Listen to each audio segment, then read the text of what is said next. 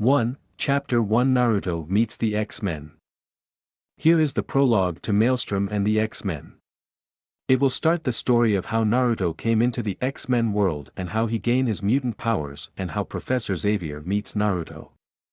Enjoy. Introduction.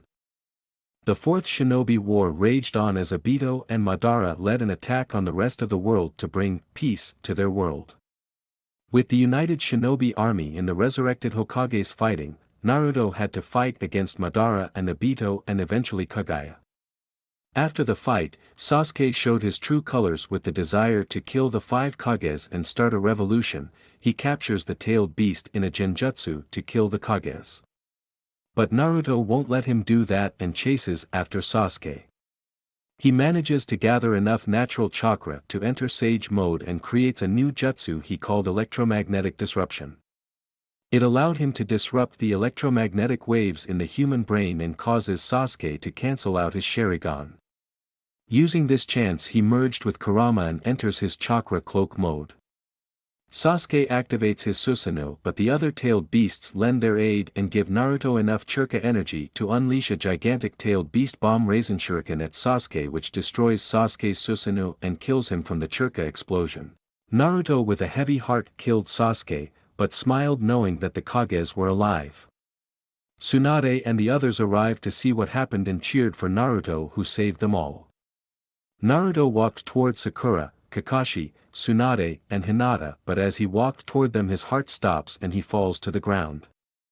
Tsunade and Hinata run over to him and turn him over and they try to heal him but his heart is too weak and is dying.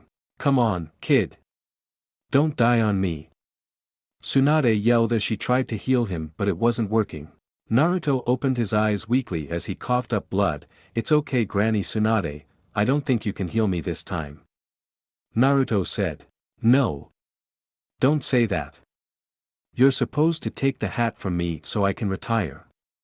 Tsunade yelled as she cried. "I don't think that's going to happen." Naruto said as Tsunade cried. He then looked to Hinata. "I'm sorry Hinata, but I won't be around much longer." He said as she cried. "No, Naruto, you can't die." Hinata said as she cried. "It's okay, everyone is okay and that's enough for me. I'm just happy to know that you are okay. You have to be strong from now on. I know you are strong and I'm going to need you to be." Naruto said. "Okay Naruto." Hinata said as she cried. "Kakashi," Naruto called out to Kakashi who came next to Naruto. "Do you think my dad and Pervy Sage would be proud?" "They would be beyond proud."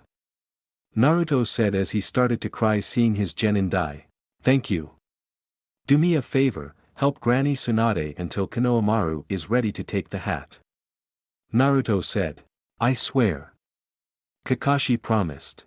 "Sakura, take care. I'm sorry I couldn't bring back Sasuke." Naruto said. "Naruto, that doesn't matter anymore, I wouldn't have cared if Sasuke was alive, but I would give him up to keep you alive." Sakura told him as she cried. "It's okay, I'm fine. Goodbye everyone." Naruto said as he closed his eyes and died. Hinata cried as she saw Naruto die and everyone bowed their heads in honor the world's hero. Tsunade took Naruto home and Konoha gave him a hero's burial as the whole world mourned his death. They erected a giant statue in honor of what he did and he remained a hero to the people of the world. They even put his face on the Hokage mountain in honor of his dream to become Hokage and defend Konoha. Tsunade and the other leaders even designated his birthday as his honorary remembrance day to honor the hardships he went through and respect the loyalty he had. After Naruto died, he floated in Limbo before he awoke and found himself lying on some grass. He got up and saw a magnificent and peaceful landscape. A huge waterfall and lake and grass and trees were as far as the eye could see. "Wow, so this is heaven." Naruto said. "I guess. The waterfall is a nice touch." Naruto heard a voice and looked down to see a cute tiny fox. "What, don't you recognize me kid? Think Chibi Kurama." "Kurama, is that you?" Naruto asked as he kneeled down to get a better view. "Yup, it's me." he said as Naruto then burst out laughing and rolled back and forth on the grass. Oh my god! You look so adorable! Naruto said laughing and poking at the tiny nine-tailed fox. Then Kurama bit his finger hard. Ow! Ha, that's what you get, kid, for laughing at the almighty Kurama. Kurama said. Sorry, but what are you doing here? I thought we were separated. Naruto said. I don't know. Kurama asked. I think we can answer that. A voice said as Naruto and Kurama turned to see Kushina and Minato there. MOM. Dad! Naruto yelled as he ran to them and they had a family hug. Oh, we missed you. Kushina whispered as she kissed his head. I'm so proud of you, Naruto. Minato said. I'm sorry to break up the family reunion, but Naruto, I have to talk to you. A voice said as the family turned to see a beautiful woman with blonde hair and wearing white royal robes with a staff in her hands. Kami. Kushina said. Wait, you're Kami? Kurama said. Yes, I am Kurama, and I have been watching you and Naruto. Kami said. Why? Naruto asked, concerned by Kami herself was so interested in him. I was touched by your strength, young one. Out of the many people I have observed, you are unique. You have a pure heart and even purer soul. Despite how you were treated, you rose above that to help the people of the world, and now because of your actions the shinobi world is at peace. Kami said. It was nothing. Naruto said as he rubbed the back of his head and his parents chuckled. You have done much to change your world and now I offer you the chance to do it again. Kami said. What? Naruto asked.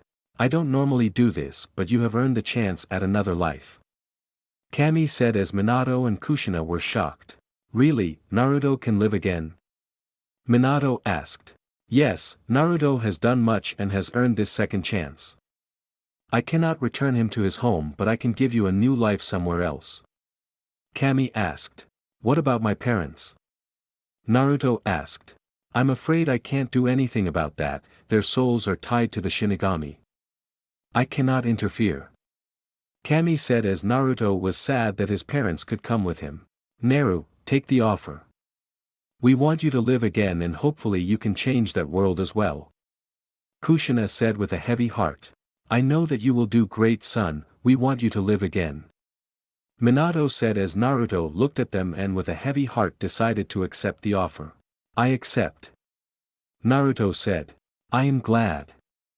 You will also not be going alone, Kurama will be going with you.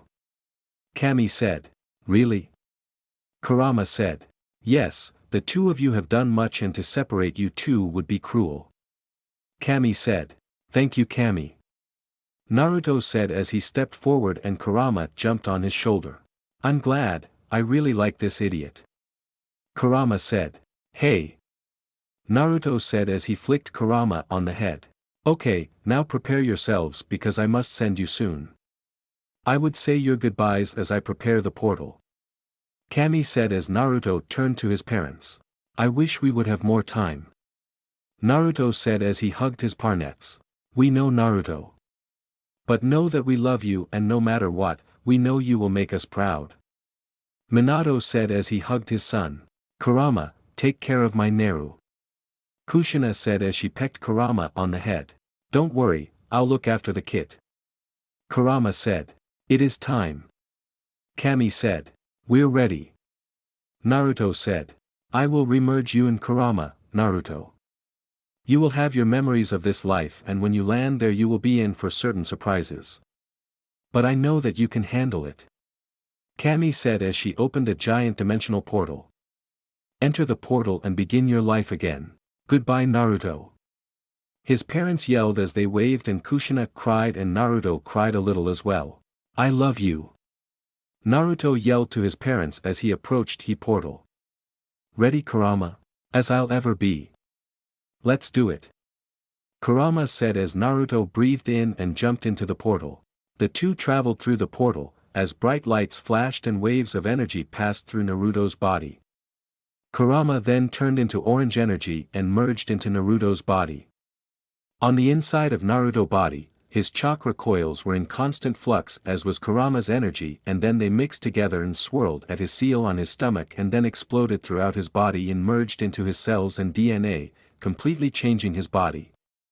His body also underwent change as well, growing younger, and when the portal ended Naruto was a baby again.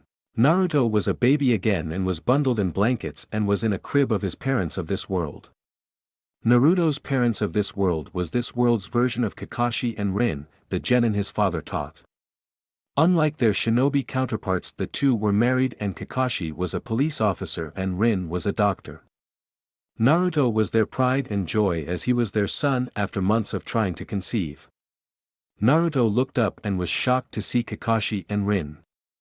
He guessed there had to be a version of Kakashi and Rin in this world as well. Naruto then looked around and noticed he was a baby. He then thought to himself, "This sucks." Naruto thought to himself, "Big time." Naruto heard a high-pitched voice in his head, he figured was Kurama. He was about to laugh until Kurama threatened him, "Not one word," he squeaked. Line break XXXXX present day and the start of the X-Men evolution canon. Naruto's life has changed greatly since he arrived in this new world. He started again as a baby, but that helped him learning everything to know about his new home.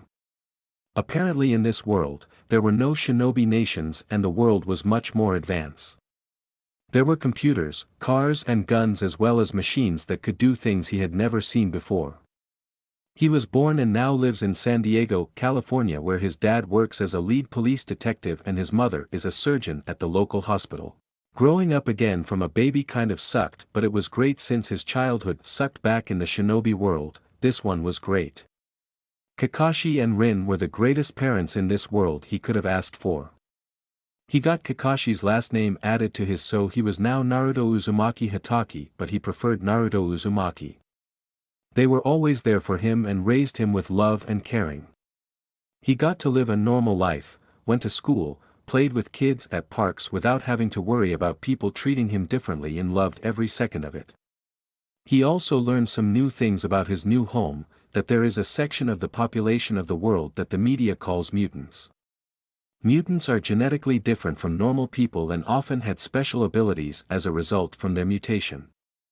It was kind of cool how different shinobi had special bloodlines. These people had special powers, but he didn't get why people hated them so much for being different. It was like how people used to treat him for being holding Kurama. As Naruto got older, Kurama got older as well, and when he turned 12, Kurama was back to normal. Kurama was happy that Naruto got to live a normal and happy childhood. When Naruto was 14, he began to feel different. His body felt funny, and one day when he was helping his mother in the backyard his body exploded with energy and he created a ball of fire and lit a tree on fire as an accident. Naruto was so confused on what happened, and Kurama told him that when they went through the portal, his chakra merged with Kurama's and it affected his body. He can't use his chakra anymore, but it turned him into a mutant. Naruto was shocked but still excited about the idea, and his parents still loved him even though he was a mutant.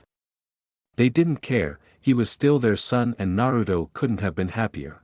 Shortly after the incident, Kurama needed to help Naruto to control his powers.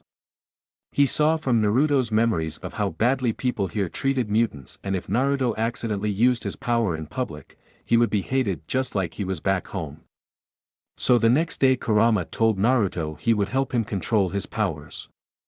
He would drag Naruto in his mindscape every day and work with him on controlling his powers, so when Naruto was in public he had less of a risk of being discovered.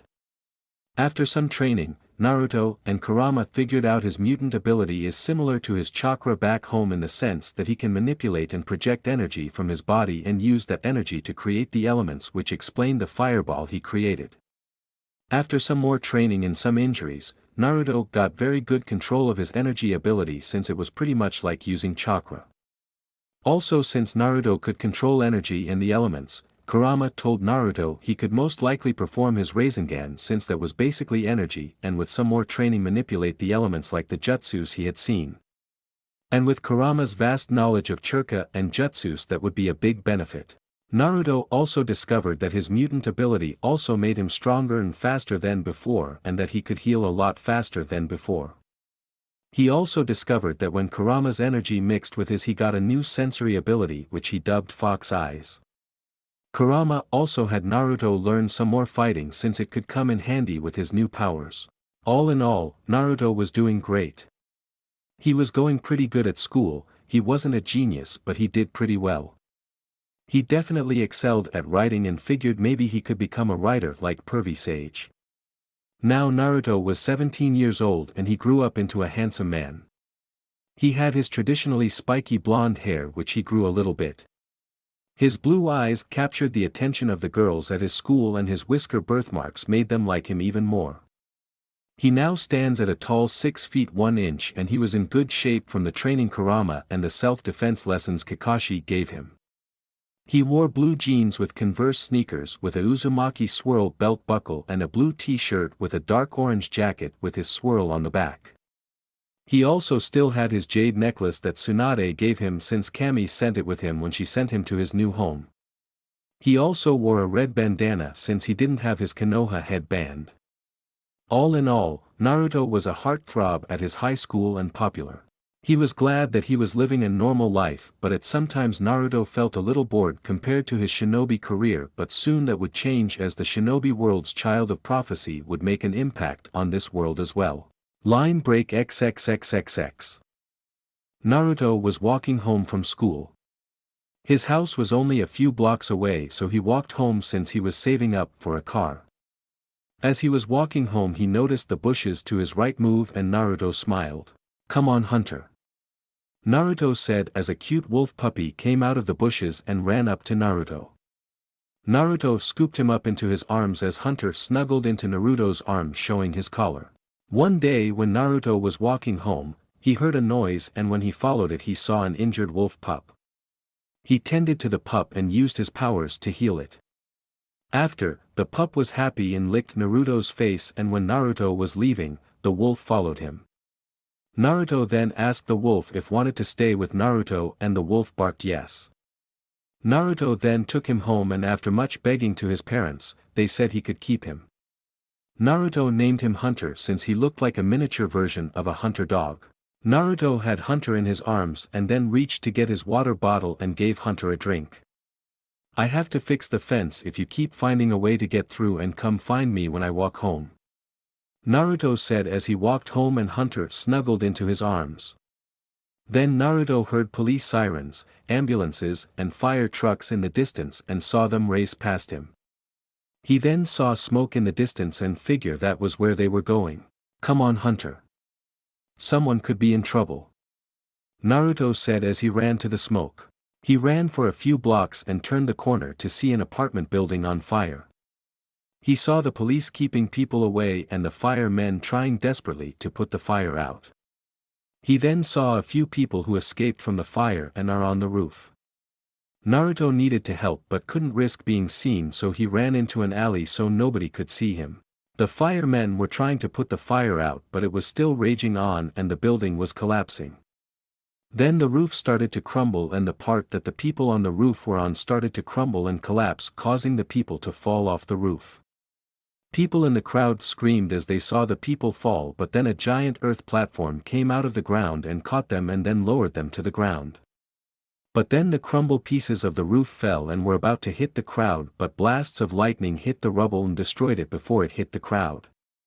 Then the fire hydrant on the sidewalk exploded as the water erupted from the ground and gathered and formed a giant water dragon.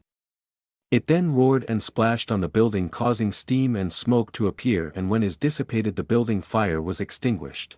The crowd was in awe at what happened and how something saved the building and people while the families of the people on the roof ran over, in joy at seeing their family members alive. Naruto who was in the alleyway, saw his work and smiled. "Come on Hunter, let's go home," Naruto said as he walked home as Hunter barked. "Nice save there kid, but you could have done with less of a power statement. It'll be a miracle if we don't get discovered," Kurama said to Naruto as Hunter barked. "Relax you guys, no one saw me so I'm fine," Naruto said not knowing what was happening on the other side of the country. Line break XXXXX. At Bayville, at the Xavier Institute for Gifted Children, Professor Xavier was deep in thought. He had gotten a large reading from Cerebro and tracked it to San Diego to one young man. He was Naruto Uzumaki, and from what Professor Xavier saw he was a powerful mutant with mastery of various elements, and smiled, seeing him save those people. Then Cerebro ran a scan and program and discovered that Naruto wasn't a recently emerged mutant like the others he found, but has had his powers for years and had learned to control them. The thing that made Professor X worry was that Naruto was able to shield himself from Cerebro when it should have gone off the second he used his powers for the first time. He then looked up some information on Naruto and saw he was a normal teenager and lives a happy life, but his powers trouble him. So he had Cerebro run a program to analyze the level of Naruto's mutant powers, and soon discovered to his shock that Naruto was an Omega-level mutant, one of the most powerful mutants that could exist. Xavier decided that he should talk to Naruto and get to know this young man. Logan, Scott, Rogue, could you meet me in my office please? Professor X called them telepathically. Soon, Logan, Scott and Rogue entered his office. What's up, Professor? Scott asked. Yeah, why'd you call us Chuck? Logan asked. I've gotten an emergence of a new mutant in San Diego and would like the three of you to accompany me. Charles said. Sure, we got a possible new recruit. Logan said. Maybe, but either way, he is one interesting young man. Charles said, hopefully he got to Naruto before Magneto and Mystique before he did. Line break XXXXX. Principal Darkholm or Mystique was in her office working on papers, trying to keep her cover up. Then she saw some metal objects on her desk and turned to see Magneto. Magneto, what do you want? Mystique said as she turned into her blue form. I have a new soldier I would like you to recruit. Magneto said, handing her a file on Naruto Uzumaki. What's so special about this kid? She asked, looking at his file. He has the potential to ensure that my goal of mutant dominance can come to fruition. Go with the Brotherhood and retrieve him before Xavier does. Magneto said as the lights flickered on and he disappeared. Huh, Naruto Uzumaki, well then let's see if you are as important as Magneto suggests. And maybe you could not only help him but me. Mystique said with a smirk. Line break XXXXX. It was the late afternoon as the sun was still in the sky but heading toward the horizon. Naruto came home after saving the building to see his mom and dad waiting for him with their arms crossed. Apparently Kakashi got the call about the apartment fire, but when he was about to leave when the fire was put out by a mysterious rush of water. Kakashi and Rin instantly knew that it was Naruto and they were going to give him a talking to. They weren't angry at him, they just wanted to make sure that he was okay and that nobody saw him. They were proud, but he needed to be careful of showing off his abilities like that. Naruto understood his parents and apologized, but as his punishment he had to clean and tend the backyard without his powers. Now normally he would just use some wind to blow away the leaves and cut the grass and some water to water the flowers, but now he had to do it by hand. He was marching across the grass with the land mower grumbling at how long it was taking while Hunter just sat on the deck and watched. Then his mother called him and Hunter in for dinner. Naruto ran in smelling the sweet aroma of ramen. His mother made a big batch as a job well done for saving those people from the fire. So his family was sitting down enjoying a nice family meal, talking about their day. Naruto talked about he aced his science paper on genetic mutation he based on Charles Xavier. When Naruto did the assignment, he had to write a paper about genetic mutation, and using Professor Xavier papers on genetic mutation really helped. His parents got some great news for Naruto as they were having another baby and Naruto was going to be an older brother. Naruto was happy beyond description, he was going to be a brother and he couldn't be happier. His mother would still work, but when she became more pregnant she would stop. His dad just wrapped up his most recent case at the station and now had some time off. Naruto smiled seeing his parents so happy and smiling. He looked down to see Hunter eating some food and couldn't be happier with how his life was right now. He helped his parents clean up after dinner and then finished the yard work.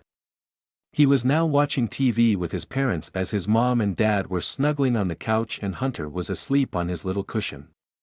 He then got the paper to see if he could find any local deals on a car since it would make things a lot easier, but no such luck. It was starting to get late, so he woke his parents and went up to bed as Kakashi took Rin upstairs for bed. Naruto changed into his pajamas, which consisted of some shorts, and that's it. He got under his sheets as Hunter jumped on the bed and got situated on his chest. Naruto then looked out the window to see the full moon and smiled again, thinking about how much his life had changed and he couldn't be happier. But he just couldn't shake the fact that something was going to change. Line break XXXXX. Naruto woke up the next morning and got ready for school. He changed his clothes and came down the stairs with Hunter right behind him. He walked into the kitchen to see his mom at the stove cooking some eggs and bacon while his dad was drinking coffee and reading the paper. "Morning mom, morning dad," Naruto said as he sat in his chair and drank some OJ and buttered some toast. "Morning son," Kakashi said as Rin came over to put some eggs and bacon on his plates. "Good morning Naru," Rin said as she kissed his head. "Looks like someone's heroics made the paper," Kakashi said as he showed the front page article that was about his putting out the apartment fire and saving people. "Nicely done hero," Rin joked as she sat down to eat as well. "Anyone know where the saves came from, Dad?" Naruto asked to see if the article had a theory about who stopped the fire. "No, none yet. People are saying it was the work of hero like Stark or those Avengers," Kakashi said. Apartment fires are kind of low-key compared to saving LA from a lunatic," Naruto said, thinking back to when the Tony Stark or Iron Man saved LA from the Ironmonger. Naruto looked up at the clock to see he had to be at school soon. "Oh, got to go," Naruto said as he got up and grabbed his jacket. "Bye mom, bye dad. See you when I get back," Naruto said as he left.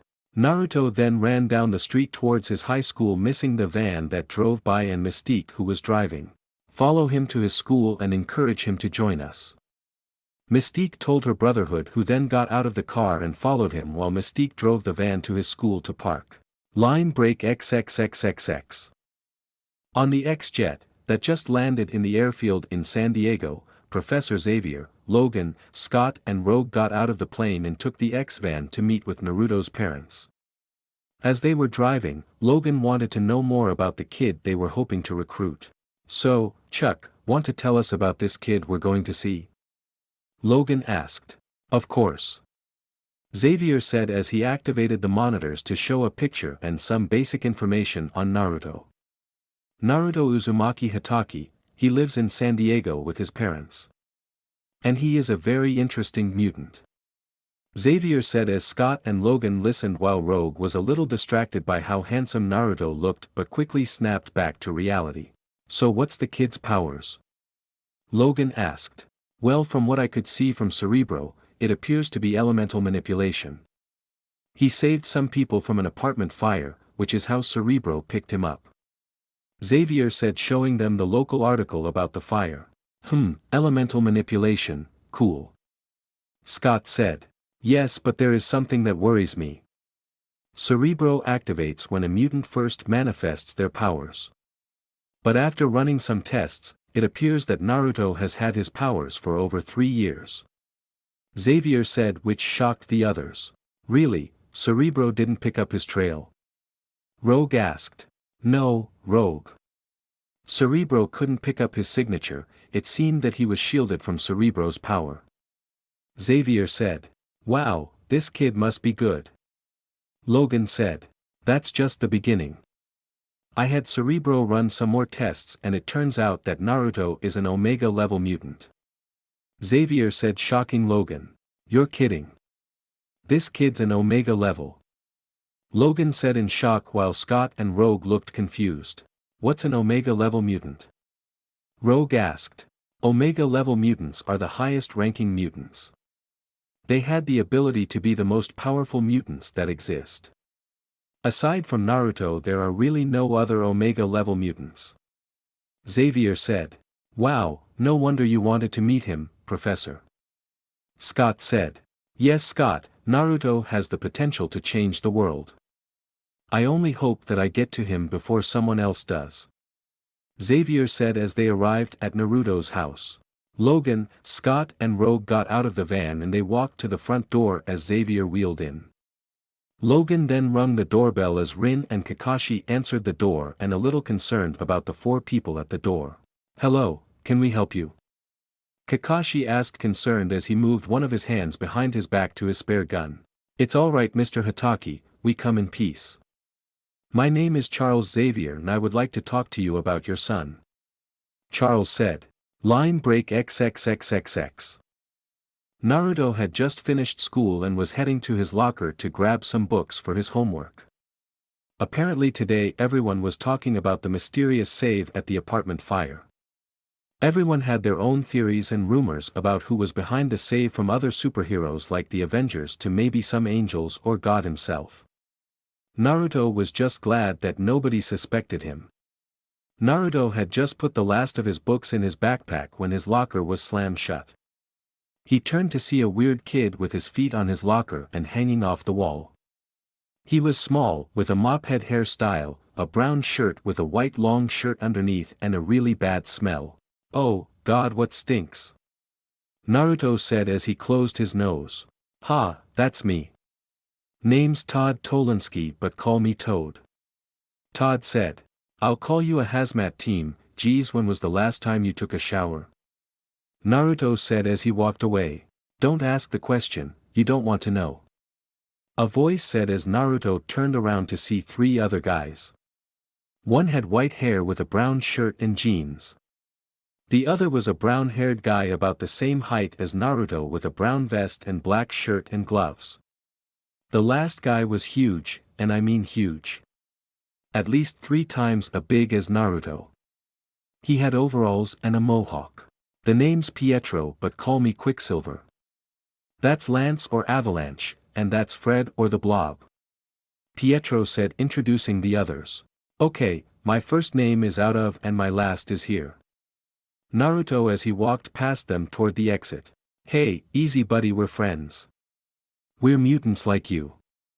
Lance said as he got in front of Naruto, stopping him. What are you talking about? I'm not a mutant. Just a high school kid trying to go home. Naruto said as he tried to leave, but Fred got in his way. Then Pietro zoomed next to him. Please, we know who you are. Pietro said as he then zoomed around Naruto. You were behind the save at the fire. Relax, we're mutants like you. Pietro said. Huh, I guess that explains that dude's smell and your size. Naruto said, pointing to Toad and then to Fred. You making fun of me? Fred said in anger. Easy Fred, Mystique wants us to recruit him, not to crush him. Pietro said, calming Fred down. Look, I don't know who this Mystique is or why you guys want to recruit me, but I don't like clubs, so my answer is no. See ya. Naruto said as he jumped and flipped over Fred and ran down the hall with the Brotherhood chasing after him.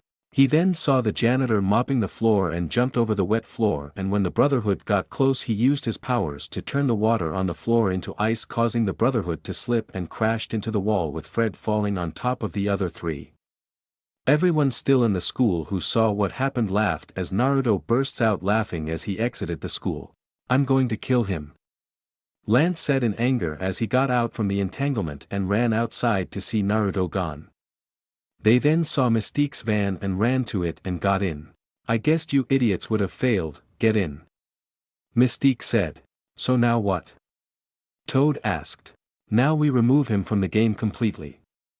Mystique said as she drove off. Naruto was walking down the street to his house, concerned about the 4 guys at his school. They were mutants and they knew he was one as well, but they wanted to recruit him. Why? And who was this Mystique? All good questions that he hoped he would figure out. Maybe his dad could help him. Naruto was so engrossed in his own thoughts he failed to notice the van in his driveway. He unlocked the front door and walked in the house to see Hunter run up to him barking. Hey boy, miss me? Naruto said, scratching Hunter's head. Naruto, is that you? Kakashi asked. Yeah, Dad, it's me. Where are you? Naruto asked as he put his backpack down. I'm in the living room with your mother. Can you come in, we need to talk to you. Kakashi said as Naruto walked to the living room. Sure, but I also need to talk to you about what happened at school. Naruto said as he walked in and saw his parents but with 4 other people. A man in a wheelchair, a gruff-looking man with a beard, and boy with cool shades and a cute girl with brown and white hair. Hello. Naruto said. Hey. Scott said. I didn't know we were having company. Naruto said. It's okay Naruto, they're here to help. Rin said as the man in the wheelchair rode toward Naruto. Hello Naruto, my name is Charles Xavier, it's a pleasure to meet you. Charles said with his hand out. Likewise. Naruto said, shaking the man's hand. Wait. Are you the Charles Xavier? The world's leading expert on genetic mutations. You are familiar with my work? Xavier asked. Yeah, I had to do a report on genetic mutations for my science class and your papers helped me ace my assignment. Your insight into genetic mutations is remarkable. Naruto said. Why thank you, Naruto. Xavier said. So what's the world's leading expert in mutations doing in my house? Naruto said. Well, you have actually breached upon the very subject of my visit. I know that you have special abilities that many people would find strange. Xavier said while Naruto started to get nervous. I don't know what you're talking about. Naruto said, trying to fool him. It's okay Naruto, he knows. Kakashi said. He knows, how? Naruto asked. Because I am one as well. Xavier told Naruto telepathically. Wait, you're a mutant as well? Naruto asked as Xavier nodded. Yes, but not just me, this is Logan, Scott and Rogue. They are mutants as well. Xavier said, pointing to the others as well. Wow, so what are you doing here? Naruto asked. Well, I sense a new mutant signature here in San Diego and it so happened to be when you used your powers to stop the apartment fire. Well done by the way. Xavier said as Naruto nodded, thank you. I detect emerging mutants and help them get a better control of their new powers so they don't become a danger to themselves or to others. So you're like a teacher. Naruto said. Yes, exactly like that. I started the Xavier Institute for gifted youngsters to help young mutants control their powers. Scott and Rogue here are 2 of my students and Logan is a teacher. Xavier said, pointing to Scott and Rogue and then Logan, who was petting Hunter, who grew very close to Logan. So I guess you came here to invite me to your school. Naruto said. Yes, I would like to invite you to stay with us at the Xavier Institute. Charles said as Naruto thought about it for a second. Wow, that's quite an offer. So what are your powers? Naruto asked the others. Well, my eyes emit a destructive energy beam, which is why I'm wearing these shades. Scott said, pointing to his glasses. Cool, and what about you, beautiful? Naruto teased, talking to Rogue, who blushed. My power is more of a curse. When I touch people, I absorb their memories, and with mutants I copy their powers. Rogue said, still kind of blushing from the cute comment. About you, Mr. Logan. I'm guessing by the way Hunter likes you is that your power has something to do with animals. Naruto said, pointing to how Hunter was sitting next to Hunter and wagging his tail while looking at Logan. First just call me Logan, and you're half right. Call me Wolverine. Logan said, unleashed his adamantium claws and scratching Hunter on the head. So what about you, kid? What can you do? A lot. Naruto said, activating his power so his hand glowed blue as he drew out some energy. Charles and the others were awestruck seeing his power while his parents just smiled as how comfortable Naruto was with them. Cool. Rogue said. Thanks. For what I gathered, I can control energy, this is it in its raw state. Naruto said as he opened his palm and the energy gathered and swirled into his Rasengan. But I can do other things as well. Naruto said as the energy turned red and turned into fire which floated in his hands. Awesome. Scott said. Yeah, but it took me a while to get it under control. The first time I activated my powers, I burned my mom's flowers. Naruto said, scratching his head as the others laughed and Rin chuckled, remembered the memories. And I have a lot more too. Naruto thought to Xavier, who heard him and with Naruto's permission entered Naruto's mind, where he saw Naruto waiting and a giant orange nine-tailed fox. So this is Charles Xavier, a pleasure to meet you. Kurama said. Nice to meet you as well. Xavier said, a little intimidated at the giant fox. Easy, Professor, this is Kurama, he's a friend. But do we have an interesting story? Naruto said as he and Kurama told Professor Xavier about how Naruto came into this world and his powers. Wow, Naruto, I must say that is quite a story. Professor X said, having just heard their history. Yup, quite the story, maybe I'll even turn it into a book someday. Naruto joked as Kurama just snorted. Idiot. Now if you two are done, I would like to go back to sleep. Kurama said as he closed his eyes. Of course, and don't worry Naruto, your secret is safe with me. Professor X said. Thanks, Professor. Naruto said as their mental conversation. Their mental conversation only lasted a second, so no one else noticed what happened. So Naruto, will you join the Professor Nus at the Institute? Scott asked as Naruto was about to answer, but the ground started to shake. The house started to rumble as objects fell from shelves and glass broke and the whole house shook. Earthquake.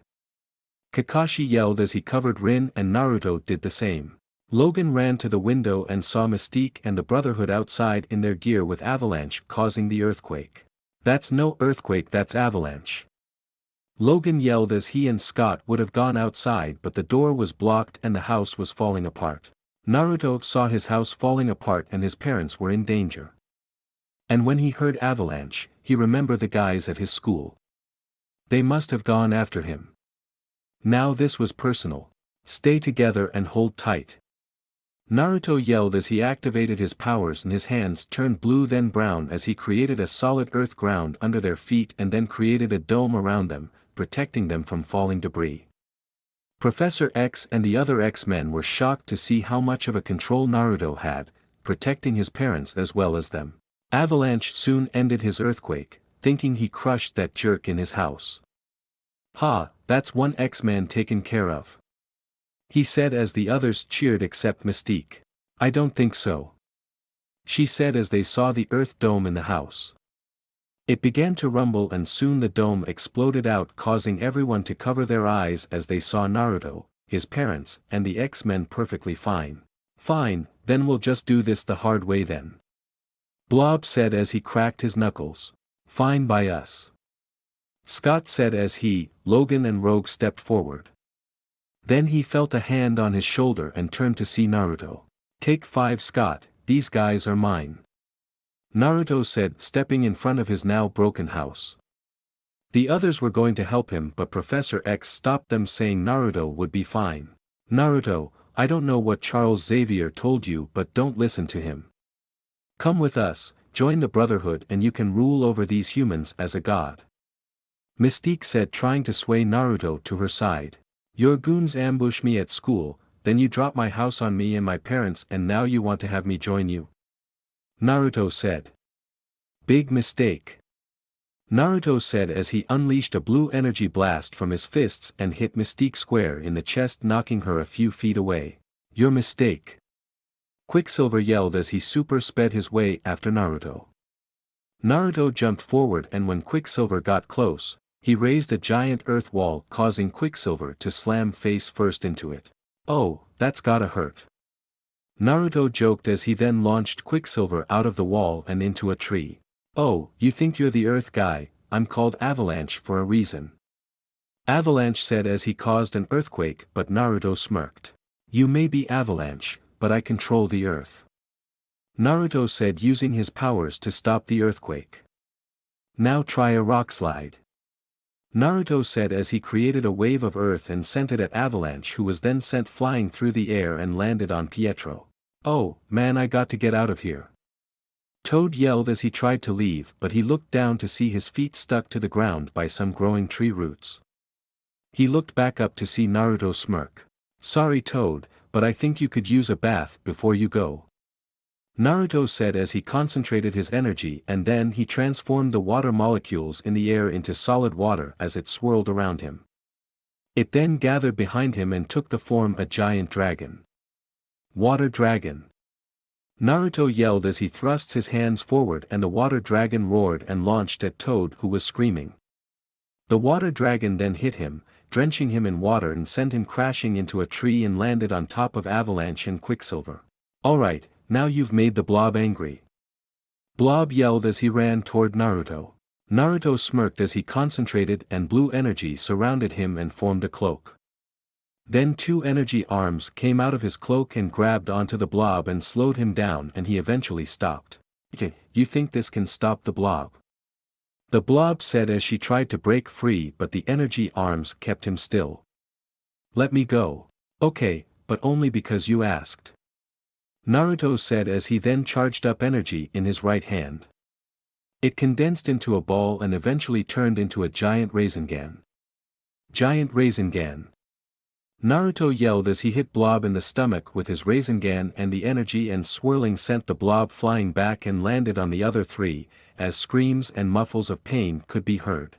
"That's how it's done, Naruto style. Believe it." Naruto yelled as he cheered.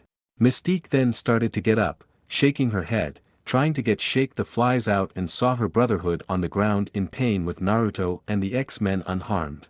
"Let that be a lesson to you, Miss Smuff. Don't mess with me or my family, got it?"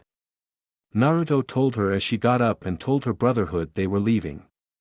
They got up and left, with Lance and Pietro dragging a wet and squished Toad as Blob stumbled along before he barfed. Naruto's parents went up to him to congratulate him on the fight and thank him for saving them and the others, while Logan, Scott and Rogue were still awestruck at how he took out the Brotherhood single-handed, while Xavier smiled at Naruto's skill and bravery to defend them. "Wow, remind me not to upset the kid," Logan said. "Likewise," Scott said. Soon the cops arrived as Kakashi was talking to them, explaining what happened, and with some help from Xavier, the cops never found out about Naruto or his powers. Naruto, Rin, Logan, Scott and Rogue were in the wreckage of the house, finding and saving anything that wasn't wrecked from the earthquake. "Thanks for the help, guys," Naruto said as he grabbed his backpack and some pictures.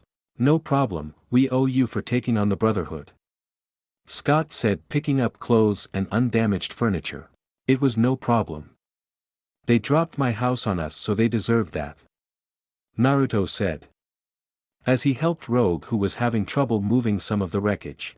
"I got to say, kid, you sure know how to fight," Logan said. "Yeah, you got great control over your powers," Rogue said. "Thanks, that's about 3 years of training down, but I still got a lot to learn about my powers," Naruto said.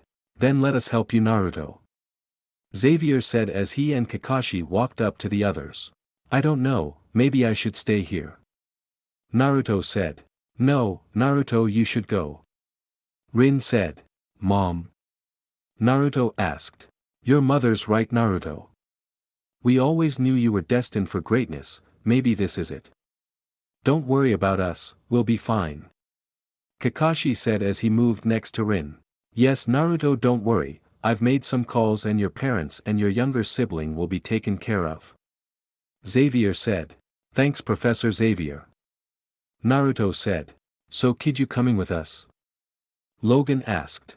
"Sure, but I'm bringing someone with me," Naruto said, looking at Hunter. Line break XXXXX. After getting some of his stuff that survived his house falling down and making sure his parents would be fine, Naruto agreed to go with Professor Xavier to Bayville. Professor X had some connections to get Naruto's house rebuilt, and his parents were staying at a nice hotel until it was finished. His parents were sad to see him gone, but they knew he would be fine. Naruto cried being gone, but he would see them again. Naruto would call them whenever he could, and he would go home when his mother got really pregnant to help her. After the plane ride in the awesome X-Jet, as Scott called it, they landed at the Xavier Institute. Scott and Rogue told him about the awesome parts of the Institute and how Xavier formed what the others called the X-Men. They would act whenever there were problems or fights that innocents were at risk. Naruto was excited because they were superheroes like Iron Man. Professor Xavier also told Naruto that he would have to go to Bayville High for school and that he would need to keep his grades up if he wanted to train and help the X-Men. Naruto looked out the window and saw the massive institute where he would be staying. It was huge with a large front yard with gates and a backyard with a pool and plenty of space to train. Then the X-jet hovered over the mansion and then he saw a part of the backyard open up and the jet landed. Naruto saw the jet land in a massive hangar that held the jet and other vehicles as well. Naruto got out of the plane with his backpack and some clothes as Xavier and the others showed him the institute. Well, Naruto, welcome to Xavier's institute. This is the hangar where we keep the jet. Now come along and I show you the rest of where you will be training with the others. Xavier said as he rolled with the others to show Naruto the rest of the institute. They walked through the hallways as the others showed him the other training facilities including Cerebro and the Danger Room. Naruto was excited to use the Danger Room since he loved to train and Naruto didn't have to worry about people seeing him. Naruto could use his powers and be himself without worrying about being seen. They then took Naruto upstairs to the rest of the institute and to introduce Naruto to the rest of the students. Naruto and the others walked into the main living room where he saw the other students there. Naruto, let me introduce you to the rest of your family. This is Aurora Monroe, codename Storm, Xavier said, pointing to the African American women with white hair, Jean Grey, pointing to the girl with red hair and purple shirt and jeans, Kurt Wagner, codename Nightcrawler, pointing to the boy with blue hair and watch, Catherine, Kitty Pryde, codename Shadowcat, pointing to the young woman her the ponytail and pink shirt, and Evan Daniels, codename Spike. He said, pointing to the African American teenager.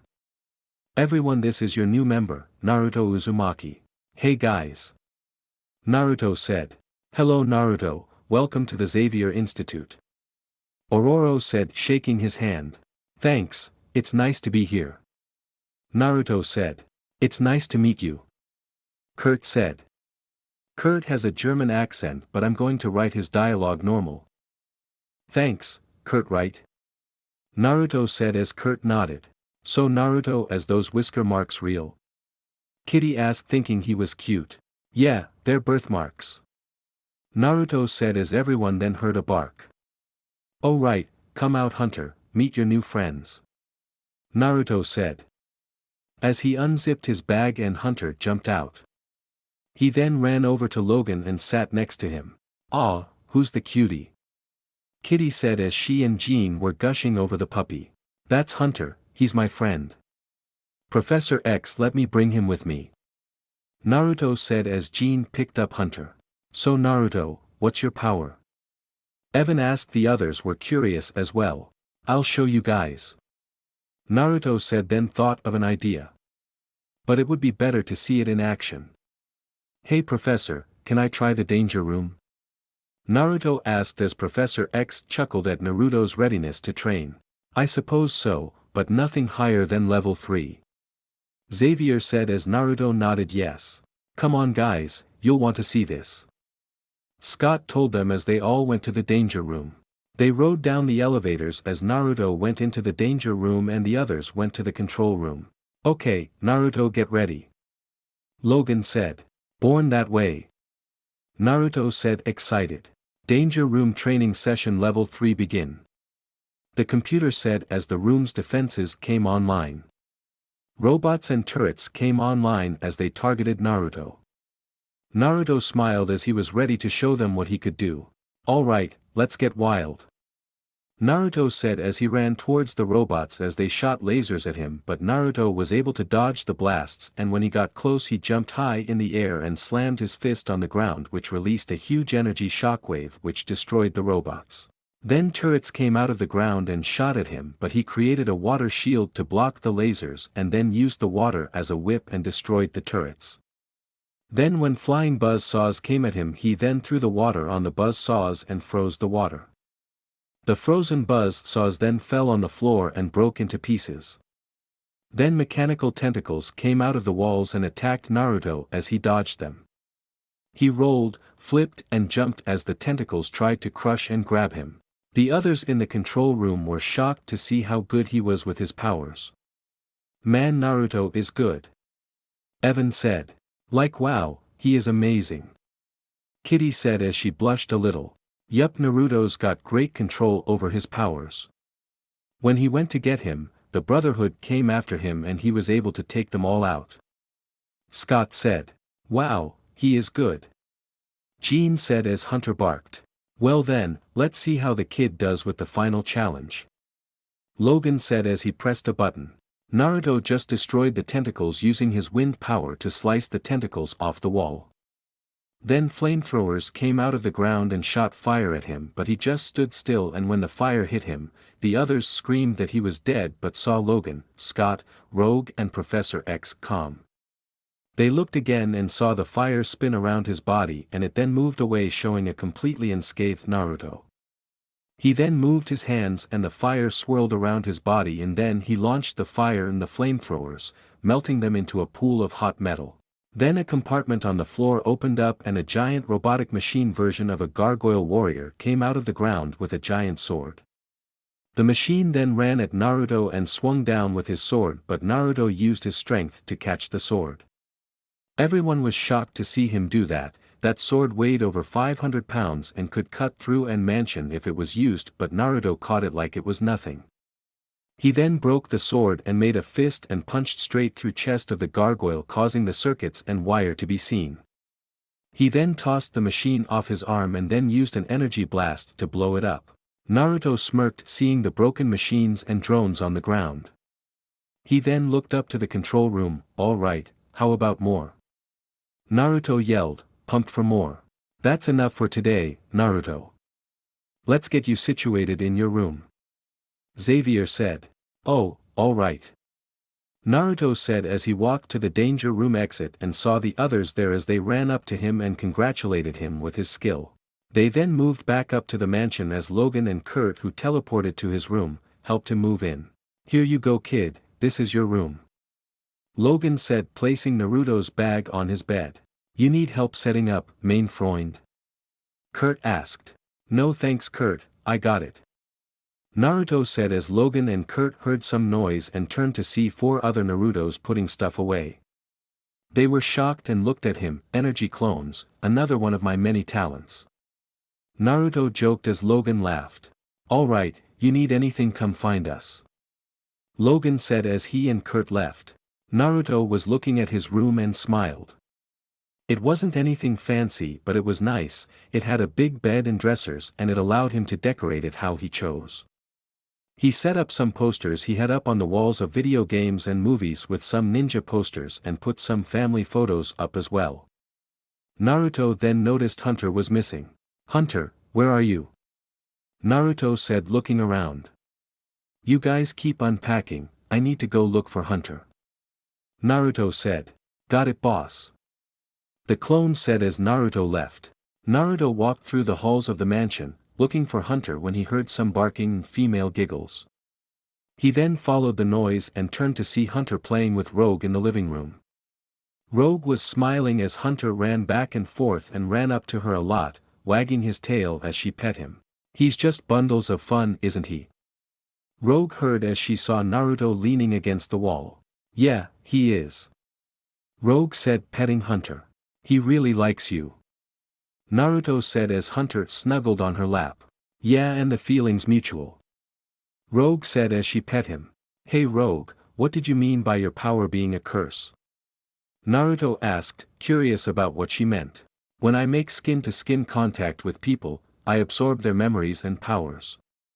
Professor X says that I absorb the life force when I touch someone. If I touch someone for too long, I could really hurt them. Rogue sadly said. I can't be close to people. It's a curse. I don't think so. Naruto said as he reached out and touched the part of her arm that wasn't protected by her glove or shirt and touched her bare skin. Rogue was shocked to see him do that, but she didn't absorb any of his powers. She was shocked and frozen at how he was touching her, but she wasn't absorbing any of his powers and his was not unconscious. How? Rogue asked. I'm not sure. Naruto said as he then talked to Kurama in his head. Kurama, why isn't Rogue absorbing my powers? That's my fault. It's also the reason that Professor X didn't scan for you years ago when your powers first appeared. I shielded your energy signal until I felt you had more of a control over your powers than I stopped. As for why the girl isn't absorbing your powers, when my energy and yours merged, it also created a barrier that prevents your energy from being leaked out of your body or in this case drained. Kurama said. Awesome, thanks Kurama. Naruto said. No problem, just tell your girlfriend it's one of your powers. Kurama said. She's not my girlfriend. Naruto told him as Kurama laughed and Naruto cut the mental conversation they were having. It's one of my powers. It prevents my powers from being drained. Naruto told Rogue. Cool. Rogue said as she was happy about the fact she could be close with someone, especially since it was with the cute new guy. Want to make sure? Naruto asked as she nodded and took off her glove.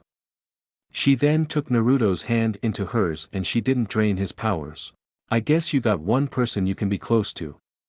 Naruto told Rogue as she smiled and Hunter happily barked. Logan then walked into the room and saw what the two were doing.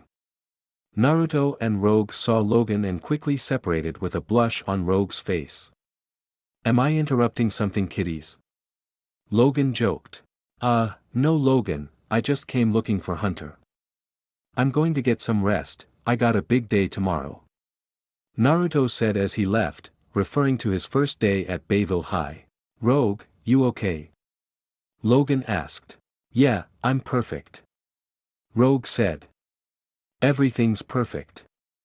Rogue said as she went to her room with a smile on her face and put her glove back on. Logan just chuckled, kids. He said as he went to bed.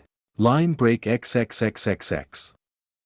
The next morning was busy with noise and movement as everyone was busy getting ready to head to school.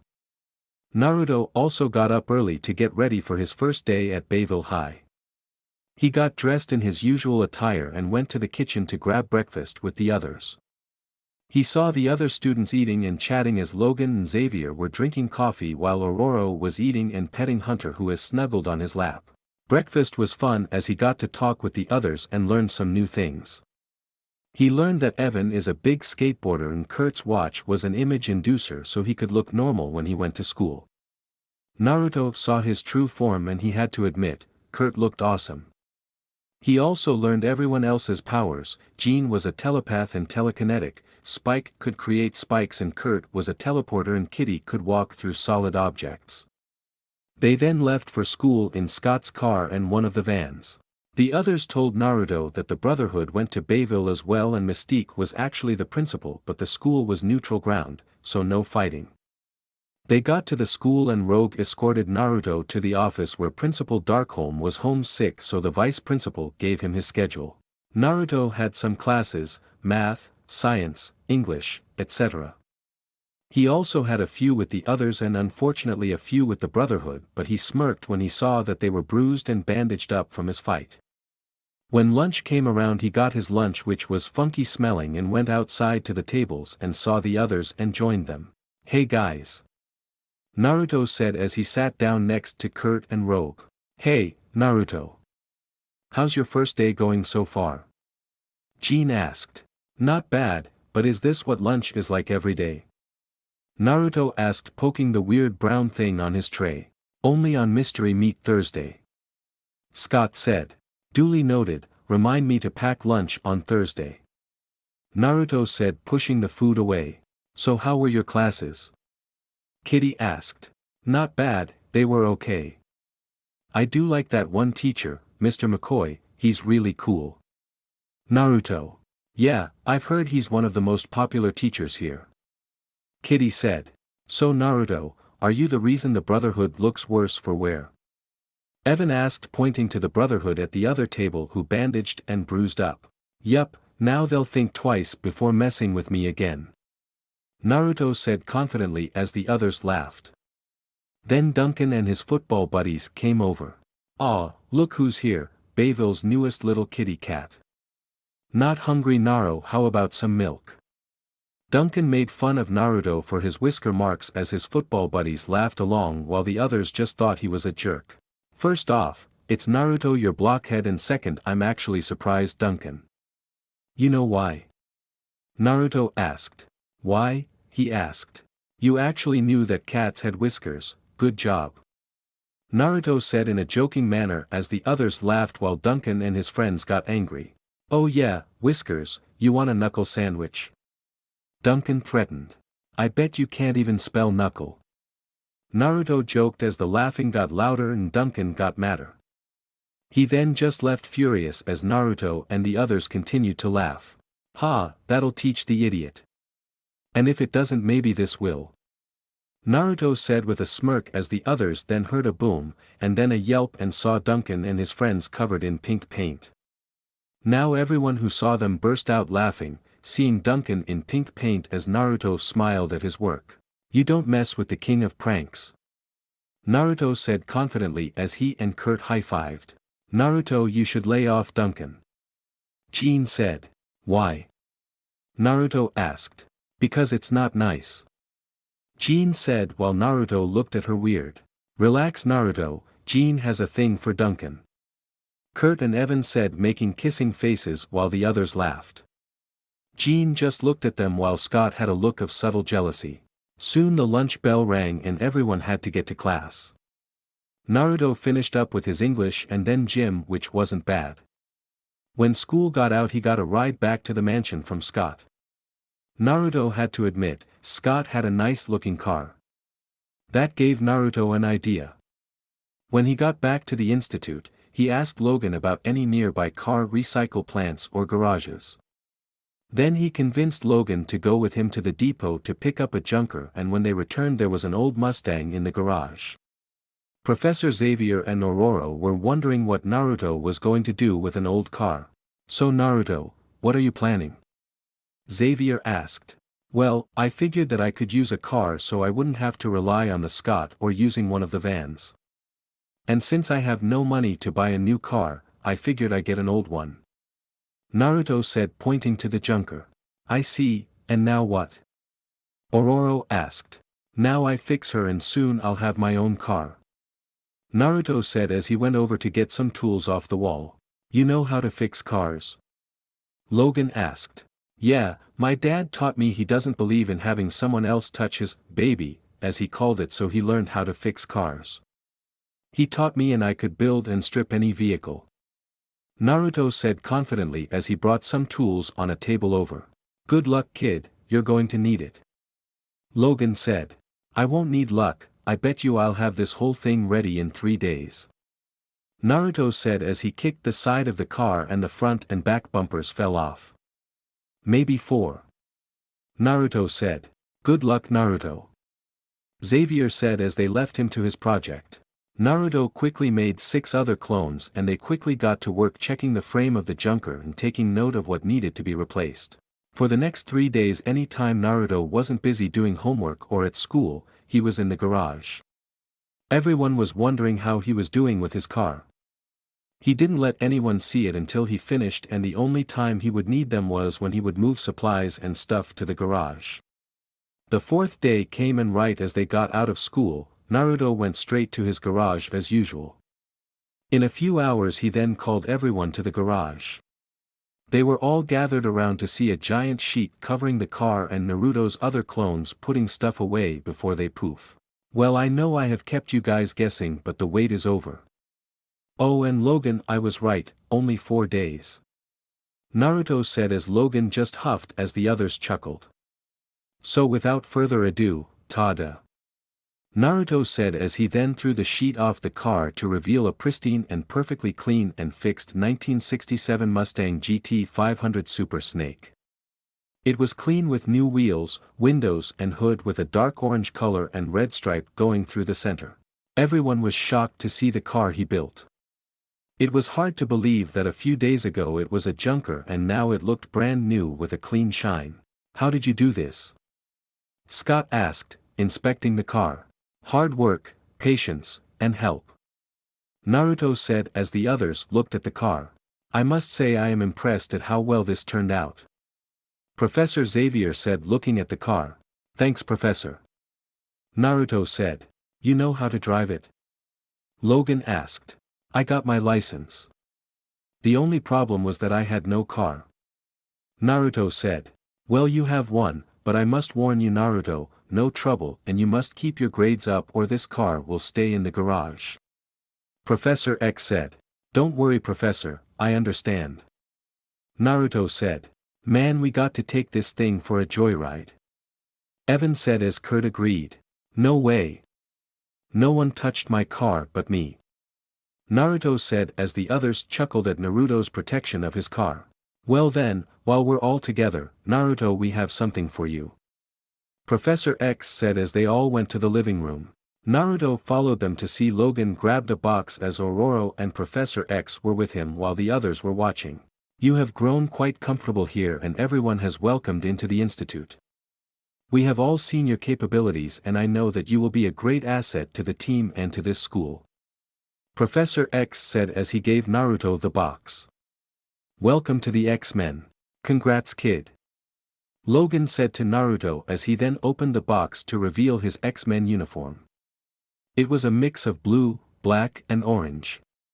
It had the X buckle. Naruto saw the others had on their uniforms and shoulder guards, but he also saw that it has swirl on the front and he turned the back to see Kurama painted on.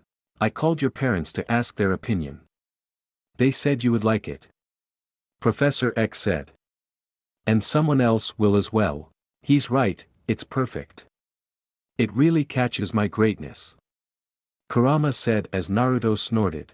They were right, it's perfect. Thanks, Professor.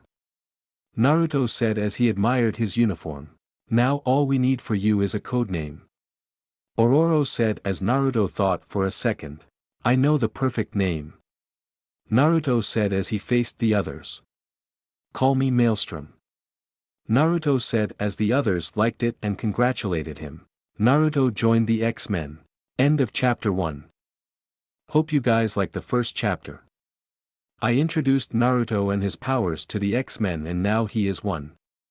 Expect the rest of the chapters to be about the same length, is not a little shorter, since I'll have multiple episodes in one chapter. When the story starts with the canon, the characters will follow their TV personality and the progressions of Naruto. Friendship with Rogue and eventual relationship are coming, as well as his relationship with Logan and Professor X. Naruto will also be a big pain for Magneto, so look forward to that. Next chapter starts with Spike Cam. Please review a review. Disclaimer, I don't own Naruto or X-Men, both belong to their respective owners.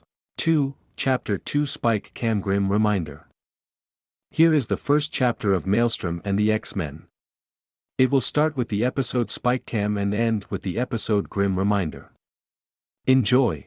Maelstrom and the X-Men. Spike Cam. Naruto's time at the Institute was great. When he got his uniform, he was now a part of the X-Men. Training with the rest of the team was great and he learned a lot. Scott or Cyclops was the leader and Naruto saw he was a good leader. Training was great and it felt good to be a part of a team again. His relationship with the others improved as well. He and Kurt were great friends since they both were pretty goofy and they had fun pranking people. He was good friends with Evan too and he and Kitty hit it off. Jean was like a big sister to him since she was very organized and responsible. His relationship with Rogue was okay, she was his friend like everyone else was, but she was still closed off. She liked keeping to herself. Naruto expected that it was because of her powers. Hopefully he could break her out of that, but for now he would be a friend and patient. Professor X and Logan were doing really well in helping him get more control over his powers. Professor X, with the help of Kurama, taught Naruto how to create solid constructs with his energy. It took a lot out of him too, but he was getting better. He could create energy shuriken and kunai and even made an energy sword, but it still drained him. Overall, his months since staying at the Institute was great. He stayed in contact with his parents back in San Diego and they were doing well. His time at school was okay, but he didn't love it. He was hoping for excitement, not knowing that in Bayville a beastly man with a tattered brown cloak and long hair was walking to the power plant. He roared like an animal as he destroyed the gate with his bare hands and climbed up the water tower. At Bayville High, the bell rung ending classes. Naruto just finished social science with Evan and was heading to his math class. See ya, Evan. Naruto said as Evan waved goodbye. Evan got up and looked at the D on his paper on the Star Wars program and exhaled in frustration. Man, Professor Xavier's gonna ground me for the rest of my life. Evan said. Mr. Daniels, could we talk for a moment please? Teacher told him as Evan walked over. Admittedly, I asked for a report on the Star Wars program. However, I wasn't talking about the movie. But I like movies. Evan replied. And that's fine. But I was expecting a report on the National Space Defense System. His teacher told him. Yeah, I sorta figured that out by my grade. Evan said then came up with an idea. Hey look man, is there anything I can do to make this up? Extra credit, anything? Evan asked. Perhaps there is something. His teacher said as he went to his desk and pulled out a digital camera. Whoa, a DG cam. How cool is that? Evan said. You know Evan, current events can mean a lot of things. Including things that are important to people your age. They don't have to be huge, just have to mean a lot to you. How would you like to do a film report on that? His teacher asked. You mean it? Evan asked as he took the camera. You got it.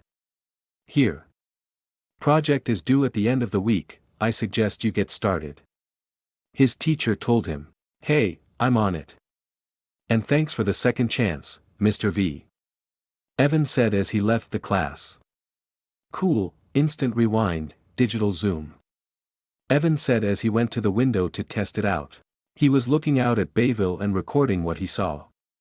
Hey, I can even see the institute with this thing. Evan said as he zoomed in on the gate and saw Logan enter. Wow, haha, hello Logan. Evan. Some yelled as they grabbed his shirt and Evan yelled.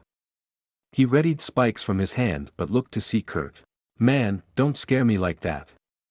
I almost tooth-picked you. Evan said as he reseated his spikes. Sorry. Image inducers on the fritz, I've got to get back to the institute before someone sees me. That means missing our shop class.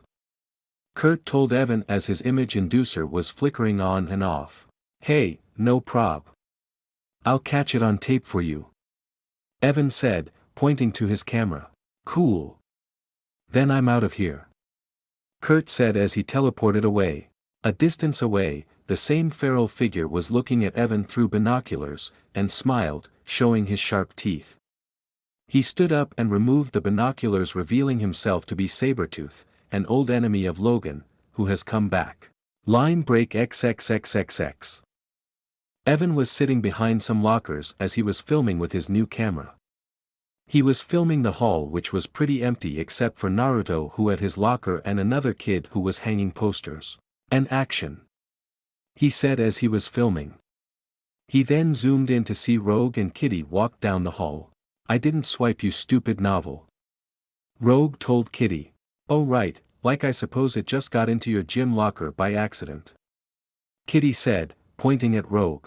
You loaned it to Kurt, and he loaned it to me. I was gonna give it back. Rogue said. Oh right, like, hey. She said as bumped into someone dropping her books. Oh, sorry, could I be any klutzier? She said as she turned to see the boy she bumped into. No problem, let me help. He said as he helped her with her books. Hey, I feel like such a dork, I mean I should be more careful of where I'm going. Kitty said as Rouge pouted while Evan and Naruto, who saw him and what he was doing, joined him. And enter the love interest. Evan said, commenting on his film, and Naruto chuckled. Thank you, Jason. Kitty said. Thank you, Jason, Ek. Rogue said, making fun of Kitty. She continued to watch as the two talked and Kitty was getting flustered. Ek, I'm definitely going to be ill. Hey, you're going to try out for the school play, right? Jason asked. We need girls who can sing and dance. So, like what part do you play? She asked, cutely. I'm the, male lead. He said. You're going to be Dracula. Cool, well then like duh, I mean yeah sure. Of course I'm going to totally try out. She said. Great, then I'll see you tomorrow. Jason said as he left. Just when I thought you could not get possibly more pathetic. Rogue teased her. At least, I've got a hope of getting casted. Unlike you. Kitty told her. Oh, character conflict. Naruto said, watching the two interact. Time to get up close and personal. Evan said as he zoomed in more. Yeah right, think about it. I was made for this play. Rogue said as she turned to the side and saw Naruto and Evan. Hey. What are you playing at Porcupine? Ops, busted. Naruto said. It's cool, I'm just doing an assignment for Vandermeer's class. Evan said as he and Naruto walked up to the girls. I better not see my face on that tape or they're going to be calling you Spikeless, Rogue threatened him. Yeah. Hey look, don't worry about it. So are you guys going to audition for this? Evan said pointing to the poster. Well, I am. Kitty said, confidently. Yeah, me too. Rogue replied. Kitty and Rogue then parted ways as Evan resumed filming. Oh yeah, character conflict, now that's what I'm talking about. Evan said. Sabretooth jumped over the rooftops of Bayville until he was across from the school. He sat there waiting for the kid he saw to come out. He smiled as he saw Evan step out of school with his skateboard. And now, for an Evan's eye view of what it means to be a truly thrashing street skater. Evan said to the camera as he jumped onto his skateboard and left. Skating over people and weaving through the crowds of students talking, Sabretooth saw him leaving and immediately tailed the kid. He was watching the kid skate as he kept up with him, and when he thought it was time to move he did. He jumped on Evan, swiped his camera and shoved him down an alley, all without having Evan see his face. Evan crashed into some dumpsters, as Sabretooth jumped to the staircase below the street Evan was on to look at the camera. He played the footage Evan recorded and rewound through until he found the footage of the Institute and Logan. Evan got back up, throwing the garbage off of him. Man, someone is looking for some trouble. Evan said in anger as he readied some spikes. He ran out to the street to see his camera on the ground. Oh man, I hope it isn't busted. Evan said as he tested it out. Seems to be okay. He said in relief as he saw Toad at the top of the stairs. Sup Daniels? Toad said. What do you want, Tolinsky? Evan asked. Look, I'm busy here. I heard about your movie, Toad said as he jumped up and balanced on the railing. Check me out. He said as he jumped up to the building next to the street, then jumped off and slid down the railing and flipped and landed next to Evan. Style, charisma, the Toad's got it all yo. So start shooting already. Take a hike, Tolinsky. I got too much respect for my craft. Evan said as he skated away, missing Sabretooth on the building above, smiling. Line break XXXXX. The next day came as everyone was waking up. Naruto woke up, rubbing his eyes to wake up more, and grabbed a towel to head to the bathroom. He passed Kurt, who just left and was eating some toast. He then heard some commotion from Evan's room but was too tired, so he just kept moving. Evan woke up from his alarm clock. He shut it off, yawned and stretched, and when he did he accidentally shot out 2 spikes. One hit and broke his mirror while the other hit a lamp. Oh man, not again. Evan said. His door knocked as his aunt came in. Up and at 'em, little man. Breakfast in 10. And what's this? Ororo asked, pointing to the camera. It's a school project. I'm recording current events, from the Evan Daniels perspective. Evan told his aunt. I don't mind the Evan Daniels perspective, but I don't think a spike eye view is such a good idea. She said as she pulled a spike out of the wall. Oh, yeah. I see what you mean. Evan replied. I think you better let us take a look at your film before you turn it in. Understand? Ororo asked. Yes sure Auntie O. He said. Evan got dressed and then proceeded to record what was going on in the institute. One of those things happens to be Jean trying to figure out what to wear. When Jean was trying to figure out what to wear, she saw Evan snooping. Hey! What are you doing? Hey, get that camera out of my face now. She yelled as she used her telekinesis to shut the door and push him away. Oh ow. Hey, touchy, touchy. Evan said as he picked himself up and narrated his film. Now wasn't that interesting? Anyway, let's see if I can find some real action around here. Evan said as he went outside. Logan, Scott and Naruto were suited up in their X-Men uniforms, getting ready for Logan's training session outside. They had to run a distance while avoiding obstacles and the defense systems. Field Battle Training Sim 7, activate. Logan said as he was using the control panel. The turrets and defense systems came online and were ready to fire as Logan, Scott and Naruto got ready. All right, and go. Naruto said as they all took off running down the course with Logan in front and Scott and Naruto behind him. One of the turrets shot out electrified lead balls but Logan was able to dodge them and Naruto and Scott did the same.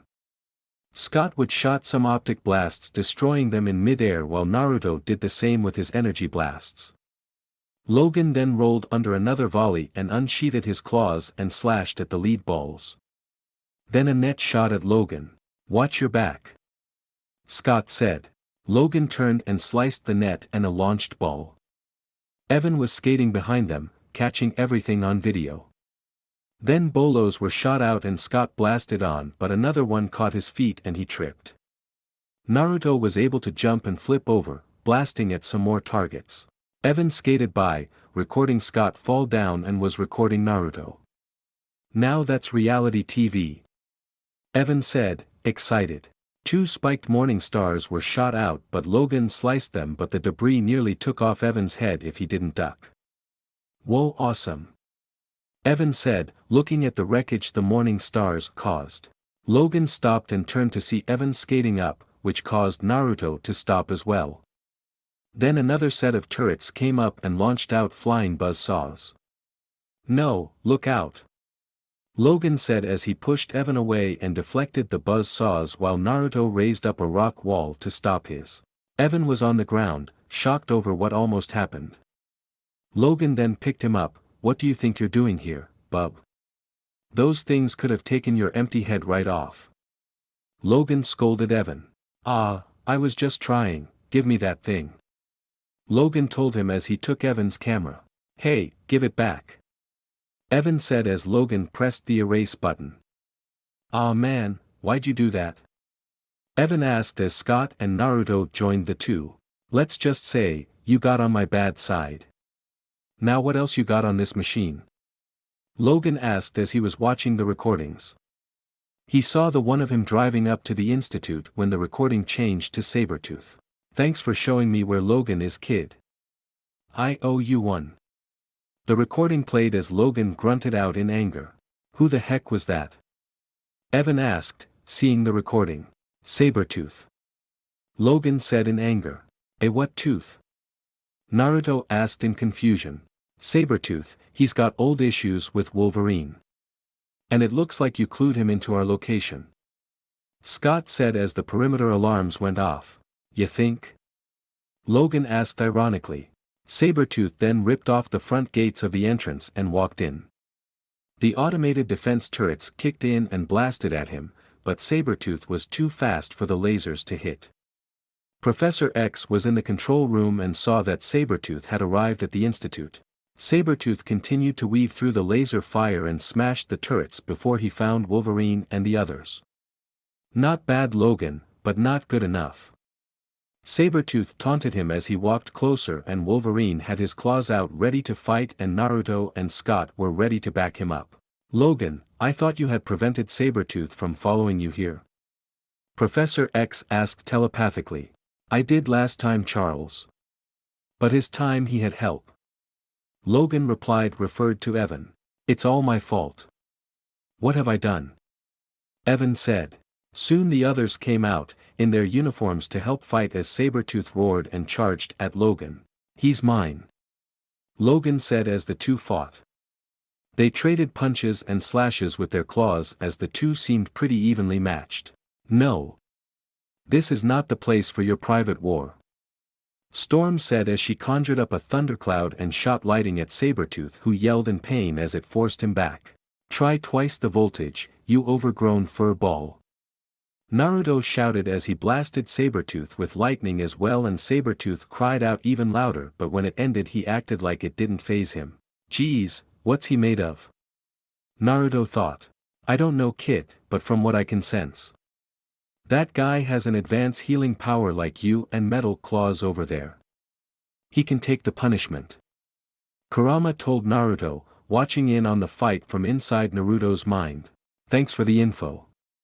Naruto replied as Storm now conjured up winds that was slowing down Sabretooth but not stopping him. When he got close to Logan, Cyclops blasted him with an optic blast. Maelstrom, back up Storm. Cyclops told him. Right. Maelstrom replied as he sent out his own whirlwind at Sabretooth. It pushed the animal further back, but it still didn't stop him. Sabretooth was relentless. Jean then saw the concrete bench on the yard and used her powers to send it at Sabretooth, and that put him on his back. Sabretooth got back up as Storm and Naruto fired more lightning at him, but Sabretooth endured the pain. Then Cyclops joined them and the combined power put Sabretooth on his back again. Sabretooth got up, charred and smoking from the lightning, and growled. This isn't over, Logan. Sabretooth yelled as he fled. I got him. Maelstrom said as he created rock walls to stop Sabretooth, but he just barreled through or jumped over them. Logan chased after him, not wanting Sabretooth to get away. Wolverine, no. Storm called out to him, but Wolverine keep moving. Sabretooth headed away from the institute and fled through the trees as Logan followed him. He followed him through the foliage and shrubbery, but when he came across the lake, he lost Sabretooth's scent. Logan growled out in frustration that Sabretooth got away and heading back to the mansion. Everyone else went back into the mansion as Logan talked to Professor Xavier. He'll be back, you know. Logan told Charles. Well, he won't come here again. He knows the automated defense will detect him. Charles said. That's the problem. He'll want to get me away from here, get me alone. And to do that, he's going to need a hostage? Charles asked, finishing his sentence. Got it in one. Logan said. This means that all the students are in danger. Charles said. Yeah, and I got to do something about it. Logan said, not knowing that Evan was listening. Evan was in the hallway, thinking about that's happened. You see the trouble you caused? Evan told him. Camera. If only there was some way of fixing this mess. Evan said as he heard Kitty and Rogue come down the halls. I got to practice for the audition and you've been hogging the soundtrack all morning. Rogue told Kitty. Hey, I bought it, get your own. Kitty replied. Ladies, maybe we can all help each other out. Evan told them. What do you want? They both asked him. Look, you two think you can stop arguing for 2 seconds to help me with something important? Evan asked. Like what? Rogue asked. I'll tell you on the way, and we may need to do some improvising, but first we need a ride. Evan said as he saw Naruto walking toward them. Hey guys. Naruto said. Naruto buddy, we need your car. Evan said. Sabretooth was hidden in the forests surrounding the institute, waiting. He then heard a car and saw a Mustang drive out of the front gate with Naruto driving, Evan in shotgun and Rogue and Kitty in the passenger seats. For little piggies all alone, Logan, you're making this too easy. Sabretooth said as he followed the four. Logan was walking down the staircase in the main hall when he saw Scott walking with his car keys. Just heading out for a burger. Scott told Logan. No you ain't, bub. Until I nail that hairball none of you are to leave the premises. Logan said. Aw man, don't even start. Now, where are the others? Logan asked. Kurt and Jean are upstairs, but I think Rogue, Kitty and Evan took off with Naruto. Scott said as Logan released his claws in frustration. I'll come with you. No you stay put, look after the others. Logan told him as he left. Evan had Naruto drive until they found a clearing to shoot at. When they did, Naruto parked the car and they found an open area where Evan would be able to film the girls as they practiced for their audition. And action. Naruto joked as he pushed play on the boom box and the music started playing. Evan was filming as Kitty and Rogue danced.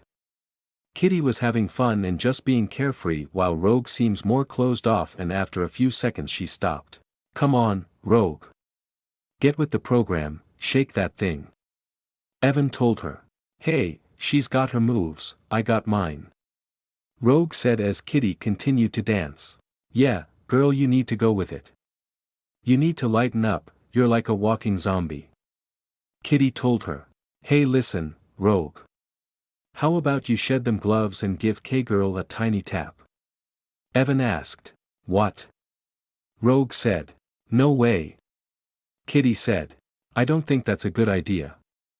Naruto said. "Listen to me, just enough to rip Kitty's moves." Evan said. "Might work. Just concentrate on them," Rogue said as she took off her glove. "Okay, but you better not lay me out," Kitty said as they touched fingers. The second they did that, Kitty was drained but only a little to cause her to shiver. "Whoa, that was pretty awesome." "Oh man, am I talking like her?" Rogue said. "Okay, let's get on with it. Action," Evan said as Naruto pressed play. The two girls then dances with Rogue now dancing almost exactly like Kitty was. Looking good, looking good. Naruto was smiling as he saw them having fun but then stopped as he smelled something. "Kit, that tooth guy's close," Kurama told Naruto. Guys, Rarg." Sabretooth yelled as he jumped out into the clearing, causing Evan to fall back in fear. Sabretooth roared as he crushed the boom box and held up Evan. "You're mine." Rogue took off her clove and Naruto prepared to fight. "Been expecting you," Evan said as he released spikes all over his body, several stabbing into Sabretooth, who yelled out in pain. "You got to be sharp if you're going to mess with the spike," Evan said. Sabretooth then threw him into Naruto and Rogue. They groaned in pain as Naruto pushed Evan off and saw Sabretooth attack Kitty, but he phased through her and hit a tree. "Kitty, get back," Naruto said as sent out roots from the tree to hold Sabretooth. "Nice try, kid, but you got to do better than that," Sabretooth yelled as he broke the roots and got free. He charged at Naruto while dodging energy blasts, and when he got close he punched Naruto into a tree. Rogue got up and saw Naruto slump against the tree. "Ow, geez, that hurt. But I don't break easily," Naruto said as then channeled energy into the ground and stone spikes shot at Sabretooth, who smashed them. "Picking on kids, Creed. Big mistake," Wolverine said as he tacked Sabretooth and the two wrestled on the ground. "Yeah, why?" Creed asked. "'Cause, it really ticks me off," Wolverine shouted as he threw Sabretooth over his shoulder. Sabretooth flipped onto his feet, but before he could attack, Rogue snuck up behind him and drained his energy. He collapsed to the ground, unconscious as Rogue grew fur, her nails grew into claws, her hair grew longer and her teeth got sharper. He boots ripped open showing her fur-covered feet. And I just shaved my legs last night," Rogue complained. "Nice, the finishing touch. You planned this, didn't you, Porcupine?" Logan asked. A little bit, yeah," Evan said. "Well, don't do it again. You could have all been killed. And don't give me them puppy dog eyes, half pint. You're grounded, and so are the rest of you," Logan said as he put Sabretooth over his shoulder. For how long?" Naruto asked. "I don't know, until She-Wolf there gets a haircut anyway," Logan said as Rogue pouted and Naruto and Kitty chuckled. "Now let's go. What are you going to do with Sabretooth, now?" Kitty asked. "Yeah, Scott said you two been duking it out for years," Evan said. "He and I got unfinished business," Logan said. "So, what's going to happen to him?" Rogue asked. "Oh, he'll get a little cooling off period," Logan said as the five went back to the institute. Logan and Professor X dropped Sabretooth somewhere far away and wiped his memory so he has no idea how to find Logan. Rogue and Kitty got in the play and everyone went to see them. Evan also got great inspiration for his film, talking about his new family at the institute.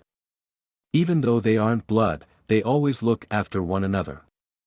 And he was right, Naruto had to admit that everyone here looked out for one another and that they were a part of his family. Survival of the fittest. At the Stokes County Maximum Security Facility, one police car entered the facility. A cop then went down the various levels of the facility until he got to a set of steel doors. He used a key and unlocked it to reveal a path to another security checkpoint. The cop then came up to a laser grid with a palm scanner. He put his hand to it and it scanned him through. He then walked to a separate security room, with a high-tech prison cell in the middle. He entered the cell using the laser eye scanner and the doors opened to reveal the prisoner. A mammoth-sized man wearing brown tank-like armor was unconscious. He was submerged in the liquid in the cell, and was chained to the ground. The cop then pressed a button on the control panel for the cell and drained the liquid. The cop then revealed himself to be Mystique in disguise. Wake up, Kane. It's time you had a long overdue family reunion with your brother, Charles Xavier. She said as Kane woke up. Line break XXXXX. At a small secluded campgrounds in northern New York, a group of students from Bayville High School were attending a survival training program for the weekend. You will not be making wallets, necktie racks or paper weights. You will not be engaging in potato sack races, water ball fights or pony rides. You will be taking 20-mile hikes, rappelling 200-foot cliffs, and crossing treacherous water, with no more than a rope and the courage you can muster. Do you read me? The survival training camp leader told them. Yes, Sergeant Hawk, sir. They all responded. I said, do you read me? He asked again. Yes, Sergeant Hawk, sir. They responded again. Welcome to Ironback Survival Camp. A name you won't soon forget. Now here we have a young man, Scott Sumner. Hawk said. It's Summers, sir, Scott replied, whose scholastic achievements at Bayville High have earned him the rank of group leader. You will be following his lead. Sergeant Hawk said while the Brotherhood didn't look happy. You've got 10 minutes to stow your gear and report to the training field. Dismissed. Hawk said as the rest of the students left, leaving the X-Men by the bus. Oh, I'm going to be like dead in 2 days. Kitty complained. What about me, I'm a city kid. Evan said. What did we ever do to deserve this? Kurt asked. I'm going AWOL. Anyone know how to hotwire a school bus? Rogue asked as she got her bag. Whoa, slow down, Private. Come on, we're not washing out in front of the whole school. Besides, Professor X endorses this place. Scott said. Yeah, at least he gave us a choice. Survival training here or with Wolverine. Jean said. Some choice. Rogue commented. Come on, we can do this. Scott said. I feel bad for Naruto, since he started later than us, he didn't qualify for the trip. Kurt said. Yeah, Wolverine's probably killed him by now. Kitty said. They all got their packs and headed to the cabins. The Brotherhood watched them as they left. Group leader. Scholastic achievement, that should have been me. Fred said. You can't even spell scholastic achievement, blob. Pietro replied. But I can spell doomed. Fred said as he punched his fists. Which is what that goody-goody gang is after I get them alone in the woods. Yeah, I can hear it now. Search and rescue efforts abandoned for missing teens, no traces found. Todd said. Hey guys, take it easy. We'll hurt them where it hurts the most, in public, in front of everyone. Let's go. Lance said. Line break XXXXX. Back at Stokes County Maximum Facility, Mystique was telling Kane what he missed. Cellular paralysis biofluid. Amazing, it actually stopped the unstoppable. She said as he released his chains and opened his cell door. It will take a few minutes before you can move. Then I'll sneak you outside this horrible prison, who was it that locked you away? Mystique asked, jokingly. Oh, that's right, your brother Charles Xavier. She said as Kane growled in anger. Who are you? Kane asked, still weak from the paralysis fluid. A deal maker. She said as she opened the locker nearby to get his helmet. I arrange your early release and you deliver to me one item in your brother's possession. His mutant detection system know as Cerebro. She said. And, my brother? Kane asked as Mystique strapped his helmet on. I leave his fate in your capable hands. Mystique said. You are after all, the unstoppable Juggernaut. Now I have a plane waiting it will take you. She was cut off by Kane who pushed her away as he walked out. No one takes Juggernaut anywhere. And nothing gets in my way. He said as he punched the prison doors clean off their hinges. Charming. Mystique said as he left. Line break XXXXX. Back at the camp, everyone was undertaking the survival training that Sergeant Hawk was putting them through. Right now they were doing an obstacle course, which started with rope climbing that Fred almost destroyed. Next was zip lining until they reached the river they would boat across to the finish line. It was Scott and Lance, neck and neck the entire time. Lance cheated, using his powers to send Scott down river as Lance rowed across. Hey, that cheating chump. Evan said, ready to pop a hole in his raft until Jean stopped him. Listen, we agreed not to use any powers out here, remember? Jean told Evan and everyone who was watching. You know, just man against nature. That guy's needs his boat popped. Evan said. Yeah, well. Scott's cool, he'll handle it like a group leader should. Jean said as they watched Lance row across the river until a laser blast knocked him out of the raft. Or not. Scott then got back into his raft and rowed across and crossed the finish line. That loser Scott should have lost, and you know it. Fred told the X-Men. Yeah, just because he slipped and took a bath, the guy went ballistic. Pietro said. Slipped, more like avalanched. Kurt said. He stole that first place ribbon.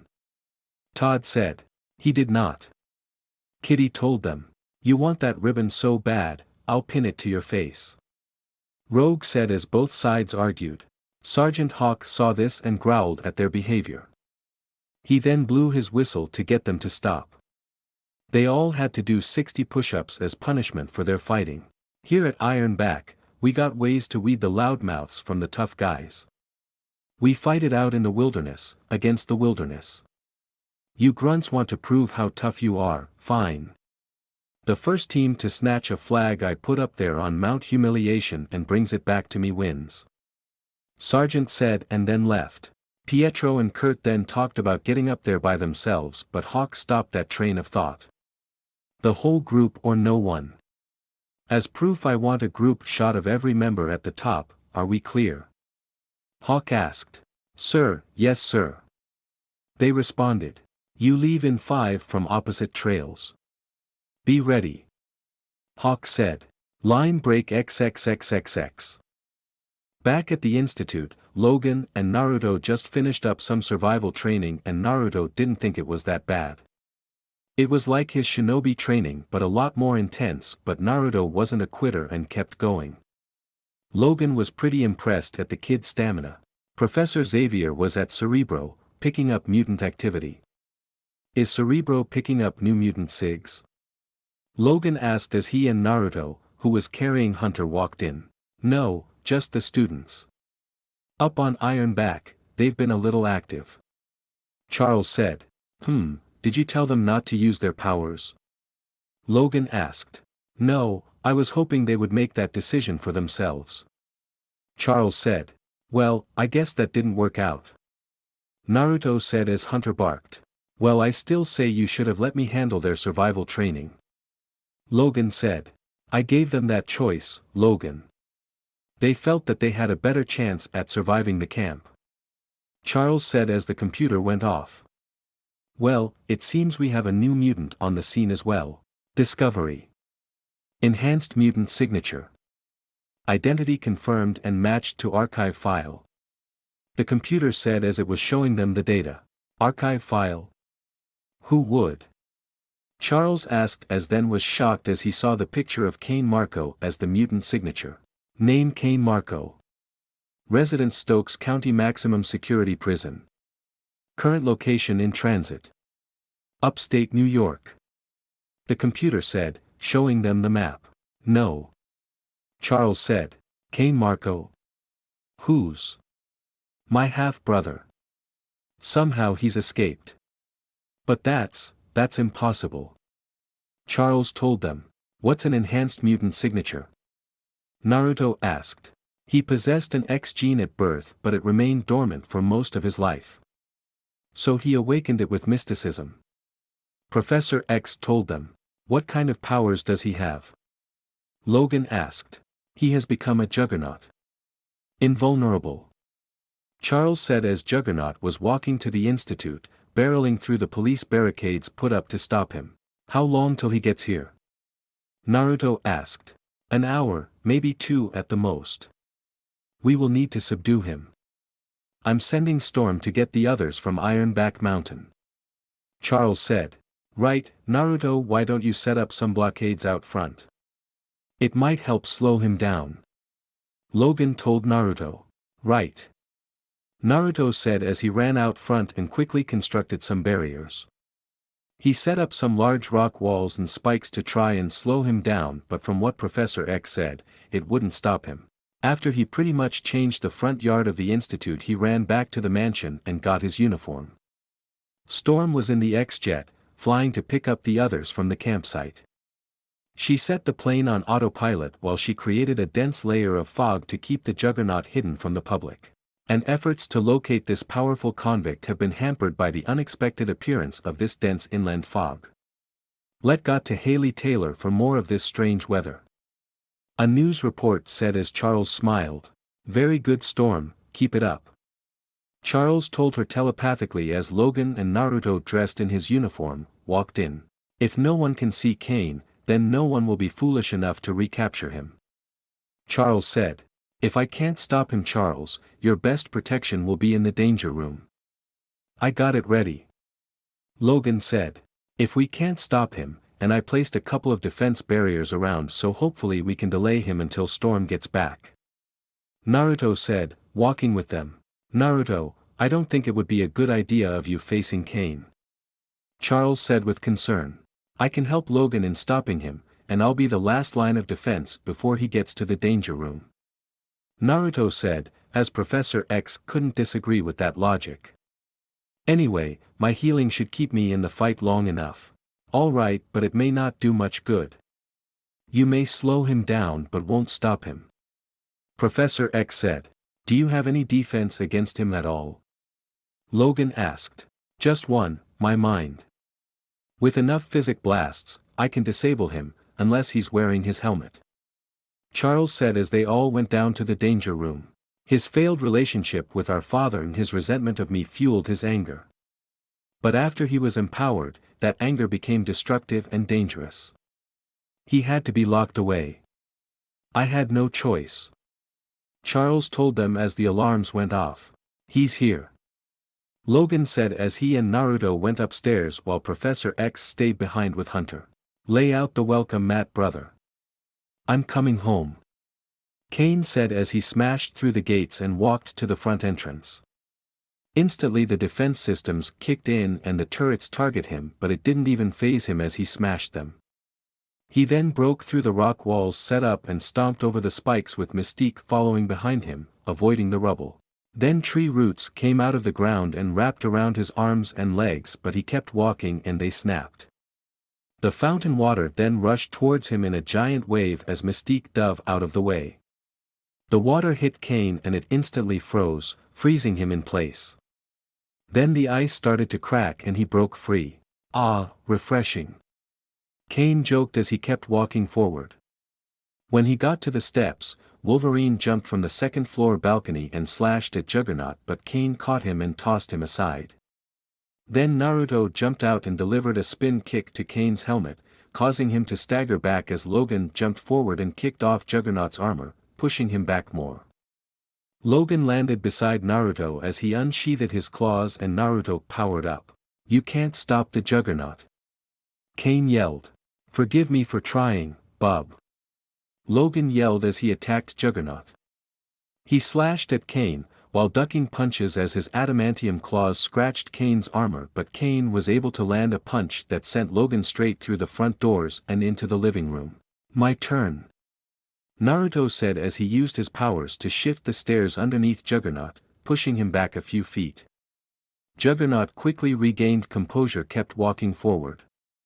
Naruto blasted him square in the chest with a powerful energy blast, causing Kane to stop but kept moving. Kane then charged and tackled Naruto into the mansion. Naruto flew in the air, landing beside Logan as Kane walked in with Mystique right behind him. I expected better," she said. Logan charged again, but Kane punched him through a wall. Naruto created some energy shuriken and kunai and threw them at Kane. Kane winces as they got stuck in his armor and charged at the blonde kid. Naruto rolled out of the way and blasted Kane with lightning, but it didn't stop him. He picked up part of the broken sofa and threw it at Naruto, who used his wind powers to slice it in two. Kane charged again, but Naruto ran at him and flipped over him, grabbed his helmet and tried to yank it off, but Kane grabbed him. "Ha, nice try, kid. Now it's time to break," Kane said as he started to squeeze, and Naruto grunted in pain. "Kid, do something quick. Rasengan to the face, now," Kurama told Naruto. "You got it, furball," Naruto said as he quickly created a Rasengan in his right hand, and before Kane could break his spine, he got hit with an energy orb to the face. "Rasengan!" Naruto yelled as he used it on Kane's helmet, causing Kane to grunt and stagger back in pain and annoyance as he let Naruto go. "Ah man, am I going to feel that later?" Naruto said as he saw Kane then charged at him. "And this?" Naruto said as he activated his energy cloak to lessen the damage, but was still sent through the walls, same as Logan. Kane continued to walk towards them as Mystique followed, but then realized the rubble beneath her feet. "No!" she yelled as she picked up the crushed Cerebro helmet. She saw the destroyed computer, it was completely useless. That muscle head. Logan and Naruto were then smashed down from the first floor to the danger room level. They both groaned in pain as Naruto stood up.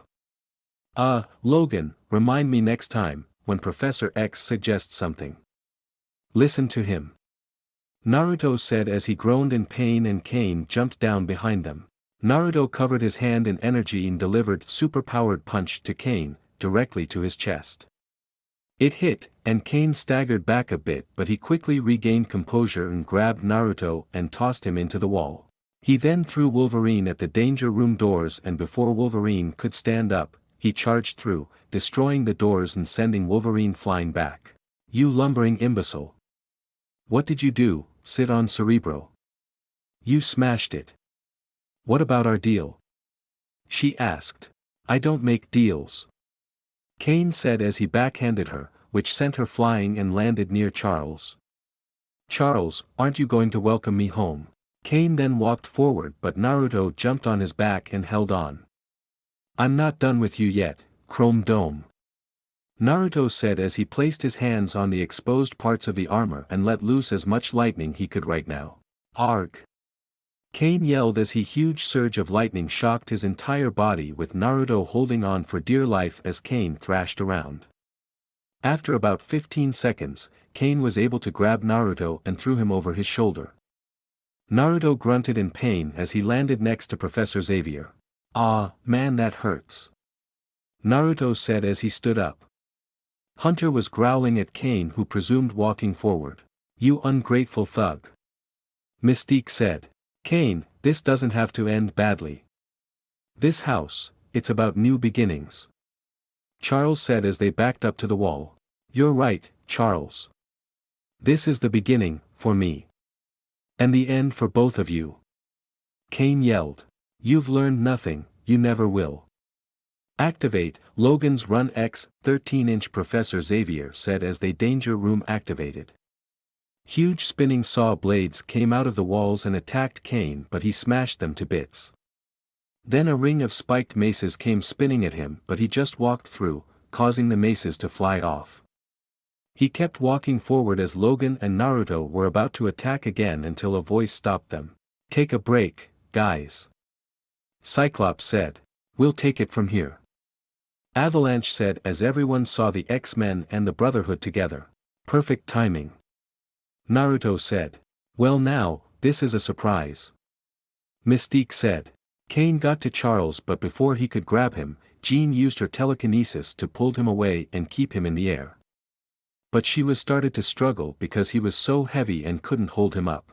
Kane's helmet, remove it. Logan said. The blob then charged and pushed Kane into the wall. Unstoppable, meet the unmovable. Blob said as Kurt teleported and undid a latch on the helmet. Kane then grabbed Kurt and threw him off. Kane charged at the blob and knocked him into a wall. Cyclops then blasted Kane but it didn't do much. Kane then grabbed the danger room wreckage on the ground and threw it at Cyclops who rolled away. Avalanche weakened the ground underneath Kane causing him to fall forward. Quicksilver then zoomed onto Kane's back and undid the second latch but he was tossed off as Kane got up. Storm then created a whirlwind around Kane as the force and speed of the wind pushed Kane back. Kitty and Rogue phased through the wall behind him and undid the final two latches. Toad then climbed on the ceiling above him and used his tongue to yank his helmet away. No! Kane yelled as he saw Charles. I'm sorry, Kane. Charles said as he released psychic blasts.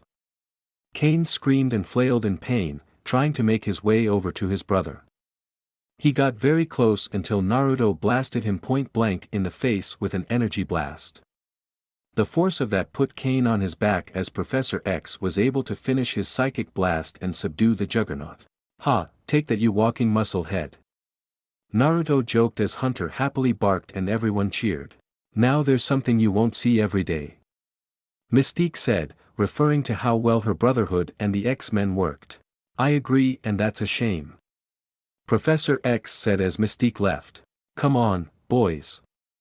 Let's get out of here before you're invited to a slumber party. She said as they followed. Line break XXXXX. Logan, Scott, Jean and Naruto accompanied Professor X to the Stokes facility to put Kane back in his cell. Professor Xavier couldn't help but look sad at what he was forced to do to his brother. You can't control the will of others, Charles. They do what they want. Logan said. And we do what we have to do. Charles said. Yeah, well, ready. The repairs on Cerebro are waiting. Logan told him as he pushed a button and Kane's cell sunk into the floor lock. They all left room, making their way back to the plane. I got to say, kid. You did pretty good. Logan said. Yes, well done Naruto. Despite the odds, you kept fighting on and gave us enough time for Storm and the others to arrive. Charles told Naruto. Thanks, it's something my dad always told me. Those who break the rules are scum, that's true, but those who abandon their friends are worse than scum. Naruto said. Nice. Scott said patting Naruto on the shoulder but Naruto winced in pain. Sorry, still a little sore. I may have an advanced healing factor, but I don't have metal bones. Naruto joked as the others chuckled. Line break XXXXX. Grim reminder. Luckily after the Juggernaut incident, things calmed down a little. Naruto went home for the weekend to see his parents and check up on them. They were doing fine and their house was rebuilt. His mother was starting to show signs of her pregnancy and in about another month or so she would be on maternity leave. His dad was doing great as well, having wrapped up another case which gave him some time off to take care of Rin. His parents were happy that Naruto was doing great at the institute and was comfortable there. He was getting a better control over his powers and he was happy, that was important to them. They also had some news, they were going to have a girl and Naruto would have a younger sister. He was happy, he was going to have a baby sister, and he would make sure that he would be the best big brother he could be. When he got back he missed some action against the Brotherhood. Apparently, Mystique had tried to launch an attack on Kurt but luckily the others helped. It started when Rogue was having old memories that she absorbed from Kurt and it may have to do with his birth mother. There was a rumor that Mystique was his mother, but they had no evidence other than the fact she tried to talk to him and the evidence that would have proven it was destroyed. Someone was trying to cover up something, but who knows what. Naruto hoped that Kurt would find the answers he's looking for. After the event, things returned to normal, except Naruto thought there was something wrong with Wolverine, or there was something going on that he was involved in. Kurama kept telling Naruto that he was hearing a weird signal, but it was only affected Logan. Apparently it was on a spectrum so that no one except Logan, or in this case Kurama, could hear. Unfortunately, Kurama had no idea what the signal was doing. Naruto would have to figure that out. The day started like any other with a house full of so many people living on top of one another. It gets crowded. Especially for one, Kitty Pryde, who still wasn't completely used to living with so many people. Naruto woke up early since he wanted to do some martial arts training outside. He was walking down the hallway to get some food before he went out and saw a tired Kitty walk into an occupied bathroom. "Hey, do you mind?" The sign said occupied, the door was locked. Rogue told Kitty. "Who can read at this hour?" Kitty said as Rogue slammed the door shut. "Sorry. Morning, Kitty," Naruto said as he walked past her, and Hunter barked as he followed Naruto. Kitty went back to her room, got dressed and was writing an email back home. "Dear Mom and Dad, today started out just like all the other school days. With everyone feeling a little crowded, me included. Especially with a roommate like Rogue, though it's not really easy to get close to her, or healthy either." Kitty wrote as Rogue came back from the bathroom and started using a blow dryer, so Kitty left the room to get some quiet. She phased through her door to see the others walking to the bathrooms to get ready, talking about the various items of the day and completely oblivious to the fact that Kitty was there. She made her way to the kitchen and sat at the table where the food was set up. It was quiet, and the only people who were there were Logan, who was drinking coffee and reading the paper, Hunter, who was eating his food, and Naruto, who was sitting next to Hunter and reading a book while eating an apple. Finding a place to be alone here is all a matter of timing. Sometimes you have to settle, like when Mr. Logan's around. But that's okay because he doesn't want to talk to anybody. Naruto and Hunter are pretty good sometimes, especially at breakfast.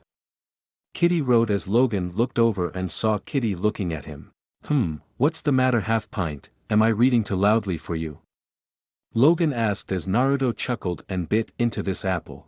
No, just enjoying how quiet it is," Kitty said. In the second after, everyone else entered the kitchen for breakfast and the peace was gone. Everyone got plates and ate breakfast as they talked, and Scott turned on the TV and Kitty was getting aggravated about her lack of peace. When the news showed a certain piece, it caught Logan's attention and he turned up the volume. This caught everyone's attention as Logan watched the new coverage about some animal attack. "It's like sometimes Mr. Logan can be so incredibly rude," Kitty wrote about his behavior. "Mount McKenna?" Logan said, as the name seemed familiar but he couldn't remember from where. He then left the room in a hurry. "Hey Logan, you okay?" Naruto asked, but Logan just left. "I mean, Professor Xavier's always saying that we're king of like a family here and we all have to get along. But Mr. Logan doesn't act like it. He's always going off doing this lone wolf thing. I mean, it's not like his life is so much tougher than ours," Kitty wrote. She then left the kitchen because it was so hectic and was trying to locate somewhere else to find some peace. She passed by Logan's room when all of a sudden, his claws tore right through the door, causing her to yell in fright. "Mr. Logan?" Kitty called out as his door opened as Logan stumbled out. "Hi, sorry, are you okay?" she asked. Logan grabbed his head in pain but quickly recomposed himself. "Why yeah, I'm fine, just redecorating," Logan said as he closed his door and left. Kitty then went into the living room to see Evan laying on the couch and using his spikes to pin a poster to the roof. "Evan, what are you doing?" she asked. "Didn't have space for this in my room," Evan told her. "We all share this area, you know. What if some of us don't like the festering boils?" she asked. "You could, deal with it.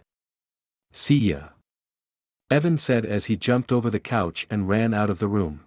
Kitty then sat on the couch and typed away. Evan is the youngest, and he is so immature, you know. It's like he has no idea how his actions affect the rest of us. Kitty wrote as his poster and a small part of the ceiling fell on her head. Then again, like maybe he does. Kitty then moved outside, found a nice spot on a small tree and typed away as she enjoyed the peace and quiet. Scott was working on his car at the garage and she saw Naruto and Hunter in the distance training. Some of the other kids around here are pretty nice. Like Scott, sometimes he tries to be so totally responsible for Professor Xavier and the other students, then other times he acts just like a regular high school kid. Kitty wrote as Scott turned his car on and blasted the music and drove off. Today, he's definitely a kid. Naruto is the newest among us to make the institute his home. In the few months that he's been here, he's fit right in. He's a great guy, he's funny, smart, brave, not to mention handsome. Kitty said as she saw Naruto training with Hunter. She blushed a little seeing him shirtless, practicing his martial arts form. He and Hunter have fit right in, and as a result our group is getting a little more ridiculous. She then saw Professor Xavier moving to Logan, who was pacing back and forth in frustration or anxiety. Kitty figured it had to do with what Logan did to his room. Thank goodness for Professor Xavier. He keeps the lid on around here, not an easy job sometimes, especially with Mr. Logan. I bet he really gets after him for trashing his room. Something in that news story. I don't know what set me off. Logan told Professor Xavier. Let's talk about it. Sit down. Charles said as Logan sat on the bench. Charles, there's something in my head, buried there. How's about you get inside and see if you can't pry it loose? Logan asked. All right, but first you need to relax. Charles told him. Easy for you to say.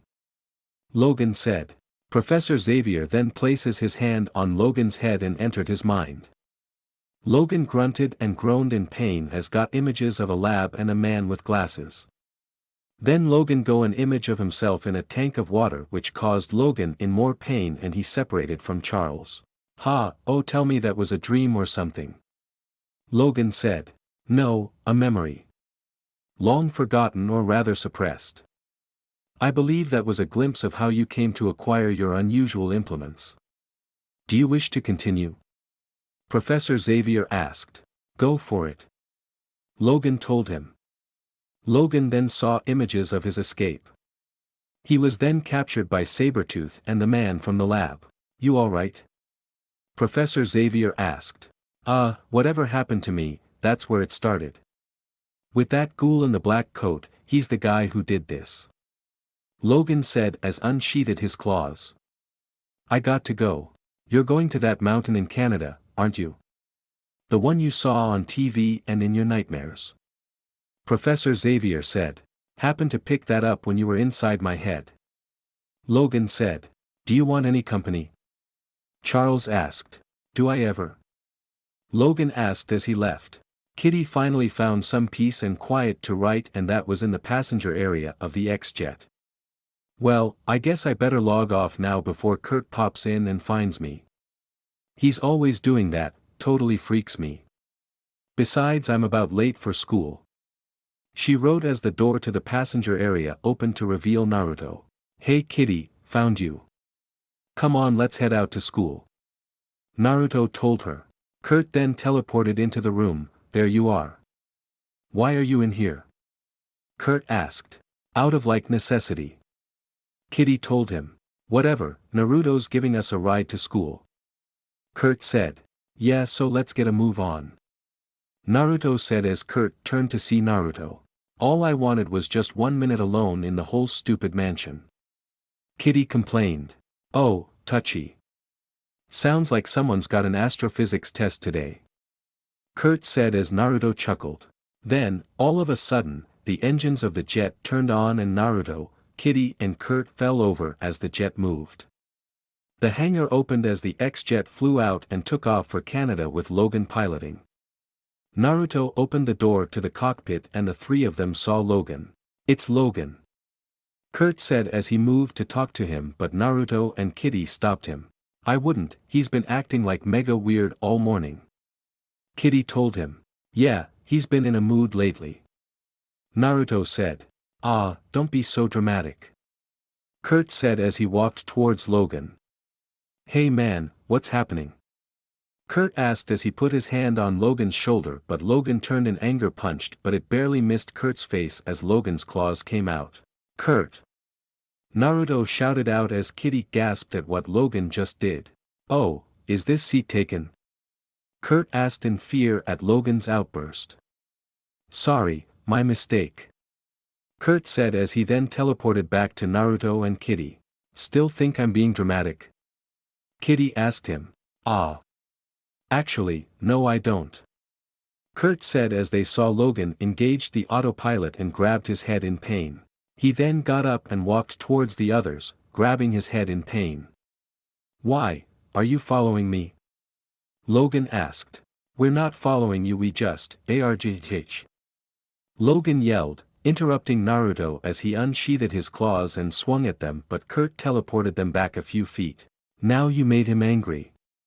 Kurt said. I got to take you back, before, argh. You got to get away, something in my head. Ah, I can't control it, can't be trusted. Logan told them as he shut the door to the cockpit, but not before he slashed it in pain. He locked us out. Kurt said. No, he shut himself in, to protect us. Naruto said as they stood up. There's a crazy person flying the plane, you call that safe? Kurt asked. We got to get out of here. Can you transport us to the ground? Kitty asked. Yeah right. Like picture this, bumpity, bumpity, bumpity, splat. Too high up and way too fast. Kurt told them. Then I guess we're stuck on this flight.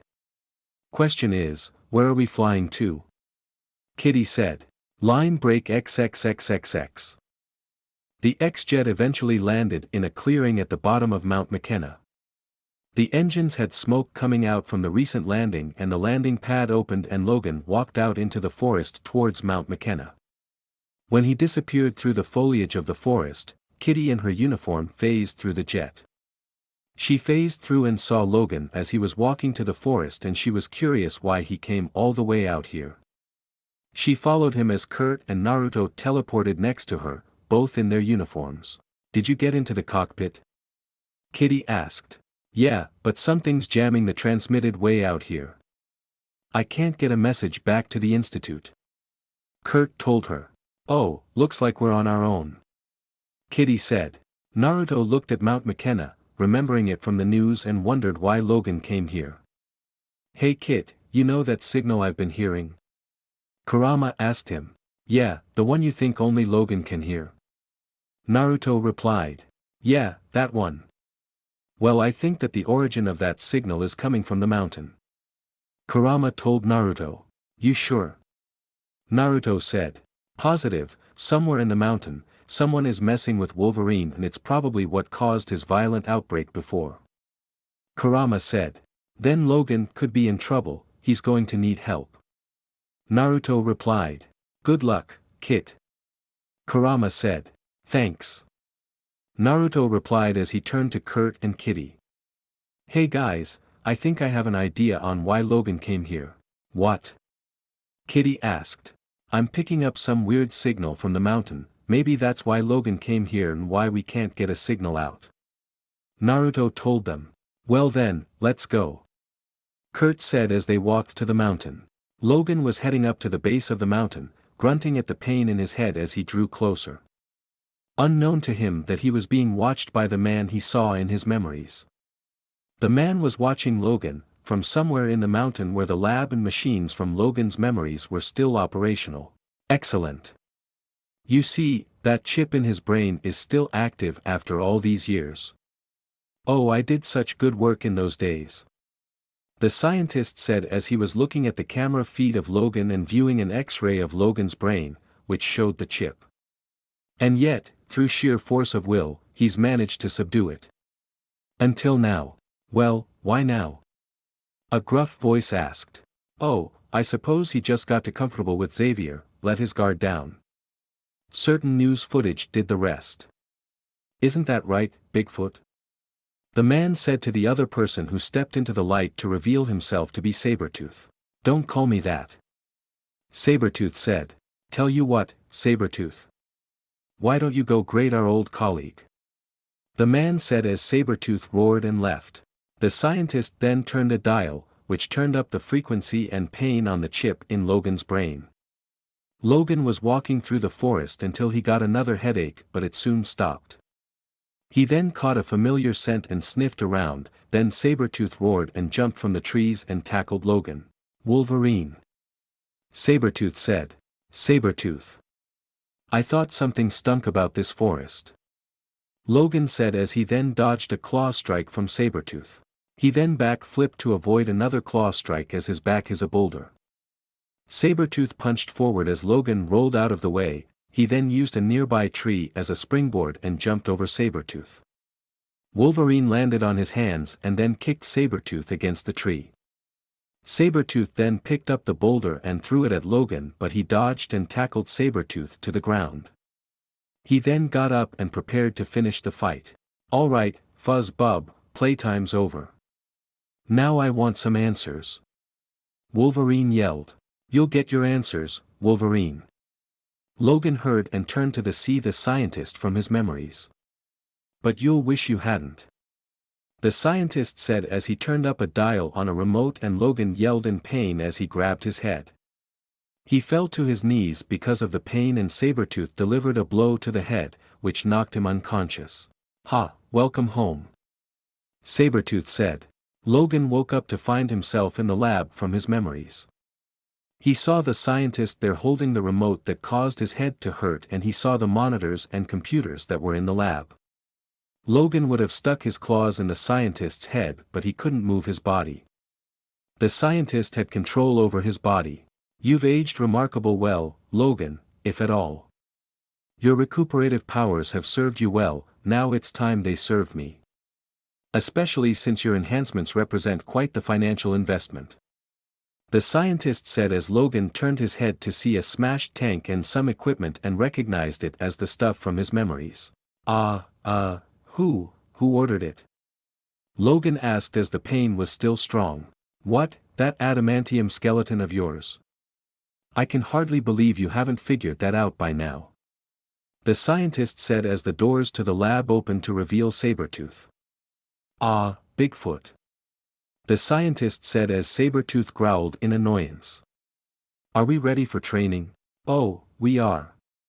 Sabretooth said as the scientist activated the monitors, which showed Naruto leading Kitty and Kurt to the mountain. Yes, and I see our test subjects are in position as well. The man said as Logan growled out and tried to move. No. Logan yelled as he began to move until the man activated the remote and Logan screamed in pain. It is time to resume Project Weapon X, your development as the ultimate mutant slayers. The man said with a sneer. Naruto was leading the two to where he figured Logan would be.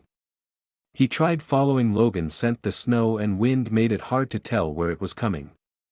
Naruto then showed Kitty and Kurt his new power, which he called Fox Eyes, since it made his eyes look like a fox. He was able to get a clean scent of Logan now and was following it. They then came across an area with some cracks on the ground and some small destruction. Think of Naruto's fox eyes like eagle vision from Assassin's Creed. Wow, what happened here? Kurt asked as everyone looked around. I don't know, looks like there was a fight. Kitty said. Naruto looked around and he could smell and see Logan's scent, but he also saw two others he couldn't recognize. He then saw some claw marks on the ground. These look familiar. Naruto said as he tried to think. You're right, Kit. Those claw marks are from that saber-tooth guy who attacked you guys at the institute a while ago. Kurama told Naruto, remembering Sabertooth from Naruto's memories. Oh man, if Sabertooth's here then this could get troublesome. But what about the other one? Naruto thought. Sorry Kit, I can't help you with that. But it looks like the 3 cents moved to the base of the mountain. Kurama told Naruto. Right, thanks Kurama. Naruto told him. Hey guys, I got Logan sent again, come on. Naruto told them and they followed. Man, it's like he just dropped out of sight somewhere. Kitty said. Well, he's back. Kurt said as they saw Logan on the ridge above. Mr. Logan, over here. Kitty yelled out as Logan turned to them with a blank expression on his face. Kit, something's not right. Kurama told him. Guys, something seems off. Naruto told them as Sabretooth walked into view next to Wolverine. Oh, he's brought a friend. Kurt said in a panic. Sabretooth, but they're like mortal enemies. Kitty said as Wolverine and Sabretooth jumped from the ridge and ran at them. Yeah, ours. Kurt said. Run. Naruto yelled as he turned the snow into ice and sent spikes at Sabretooth. Kitty and Kurt ran off as Sabretooth smashed the icicles and ran after them with Wolverine behind him. Faster, they're gaining on us. Kurt yelled as Sabretooth drew closer and Wolverine unsheathed his claws. Wolverine leaped at Kitty but she was able to move to the side and avoid it. Wolverine's claws got stuck into the ground but the impact caused the rocks on the edge to loosen and Kitty slid down the edge to the ground. Kitty! Naruto shouted as he and Kurt saw her fall. Wolverine followed her while Sabretooth charged at Naruto and Kurt. Kurt teleported and Naruto rolled out of the way. Naruto then regained his footing and blasted Sabretooth in the chest with an energy blast. The impact sent Sabretooth into a tree, he groaned in pain as he got back up. Naruto looked back and saw Kitty sliding down the hill with Logan behind her. Go, I got this. Kurt told him. Right, good luck. Naruto said as he created a rock snowboard and slid down the mountain to help Kitty. Kitty finally landed on the ground with Logan right behind her. He roared as he drew closer and Kitty was terrified. Mr. Logan, it's me, what's the matter with you? Kitty asked terrified. Logan then grunted and groaned in pain as he tried to stop himself. Kitty. He was able to say as he tried to regain control. I know you're not yourself, but at least you recognize me. We've always been friends, okay, maybe not friends, close enough. Kitty said as Logan was screaming in pain. The scientist back at the lab then turned up the intensity on Logan's chip, which caused Logan to scream even louder and was soon back under control. He then tried to swipe at Kitty but Naruto tackled her out of the way.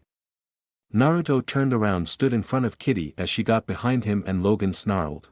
Naruto, something's wrong with Logan, he's not acting like himself. Kitty said in a panic. I know, but we can figure that out later. Right now, run.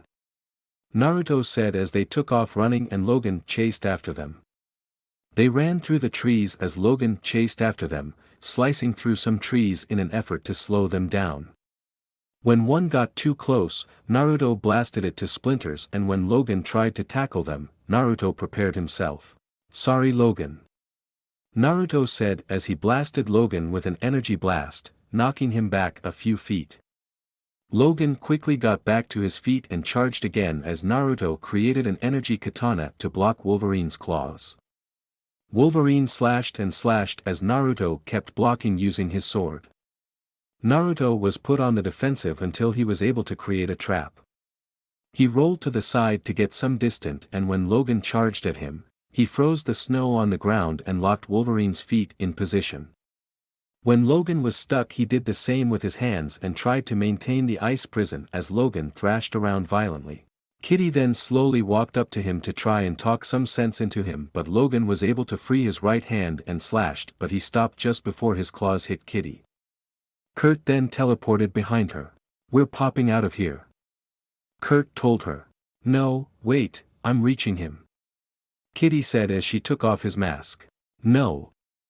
Logan yelled. It's me, Kitty, remember. Half pint. Kitty said as Logan grunted, groaned and tried to move but Naruto kept him in place. Please, try, we had breakfast together just this morning, kind of.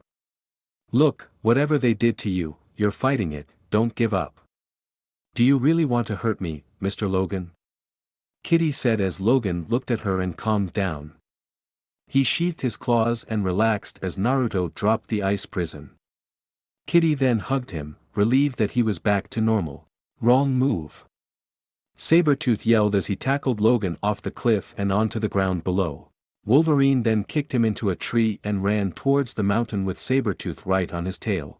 That mountain. He's heading there, let's go. Naruto said as Kurt teleported them to Logan's location. The scientist back in the lab was shocked to see that Logan broke through his control and freed himself. Sabretooth, where is Wolverine? He yelled. He's entered the lab. Sabretooth said, seeing the destroyed entrance. No, get down here and protect me. The man said as Wolverine then sliced through the door. Don't make me do this, Logan. You're too valuable, the man said as he turned up the intensity on Logan's chip. Sabretooth was running through the facility to stop Logan, but Kurt teleported in front of him and Naruto energy punched him in the face, pushing him onto his back. Sabretooth then got back up and growled, "Get out of my way. Touch me, and find yourself transported 2 miles into the woods." Kurt warned him as Kitty ran to help Logan. "Then that's where you'll drop." Sabretooth yelled as he charged at Kurt, but he dodged and Naruto delivered a superpowered energy blast to his face, which sent Sabretooth into the far wall. Logan sliced the door to the lab off and walked to the scientist, who was starting to get nervous. "I warned you," the scientist said as he turned the intensity up to 100%. Logan grabbed his head in pain and the scientist smirked that at Logan's drive. He then activated some security drones that came out of the wall. The 4 large spider drones tried to restrain Logan, but he was able to regain enough sense to fight back. He sliced 2 drones clean in half, but the other 2 used their arms to restrain him and hoist him in the air. Another 2 came out of the wall ports and restrained him even more as the scientist grinned. Kitty then phased through the wall and saw Logan in trouble. "Okay, I see the problem," she said as he phased through one of the drones, which caused it to short-circuit. She then ran and dove into the computers, which then exploded, pushing the scientist away. Kitty phased through the computers. "Wow, it's about to get totally hot in here," she yelled as she dove away from the computers, which continued to short-circuit and explode. Wolverine struggled to get free, but soon one of the drones exploded as it was hit with an energy blast. Logan turned to see Naruto smirking. Logan then destroyed the remaining drones holding him up. He growled in anger as the scientist was terrified of Logan now. "You caged the wrong animal, bub," Logan yelled as he walked towards the scientist as the facility was falling apart. "Stop. This place is going to blow," the man said. "Let it, Kitty, leave," Logan told her. "Not without you," she told him as Kurt teleported next to her and Naruto ran up to them. "No argument this time," Kurt told her as he teleported her and Naruto out of the facility. Sabretooth roared as he moved next to Wolverine, ready to strike, but Logan just smirked. "Project Weapon X has been terminated," Logan said as the facility and labs exploded. Mount McKenna's top was destroyed in an explosion so large that it sent out a massive shockwave that shook the whole forest. Kurt, Kitty, and Naruto appeared at the bottom of the mountain and covered their eyes from the snow and dust that came up. They looked around and saw the devastation the blast caused, then they heard some footsteps and grunts of pain and saw Logan, bruised, battered, scarred and disheveled, stumbling towards them. "Oh, Mr. Logan," Kitty said. "Oh man," Kurt said as they saw the shape he was in. Logan walked towards them for a few more feet until he passed out and hit the ground. Kitty, Kurt and Naruto moved him to the X-Jet and flew back to the Institute. Line break XXXXX. Night settled over the Institute as Logan woke up in the med bay. He was frantic, wondering what happened until Professor Xavier spoke to him. "Relax, my friend. You're back at the Institute, you're safe." What about the kids? Are they?" Logan asked, concerned. "They're fine. Kitty's been in here every hour checking up on you after the surgery," Charles told him as Logan touched the bandage on his head. "We removed the chip. Is there pain?" "Yeah, but not from the wound. Someday though, I'm going to find out who had this done to me." "That's a promise," Logan told him. Meanwhile, back upstairs, Kurt and Naruto were keeping the others out of the dining room to give Kitty some peace and quiet. Just relax, give her a minute. No one's going to starve to death. Kurt told them. Kitty was finishing up the email to her parents, with her experience today, changing her opinion. So, like I said before this morning, it's just been another normal day here at the Xavier Institute. Funny, I've been complaining about not having enough time alone, right? But, I think I'd miss like bumping into everyone. It's just part of a deal, when you're a part of a family. End of chapter 2. Here is the second chapter of the Maelstrom and the X-Men. Naruto is going to get a greater grasp on his powers as time goes on and he trains more, and he will eventually get stronger, using his shinobi life as inspiration for some of his powers. Sorry it took a while, I've been busy with school so I haven't had time to write, but I will update whenever I can. Naruto's adventures with the X-Men had begun and it will continue. Naruto's powers and strengths will continue to grow more and more, and as his adventures continue, he will become a legend. Next time, Magneto's plan comes into play. Hope you guys like it, please leave a review, but no flames, and if you didn't like it sorry and don't hate me. Disclaimer, I don't own Naruto or X-Men Evolution, both belong to their respective owners, I'm just a big fan. 3. Chapter 3 Cauldron and Growing Pains. Here is the second chapter of Maelstrom and the X-Men. It will be based on the Season 1 finale episodes Cauldron and the first episode of Season 2. Enjoy. Maelstrom and the X-Men. Cauldron. After the adventure in Canada with Wolverine and the destruction of the Weapon X facility, life at the Institute got back to normal, well as normal as life at the Institute can get. Everyone got back into their normal grooves, Scott and Jean continued to boss everyone around and their somewhat relationship was continuing. Kurt and Evan continued to goof off and Kitty and Rogue pretty much stayed the same. Logan was better after Professor X removed the chip from his brain and would help Logan run down any other leads he needed. For Naruto, well, things were getting awesome. Kurama and Professor X spoke to Naruto and said that with Naruto's powers continuing to grow, he would get more powerful. Professor X was able to look into Naruto's mind and see the various kinds of jutsus and bloodlines that Kurama and Naruto knew of, and theoretically, Naruto could use those abilities as well. Since Naruto's mutant power was to manipulate and control energy, he could in fact control all kinds of energy including gravitational and magnetic. Granted, this was a theory since Professor X was still trying to get a grasp over Naruto's powers, but as soon as Naruto heard this he went off training. Naruto went off training, trying to duplicate some Kekkai Genkai, such as lava and crystal release, but that was easier said than done. When he first tried he blew up part of the danger room, which Professor Xavier was not happy about. So while the danger room was being fixed, Naruto took a break from training. Naruto was doing his physics homework one day when Kurama got an idea. Hey kid, remember when you tried out the lava bloodline and you blew up the danger room? Kurama asked. Like it was a week ago, what about it? Naruto asked. What if we have been going about your new training all wrong?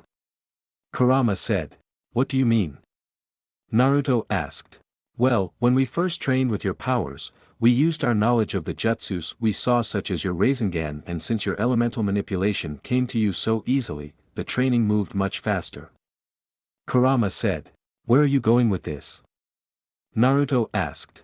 I think the reason we've been having so much trouble with trying out the bloodlines is because you and I never have seen or understood those powers. Except for Haku's ice bloodline and Nagato's Rinnegan, we have no knowledge of the other bloodlines.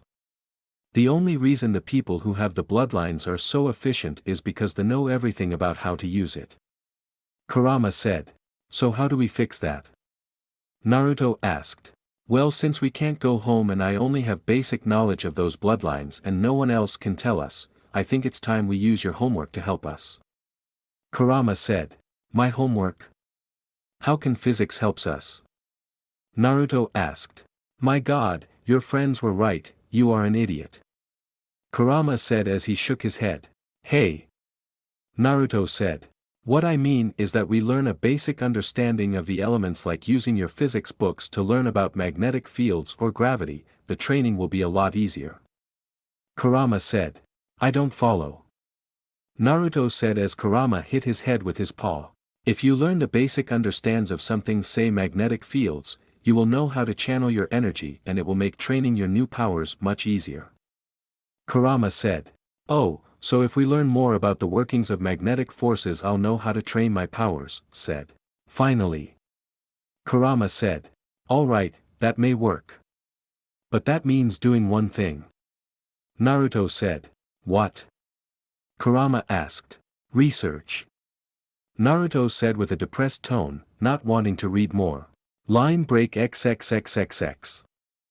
After a week of studying and going to the mansion's library to study on gravity and gravitational fields, Naruto was able to get a basic understanding of gravity. Now granted, Naruto wasn't a physics expert, but he was able to get a basic understanding.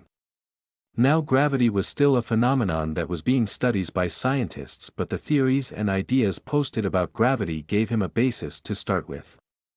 Gravity, according to Newton's universal law of gravitation, gravitational force between two bodies of mass is directly proportional to their masses and the distance between them. Now that he understood the attraction between bodies of mass that resulted in gravity, Naruto would start off simple, trying to increase his gravity. Naruto was standing outside in the backyard, since the danger room was still being fixed. Hunter sat a few feet away, wagging his tail as he watched Naruto, standing in the middle of a field, slowing his breathing and preparing himself. Okay, relax. Breathe and feel the energy around me. Naruto said as he sat on the grass and meditated. He slowed his breathing as concentrated on the energy around him. He immediately felt the energy from Hunter and from nature but was trying to focus on something even smaller. After about 10 minutes of meditating, he didn't feel any different, but after another minute, he began to feel a new faint energy signature. It was very erratic to everything he felt. The tree's energy signature was far different than Hunter, who was still sitting far away. He then heard a branch fall and felt a new energy signature appear as the branch fell to the ground. Naruto opened his eyes and smiled as he felt the gravitational field around him. Now the problem was how to try and use it. Naruto then remembers a small passage on gravitons. Apparently in the quantum field theory, there were hypothetical particles known as gravitons that mediate the force of gravitation. Now granted, this was a theory, but it was worth a shot. If he could control energy, he could control gravitons, which would make things heavier or lighter. Naruto now focused on the branch and tried to manipulate the gravitational energy to increase the weight. Naruto reached his hand out and pointed it at the branch and concentrated. Naruto's hand turned blue as he concentrated on the graviton energy signature. His hand turned from blue to gray as the branch's weight started to increase and it started to push deeper into the ground. Naruto smiled as he started to get the hang of it. He then decided to do the opposite and make it light as a feather, and after a few seconds the branch's weight and gravitational energy made the branch like a leaf and it blew away in the wind. Naruto smiled as he saw Hunter and reached his hand out and used the gravity energy to bring Hunter to him like Nagato's could manipulate attractive forces. Hunter literally was floating in the air and moved over to Naruto. Alright, I got a new power. Naruto said in joy as he then tried to use his gravity powers to fly, and it worked for a few seconds until he was sent flying and smashed into a tree and destroyed it. Naruto groaned as he got up from the branches and wood from the destroyed tree he flew into. On second thought, maybe I should do more training. Ha ha ha, oh my god. My ribs are hurting. Kurama said as he laughed at Naruto. Stupid fox. Naruto said. Line break XXXXX. After the discovery of his new power of gravity control and the unfortunate incident where he flew into the tree, Naruto continued training his new powers and he was getting pretty good at it. He was now able to levitate himself and fly without falling or flying into a tree, and he was getting pretty good at density enlargement and shrinking, and the most fun was the gravity attraction power. He was able to push and pull objects like Pain did using gravity. He was even able to create a small gravity energy ball that when used could be very dangerous, but he was still working on it. As of right now, Naruto was training on his magnetic energy powers. This was a little easier because of how magnetism works. He moved a lot faster. Granted, he really only had the basics down, like moving metal plates or small objects, and that's about it. But right now Naruto and the rest of the gang were wrapping up a Friday at school and preparing for the weekend. Scott and Jean were the first to leave and the first to arrive back at the mansion. Scott drove through the gate and parked outside as he got out and ran inside. "Oh yeah, let the weekend begin. Woohoo!" Scott yelled as he ran inside. "Wait. You're forgetting your homework." Jean told him, but he was already inside. "Ha, make that ignoring it," Jean said as she then heard a rustle in the trees.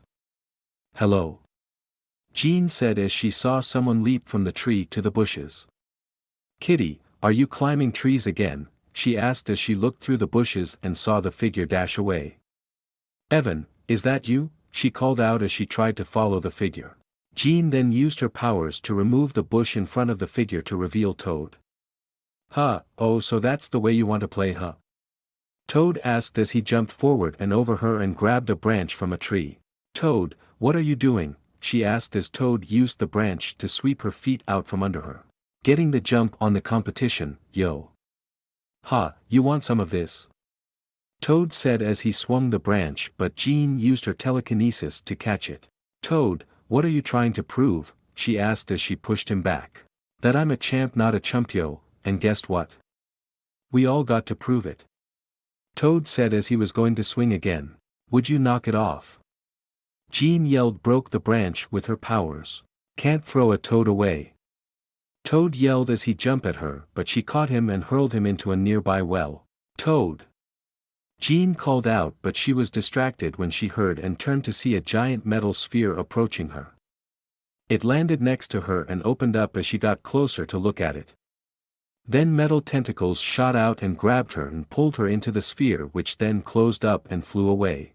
Toad got out of the well to see Jean get taken. No. It wasn't over. "I could have still won, it should have been me. Me." Toad yelled as the sphere left. Line break XXXXX. In Hawaii, one young surfer out catching waves and loving it. Then two friends came by. "Alex. I can't seem him," he said. "There he is. Lounging the bum. Want to paddle out there?" he asked. "Nah, he looks like he just wants to be alone. We'll catch up with him later," he said as the two left. Alex was on his board, lounging in the water as he relaxed. Unknown to him that he was about to be lunch. His board rocked and shook a little. He leaned up to see what was going on but was soon knocked off his board and fell into the water. He then saw a shark fin and quickly tried to climb back onto his board but lost his grip and fell back into the water. The shark then swam right at him with its jaw wide open and Alex put his hands out, afraid. But then his hands turned red and blasted the shark in the face with plasma energy. The shark was hurt but undeterred, it swam away and quickly turned around and swam straight for Alex again. Alex was confused at what just happened, but when he saw the shark swimming at him again, he had to try his powers. He concentrated and when the shark was close he blasted it with a fully powered plasma blast and the shark fell to the bottom of the sea, dead. Alex then swam to the surface and tried to catch his breath as his hands continued to glow red and burn. Back at the institute, Logan walked into the newly finished and revamped Cerebro chambers to see Charles at the controls. "So the new Cerebro is online," Logan said. "Yes, it has pinpointed the emergence of a new mutant. Only partially developed," Charles said. "Yeah, so what's the emergency?" Logan asked. "His name is Alex Masters, once known as Alex Summers, Scott's brother," Charles said. "Brother? I thought Scott was the only one to survive that plane crash," Logan asked. "Yes, so did I. And so did Scott. Have him meet us in the hangar. We're flying to Hawaii." "Oh, and Logan, let's be prepared for trouble. I doubt we're the only ones who have an interest in this young man," Professor X said. Back in Hawaii, Alex was able to swim to shore.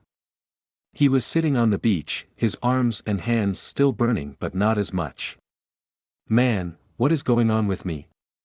Alex asked as he leaned back and laid on the sand. Then a shadow appeared over him. I know the kind of pain you're feeling, Alex. I once had it myself. A voice said as Alex opened his eyes to see a purple-caped and red helmet-wearing man. What, where did you come from? Alex asked. I just arrived, to see you. Because I know, you don't know nothing, man. Just back off. Alex interrupted him and walked away. Creep. Your bones, they burn. Your hands ache, the pressure in your head. I can give you relief and answers. You never have to feel pain again. The figure said. You some kind of doctor? Alex asked. No, Alex. I am Magneto, and I have come to offer you sanctuary.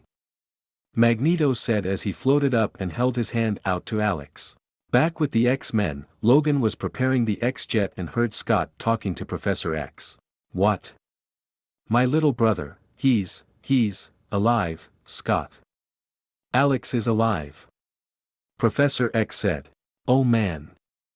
I thought he was gone, or I would have been out there looking for him. I should have been looking for him. I mean, I just accepted. Why didn't I? Easy, Scott. Take a breath. Don't blame yourself. Professor X said to calm him down. But all this time, where's he been? Scott asked. Well, as far as I can determine, living with foster parents in Hawaii. Professor X said. Then come on. Let's go. Scott said as he ran into the jet and Professor X followed. The X-Jet engines then turned off and flew out of the hangar as Kitty, Rogue, Evan, Kurt and Naruto ran into the hangar to see what the noise was about. Hey, what's the deal? I thought we were Hawaii bound. Evan asked. Oh man. Kurt exclaimed. We got totally ditched. Rogue said. Hey, you can't blame Scott. Meeting a brother he hasn't seen in like 10 years. I wouldn't want a crowd either. No way. Kitty said. Hey, I'm thinking Hawaii, not the only beaches in the world, right? Kurt asked. I hear you, Kurt. Road trip. Naruto yelled in excitement. Everyone went to change and grabbed some beach gear. Naruto wore some red and orange shorts and blue t-shirt. He had a bag with his swim shorts and quickly got in the X-van and pulled out front. The others got in as Naruto pulled down the roof. Rogue then came running by. Hustle it up, Rogue. Before Auntie O shows up and dry docks our plan. Evan said as Rogue entered the van. I couldn't find Jean, so I left her a note. Rogue said. All right, buckle up. Beach, here we come. Naruto said as they drove away. As they left the institute, a cat walked by and quickly changed into Mystique. She smiled and then pulled out a walkie-talkie. Change of plans. They're on the move. She said. Not for long. Avalanche said back. Line break XXXXX. The X-Jet flew to Hawaii and parked at an abandoned beach. You see anything? Scott asked. No, and the tide's coming in. This whole cove will be underwater in an hour. Logan said. Take a closer look around. Professor X told them both. They looked around the beach and Scott found a surfboard that washed up. You think it's his? Scott asked. Maybe. Logan said as he saw something. He saw 2 pairs of footprints on the beach that led from the water to inland while one pair just stopped. Looks like company dropped in on him. Literally, and left the same way. What kind of company? Scott asked. Magneto. Logan said. Who? Scott asked as Logan just looked around. Logan, who's Magneto? I got a feeling you're about to find out. Logan said. Professor X was in the jet, trying to use his telepathy to find Alex and Magneto. I know you're here, Magneto. I can sense it. Show yourself. Then the jet began to shake violently and soon began to levitate off the ground. Scott and Logan saw the jet levitate off the ground as Logan growled. It's him. Logan said as the jet was leaving and Logan ran after it. He then jumped and grabbed onto one of the wheels and held on tight as the jet levitated away. Scott was confused at what just happened, but then he saw a figure on a rock. Alex? Is it really you, Scott? Scott! Alex yelled as the two brothers ran and hugged each other. Man, I still can't believe it. When Magneto told me you were showing up, whoa, wait, Magneto. You're with him? That guy just kidnapped my professor. Scott said. No, you got it wrong. He told me all about it, he just want to show him something. Come here for a sec. Alex said as Scott followed. He wants to show all of us. All? Scott asked. Yeah, you know mutants. He told me you were one. And guess what, so am I. See, check this out.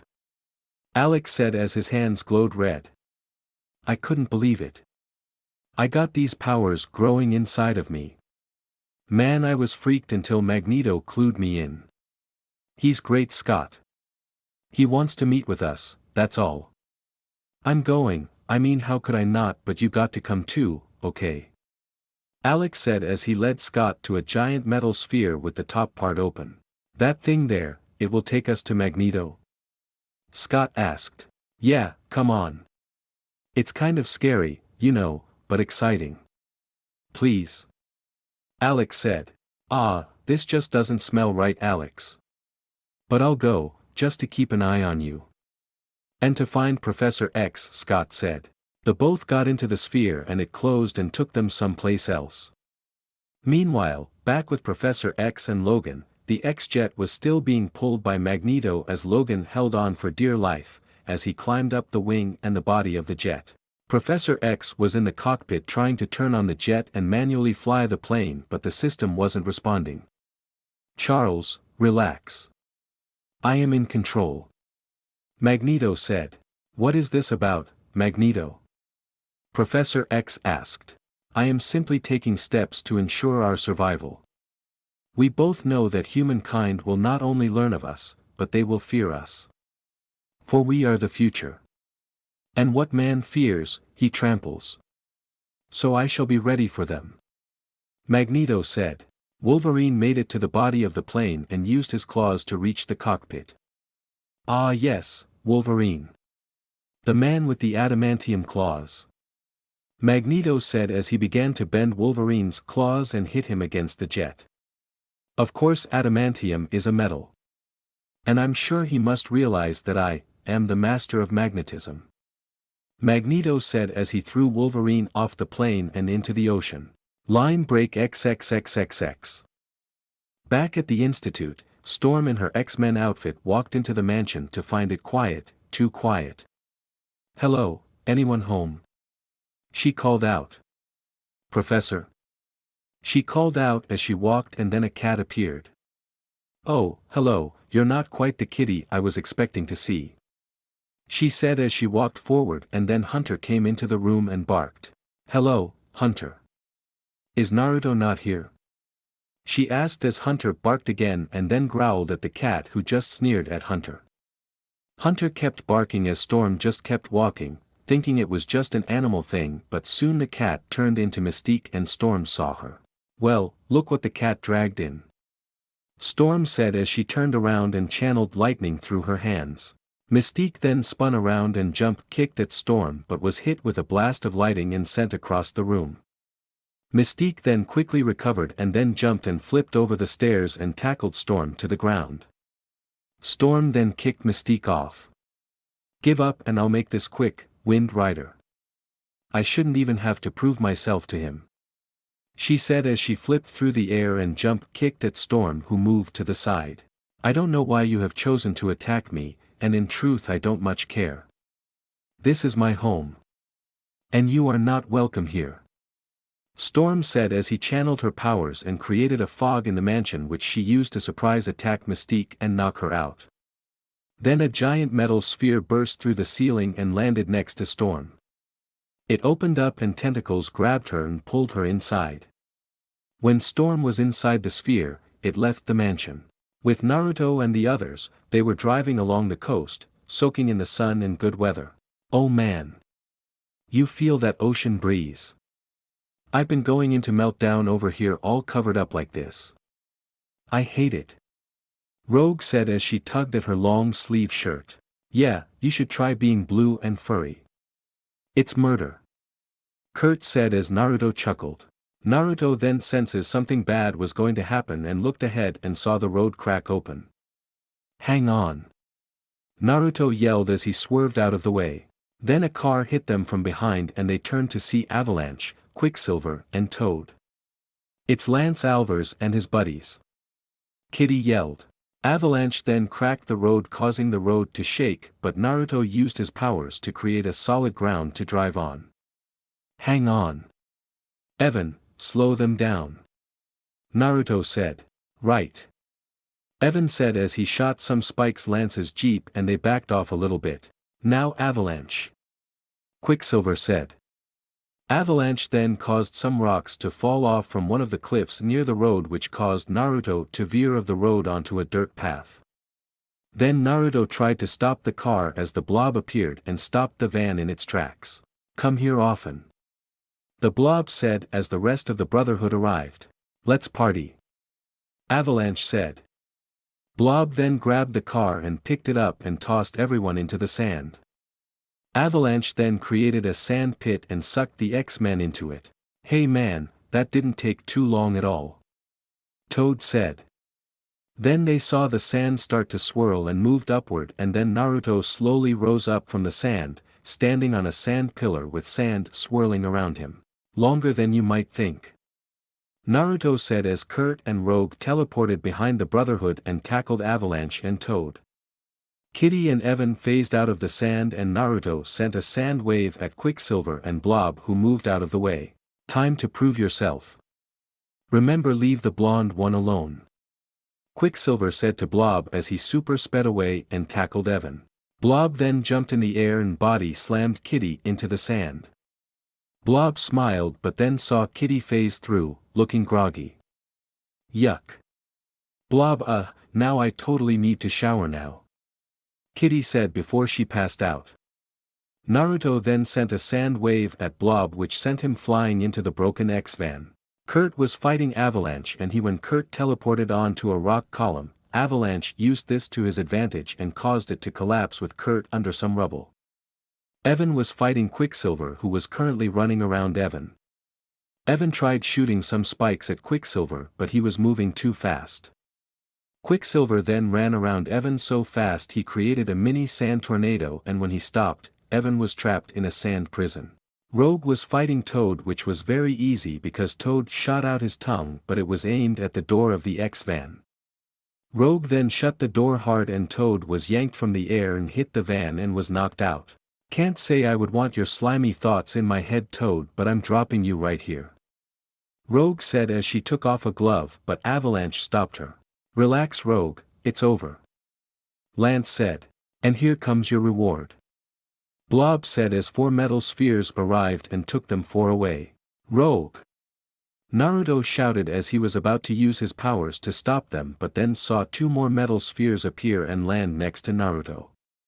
One shot out tentacles at Naruto and grabbed him. Naruto struggled and concentrated enough energy to break free and blast the sphere in 2. But before he could blast the other, a tentacle shot out and injected Naruto with a toxin. Naruto began to wobble, his vision blurred and soon he passed out. The sphere then captured Naruto and took him away. Line break XXXXX. Logan swam back to the island to find Sabretooth waiting for him. Magneto pulled the X-Jet to his fortress in the sky, a giant rock floating in the sky with buildings built into the rock itself. What is this place? Professor X asked as the jet landed on the giant rock. Welcome Charles, to Sanctuary, Asteroid M. Magneto said as Professor X arrived. Magneto then used his powers on Professor X's chair and pulled him up to the platform that he was on. What is all of this about? Charles asked. A rebirth. Your X-Men face a trial by fire.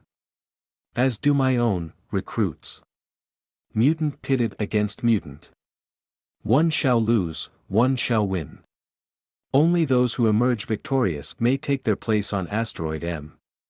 Once gathered here in this place of solitude, they can then fully realize their mutant abilities, safe from those who might mistreat them.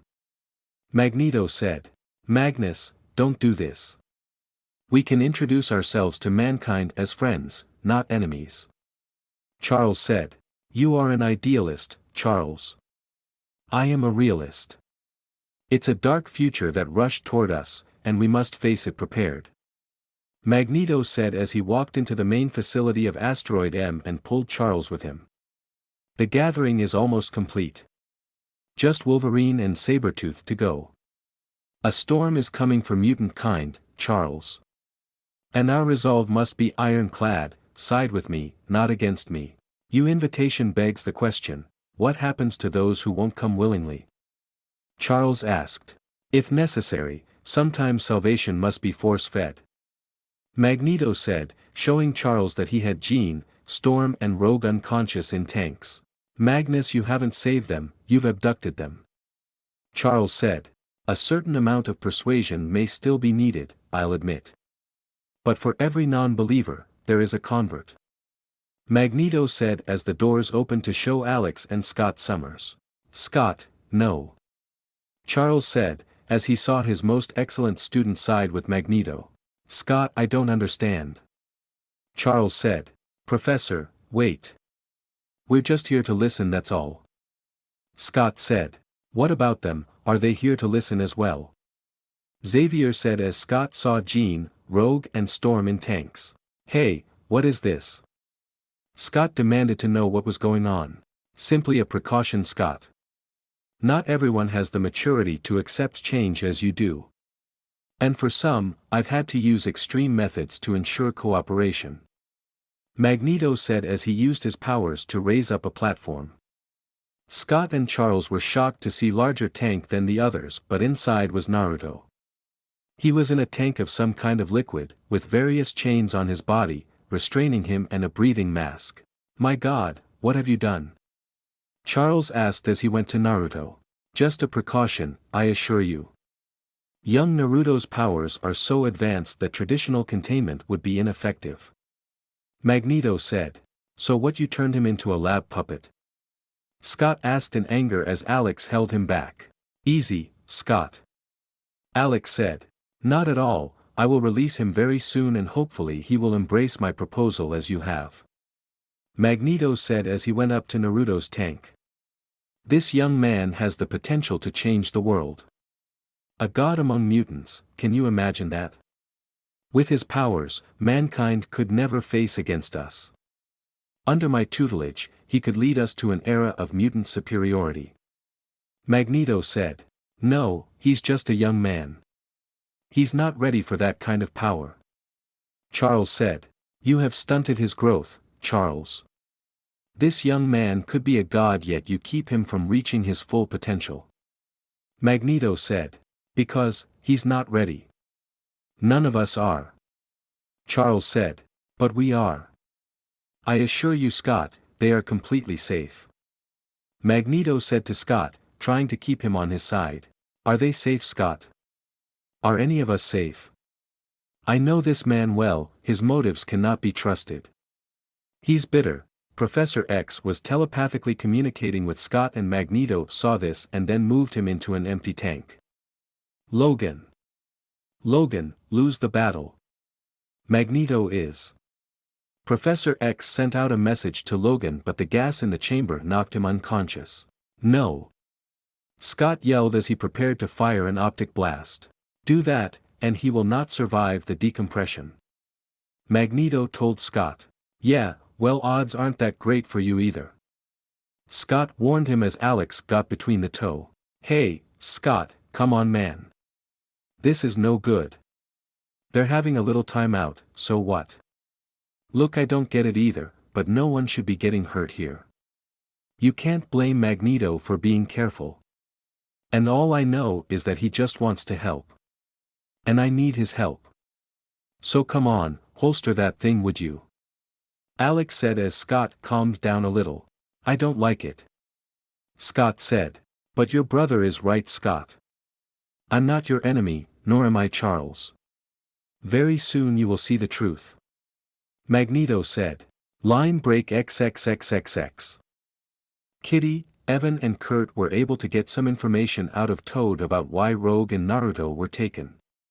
Magneto was behind the whole thing, and to the winners, they were taken someplace. They returned to the mansion to talk to Storm or Jean but found the mansion destroyed. Oh man! What happened here?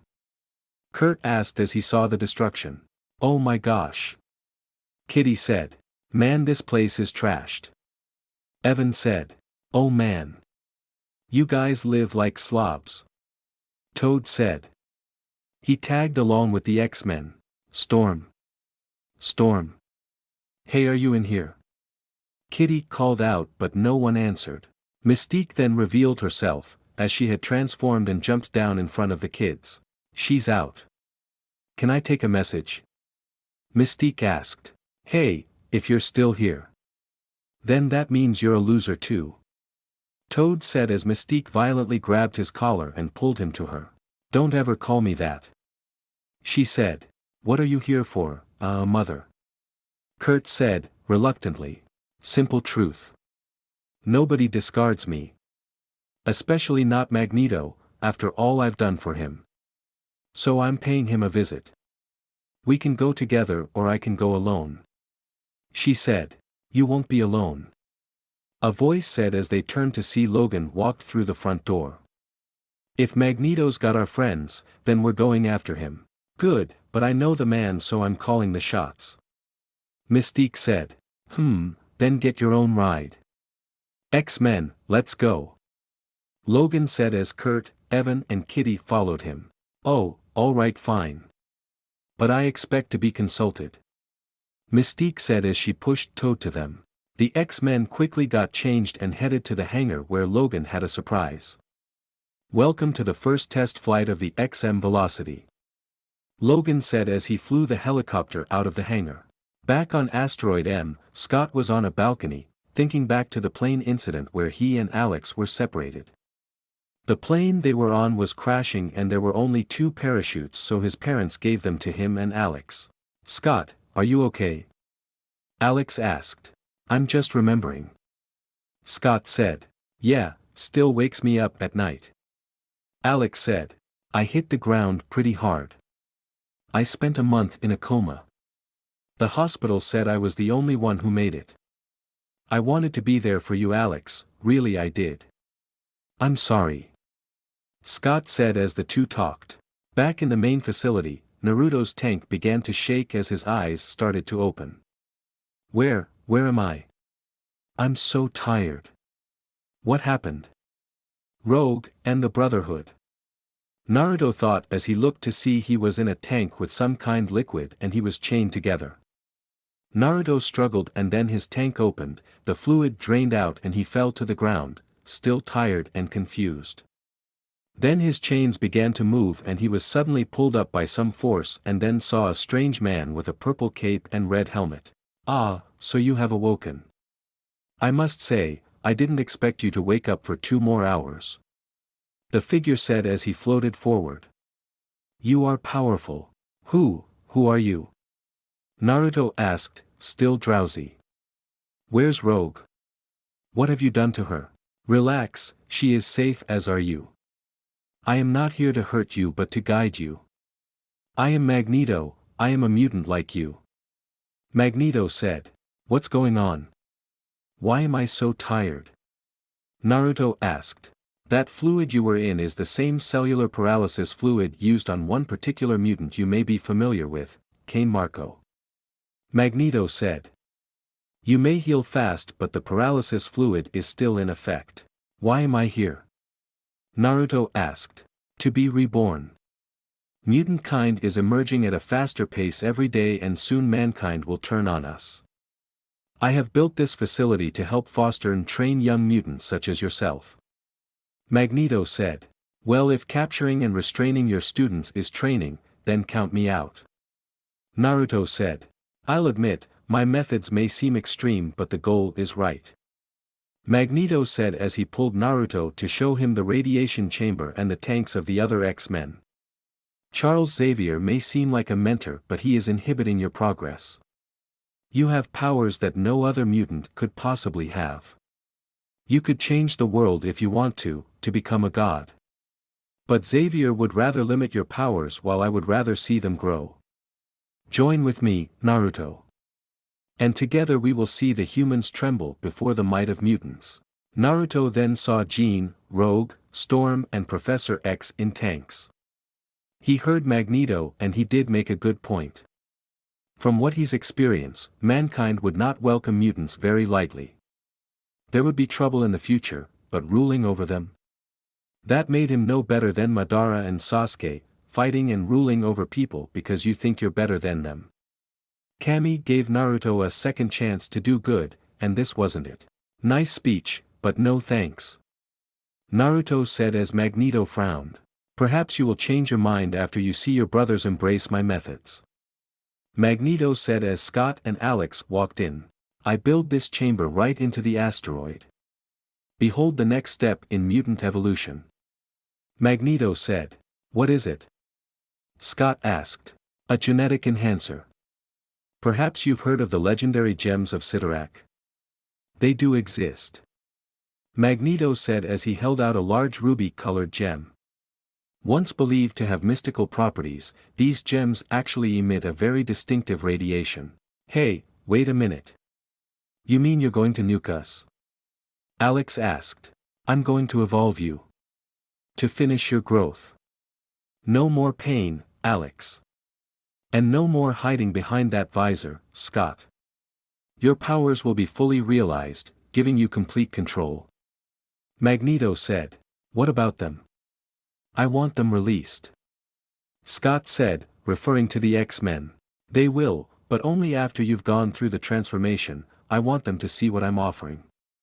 Magneto said as he opened the vault door. And it is an offer, Scott. I won't force you to go through it. We're supposed to trust that this thing works. You go through it then. Scott said. I have. I'm fully advanced. But why don't I provide you with a first-hand, real-life demonstration? Sabretooth.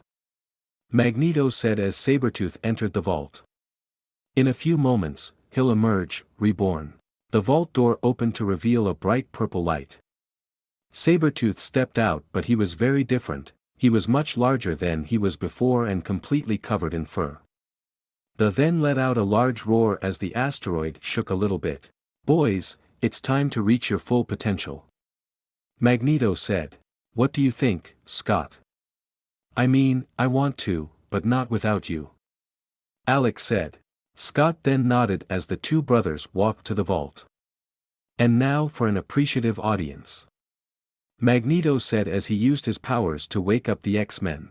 Scott, no. Naruto shouted as Professor X tried to talk him out of it, but the vault door slammed shut. Too late, Charles. He's mine now. Magneto said. Naruto tried to get free, but he was still tired and weak from the paralysis fluid. The vault door then opened to reveal Scott and Alex, but changed. Both were taller and stronger than before and with white hair. The pain's gone. Alex said. And you shall be called Havoc. Magneto said to Alex. He then turned to Scott. Go on, Scott. Show us the color of your eyes. Magneto said as Scott took off his glasses to show his brown eyes. Another benefit to your enhancement. Your minds, they are purged of useless emotions. You should have a dominant perspective of our roles on Earth. You're not teaching them, you're building an army. Naruto said. An army of the superior being, and you shall be one too.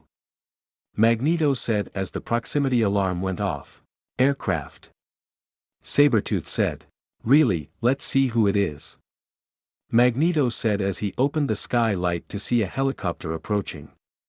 He tried to grab it using his powers, but it didn't work. He tried again, but the same thing. No metal. Magneto said as Charles just shrugged his shoulders. Boys, defend us. Magneto said as Alex and Scott walked out to the landing platform.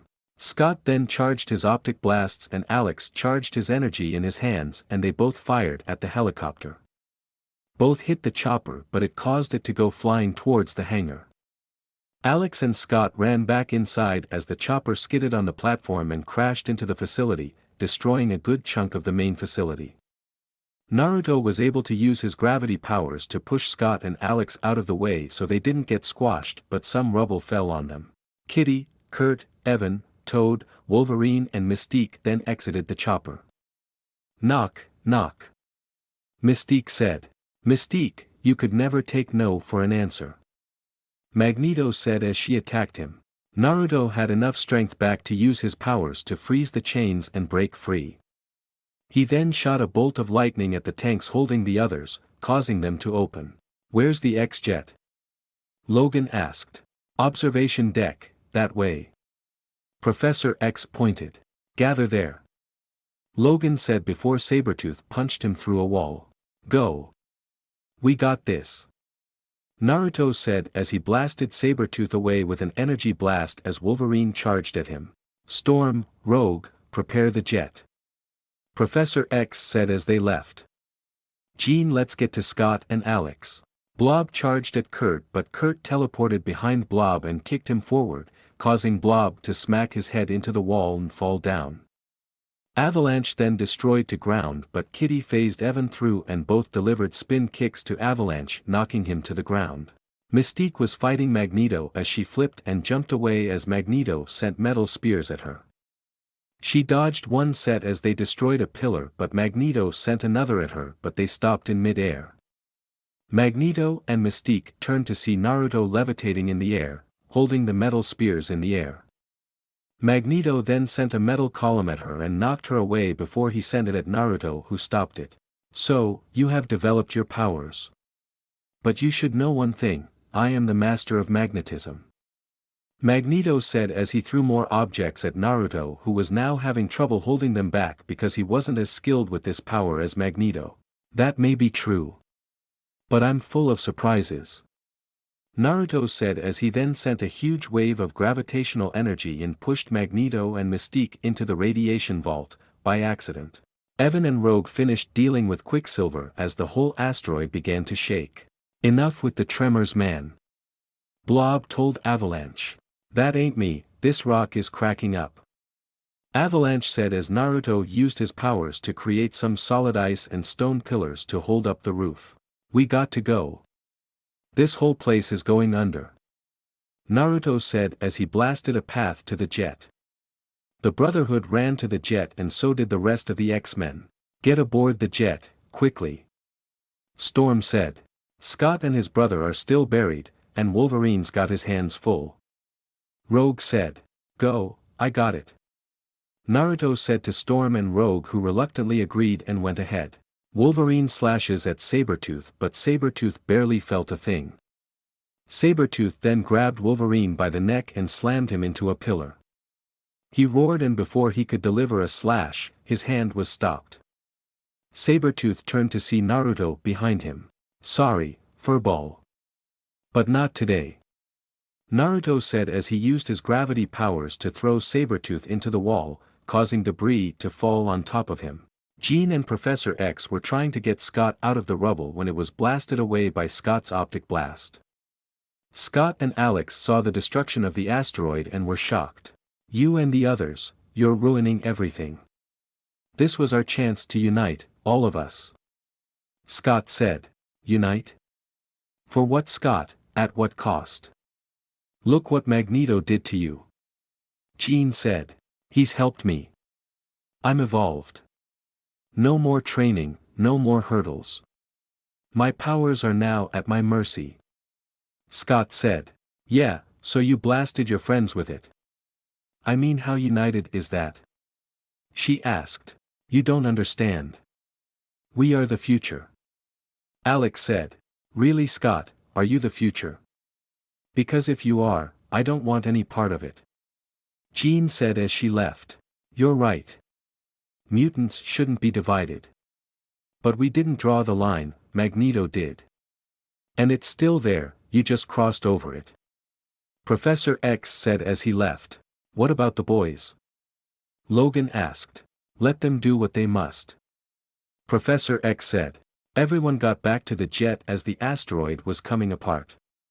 Jean had hoped that Scott would change his mind and they did, but the platform holding the jet up collapsed as Logan had to fly the jet away. Scott and Alex fell of the asteroid as they were falling to the ground. But the brothers readied themselves and used their powers at maximum strength to slow their descent. The jet flew next to them and landed, but the asteroid was still coming down. Scott and Alex were exhausted, having used so much power, slowing their fall that they couldn't blast the rock. Kit, you may be able to blast that thing to pieces, use that gravity ball attack. Kurama said, having woken up from his sleep when Naruto was unconscious. Right. Naruto said as he ran out of the jet as everyone wondered what he was doing. Naruto, what are you doing? Rogue asked. I got this. Naruto said as he concentrated. He gathered as much energy as he could as his body began to glow blue then gray. Wind picked up around him and the ice cracked under him as he powered up. He then began to concentrate all his gravitational energy into his hands and formed an orb about the size of a basketball. Naruto saw 2 metal spheres shoot out of the asteroid before it started to fall to the earth. Naruto then shouted, "Almighty push," and threw the orb at the asteroid. The orb sailed through the air and when it hit the asteroid it caused a massive explosion. Everyone shielded their eyes from the blast as it caused massive wind to fly out and bright light to fill the sky. But when the light was gone, the asteroid was destroyed. All right. Naruto said as he wobbled on his feet and fell back to have Logan catch him. Nice job, kid. Logan said as Naruto smiled. Jean then ran out of the plane to see Scott and Alex turn back to normal. She put Scott's glasses back on so he could see. Professor, I'm sorry, I made some bad choices. Scott said. More like misinformed choices. But you learned your mistake and you too are alive. Professor X said. So much for havoc, huh? Alex said. Yeah, well the white hair looked lousy on you anyway. Scott said. Hey, Scott. If nothing else, at least I have my brother back. And that's what really matters to me. Alex said. Yeah, me too. And I promise that nothing is going to split us up again. Scott said. With time, Alex, your powers will emerge on their own. And if you'll allow we will be there to help you along the way, all of us. Together, unified, because we are the X-Men. Professor X said. Line break XXXXX. Growing pains. After the battle at Asteroid M, Naruto and Kurama felt that things were going to get a lot more interesting in the world. Magneto was right, mutants would soon be in the public's eye, but they would emerge as friends. After the incident, things got back to normal, the Brotherhood went back to doing what they do but Mystique was still MIA. Alex was able to get better control over his powers thanks to Professor X but was in Hawaii to finish school. As for Naruto, well things were going great. He had more control over his gravity powers and magnetic powers and was working on his lava powers now. He was able to go home for a month to see the birth of his baby sister, Mito Hatake. She was the little ball of joy for the family and Naruto adored her. She was so cute and Kakashi and Rin couldn't be happier about their baby girl. After staying with his family for a while, and helping them get Mito settled in, he returned to the institute for the new year. Along with the new year came a group of new mutants to the institute. A whole bunch of young mutants that would require teaching, and boy was Professor X going to have his hands full. Right now though, Naruto, Scott, Evan, Kurt and Kitty were at school, watching Jean and the soccer team play for a shot at the state finals. The score was tied 4-4 with only about 15 seconds left on the clock. Bayville had the ball and they were pushing to the goal. Jean got past the ball and she pushed towards the goal, avoiding maneuvering around the defenders and then kicked the ball and scored. The X-Men went up to congratulate her as Scott wanted to talk to her. Jean, you were fantastic, hey Jean, way to go. Duncan said as he got in front of her and they hugged. You stomped them like bugs on a sidewalk. Ha, that Duncan. He knows just what a girl wants to hear. Kitty said as Scott seethed in anger. Thanks Duncan. Yeah, everyone played really well today. Jean said to Duncan. Jean, we're taking off.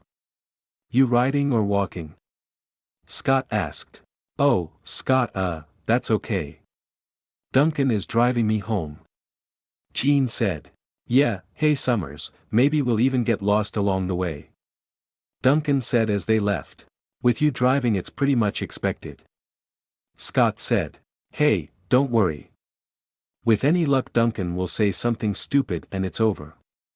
Naruto said. Actually scratch that, no luck just wait. Naruto said as they chuckled. Naruto drove back to the institute ahead of Scott and the others and was able to avoid the traffic that they were stuck in. Scott, hello. Kitty said as Scott then awoke from his daydream and saw the car fast approaching from behind and got in the next lane. Hey. What's his hurry? Kurt asked as they saw one car with a group of police cars behind. I don't know, maybe it's the 12 police cars on his tail. Just a hunch. Kitty said. Scott, Kurt and Kitty were curious about all of the commotion that was going on. They saw the car run a red light and nearly crash into a school bus which caused the bus to stop under the overpass.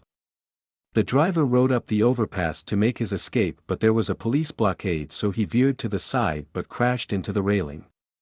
His car was on the edge of the overpass, right above the bus and was going to fall. Oh no. Scott said as they got out of the car. We've got to do something. Kurt said as Scott held him back. No, there are too many news cameras. Scott said as the car on the overpass was tipping even more. But what about those kids? Kitty shouted. The car then started to fall and Scott decided to act. Kurt, he said. I'm on it. Kurt said as he teleported to the car and got the man out as Scott blasted the car away from the bus. Kurt then left the man on the street as police officers arrested him. Kurt then returned to Kitty and Scott and Kitty phased them through a building to escape the area. Line break XXXXX. Back at the institute, the new mutants were outside, hanging out, enjoying themselves and using their powers. The new mutants were a mix of interesting young men and women. One girl was able to transform into a wolf while another could turn into a living sun, another could create multiples of himself and there was a boy who could control ice. All in all, they were a rowdy but good-spirited bunch of kids. But they were still teenagers and teenagers with powers were dangerous as a fight broke out which destroyed some of the land and some walls. Professor X, Logan and Naruto were watching over the new students hanging out in the front yard. So those are the new recruits? Logan asked. Looks like we got our hands full. Yes, a spirited bunch, they're good kids. But I'm afraid it's going to be difficult this term to keep a lid on things, and to maintain our anonymity. Charles said as a giant fireball passed by the window. Whoa, not to mention our building. We're definitely going to need more instructors and maybe a couple of tanks. Logan said. Well, we won't be bored around here, that's for sure, right Hunter? Naruto said to Hunter, who grew to the size of a traditional wolf. Hunter barked back as Charles then turned to Naruto. Actually, Naruto, I was hoping that you would accept a more leadership role with the team. Charles said. A leadership role? Naruto asked. Yes, during the Asteroid M incident, you handled yourself very well and you were very good in leading the X-Men to safety. Scott may have some trouble now that our ranks have expanded, so we were hoping you would take up as leader when needed. Charles said. Sure, I'd be happy too, but does this have anything to do with what Magneto said? Naruto asked. A little. Your powers are continuing to grow in ways that I couldn't have imagined and I have a feeling that Magneto may be right. Mutants will be brought into the public eye one day and I have a feeling you will play a big part in it. But I know you'll be ready for that when the time comes. So what do you say? Charles asked. Of course, Professor. Naruto said as Hunter happily barked. Then Storm walked into the room. Charles, excuse me, but I think you may find this interesting. Storm said as she turned the TV on to the news channel. Eyewitness accounts are conflicting but all agree that the falling car was somehow deflected by this strange red flash. Its source is still a mystery. The new reporter said. Scott. Charles said. Well, I think you were right, Professor. Maybe mutants will emerge sooner than we thought. Naruto said. Scott and the others drove into the institute and parked out front as they were discussing what happened by the overpass. Maybe we shouldn't mention what happened to anyone, you think? Kurt asked. Well, we could just keep quiet about for a while, like say forever. Kitty said as they walked up the steps to see Naruto, Professor X, Logan, Storm and Hunter waiting for them. Or we could blame it all on Kurt. Kitty said. Hey. Kurt commented. Professor Xavier wanted to speak with Scott alone in his study. What really gets me is that I hesitated. I was so worried about anyone seeing me that I almost acted too late. And why? I mean, saving lives should be the most important thing we do with our powers. Scott said. Scott, I know this is a confusing issue. Yes, helping others is the right thing to do, but we must also try to remain anonymous. At least for the present. Professor Xavier said. It's like we're hiding in shame. What's the harm in letting people know? Scott asked. Because many of the same people are simply not ready to embrace the fact that mutants walk the earth. Look, Scott, I'm not blaming you for what you did. In fact, I would have done the same thing in your place. I'm just saying you need to do what you can without revealing what you are. Professor Xavier said. I don't know, Professor, I'm having a hard time with this one. Scott said as he left. Looks like you were right to have me assume a leadership role with the team. Professor X heard Naruto as he walked in. Yes, while I don't blame Scott, it will be much harder for all of us to keep a low profile. Professor Xavier said. Well, lucky for me, I know a thing or two about stealth, so keeping a low profile shouldn't be too hard, but I can't help but feel that Scott's right. We hide like we're ashamed of who we are. Don't get me wrong, I understand that humanity is not ready for us, but Professor, do you think one day they will? Naruto asked. I'm not sure, history is full of examples of people's adversity to new people and change, but with time and help they may one day accept us. Professor Xavier told Naruto as Naruto smiled. Which is why we need to be ready to face the world when it happens. Right, something tells me we're going to have a lot of practice with that soon enough. Naruto said. Line break XXXXX. Back at Bayville High, all the students were assembled in the gym because there was a new principal taking over since Mystique was still MIA. Scott was sitting with a friend, Kitty was sitting up front and the rest of the gang was sitting in the stands. Naruto was sitting behind Evan as the remaining students filed into the gym. The Brotherhood was off to the side of the gym, not wanting to deal with the school. Scott then saw Jean and waved at her, but Duncan waved her over and they sat together. The Brotherhood were off to the side, isolating themselves from everyone else. Man, this bums, yo, even the flies think they're better than us. Todd said as he tried to catch a fly. Oh yeah, I don't even know why we're at school anyway. Fred said. But we do know what Lance is doing here. He'd like to get a certain kitty stuck in a tree. Pietro said as the others laughed. Lance then swiped at Pietro, who moved away. Rogue then walked in as Naruto waved at her to get her to sit next to him, but she then sat next to the new girl. Naruto smiled that she was making a new friend beside the X-Men. Lance then walked to the stands and sat behind Kitty, but she didn't want anything to do with him. And now everyone, let's give a warm Bayville High welcome to our new principal. Mr. Edward Kelly. The announcer said as everyone clapped and Lance smirked as he got an idea. He then used his powers to create a small earthquake which shook the gym, but only a little. Kitty chuckled a bit as Lance smiled. Hey Kitty, want to see some real shaking? Lance said as he used his powers to create another earthquake, but much stronger than before. The whole gym shook as the scoreboard kept above the basketball court began to shake and the wire holding it up broke, causing it to fall on Principal Kelly. Naruto saw this and used his magnetic powers to move the scoreboard so it didn't squish the new principal. Scott looked at Naruto and nodded as everyone wondered what the hell happened. Lance had a smile on his face but Kitty was angry. Lance, get a clue, okay? Since when is Bayville on a fault line? Principal Kelly joked as the students laughed. Anyway, I want to welcome you all to a new semester.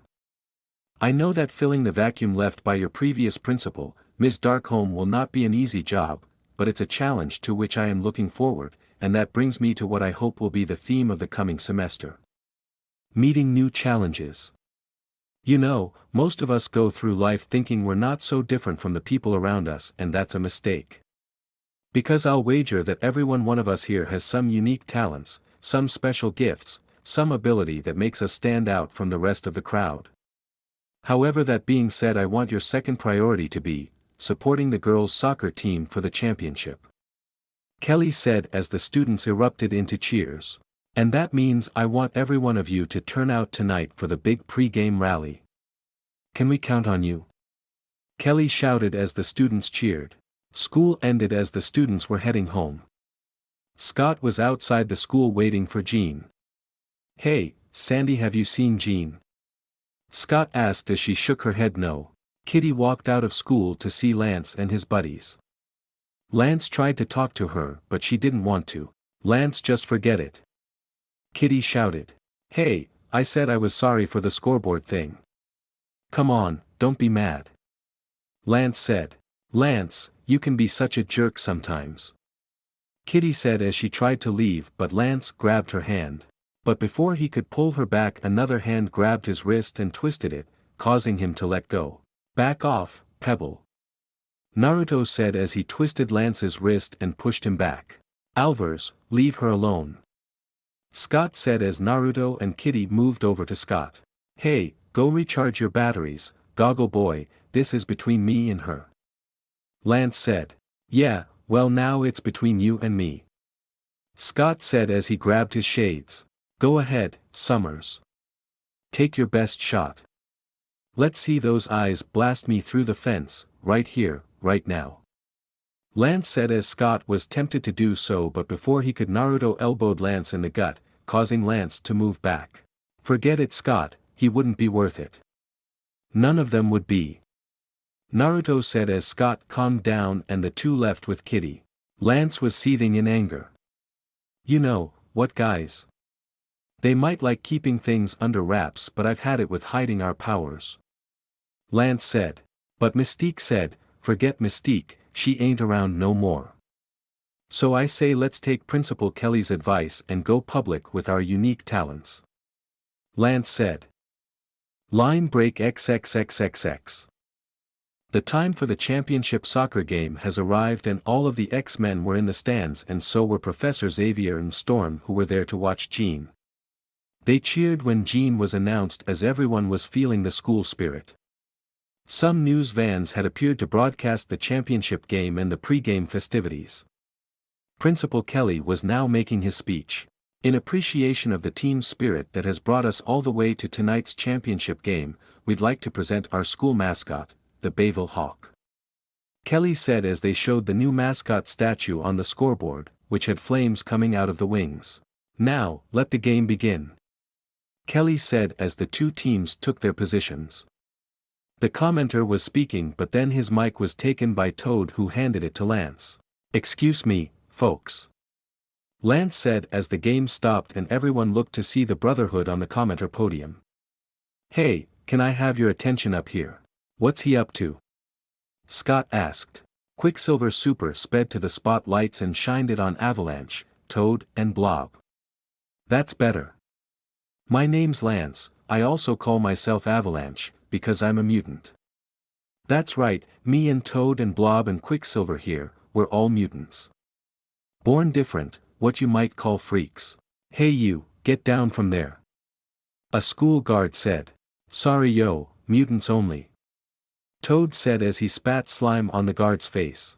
You see, there's lots of mutants at Bayville High. Scott Summers over there, he's one.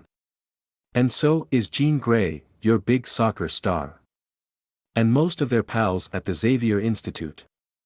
Lance said as the news cameras recorded everything. which is kind of a school for weirdo mutant nerds.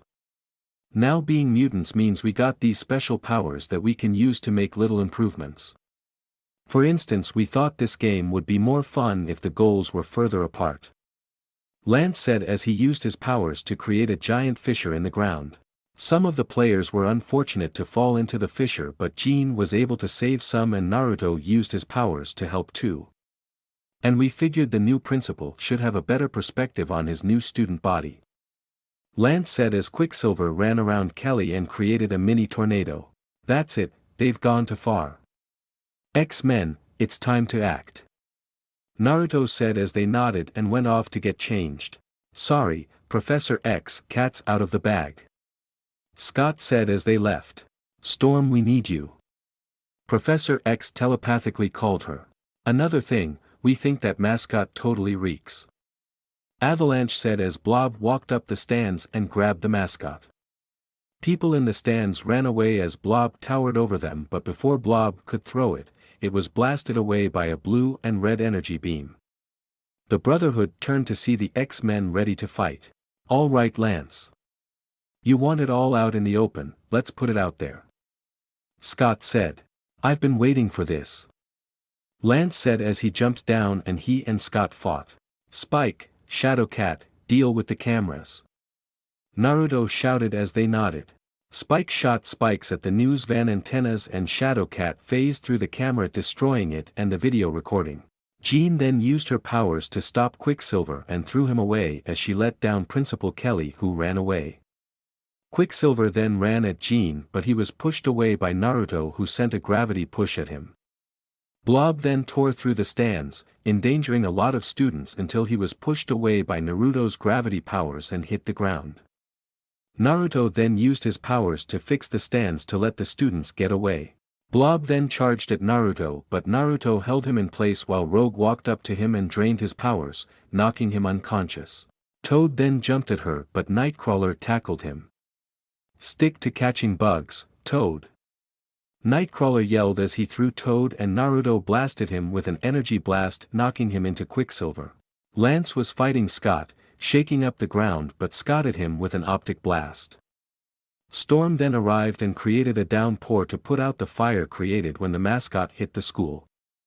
Naruto then used the rain and concentrated and created a tidal wave and sent it at Lance.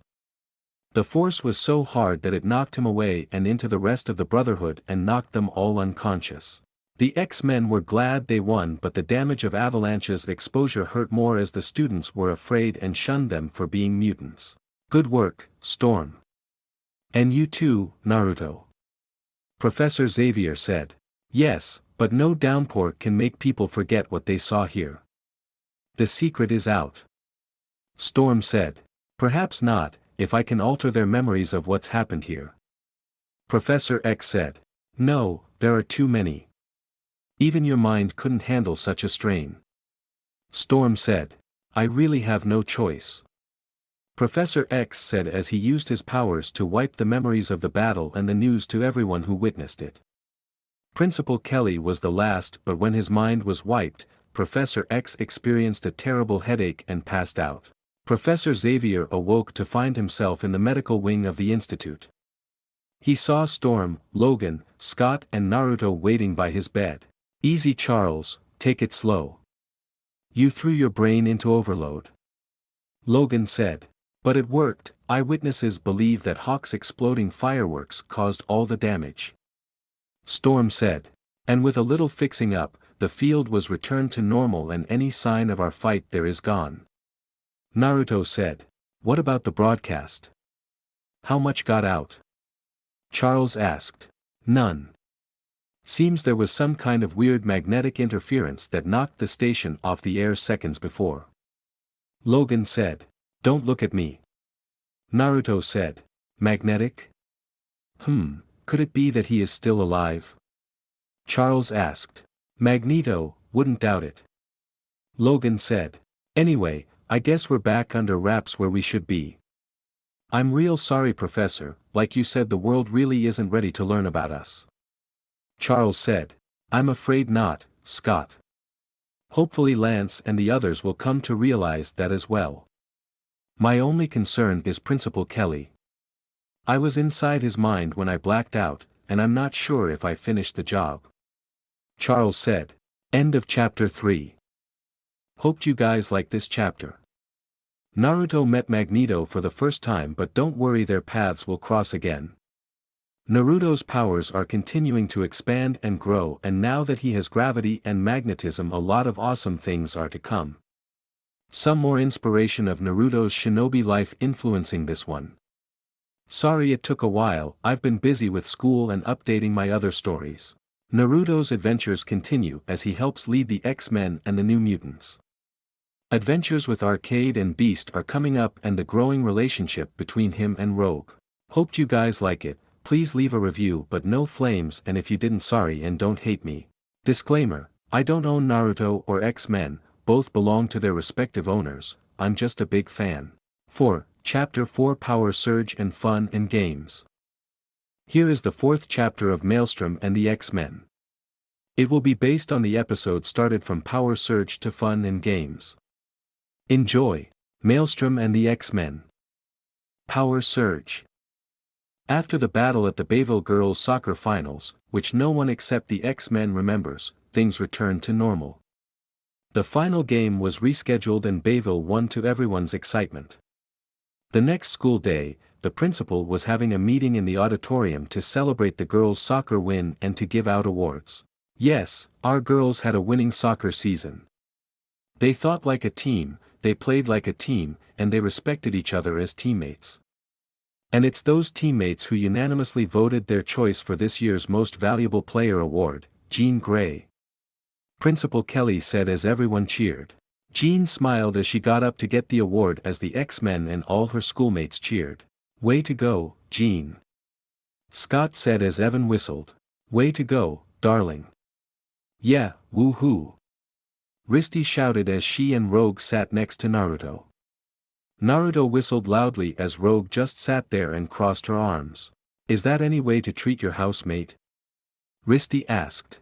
Perky Jean's got enough people already gushing over her. Rogue said in jealousy. Hey, come on, Rogue. This is a great award for her. Naruto said, trying to get Rogue out of her funk. Jean walked up to the podium and received her award from Principal Kelly.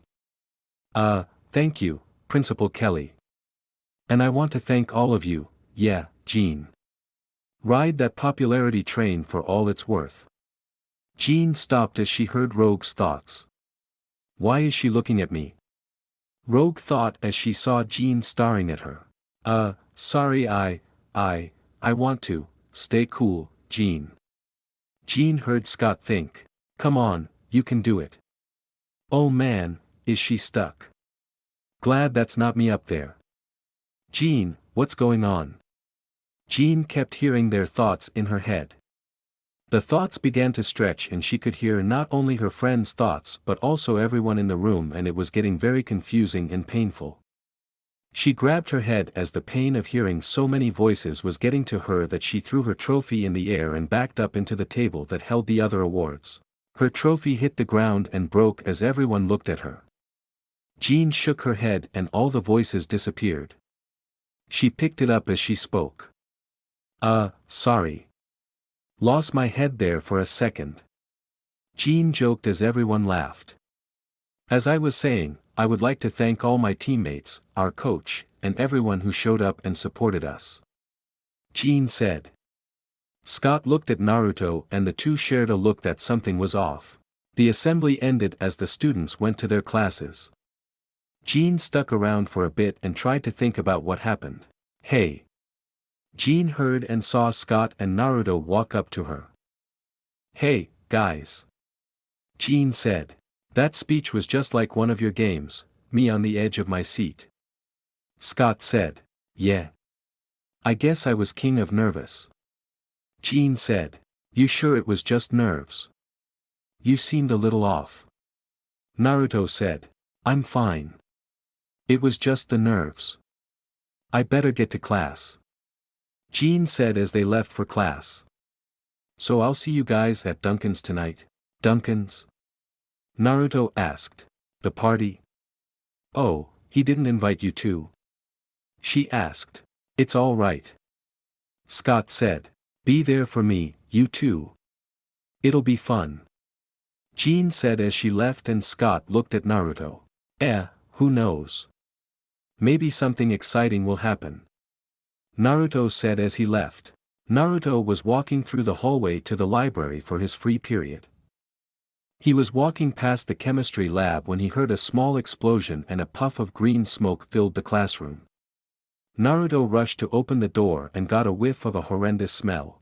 Oh man! What reeks? Naruto shouted as he heard the class coughing. He saw Mr. McCoy coughing as well. Mr. McCoy, what happened? Naruto asked as he held his nose shut. Stink bombs. Bad idea. Now I need to find a remedy for that. Mr. McCoy said. Yujich, I'll give you one. Isolation. Naruto said as he left. Line break XXXXX. After school, Scott and Naruto got ready to head to Duncan's party.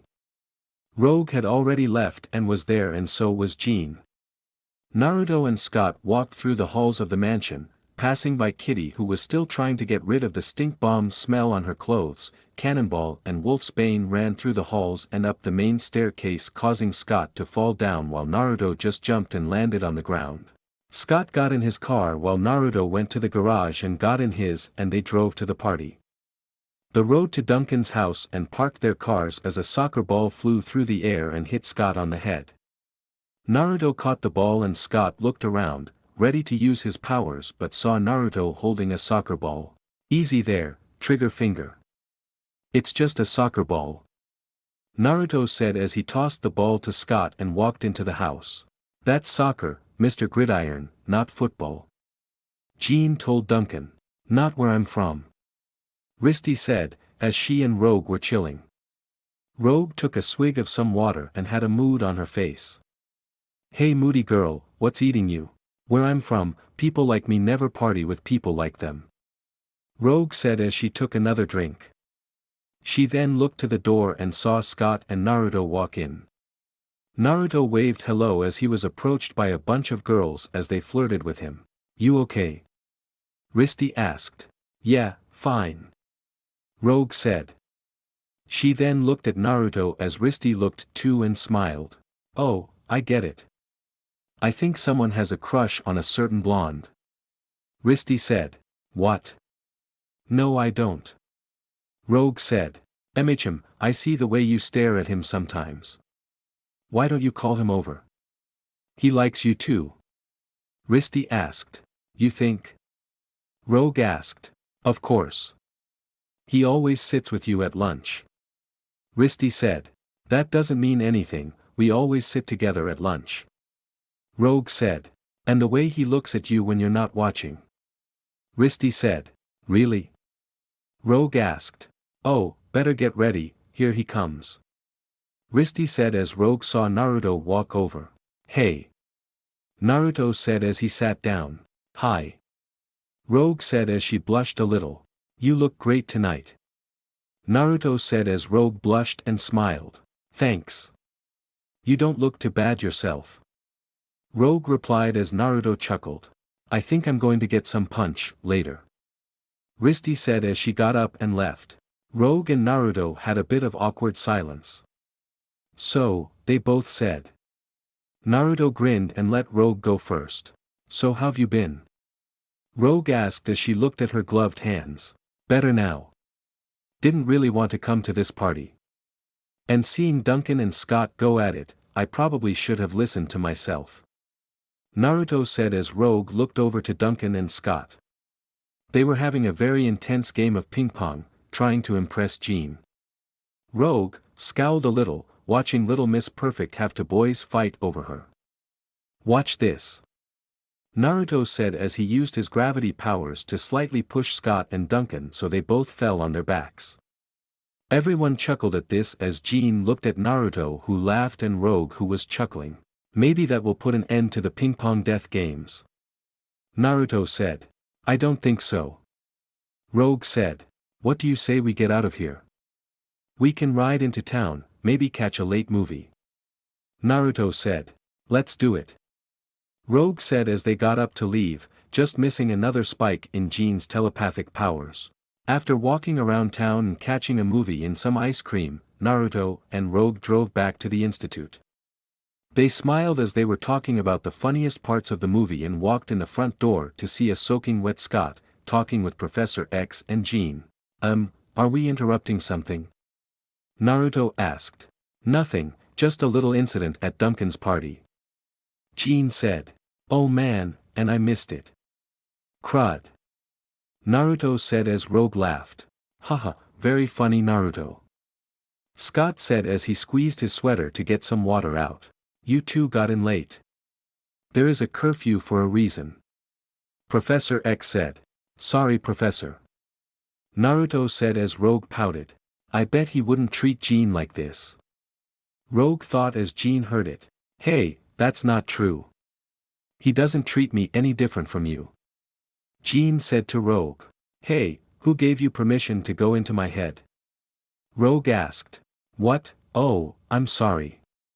I didn't realize it. Jean said. Yeah, right. Rogue said as she went upstairs. After Jean accidentally heard Rogue's thoughts, he wanted to speak to her in private. It seems you're having trouble with your telepathy. Professor X said. I'm just tired. It was a long soccer season and tomorrow, I've got track and field tryouts, and Scott and Duncan have been going at it. Jean said. Perhaps it is fatigue. Or it could be that your powers are growing. Let me help you control them, Jean. That's why I'm here, that's why you're here. Professor X said. Professor, I can handle it, really. Don't be worried. All I need is a good night's sleep. Jean told him. All right then. Good night, Jean. Professor X said as she left. You think it might be something else? Naruto said as he stepped out into the room. Possibly, fatigue could be the reason, but I sense it may be something else. Professor X said. Well, we'll just have to keep an eye on her for the next few days. See if her powers start to act up. Naruto said. Excellent idea. Would you mind watching over her at her tryouts tomorrow? Professor X asked. Sure thing. Naruto replied. Thank you, Naruto. Now I suggest you get some sleep. Good night. Professor X said as he left. Good night, Professor. Naruto said as he walked up the stairs to his room and saw Rogue leave the bathroom. Rogue, hey. I just wanted to check up on you. After the incident with Jean. Yeah, I'm sorry about that. I may have overreacted, but I had a great time tonight, I really did. Rogue said. I'm glad, maybe we can do it again. Naruto asked. Sure. Rogue said. All right then. Good night. Naruto said as he kissed her hand like a gentleman and she blushed as they both went to their rooms went to sleep. Line break XXXXX. The next day, after school, the field and track tryouts were being held as Naruto sat in the bleachers and watched. He saw Jean there as well as Scott and Duncan and Kitty as well. He also saw Mr. McCoy as the track and field coach and was watching all the students who were trying out. Naruto saw that Duncan and Scott soon began to have little competitions at each event. They tried to see who could throw the javelin farther, who could land the pole vault the cleanest and who was the fastest on the track. Scott and Duncan were neck and neck as they were finishing their last lap, but Duncan, being the muscle-bound idiot and jerk, knocked Scott to the ground, causing his glasses to fall off. Naruto and Mr. McCoy saw this as Scott tumbled on the ground and tried to find his glasses. Naruto jumped off the bleachers and ran to Scott as Mr. McCoy looked at Duncan. Hit the showers, Matthews. You're off the team. McCoy told Duncan. But go. McCoy told him. He then walked up to Scott as Naruto helped Scott to his feet and picked up Scott's glasses. Keep your eyes closed. McCoy said as he gave Scott his glasses. Scott put his glasses on and looked at McCoy. Coach. Scott asked. Go take 5, huh? Okay, who's running the 200? McCoy asked as he went back to the others. Scott and Naruto smiled but saw that Jean was on the ground holding her head. Her powers were acting up as her telekinesis began to act up as well. Crap. Naruto said as he saw Jean lift up a javelin and toss it at Kitty. Lance, who was watching the tryouts, saw the javelin heading towards Kitty and used his powers to cause her and the other girls to fall, just in time as the javelin missed their heads. Jean then lifted up 4 20-pound balls and sent them flying. Mr. McCoy caught 2 with incredible strength as Scott dodged another. Scott saw it was flying towards Duncan and blasted it away, inadvertently causing it to fly into Principal Kelly's office. Naruto caught the 4th one with his gravity powers as he and Scott ran to Jean. Jean, what's wrong? Scott asked as Jean fell backwards. Scott, help me. I can't stop it. Jean said as she passed out. Let's get her back to the institute. Naruto said as Scott picked up Jean and Kitty ran over to them and they drove back to the mansion. Kitty got out first and ran inside to get the professor. Professor! Kitty yelled as Naruto opened the doors for Scott to walk in. Professor Xavier and Logan led Naruto, Scott and Jean down to the medical lab. Put her on the table, Scott. Professor X told Scott as he placed her down. Jean's powers began to act up again as some medical supplies floated up and nearly hit Scott if Logan didn't pull him back. Soon, other things in the room began to fly around. Chairs, computers, cabinets, and medical supplies began to fly around. Please, Scott. I'll let you know as soon as I know something. Professor X told Scott, who was reluctant to leave. You heard the man. Logan said as he escorted Scott and Naruto out of the room. Professor X then used his powers to enter Jean's mind. Her mind was extremely clustered with thoughts and voices and Jean was unable to get control to try and sort through it all. Her telepathic and telekinetic powers were growing too fast for her to handle and it finally built up and she sent out a telekinetic that destroyed the medical lab and sent Professor X into the wall. Logan, Scott and Naruto were pushed to the ground from the explosion and got up to see Jean's body float up. Scott got up and ran to her but she sent out another telepathic wave and knocked Scott to the ground. Naruto went over to Professor X and helped him into his chair as the 4 left the medical lab and went back to the main floor. They exited the elevator to see the others waiting for them in their X-Men gear. What is going on down there? Kurt asked as they felt the mansion shake. Yeah, is Jean alright? Kitty asked. No, she's not. Her powers are evolving too rapidly for her to control. Professor X said as they felt the house shake again. I've got to get back down there. Scott said as he moved to the elevator but Naruto stopped him. Wait. You can't even get close to her. We need a plan. Naruto said as Scott pushed Naruto's arm off him. Like what? Scott asked as Rogue walked forward. I have an idea. You say there's too much going on in Jean's head, then let me drain some off. Rogue said. No, Rogue. It may be too much for you. Professor X told her. I can handle it, just let me try. Rogue said. There's so much chaos in her mind. What she needs is something to focus on. Professor X said. If Rogue can clear her thoughts, then maybe I can get her to focus on me. Scott said. We don't have too many options, Charles. Naruto, anything you might be able to do to help Jean? Logan asked. Sorry, my powers deal with combat. I've got nothing in terms of telepathic powers. Naruto said. Kurama, anything you can do? Naruto asked Kurama. No, my specialty is combat, not therapy. The best you can do is to protect Rogue and get her close enough. Kurama said. I can't help her, but I can get us close enough. Naruto said. Very well then. Professor X said as he then looked to Evan, Kitty and Kurt. You 3 stay here. Naruto can get Scott, Rogue and I close enough. You sure, Chuck? Logan asked. I trust him. Professor X said as he looked at Naruto. Let's do it. Naruto said as he and Scott quickly changed into their uniforms and took the elevator down. They exited the elevator to see the floor in shambles as a table was sent flying at them, but Naruto blasted it to pieces before it hit them. They saw Jean floating in the air with debris flying around her and the entire medical lab was destroyed. Professor X saw Jean and how much pain she was in as her powers continued to grow. "I fear we haven't much time," Professor X said.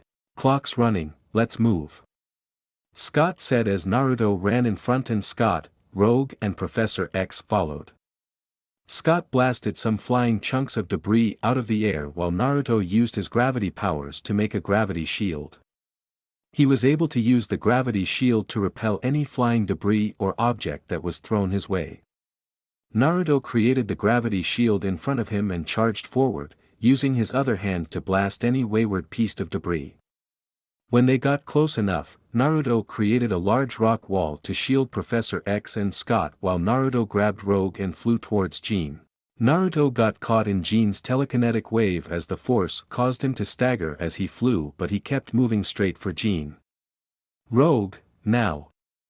Naruto shouted as Rogue reached out with unloved hand and touched Jean's cheek and held it for a few seconds as Rogue groaned in pain at the overload of energy. When Rogue let go, Naruto quickly flew back to Professor X as Scott tried to talk to Jean. "Jean, it's Scott. Please, listen to my voice. Focus on it." Scott yelled to Jean. "Scott." Scott heard but saw it was Rogue who was speaking. Jean was speaking through Rouge. "Where are you, Jean?" Scott yelled in confusion, seeing Rogue speak but Jean's voice come out. "Help me, Scott." Jean yelled out. "I will, Jean, just focus on me." Scott said. I can't. I'm losing you." Jean said. No. No, don't tell me what you can't do. I know you better than anyone ever has, or ever will. Come on, you can do this." Scott said as Jean began to concentrate. "Scott." Jean said as she shut off her powers and fell on the medical slab. Jean then stirred awake as she saw the destroyed medical lab and Naruto, Scott, Rogue and Professor X. "Jean!" Scott yelled as he ran over to her. "Way to go, Rogue." Naruto told her as she smiled at him. "Thanks." Rogue said, as she fought down a blush. Line break XXXXX. After Jean had regained consciousness, Professor X worked with her to make sure she had her powers under control for the time being. But for right now, she was fine. Jean was outside in the yard, sitting on a bench as she was enjoying the peace. Rogue was by a window looking at her when Scott came up to her. "She's got it under control, and the professor will be working with her to keep it that way," Scott told her. "Great." Rogue said. "You risked so much to save her, Rogue. What made you do it?" Scott asked. "It was nothing." Rogue said. "Yes, it was." "Tell me." Scott said. "Me and Miss Popularity there, were worlds apart, galaxies. But then I realized something." Rogue said. "What?" Scott asked. "That she'd do the same thing for me." Rogue said. "Believe it, Rogue. We all would." Scott told her as he left to talk to Jean. "He's right. We all would." Rogue heard as she saw Naruto walk up to her. "Thank Naruto and thanks for before as well." Rogue said. "Don't mention it. So, I don't know if you're up to it, but maybe you want to head to town, grab some dinner?" Naruto asked Rogue. "Sure, I'd like that." Rogue said as she grabbed Naruto's arm and they left while Scott repaired his relationship with Jean and laid the ground for something to come. Line break XXXXX. Boom boom. Time had passed since Jean's little power overflow, but she had her powers back under control. Professor Xavier was working with Jean to control her powers and prevent another episode like that from happening again. With Naruto and Rogue, they spent some more time together, hanging out, watching movies, and the two were really getting close. Naruto really liked spending time with Rogue and Rogue really enjoyed being with Naruto. She was able to relax and be herself with him. Now, Scott, Naruto, Kurt and Logan were working with the new recruits on an early morning training exercise near the cliffs of the Institute. Kurt was playing an unconscious team member trapped along the ridge as Scott rappelled down. Logan stayed up top with the recruits while Naruto was hovering nearby, watching over the training. Confirmed. He's unconscious. Scott said as he saw Kurt on the ridge. And starving. Speed up the rescue would you, I need my breakfast. Kurt said. Quiet. Tabitha, you should be on your way down here with that basket. Scott said. Aw man, boom boom. You placed my life in the hands of a maniac? Kurt asked. The recruits were getting the basket hooked up as Logan was watching them work. Tabitha, on the other hand, was sitting on a rock listening to her music. Logan saw her and pulled her headphones off. Hey, where's your comm link, kid? Logan asked her. Huh? Oh, grabbed the wrong headset by mistake. No big deal, am I up? Tabitha asked. Yeah. Logan said as Tabitha gave a funny salute and got on the basket. Yeah. Look out below. Boom booms bombing in. Woohoo! Tabitha shouted as the basket lowered down. I'm going to die. Kurt said. Relax, Kurt. Naruto said as Tabitha landed next to Kurt. Hey cutie. Tabitha said. Hey, I have to ask. Are you insane? Kurt asked as Tabitha pinched his cheek. His codename is Nightcrawler, and he's unconscious. Scott said. Oh yeah. Kurt said as he played his role. Well, first things first, right? We got to boom apart these rocks. Tabitha said as she created a small boom charge and placed it by the rocks. Fire in the hole. Tabitha shouted as the explosion cleared the debris. And in the basket you go. Tabitha said as she pushed Kurt in with her foot. Ow. I'm an injured victim, not a log. Kurt said. Nightcrawler, huh? That name's just not working for you, I'm sorry. Whoa, how about Wild Blue Yonder Boy? Tabitha asked. You are insane. Kurt said. Okay, get the victim topside. Scott said. Wyo, Badger. Tug us up. Tabitha shouted. It's Wolverine. Logan said as he brought the basket up. As the basket was being brought up, Kurt smirked as he got an idea to mess with Tabitha. He rolled off the basket as Tabitha gasped, seeing him fall. But he then teleported back into the basket and laughed. You forgot to strap me in. 10 points off. Kurt said. Ugh, this isn't good. Scott said. Oh yeah. Well, hang on to your blue tail, Yonder Boy. Woohoo! Tabitha shouted as she swung the basket and threw some booms at the cliff wall. Hey, knock it off. Logan yelled. Guys, enough. Naruto shouted. Kurt chuckled, but the basket swung too close to the wall and he hit his head hard, knocking him out and causing him to fall out of the basket and plummet to the rocks below. Come on. Joke's over, get back up here. Tabitha shouted as Naruto quickly flew down and grabbed Kurt before he hit the rocks. After Naruto narrowly rescued Kurt, the new recruits were gathered because Professor Xavier wanted to talk to them about why it's important to take the training sessions seriously. I know these training sessions can seem like a hassle, but we have them for many reasons. One is for your safety, and the only way to enforce them and to ensure your obedience, and keep you all safe, is for there to be penalties. So, Tabitha, Kurt, you two are refined to the Institute, every day after school. You are prohibited from using your powers, and you will attend 2 training sessions a day with Logan. Professor X told them. But, yes, Professor. Kurt said, stopping Tabitha from speaking. We understand. Tabitha was a bit irked, but Naruto went up to them. You're lucky I got to Kurt before he hit the rocks. Think of this as a light punishment. I planned on forcing you guys into the danger room with 100 times gravity, and it's not pleasant. Naruto said as Kurt paled a little bit as they left to get ready for school. Line break XXXXX. With the Brotherhood, they were doing their morning routines and trying to find food in their falling apart kitchen, but the place was completely empty. Toad was sitting by the garbage, eating flies. House flies, nothing like a balanced breakfast. Toad said as Pietro Super sped through the room and tried to find some food in the cupboards. Man, the cupboards are bare, and falling apart. Pietro said as one of the cupboard doors fell off. Yeah, what's with this cheap dump anyway? Fred asked. Yo, what we need is some serious coin. And I know where to get it. Toad said as he jumped past the kitchen and up the stairs and slammed against the door to Mystique's room, but it was locked tight and the door was tough that he just bounced off so hard and tumbled back down the stairs.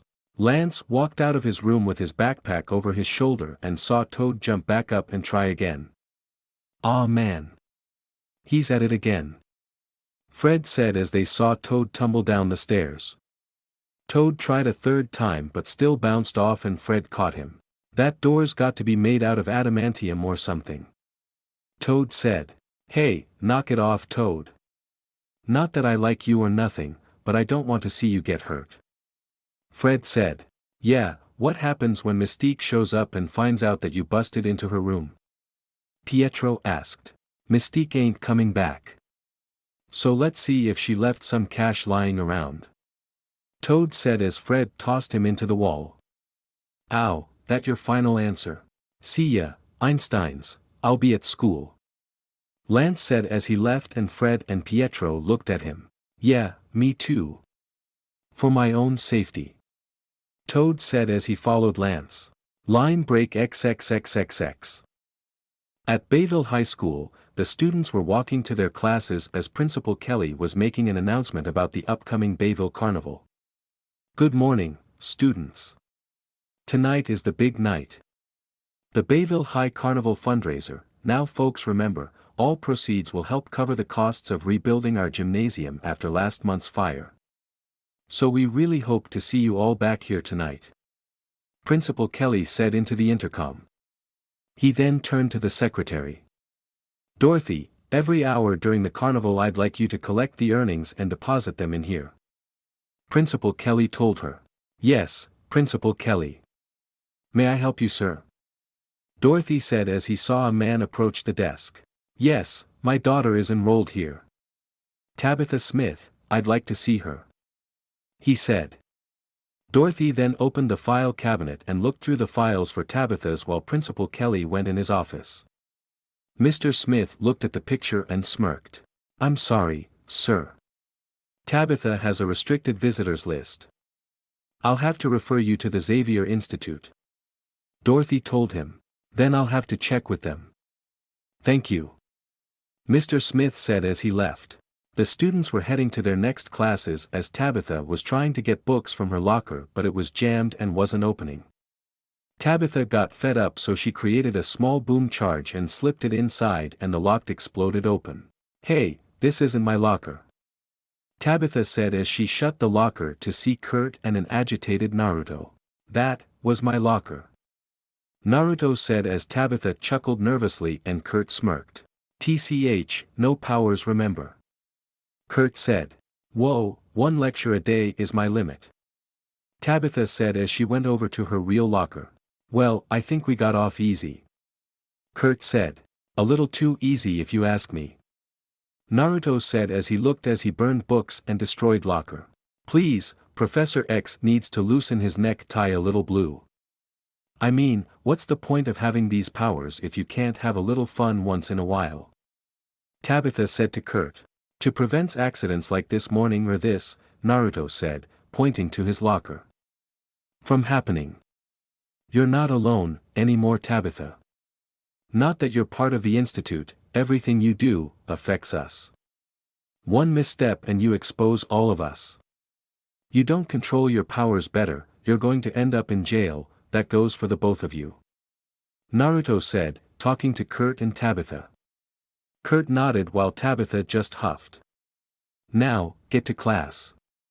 Unlike you guys, I got a free pass today. So I'll head back to the institute and work with Logan on your training sessions. I wouldn't eat too much tonight, or you'll just puke it up later.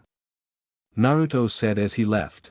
Kurt and Tabitha parted ways as she ran to her class but was shocked to see her father, waiting around the corner for her. Dad?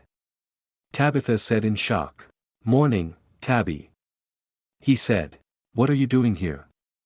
Tabitha asked, as she moved to leave. It's taken me 2 long months, princess, but I've finally tracked you down. He said as he grabbed her arms. Leave me alone. I've got to get to class. Tabitha said as she got free. Hey, I just want to talk, that's all. He told her. I've heard it all before. Tabitha said. Look, your mom and we're trying to work things out. I want to put everything right. But I can't do it without you. He said. Try. Tabitha said as she left. Line break XXXXX. Naruto had a half day, because his science class was put on hold until the new science building could be built, or at least until they found a new teacher. Anyway, Naruto wasn't complaining. He drove back to the institute, fed Hunter and grabbed lunch in the kitchen. He then went to the living room to watch TV when he heard someone open the front door and talk to the professor.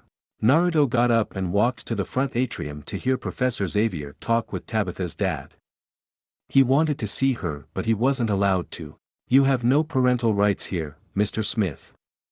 Tabitha's mother has left explicit instructions about your visitations, so I'll have to ask you to leave. Professor Xavier said as wheelchaired away. You don't think I don't know what kind of secret freak show this place is, huh? Mr. Smith asked. Are you trying to make a point, Mr. Smith? Professor X asked. Yeah, I see, Tabitha, or I'll have news crews here by tonight. You choose. Mr. Smith said as he placed his hands on Professor X's shoulders, and Naruto decided it was time for him to go. Those hands of yours. They heard and turned to see Logan walked in. I think I might relocate them, into a jar on my dresser. Logan said as he unsheathed his claws. Or how about we fry them up and make a treat for my wolf, you choose. Naruto said, in a warning tone as he summoned fire in his hands, and Hunter slowly walked up to Mr. Smith, growling and showing his sharp teeth. Easy, I just want to see my daughter, is all. Mr. Smith said. Try to threaten us again, you won't get the chance. Naruto warned him as they heard the front door open and Tabitha and Kurt walked in. Dad. Tabitha growled as she led her dad into another room. I don't like him, Professor. Naruto said as Kurt left to get ready for training. Even so, Naruto.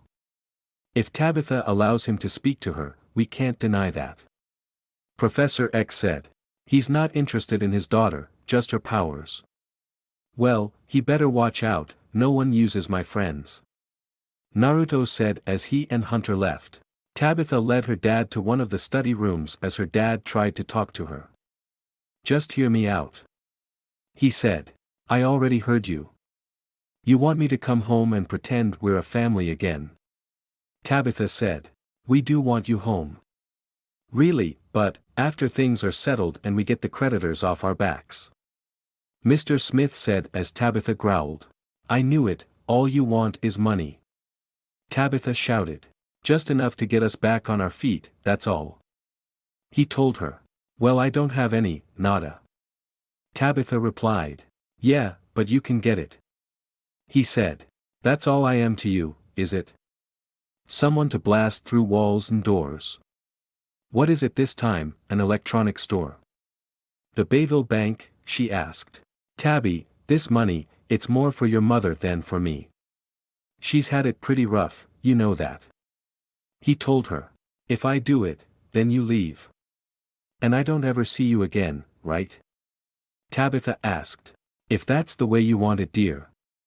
I'll be waiting for you at the school carnival, we'll talk more there. He said as he left. Line break XXXXX. The Bayville High Carnival had begun as family and students were in attendance for a night of rides, games and food. The X-Men were in attendance as Jean and Scott were with their dates. Naruto was hanging out with Rogue and Kitty and playing some games. Naruto then heard some movement and commotion and saw Fred and Lance, chase after something. Naruto then concentrated and felt Kurt and Tabitha's energy signature. He shook his head, boy were they going to get it when they got back. Hey, Naruto, win us another one. Kitty said as Naruto turned to see Kitty and Rogue holding two stuffed animals. Naruto smirked as he went up to the carnival game. It was child's play for a shinobi. Kurt and Tabitha were hanging out when Tabitha gave him the slip because she saw her dad. Fred and Lance saw her and Lance knew she would present an opportunity with her powers. Tabitha ditched Kurt and walked up to her dad. Look, I figure I'll drain a couple of video games, maybe some pay phones. Tabitha told him. Chump change. No, I got my sight on something bigger. Much bigger, like tonight's proceeds. He said as they saw Dorothy take a large bag of money to the school. The vault in the office, you're going to blow it, and I'm going to clean it out. No, no, no. Bad plan. Tabitha said. Tabby, just this one big take and I'm gone within the hour. I promise. He said as Tabitha reluctantly agreed. Lance and Fred overheard them and chuckled. Ha, after tonight, our cash shortage is over. Lance said. Kurt walked around trying to find Tabitha and saw her but she was walking away with her dad, towards the school building and figured something bad was going to happen. Kurt ran through the carnival and found Naruto and Rogue talking with Scott and his date, Karen. Naruto, Scott, I need your help. Kurt shouted. Yeah, I bet. Man Kurt, it's not that. I think Tabitha's in trouble. Who else is here? Kurt asked. I think just us, Jean and Evan. Scott said. We don't have time. Let's go. Naruto said as he, Rogue and Kurt ran after Tabitha. I got to go Karen. Scott said as he ran up to them. Tabitha and her dad snuck into the school, and Tabitha blew the lock on the door to the administration office. Alarms probably tripped, let's move. He said as walked to the vault behind the painting. Come on, make it a big one. Tabitha created a boom charge and placed it on the vault handle which exploded and the vault opened to reveal a large bag of money. They grabbed it and ran only for Toad to jump in front of them. Yo, Pops. I'm here to make a withdrawal. Toad said as he grabbed the bag of money and jumped away. Tabitha and her dad ran after him to the old science building and they saw Toad hand over the money to Avalanche and Blob. What do you think of my technique now, Tabby? Lance mocked her. Unimpressed. Tabitha said as she moved to leave but her dad stopped her. Get it back, use your powers. Her dad told her when the door to the building was blasted open by a blue energy beam. They saw Naruto, Kurt, Rogue, and Scott walk in. Anybody here seen a lost bag of cash? Scott asked. What are you guys doing here? Tabitha asked. Looking to get hurt, that's what. Avalanche said as he used his powers to shake the building but Naruto used his to stabilize it, much to Avalanche's anger. I got the money. Toad said as he jumped away. Kurt and Rogue teleported over there and Rogue delivered an axe kick to his back, which sent him flying away and the bag on the ground. Scott ran up to pick it up as Blob jumped on him but was blasted with Scott and Naruto's energy blasts and sent flying into the wall but the bag was thrown to the side. Kurt, get the bag. Naruto said as Kurt teleported and got the bag but Lance used his powers to send a fissure towards Kurt, knocking him and the bag away. Enough of this, pedal. Naruto said as he sent a gravity force wave and knocked Lance so hard that he hit the wall and fell down, unconscious. Mr. Smith saw the bag, took it and ran. I'll get him.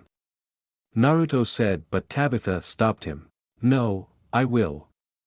Tabitha said as she ran after her dad. Tabitha chased her dad up the stairs to the roof of the old building.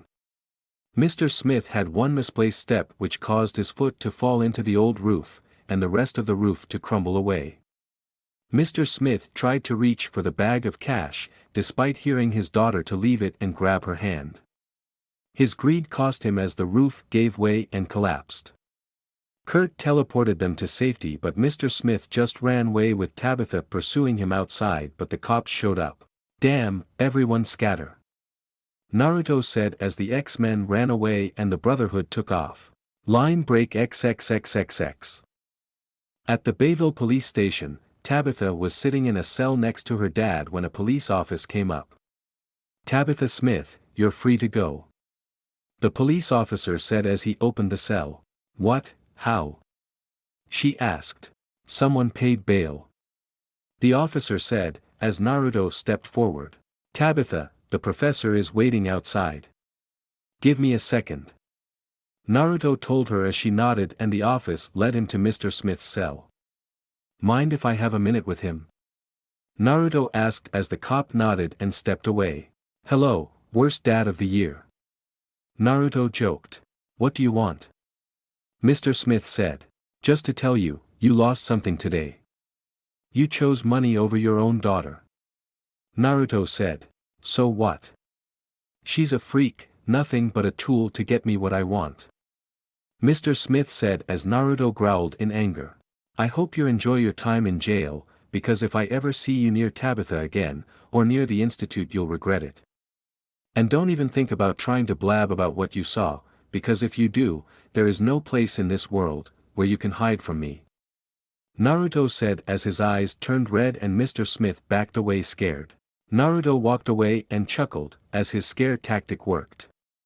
But it was the truth, if he tried anything, he would regret it.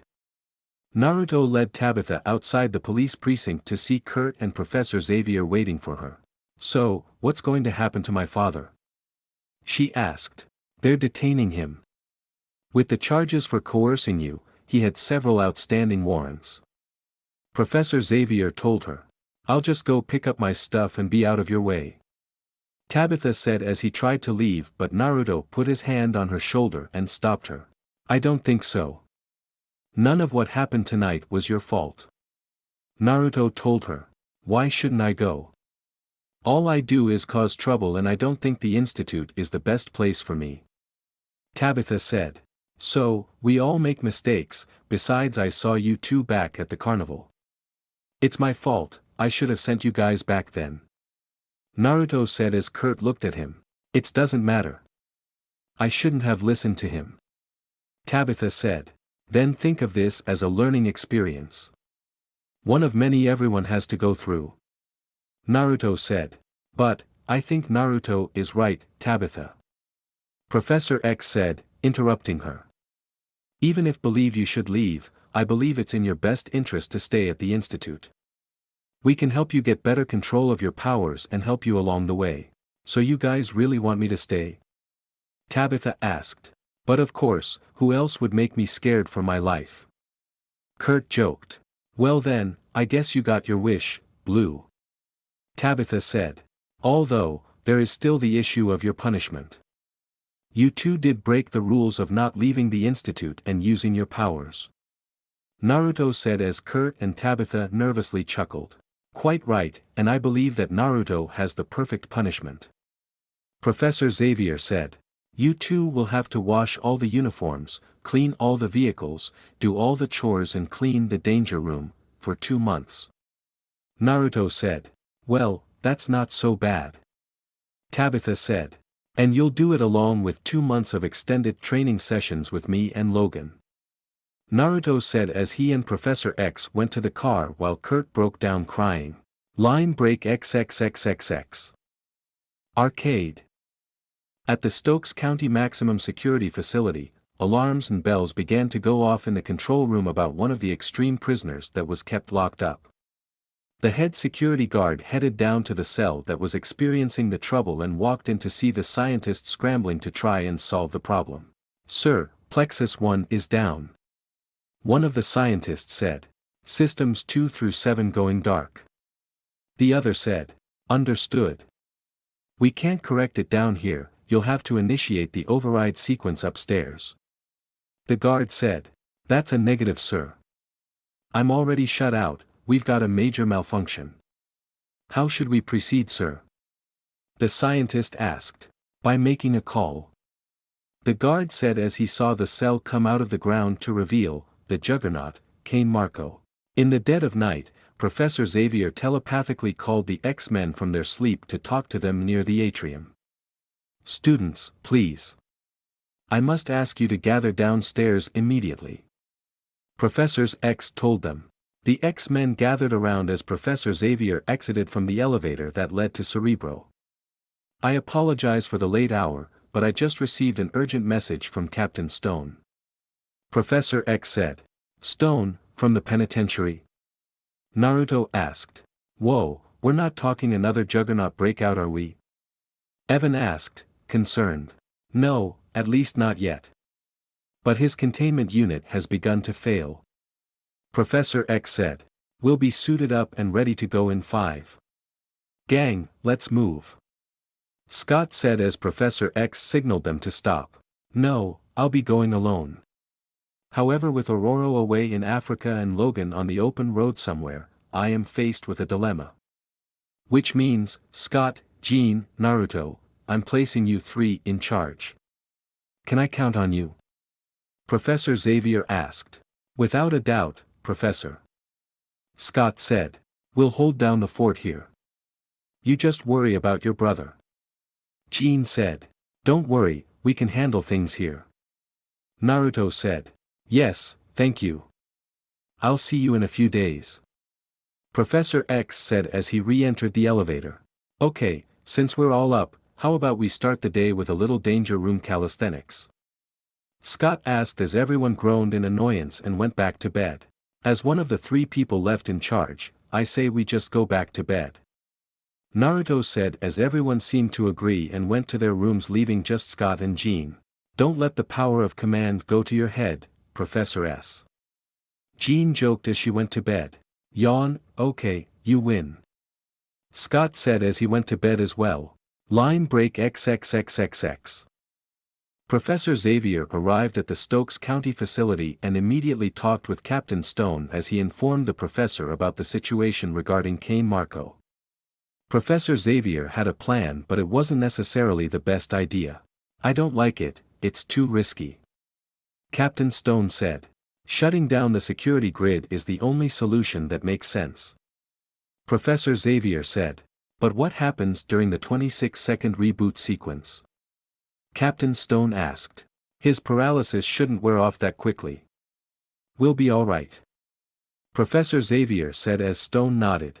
Okay, alert the base to a code 12. Captain Stone said. Back with the X-Men, they were at school. Naruto was in his class while Scott had a free period and was talking with Karen. They were outside and so was Jean, who was hanging up some posters and partially eavesdropping. Come on, just like one peek. Let's see what's behind those shades. Blue or brown, oh, or maybe hazel. Karen said as she reached up for his glasses, but Scott grabbed her hand. Ah, try beet red. It was a long night. Scott said as Karen leaned closer and Jean didn't like it. Oh come on, just one little peek, please. Karen said. Karen, really no don't. Scott said.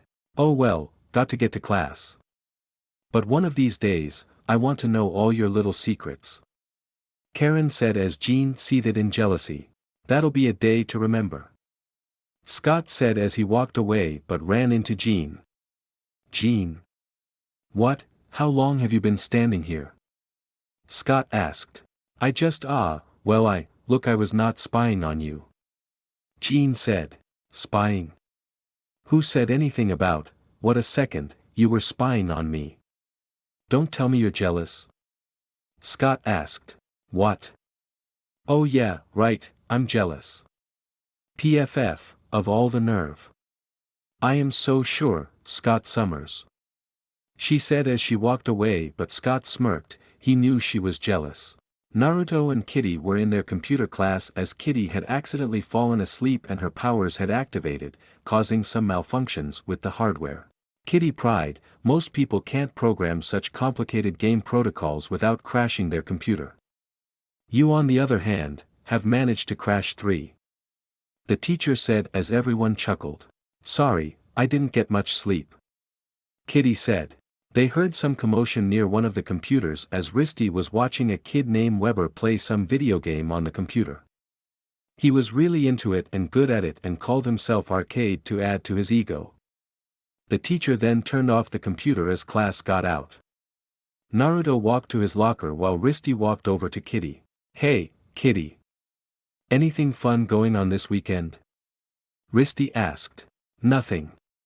My ears have been to the ground all week, but the party circuit is dry." Kitty said.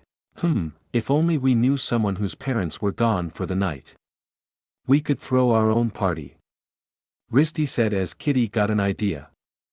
She met with Kurt, Evan and Rogue at her locker and told the others about the idea to host a party while the professor was away.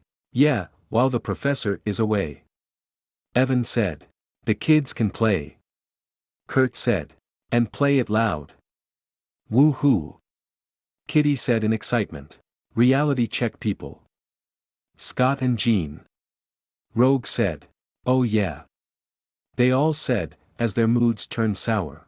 "Oh yeah, that's a problem. But what are X-Men, if not problem solvers, right?" Kurt said. "What about Naruto?" Evan asked. "He said something about staying at the Bayville library all night for a paper." Rogue said. "All right, all we have to do is deal with Jean and Scott and we got ourselves a party." Kitty said, excited. Line break XXXXX.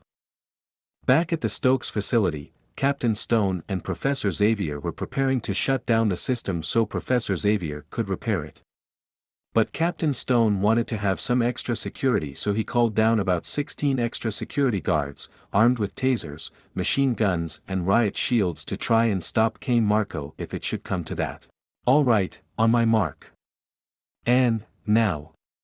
Professor X said as Captain Stone deactivated the security systems. Professor X then began rewiring the security panel and trying to reboot the system to its original settings, but it was taking longer than expected. The security system powered down as the paralysis fluid began to weaken and Cain began to wake up. "Charles," Captain Stone said as he saw Cain Marco wake up. Professor Xavier worked faster on fixing the security panel as Cain Marco broke free of his chains. "System reinitialized," Professor Xavier said as Cain quickly fell back asleep and the security systems rebooted. "All right, stand down," Stone told his men. Stone saw that Professor X looked concerned. "Is there another problem?" "I'm afraid there is. This malfunction, it wasn't accidental," Professor Xavier said. "What are you saying?" Captain Stone asked. "It was sabotage," Professor Xavier said. Line break XXXXX. Scott was waiting to pick up on the road to the institute. Scott looked out to see the city of Bayville and saw Jean coming up in Duncan's car. "See you tomorrow, Duncan," Jean said as she got out. Scott raised an eyebrow as Duncan smirked and drove off. "Hi, so what's up?" Scott asked Jean, both not seeing Kurt and Kitty appear behind the car. "You, tell me," Jean asked as Kurt messed with Scott's car. "Well, Kitty said you wanted to meet me here," Scott said. "What?" "Kurt told me that you wanted to see me here," Jean said as Kitty phased through the car and grabbed Jean's phone and house keys. "Oh, I see what's going on," Scott said. "Well, it seems we got duped," Jean said. "You're being sneaky again, aren't you?" Scott asked. "Huh? What?" Jean asked, shocked. "You wanted to get me up here but blame it on someone else. You really are jealous of Karen," Scott said as Jean looked at him. That is so not true," Jean said as she got in the car and huffed in annoyance. "Take me home, you egomaniac." "Fine, but, hey," Scott said as he tried to start the car but it didn't start. "Oh, I get it now. Lure me out here, and then conveniently have car trouble." "Ha, boy, that's original," Jean said. "Whoa, hey. This was not my idea," Scott said as he tried to figure out what was going on and how to get back to the mansion. Speaking of the mansion, people walked up to the door and Evan opened it to reveal a large and awesome party. "Welcome to Party Central," Evan said as Risty and her friend, Weber walked in to see an awesome party. "Whoa, this place rocks," Weber said. "I told you this place is awesome." Risty said as they walked in. Come on, I'll show you around. Students from Bayville High were partying with their friends and even the new recruits of the X-Men were joining in the festivities. There's drinks in the cooler, munchies on the table, and please, don't break anything. Evan said. Kurt was eating a sandwich and Kitty walked up the speakers and started blasting some dance music. Risty and Weber were walking through the mansion. I've only been here once, but I think this hallway leads us to the library. Risty said as they walked through the mansion. Weber then spotted an open door. Hey, weird elevator, where's that go? Weber asked. Oh, you know what? I bet that goes to where they have that big computer that Rogue was telling me about. Risty said. Did someone say, big computer? Weber asked, excited. They walked in the elevator and went down a few floors until they were on the floor of Cerebro and the main computer that held the X-Men database and controlled the mansion's systems. Whoa, now this is one cool basement. Risty said as they saw a door with a palm scanner. Electronic lock. It's got to be behind this door. Weber said as he got out a small handheld computer. You can hack this? Risty asked. It's a computer, they're all the same. Weber said as he was able to hack open the door. Whoa. I take that back. This is awesome. Weber said as he saw the computer. Weber walked up to the computer and saw a headset. He immediately then began to rewire the computer and Cerebro headset. This is beyond cutting edge. But by reconfiguring the headgear to accept me as the primary user, I think I can get full access. Weber said as he activated the computer and it recognized him as the user. It worked. Suppose they have any games on there? Risty asked. Oh, I hope so. Weber said as he searched the computer. It then brought up the files on all the X-Men. Who are those people? Risty asked. I don't know.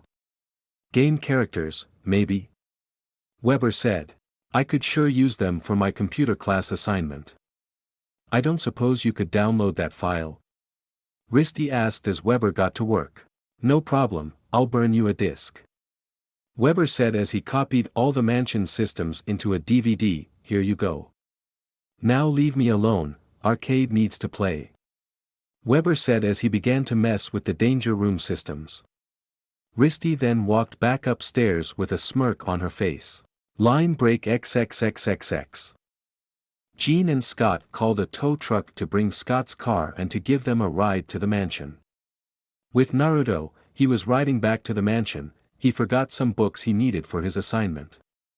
He drove into the mansion grounds and heard loud music coming from the mansion. Oh no. Please don't let it be a party. Naruto said. He drove up to the front door and saw it was a party. Naruto walked in to see the mansion was a wreck. Furniture were flipped over, the walls were a mess and the mansion looked like crap. Oh, Professor Xavier is so going to kill me. Naruto said. You got that right, Kit. Kurama said with a snicker but then felt something. Kit, there's someone in the mansion. Yeah, no duh. There are a whole bunch of people in the mansion. Naruto said. No, I mean, there is someone in Cerebro. Kurama said. What? Professor Xavier is still gone. No one should be in Cerebro. Naruto said as he thought for a second. Thanks for the heads up. Naruto said as he walked through the crowd to his room to get his outfit. He then took the elevator down to the lower levels. He stepped out to see that everything seemed normal. Who could be in Cerebro? This section of the mansion should be locked up. Naruto said as he walked by. Meanwhile with Rogue, she was watching the party and cringed at how out of control it was getting. She then heard a beep and looked at her X-Man wrist communicator. It was going off, which meant there was a problem. She quickly grabbed Kitty, Evan and Kurt and headed downstairs. They arrived outside the danger room to hear an alarm going off and noise coming from inside.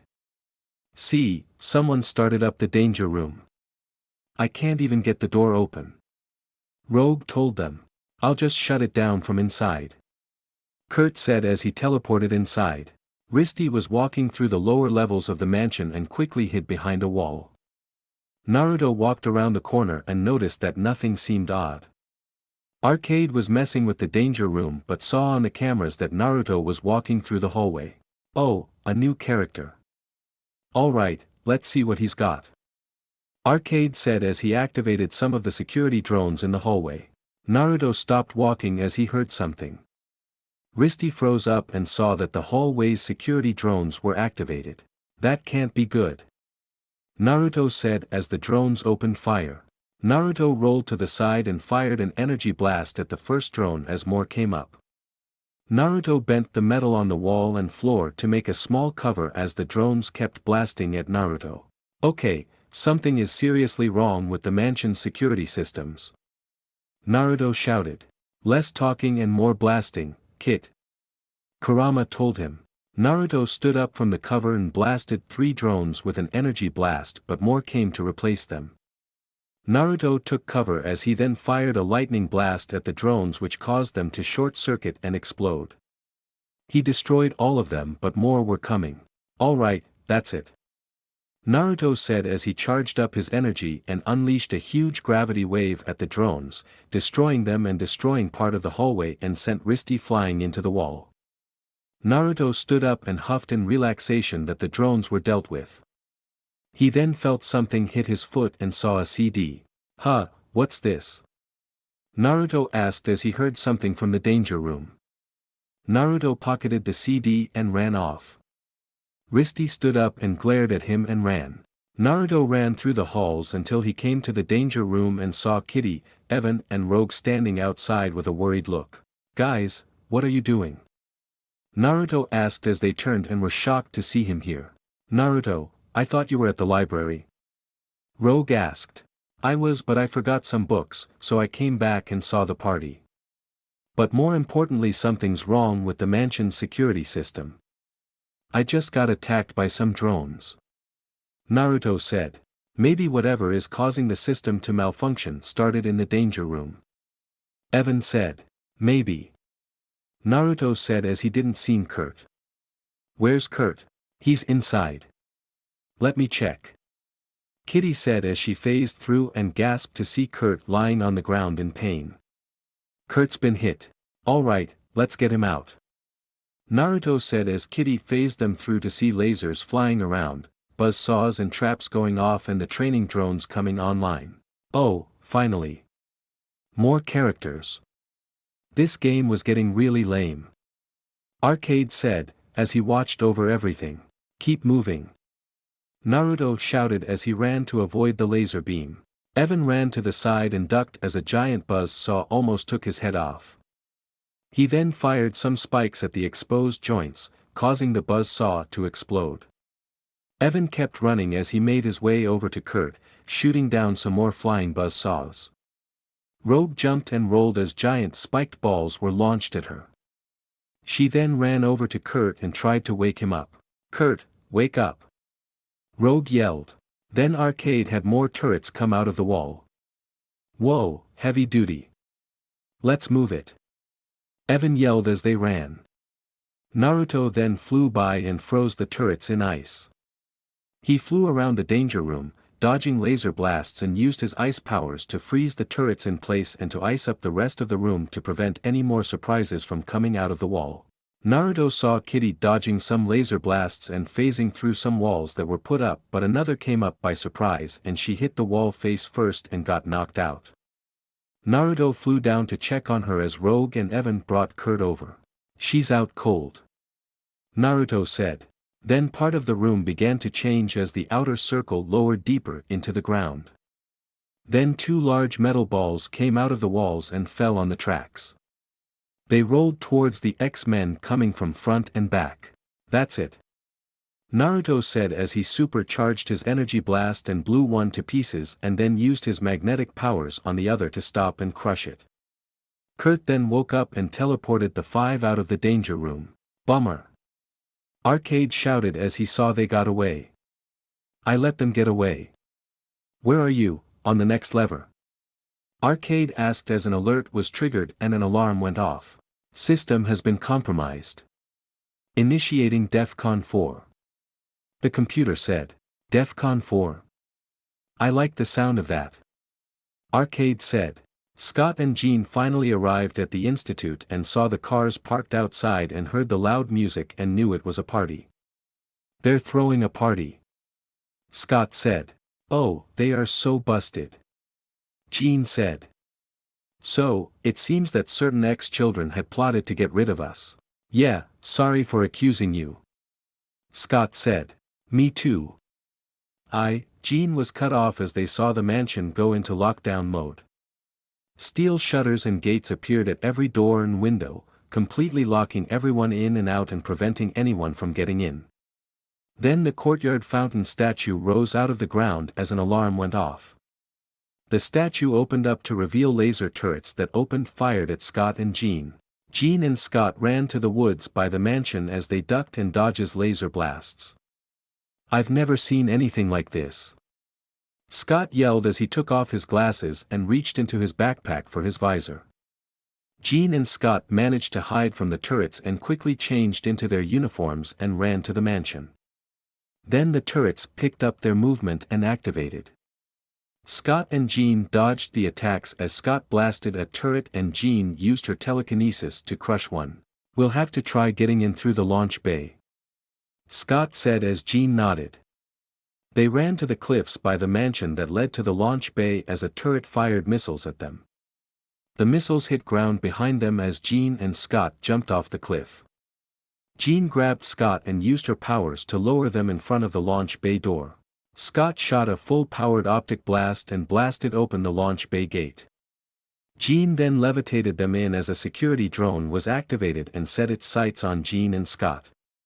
Scott dodged to the side and blasted its legs, but the drone then activated its mobile mode and used treads to chase after Scott. Jean used her telekinesis powers to block the laser blasts and Scott blasted the drone. Scott and Jean continued further into the launch bay until they made it to one of the hallways of the mansion. As they left, they didn't notice as a figure left through the open launch bay. Arcade was looking over the monitors and managed to find Naruto, Rogue, Kitty, Evan, and Kurt. Aha, there you are. Arcade said he saw Naruto lead the group and used his powers to deflect laser beams. Oh, DEFCON 4, definitely opened this game up. Let's see you get out of Arcade's corridor. Naruto led the others through the corridors as more security drones came online. But were quickly destroyed by Naruto, Evan and Kitty. Then flamethrowers came out of and ignited. Flames were launched at the X-Men but Naruto used his powers to redirect the flames back at the flamethrowers and melted them until they were melted. Then more security drones activated in the hall as they appeared from both sides. Kurt, teleport us out. Naruto said as Kurt nodded and teleported them away. Jean and Scott entered one of the monitor rooms as the security drones targeted them. Scott blasted the two drones as Jean flew to one of the security consoles. Who's doing this? Jean yelled. It's like the whole place is locked down for an invasion. Scott yelled as Jean tried to access the security systems but was denied access. Damn, I'm shut out. All of the security control has been rerouted to one room, Cerebro. Jean told Scott. Scott then accessed one of the monitors to get video feed of Cerebro and saw some kid inside. Who is that? Jean asked. No idea, I think he's one of Kitty's friends. Scott said as Kurt teleported them into the room. Yeah, he likes to call himself Arcade, he's a computer game nut. Kitty said as Jean crossed her arms. Obviously a party guest. Jean said. Yeah. But I don't how he got into Cerebro. Kitty said. We'll worry about that later, and give out punishments accordingly. Our main priority is to get him out. Naruto said. Arcade managed to hack one of the mobile surveillance drones and had it look around for the characters and eventually found them. Whoa, you're looking at me. That is so cool. He's a little feedback hello wave. Arcade said. He's seen us. Kurt shouted as the room began to short circuit and electricity shot out from the computers. The X-Men groaned in pain as Naruto used his powers to redirect the lightning to his hands so he could absorb the energy. Everybody, out! Naruto shouted as he gave them the chance to leave. Scott and Evan blasted the computers in the room as they left, to shut them off. As soon as Naruto stepped out of the room, he shot out the electricity back into the room and destroyed the main computer. He then zapped the small mobile drone. Rogue, Nightcrawler, take him out. Naruto shouted as they nodded and Kurt teleported her away. Man, these players are good. Arcade said as Kurt and Rogue teleported behind him. You don't know how good. Rogue said as she touched Arcade, zapped his energy and he passed out. Line break XXXXX. After Rogue knocked out Arcade, the party was over. The guests were leaving in their cars as Naruto had the new recruits help clean up.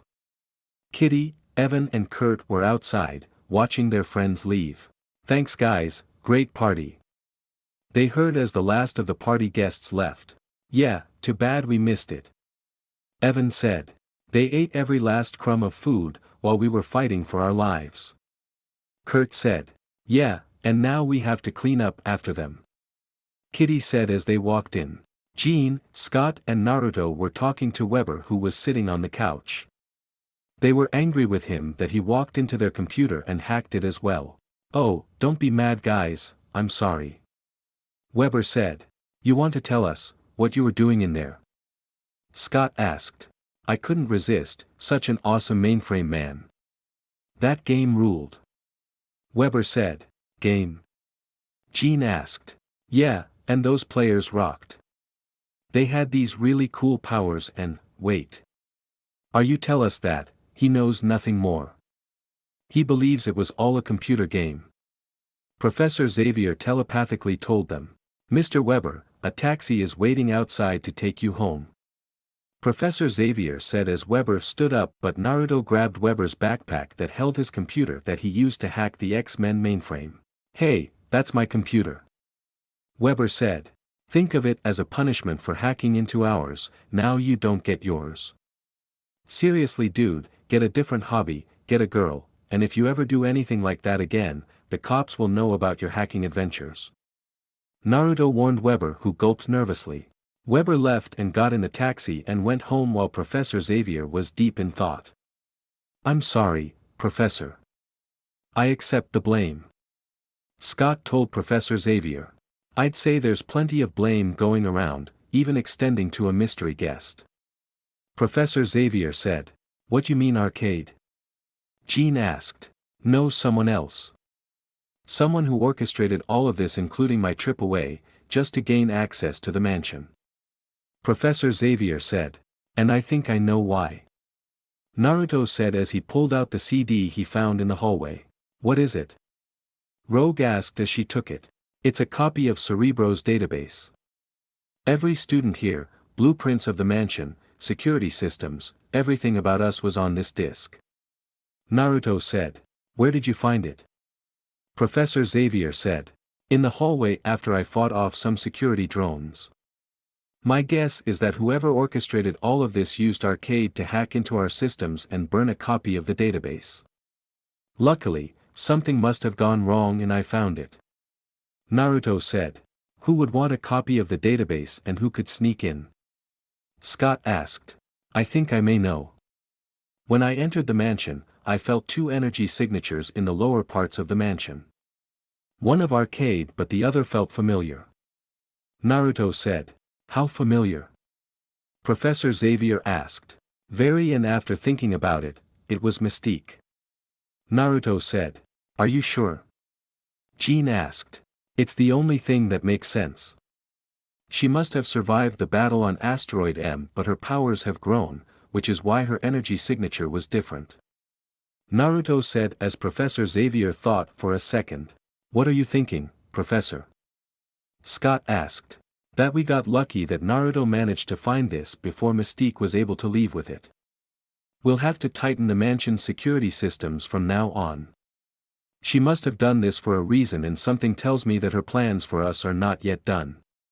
Professor Xavier said as the storm was beginning to brew. End of chapter 4. Hoped you guys liked the chapter. Sorry it's been a while, but with the holidays, I haven't had a lot of time to write. If the chapter was as action-packed as you wanted it, it's just some build-up for later. There is still the rest of Season 2 and then Season 3 and 4 for me to go through, so be patient and it will come. Naruto and Rogue's relationship is beginning to grow and Naruto's powers will grow more as well as his role as a leader for the team. With Jin's power outage, if you were hoping for a giant battle between Naruto and Jin, sorry but I didn't want to go that way. That episode was to help lay out more of Naruto and Rogue's relationship and not to have him make a power statement. Beast joins the X-Men and the holidays arrive at the mansion and the sirens come up while Magneto is still out there. Hoped you guys like it, please leave a review but no flames. If you didn't like it, sorry and don't hate me. Disclaimer, I don't own Naruto or X-Men, both belong to their respective owners, I'm just a big fan. 5. Chapter 5 The Beast of Bayville Mindbend. Here is the 5th chapter of Maelstrom and the X-Men. Based on the episodes Beast of Bayville to Mesmero. Enjoy. Maelstrom and the X-Men. Beast of Bayville. After the party at the mansion and arcades hacking into the Cerebro, Professor Xavier kept a closer watch over the mansion and the security systems. Everything else returned to normal, or as normal as it was around the mansion.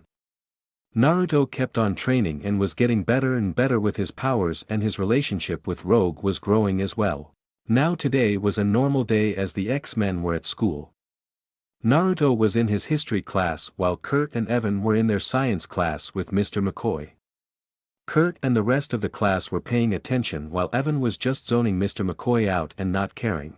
Evan was playing with an eraser and 4 tacks as he stabbed the tacks into the eraser and made a mini skateboard. Evan smirked as he saw Kurt. He lined up the eraser skateboard and pushed it forward, as it skated across the desk, up some books and hit Kurt in the ear. Pay attention. This is interesting. Kurt told him. Yeah, riveting. Evan said as he placed his head on the desk. Now, there are stable molecules such as water and then there are your unstable molecules like potassium metal. Unstable molecules have weak atomic bonds and break up easily, kind of like the defensive line on our football team. Mr. McCoy joked as the students chuckled. Yo teach, can I have the bathroom pass? Evan asked. Don't get lost. The best part is yet to come. Mr. McCoy said as he tossed the key to Evan and Evan left. Okay, let's see some fireworks. Mr. McCoy said as he put on his goggles and turned on the heat of his Bunsen burner and heated up the liquid in a beaker. He then placed a cube of potassium metal in the beaker, causing it to dissolve and flare up as the students were amazed. Intense, huh? You should see it in the dark. Mr. McCoy said as he went to the window to pull the shades down and saw Evan leave school to go skating with his friends, and Mr. McCoy just shook his head. So, where were we? Mr. McCoy asked as he grabbed his stomach and pain and grabbed his desk for support and knocked off some beakers and test tubes by mistake as the students wondered what was going on. Go ahead and read chapter 4. I'll be back in a while. Mr. McCoy said as he walked out of the room in a hurry and ran to the bathroom. Hank McCoy grunted and groaned in pain as he turned the faucet on and splashed some water on his face. 4. In the sleep of death, what dreams may come and, arg. We have shuffled off as mortal coil, argh, must give us pause. There's, the respect that makes calamity, of so long life, argh. McCoy shouted as he tore the sink from out of the wall and threw it across the bathroom. Line break XXXXX. The bell rang as students were heading to their next class, and if you walked near the science wing you would be greeted with the sight of a destroyed bathroom and Principal Kelly putting up caution tape. Principal Kelly, who did this? Naruto asked. I don't know yet, Naruto. But I intend to find out. Principal Kelly said. It looks trashed. Why would someone trash a bathroom? Naruto asked. Well, whoever did this must have done it for a reason. And was either very strong or very angry. Principal Kelly said as Naruto walked to his next class and Kurt and Kitty walked by and Kurt told her who he thought did it. McCoy? Are you crazy? He wouldn't do anything like that. Kitty said. I'm serious. You should have seen him in chemistry, he was totally losing it. And no one has seen him around since. Kurt said. Kurt, he's the coolest teacher we got around here, and the nicest. Unlike Mrs. Hawkins in here. Massive geometry tests on Friday and I am so not ready. Bye. Kitty said as she left for class and Kurt looked at the destroyed bathroom. School was soon let out but Evan was still gone and ditched the whole day to skate with his friends. They skated through the park near the outdoor theater that would be used sometimes for summer plays by the schools. Evan then heard some noise and stopped. Evan walked to the outside theater and saw Mr. McCoy reciting some lines from a poem. Mr. McCoy? Evan asked as McCoy turned to him. If thou speaketh false, upon thy neck shall he hang alive. Till famine cling thee. McCoy shouted as Evan backed away, a bit scared. If this is about cutting class, I'm sorry. Seriously teach, I'm not trying to play you. You got my attention now. Evan said. Rarg. McCoy shouted as he punched the wall behind Evan, leaving some cracks. Mr. McCoy, it's me, Evan. Evan said as Hank was able to calm down a bit and regain control. Ugh, I'm sorry. I didn't mean to scare you. Mr. McCoy said as he backed away. You going to be okay? Evan asked. Yes. I'll, see you tomorrow, Evan. Mr. McCoy said as Evan skated away. After Evan finished skating with his friends, he headed back to the institute. He skated up to the front door and saw a package that was addressed to Kitty. He picked it up and walked inside to get changed for a danger room session. But Evan was really late, the others were already in the danger room, going through a simulation training. The danger room had set up a holographic rock terrain and the X-Men traversed it to get to the platform that would win them the simulation. Naruto ran in front and saw the platform but also heard a whirring sound and saw impact orbs fly towards them as the X-Men took cover, simulating an actual fight. Cyclops blasted one as Naruto blasted two more. Clock's running, let's go. Naruto said as the X-Men ran to the platform. Cyclops and Maelstrom took point, blasting through the orbs. Jean used her telekinetic powers to create a shield for herself. Nightcrawler was able to avoid them as Kitty let the orbs phase through her. Nightcrawler kept dodging as he saw the platform in view and teleported to it, but didn't activate the switch until everyone got on. Rogue dove forward and threw a throwing disc, which destroyed an orb but got hit in the back by another. Come on, we're running out of time. Nightcrawler shouted as Naruto saw Rogue go down and picked her up bridal style as Cyclops provided cover. Come on. It's all or none. The others shouted as Naruto used his powers to fly him, Rogue and Cyclops to the platform but just before he got there, the buzzer went off signaling the end of the simulation. The X-Men groaned in annoyance that they lost the simulation. Time's up. Storm said, from her perch as she floated down to the X-Men and the holograms powered down and Naruto put Rogue down. Nice rescue, Maelstrom. Good cover, Cyclops. And Nightcrawler, good restraint on now throwing that lever until everyone was there. Impressive teamwork today, but we failed. Cyclops said. Yeah, Spike was supposed to have my back. Rogue said as they heard the danger room door open and Evan skated in, suited up. Evan saw that everyone was glaring at him. Am I late? Evan asked. You part of the team or what? Rogue got powered because of you. Way to go, Evan. Yeah, now we have to do it again, tomorrow. Evan heard them say as they left the danger room. Sorry, I was caught up with stuff. I forgot my watch and, you're making a habit of this, Evan. Storm said, interrupting him. Nobody can count on you anymore. Storm said as she left. Kitty walked into the kitchen and saw a package addressed to her. Oh cool, it's here. Kitty said as she opened it. Okay, so be honest, do you like it? Kitty asked as she walked into the living room and asked Naruto and Scott. Naruto and Scott saw some weird pyramid/square hat on her head. very unique. Scott said. Well, it's supposed to stimulate brain power. Kitty said. Oh, I got ya. Still stressing on that geometry test, aren't you? Naruto asked. Hey, desperate times call for desperate measures. Oh, I think I feel my head tingling. Kitty said as Naruto chuckled. Line break XXXXX. The next day came as the X-Men went to school.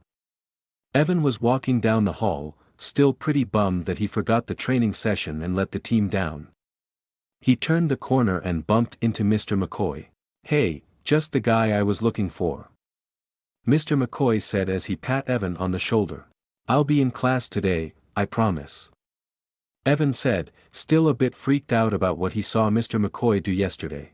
It's not that. I just want to apologize about what happened at the amphitheater. McCoy said. You do? Evan asked. You caught me at a bad time. I like to go there to kind of get my head together. I suppose I get a little entranced by the whole Shakespeare thing. McCoy said.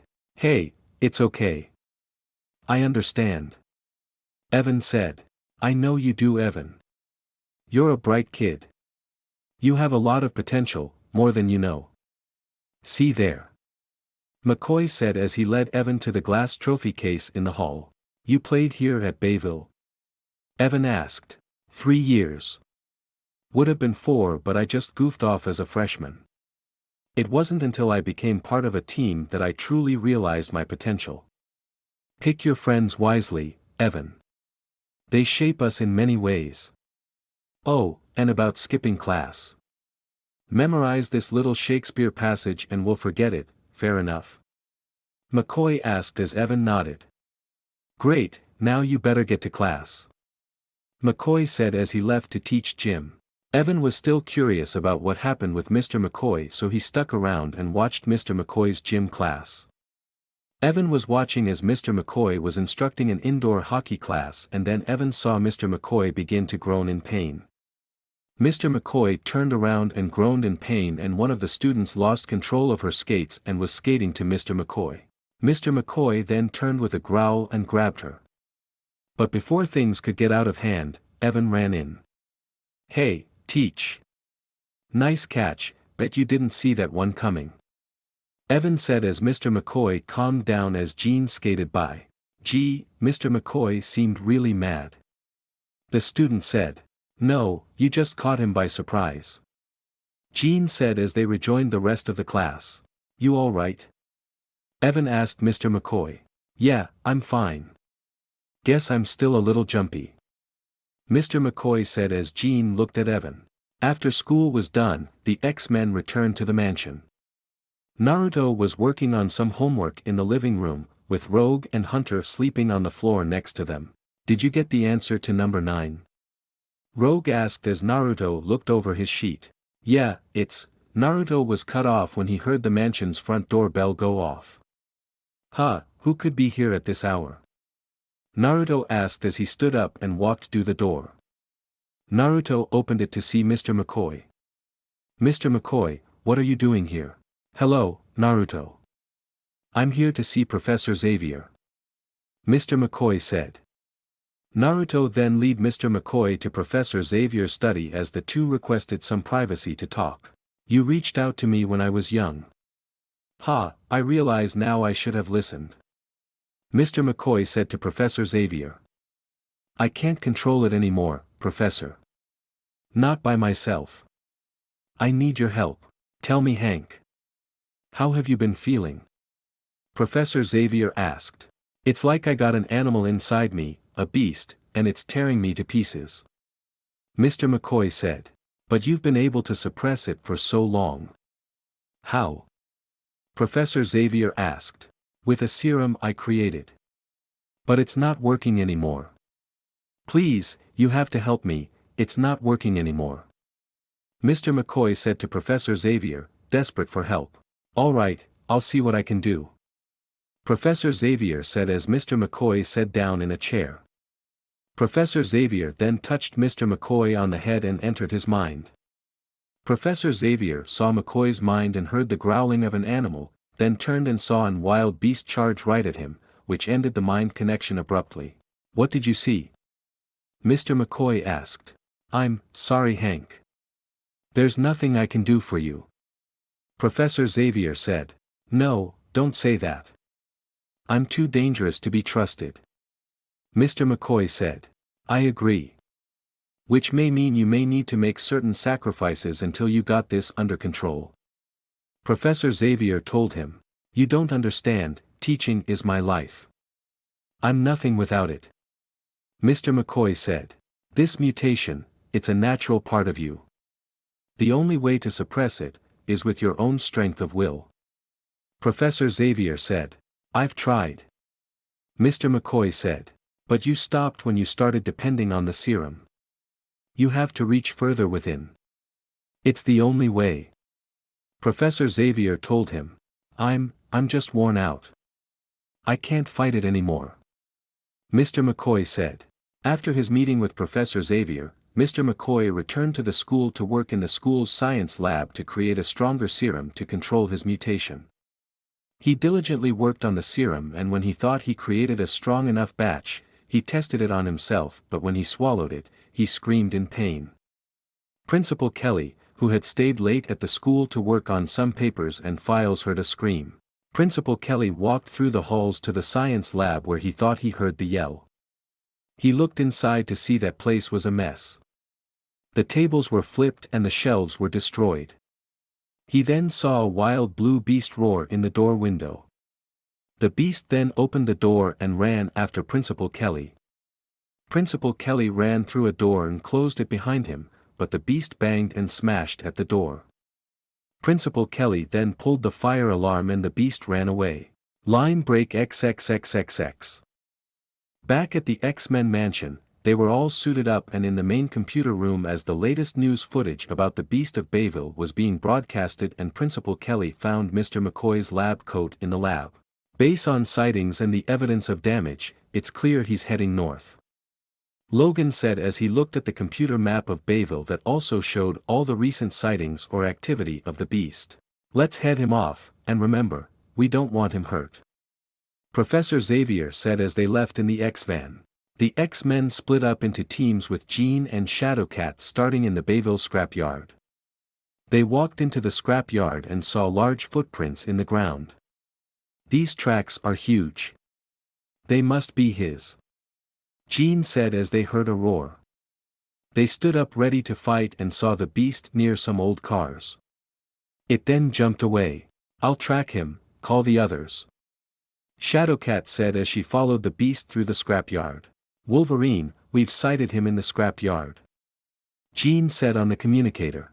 "On our way," Wolverine said to Jean as he then contacted Naruto. "Maelstrom, they've sighted him in the scrapyard."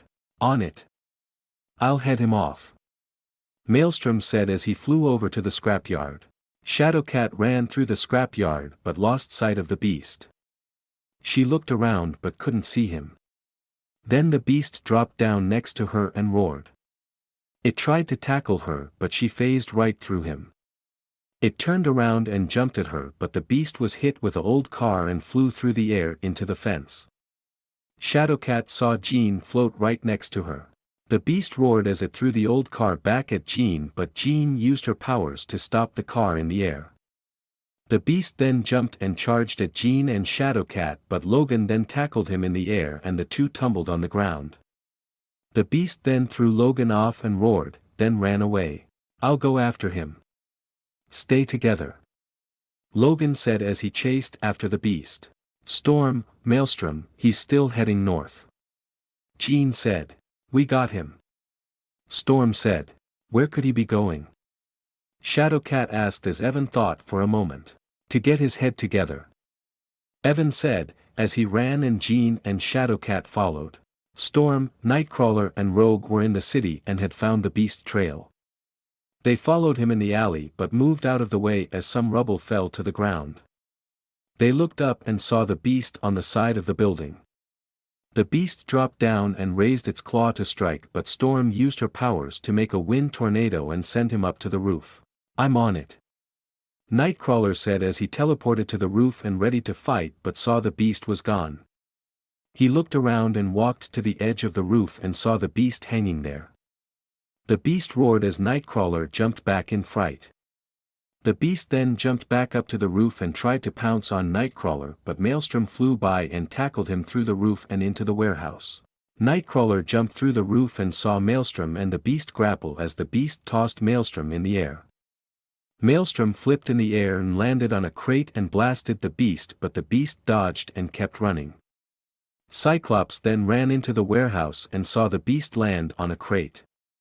Cyclops and Maelstrom then blasted him with energy blasts and sent him flying through the wall of the warehouse. Maelstrom ran up and saw the beast get up and run away. "He's on the move," Maelstrom said as he followed. Spike had arrived at the amphitheater in the park and saw that no one was around, so he decided to look around. He walked toward the theater and looked around. "Mr. McCoy," Spike called out as he then heard a growl behind him. He turned around and saw the beast land right in front of him. "This isn't you, Teach. You don't want to do this. You got to fight this." The beast then charged at Evan but was then sent flying back through the air and pinned up against the theater wall. Spike turned to see Jean, and Shadowcat arrived as Jean used her telekinesis to keep the beast restrained. The beast growled out as it tried to move and Jean was struggling. "I can't keep it up for much longer," Jean said as Maelstrom then floated down next to her and used his gravity powers to help Jean keep him in place. Spike then got an idea and walked forward. "Show his eyes and grieve his heart." Evan began to recite the Shakespeare line Mr. McCoy gave him as the others arrived. "Evan, don't."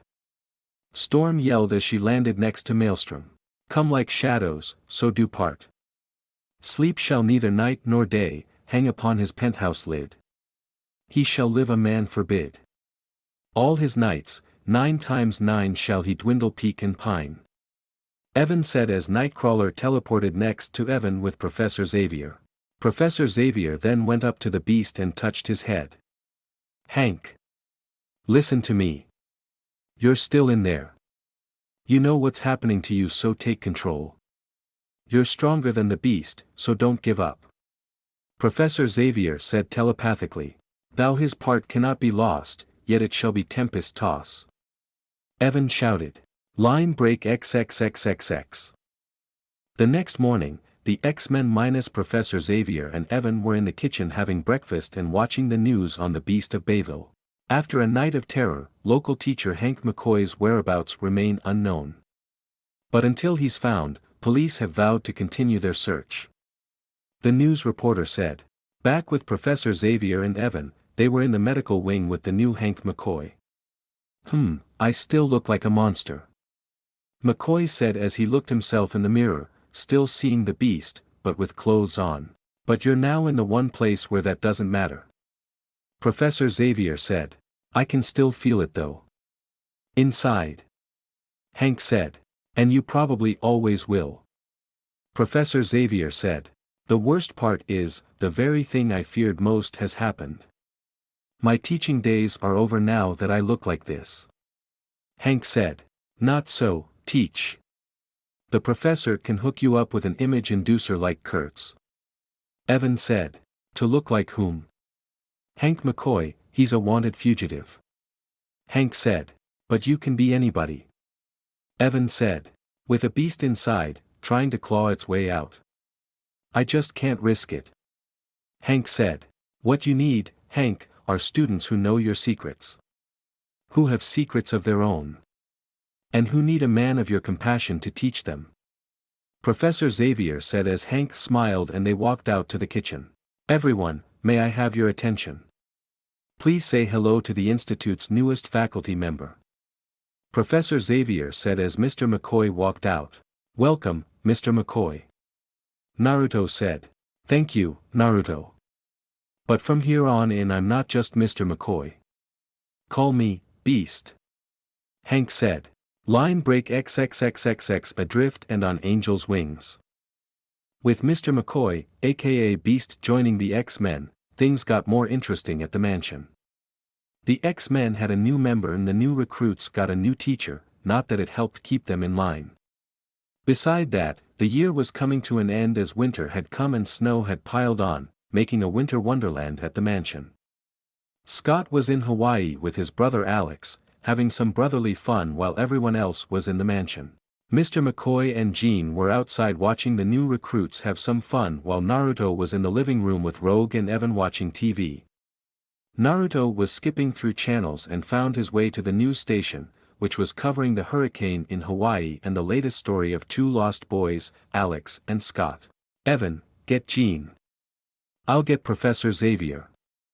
Naruto said as he ran to see Professor Xavier and Storm who were also watching the news. Storm, prep the X-Jet. Professor Xavier said as he, Storm, Jean and Naruto left for Hawaii. The Blackbird flew through the sky in stealth mode all the way to Hawaii. As they got closer, the weather began to get worse and worse, as heavy rain came down, howling wind bashed against the jet and thunder and lightning filled the sky.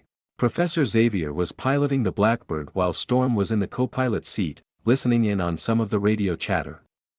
The rescue chopper went down, no sign of Scott or Alex. Storm said, "We're closing in on its last coordinates." Professor Xavier said as Jean looked out the window and saw tornadoes in the distance. "Wait, what are those, tornadoes?" Jean asked. "Funnel clouds. They shouldn't be a problem, unless they touch down on the water." Storm said as she continued listening to the radio. "Naruto, see if you can get a read on Scott's or Alex's energy signature." Professor Xavier said as Naruto nodded. Naruto closed his eyes and then opened them again to activate his Fox Eyes ability. Naruto looked out the window of the X-Jet and couldn't get a clear read because of the intense weather. He did see a small glow in the distance that could be Alex and Scott. "There, I've got an energy signature in that direction." Maelstrom said as Professor Xavier flew in that direction and as they drew close, two blips came up on the radar. "I see them." Storm said. "We better move quickly." Professor Xavier as he brought the plane closer. But then a funnel cloud touched down onto the ocean and became a large water tornado that sucked up Alex and Scott. "Look!" Naruto said as they saw Alex and Scott being sucked up by the water tornado. Storm then unbuckled her seatbelt and Naruto opened the hatch and the two floated out of the X-Jet. They used their powers to push the water tornado back and free Alex and Scott. "Jean, now!" Naruto said, mentally as Jean saw Alex and Scott and used her powers to bring them up to the X-Jet. 3 more funnel clouds smashed into the large one that Naruto and Storm were keeping back and Storm and Naruto kept on concentrating to keep the tornadoes from hitting the jet. Jean concentrated and slowly levitated Scott and Alex up to the jet, not wanting to lose the connection, she had to do it slowly. Naruto saw Alex and Scott being levitated up to the jet but also saw 5 more funnel clouds in the distance that were closing in on their position fast. "Storm! Can you hold it?" Naruto shouted. "I got this, go!" Storm yelled as Naruto flew away and the funnel clouds pressed towards the jet as Storm concentrated more and used her powers to keep them at bay. Naruto flew to the back of the jet and saw the 5 funnel clouds mix into one large water tornado that was heading in their direction and if that hit land, it would do some serious damage. Naruto concentrated as he saw the large tornado coming towards the jet so he decided to make his own. He concentrated and created his own mini tornado in his hands and concentrated to make it much larger and stronger. He then spun around and threw it at coming tornado, but it spun in the opposite direction than the other tornado. The large tornado flew through the air and on the ocean as it then slammed against the coming tornado and the force caused the two to unravel and the tornado to disperse. Naruto saw Alex and Scott enter the jet and flew back as Storm flew back as well and Professor Xavier flew away. "Are they all right?" Storm asked as Jean put a blanket over Scott and Alex. "They're going to be fine," Jean said as Storm went back to her seat and Professor Xavier put the jet on autopilot for a second while he activated the radio console. "I'll contact search and rescue and let them know the boys are safe," Professor Xavier said. "Well, that was some fun in paradise," Naruto joked as Professor Xavier chuckled. Professor Xavier flew the Blackbird back to the mansion after dropping off Alex at his parents' house.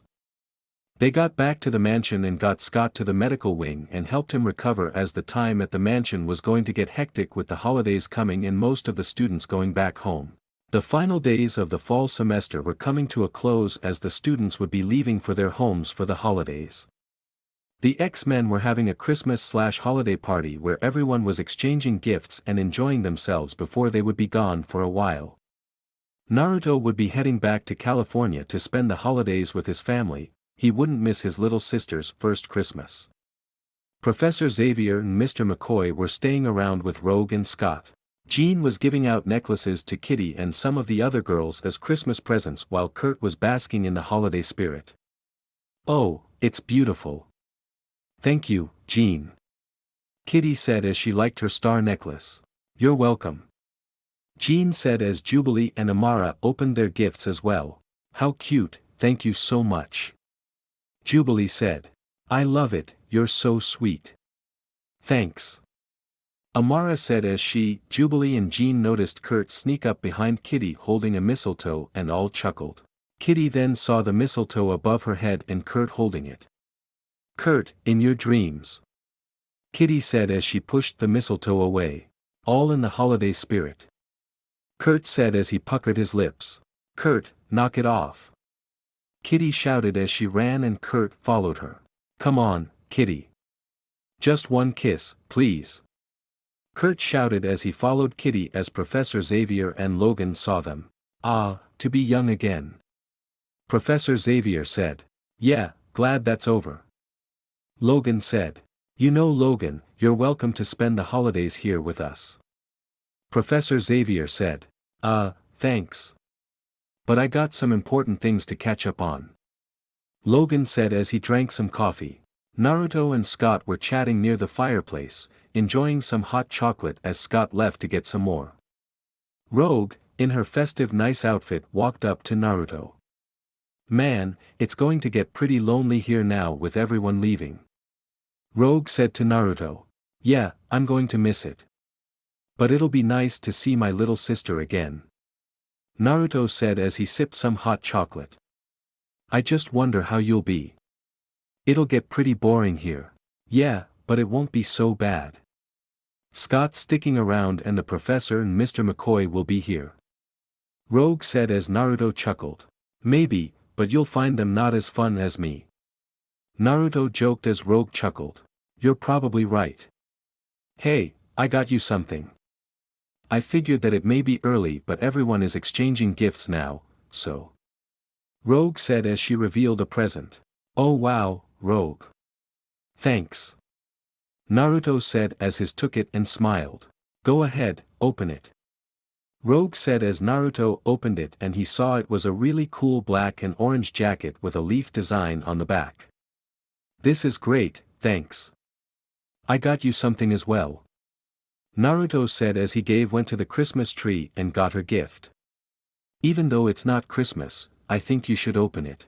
Rogue opened it and smiled. It was a chained necklace with a large pendant with a fox designed on. "Click the button on the side," Naruto told her and she did and chuckled at what she saw. It was a photo of her and Naruto goofing off when they were at the Bayville County Fair a few months back. Rogue chuckled as she remembered how much fun it was. "In case you ever get bored, you have that to remember the fun times," Naruto said. "Thanks," Rogue said as they heard some commotion as they saw Kurt chase Kitty to the couch. Kurt puckered and leaned in to kiss but Kitty moved at the last second and he accidentally kissed Bobby on the cheek, causing both boys to gag and everyone else to laugh. The next morning, all the students left to head home to their families as Naruto smiled and waved goodbye and went home to his parents and to his little sister, looking forward to a great Christmas and some relaxing. Line break XXXXX African storm. Christmas and the New Year were great relaxation time as all the X-Men returned home to their family to spend some quality time together. Naruto got to come home to his mom and dad and his little sister and he couldn't have wished for a better holiday. After the break, the students returned to the manor and things got back to normal. Rogue told Naruto that she and Scott encountered Magneto in New York trying to recruit a mutant, named Angel. Luckily the plan backfired and Angel was one of the good guys. The students all got back into their normal routines of heading to school and training at the mansion. Unfortunately, Evan got in trouble at lunch, causing some destruction and food fight-ish action, and Principal Kelly was pissed and Aurora was going to kill him if he wasn't late to the private training session he had with her. Naruto was in the danger room control center, having volunteered to operate the controls for the training session. He glanced at the clock as Aurora paced back and forth, waiting for Evan. She paced back and forth, and could have swore that she was hearing voices, but that thought was pushed out of her head when Evan showed up. Sorry. I got held up at school. Evan said as he ran in uniform. All right then. We're behind schedule. Let's begin. Aurora said as they walked to one section of the danger room. Which one are we doing? Evan asked. Stormcatcher. Aurora said. Naruto, activate the simulation. On it. Naruto said as he activated the codes and the training simulation turned on to show a holographic corridor. That? I'm not ready and, am I supposed to catch you? Evan asked. No. Protect me. Get me from here to there safely. Aurora said, pointing to the checkpoint. I'm in your hands, Evan. They then started walking to the checkpoint, keeping watch for any traps or obstacles along the way. Then 3 mechanical claws came out of the walls and grabbed Storm and held her up in the air. Auntie O. Spike shouted as he created a large spike sword and cut the claws holding Storm up. Yeah, Spike is in the house. Spike shouted. But then the floor beneath Spike opened up and he fell in a hole. Spike saw he was trapped in the hole with no way out, so he made his own. He fired some spikes into the wall and used them to climb out. Then parts of the hole opened to reveal vents that began to pour in smoke, obscuring Spike's vision when he climbed out. Storm, what's going on? Where are you? Spike called out. Focus, Evan. Remember your training. Storm said. We covered smoke screens just last week. I can't remember what to do. Spike said. Hurry. Evan, use your ears. Storm shouted. Spike then walked out of the smoke screen and saw Storm, but she was soon boxed in from the sides by walls that closed in on her. Evan, get me out of here. Storm shouted out, terrified.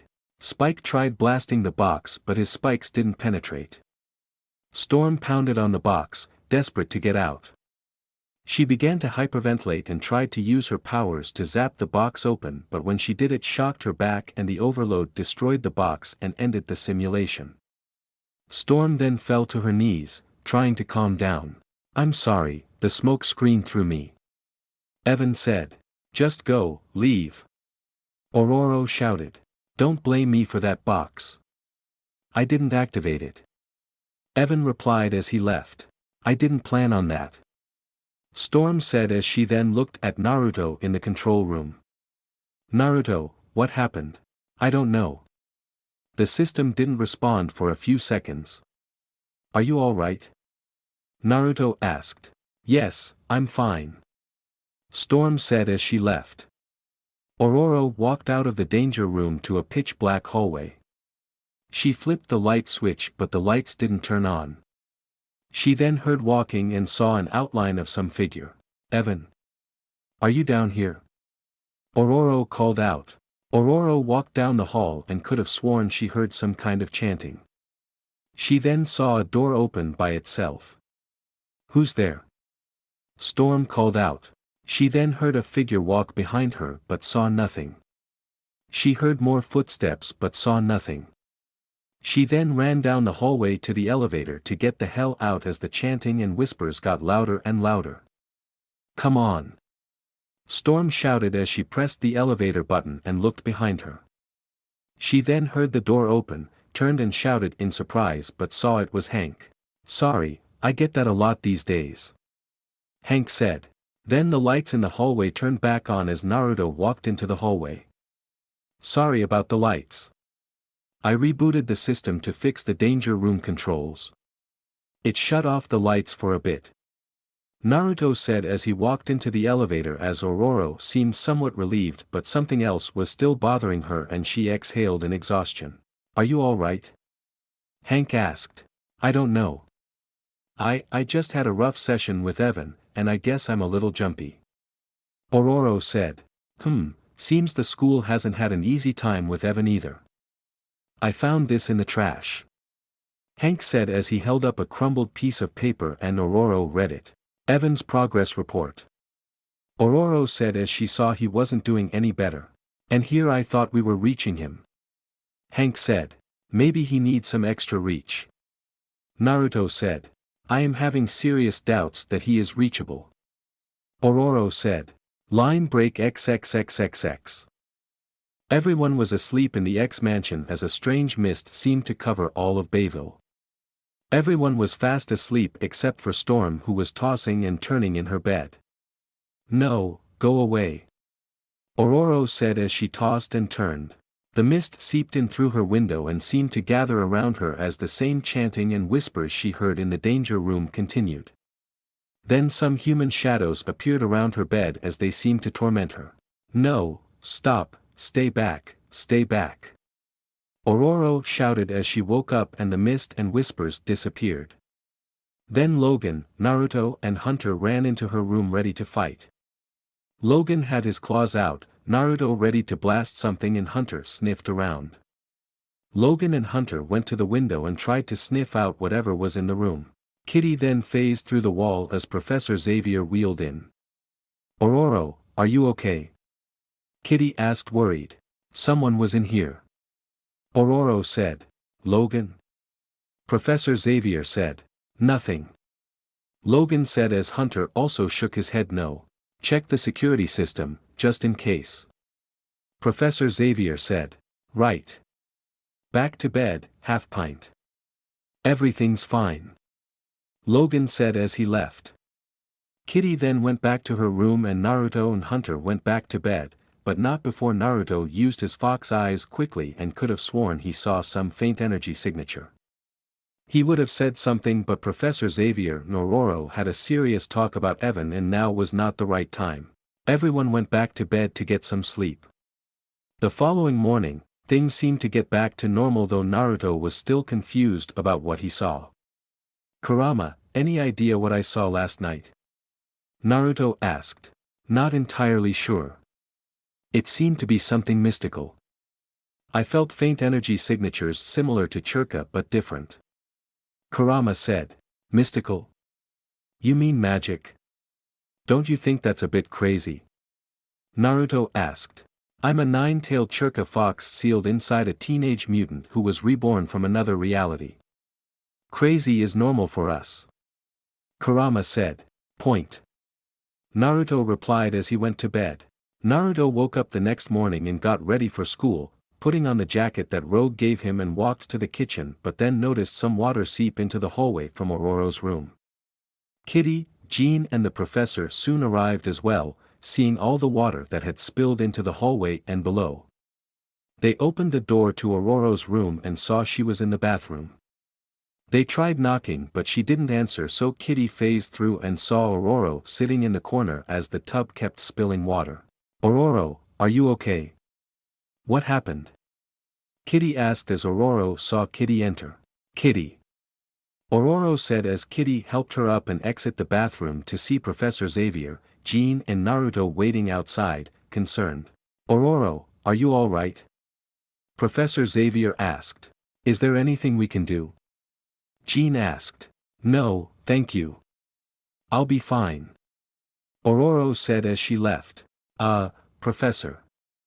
Kitty said, getting his attention as Kitty pointed out one of the bathroom cabinet mirrors was smashed.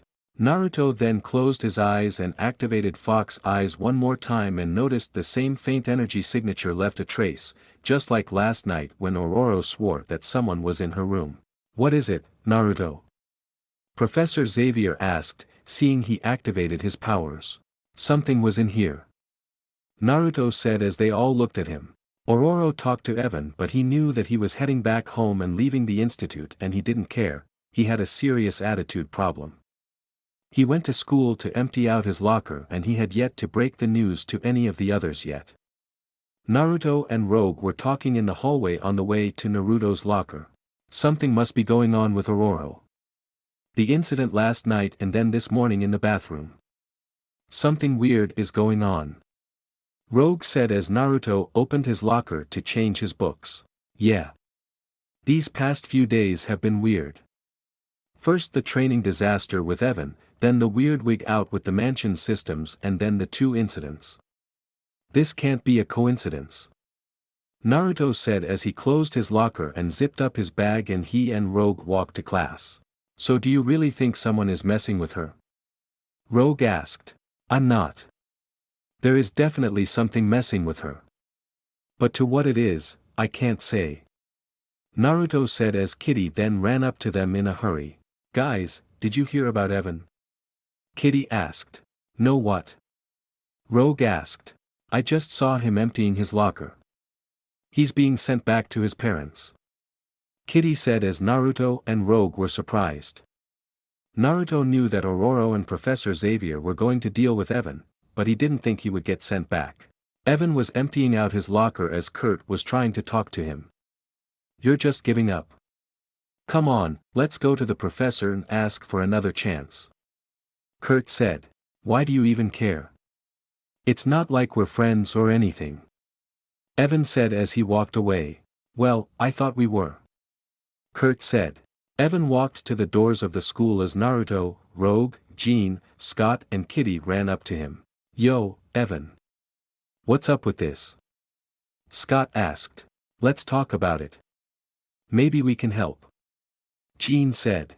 Why does everybody keep stressing about me? It's really no big deal. Evan said as he threw his stuff in the trash and left. Scott moved to talk to him but Naruto held him back. Not now, Scott. Nothing we say can change his mind, it'll be up to Ororo to try and talk to him, if not, only Evan can change this, but first he has to make his own choice. Naruto said as Scott reluctantly nodded. Line break XXXXX.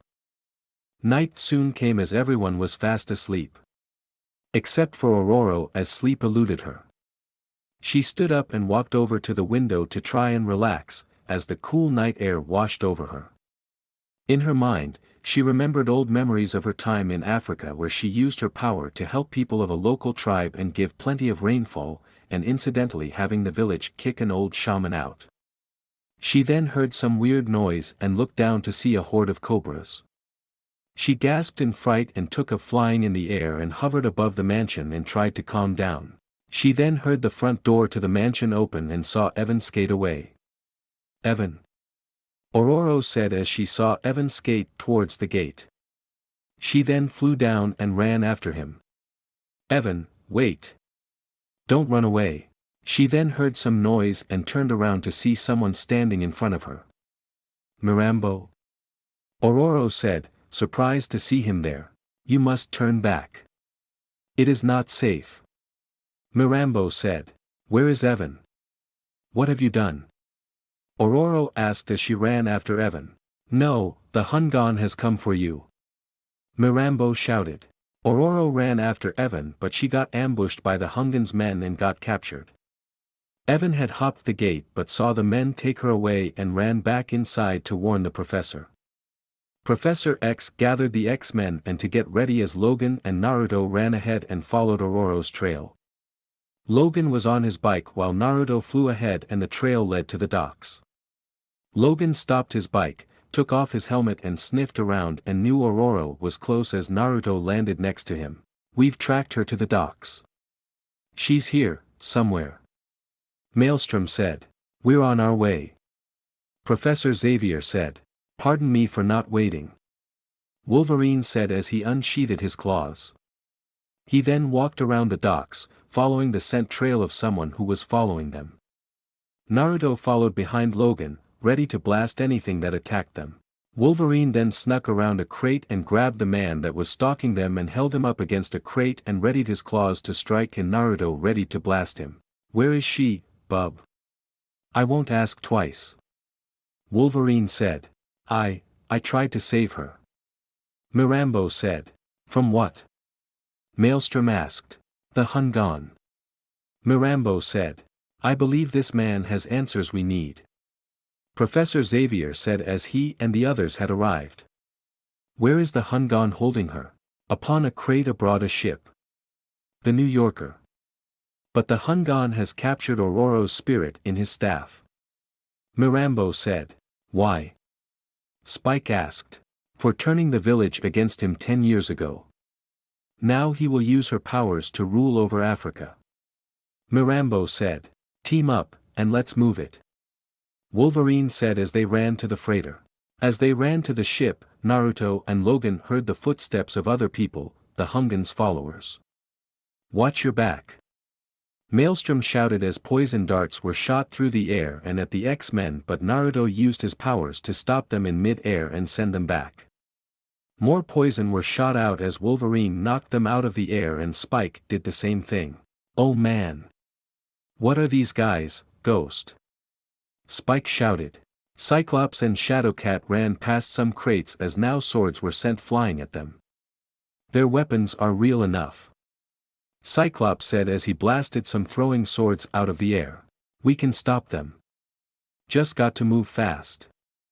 Rogue shouted as the X-Men fought back. Wolverine, Spike and Maelstrom ran onto the ship as some of the Hungan's goons ran after them. Naruto then sent out a large wave of air that sent them flying away. There!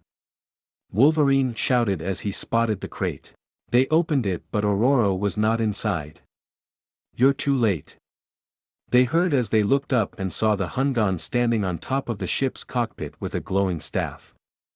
Then a mind-controlled storm floated in the air and sent a blast of lightning at them that they rolled away from. Storm! Maelstrom shouted as she sent another bolt of lightning at them that Naruto absorbed. Storm then attacked the others as they ran for cover. Maelstrom rolled to the side as he saw Spike. Spike, find the Hungan and destroy that staff. I'll keep their attention on me.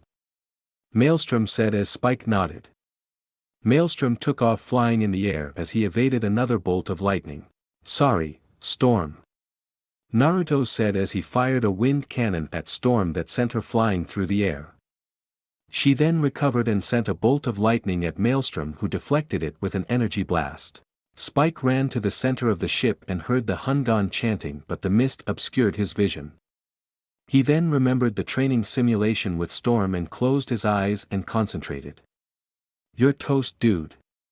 Spike shouted as he fired his spikes in one direction and they managed to destroy the Hungan staff and free Ororo's spirit. Ororo then regained control over her body and glared at the Hungan who tried to run away. You want my powers, Hungan? Here's more than you can handle. She shouted as she sent him flying into a wind tunnel and then tornado that sent him and the mist flying far away.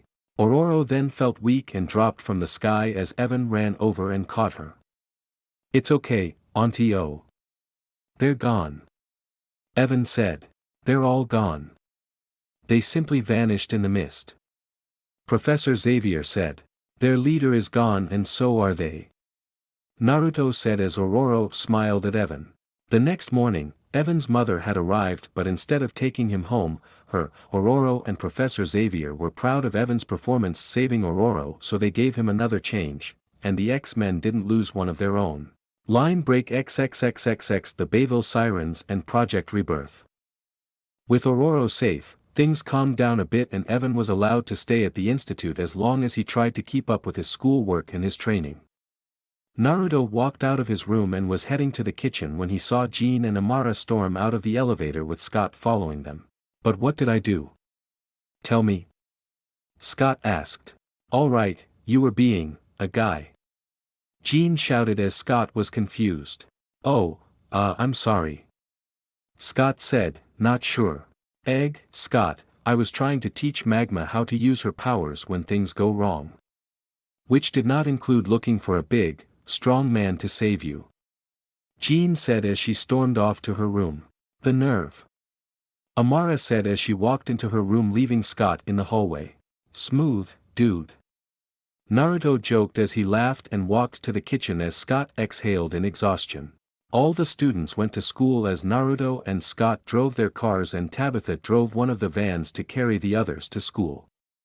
Kitty showed Amara her first period class and it just so happened that Tabitha shared the class as well. Amara. Tabitha said, happy to see her. Hey Tabitha. Amara said.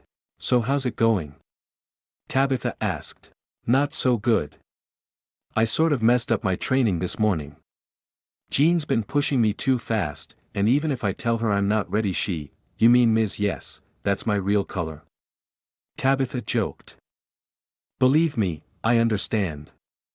Naruto's been working me really hard with training too. You know what we need?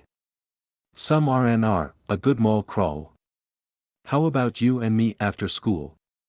We can catch up with our shallow teenage values. Tabitha said. That sounds like fun. Amara said. All right. Tabitha said.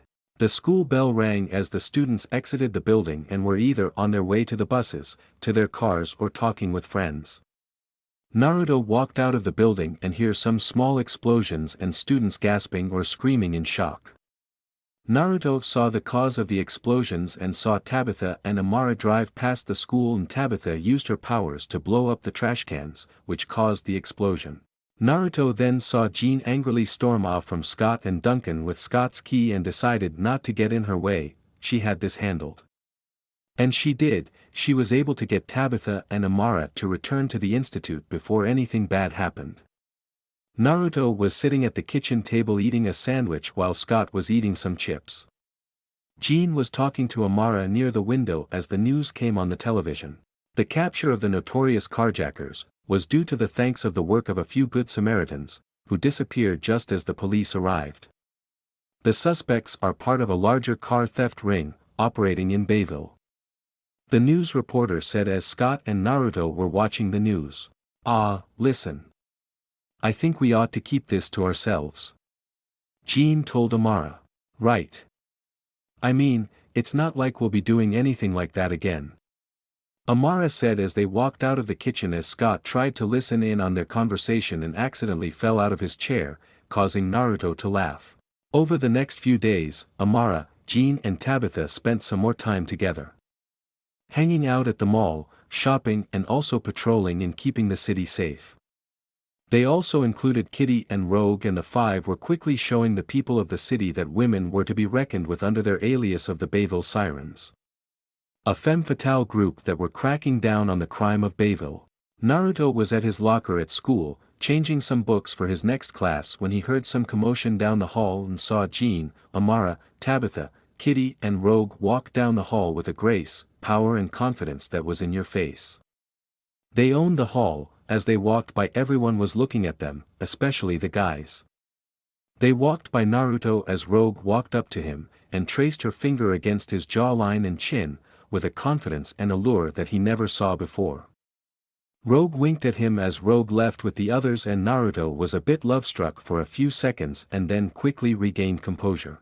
He then met up with Kurt and walked to their next class but Scott grabbed them by the shoulders.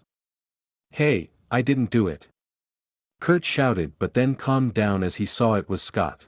Guys, cancel your plans for tonight. We got a little secret mission to take care of. Scott said. Oh, this will be fun. Naruto said. Line break XXXXX. Late at night, Naruto, Scott and Kurt were waiting outside the walls of the property of the Institute in Naruto's car as Kurt was look out. He then saw the girls head to the garage and take one of the X-vans. Blue boy to Tracker 1, can you read me? The pigeons are leaving the roost. Kurt said. Kurt, we're right here. Why are you talking like that? Naruto asked, in the driver's seat. Duck, they're coming this way. Kurt said as they all ducked in the car as the X-van left the mansion. All right, let's follow them. Naruto said as he started the car and drove after them. The X-van drove down the streets of Bayville as Jean looked at the passenger mirror and saw Naruto's Mustang in the distance. Ladies. We got company. Jean said as they looked behind them and saw Naruto's car. Not for long. Tabitha said as she hit the gas and drove away. They made us. Scott said. They're getting away. Kurt said as Naruto shifted gears and sped up. Tabitha then drove down the streets as a train was passing on the tracks and Jean got an idea. Kitty. Phase us through. Jean said. I'm on it. Kitty said as she grabbed the car and concentrated. She focused as hard as she could as Tabitha kept driving and drove right through the train while Naruto hit the hand brake and drifted to a stop. Ah, man. They're getting away. Scott said. Don't worry. I got them. Naruto said as he activated his fox eyes. The girls kept driving through the city and managed to find a place to get changed into their siren outfits and were now looking for some crime to bust. Man, we got to find a better place to change. Rogue said. Relax, nobody will believe that toll booth guy. Tabitha said. They kept driving down the street when they witnessed a carjacking and immediately followed the carjackers to the warehouse district and they lost sight of him. Where'd he go? Rogue shouted. Weird. It's like he just vanished. Kitty said. Maybe not, look over there. Jean said as they saw the garage of one of the warehouses close. They parked the car and snuck into the warehouse and saw it was a chop shop. A whole group of mechanics were stripping down the stolen cars for parts. It's a chop shop. They're tearing apart the stolen cars for parts. Tabitha said. Then this must be the base of the car theft ring. Jean said. Glad you could join the party, girls. They heard as they turned to see the man in charge with about 10 guys armed with pipes, chains, or knives. Now, we've been expecting you. Aw man. It's a trap. Rogue said as all the mechanics grabbed weapons and surrounded the sirens. That is so weak. Kitty said. You see, you sirens have been slowing down our business. And the boys are getting a tad irritable about it. The leader said. Hey, didn't your mother teach you not to pick on girls? Amara asked. Yeah, too bad I never listened to her. The leader said. Well, guessed what, brain dead. She was right, and this is why. Tabitha said as the girls attacked. Using their skills from the combat training Logan put them through, they punched and knocked out the mechanics and thugs. Kitty phased through a guy and then kneed him in the guy. Jean used her telekinesis to send some tires flying at the thugs and knocking over containers of gasoline. Amara knocked out more thugs with kicks to the head as Rogue kept on fighting with one of the thugs accidentally making skin contact with her and passed out. Boom Boom then decided to make small booms and knocked some of the thugs away, but it had the unfortunate effect of also lighting the gasoline and oil trails of the dismantled cars, starting a fire. With Naruto and the others, they got changed into their gear as Naruto was closing in on the girl's energy signature when Kurt spotted the smoke. Look! Over there! Kurt said. Got them. Naruto said as he drove up to the burning warehouse and saw the X-van. It's them. Kurt, get us in. Scott said as Kurt teleported them in and they saw the fire but also saw the girls defeat the rest of the thugs. What are we waiting for? Let's get in there. Kurt said as Naruto held him back. No, let's let the girls handle this one. Naruto said as Scott nodded. The girls beat up all the thugs and were restraining them with chains when they saw the leader try and make a break for it. So Amara and Jean held their hands together as Kitty ran forward and was then lifted into the air. Kitty then grabbed the leader by the back and threw him in the trunk of one of the cars and Amara slammed it shut. They cheered as they helped retrain the others, not seeing a small trail of gas lead up to the car. An ember from the fire hit the trail and immediately caught on fire and it would have reached the car and exploded, but it was stopped in its track by a blast of ice. No one saw us do that. Naruto said. Come on, the girls got it covered. Scott said as Kurt teleported them out. Rogue and Amara grabbed fire extinguishers and put out the fire as the distant sound of police sirens drew closer. Girl power. Don't you just love it? Tabitha said. All right, drop it. They heard as they saw a female police officer enter the warehouse with her gun out. The building is surrounded, there's no way out. But we're the good guys. Or rather girls.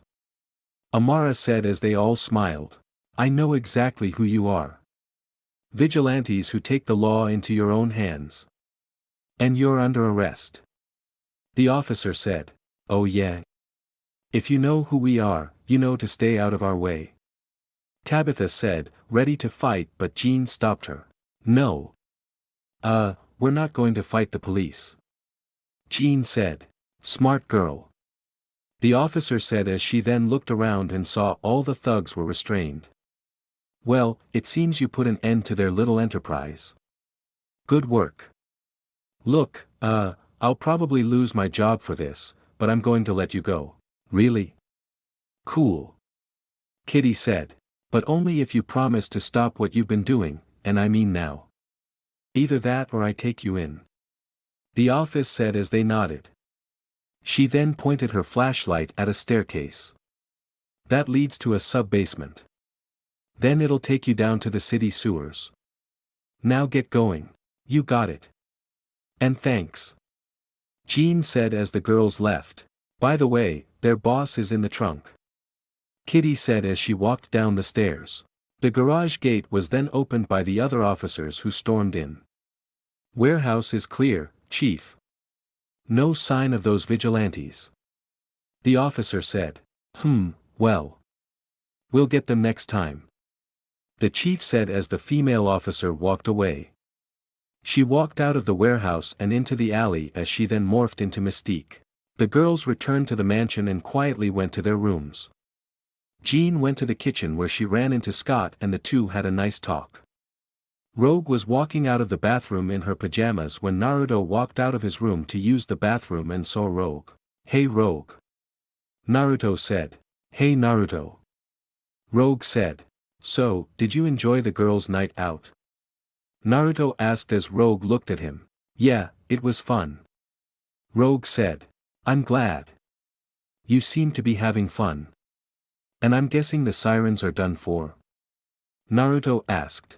Yeah, it was fun while it lasted. Rogue said. Well, all good things come to an end. But I'm glad you enjoyed yourself, it showed me a different side of you, and I liked it. Naruto said as Rogue smirked and traced her finger under his chin like before. She's still around. Rogue said as she went to her room. Good night. Wow. Naruto said. Line break XXXXX. After the end of the sirens, Scott was able to repair his relationship with Jean and things got back to their normal groove.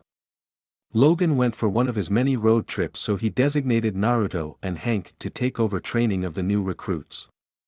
Speaking of Logan, he was riding his bike down a nice lonely road, driving through the forest of the Rocky Mountains.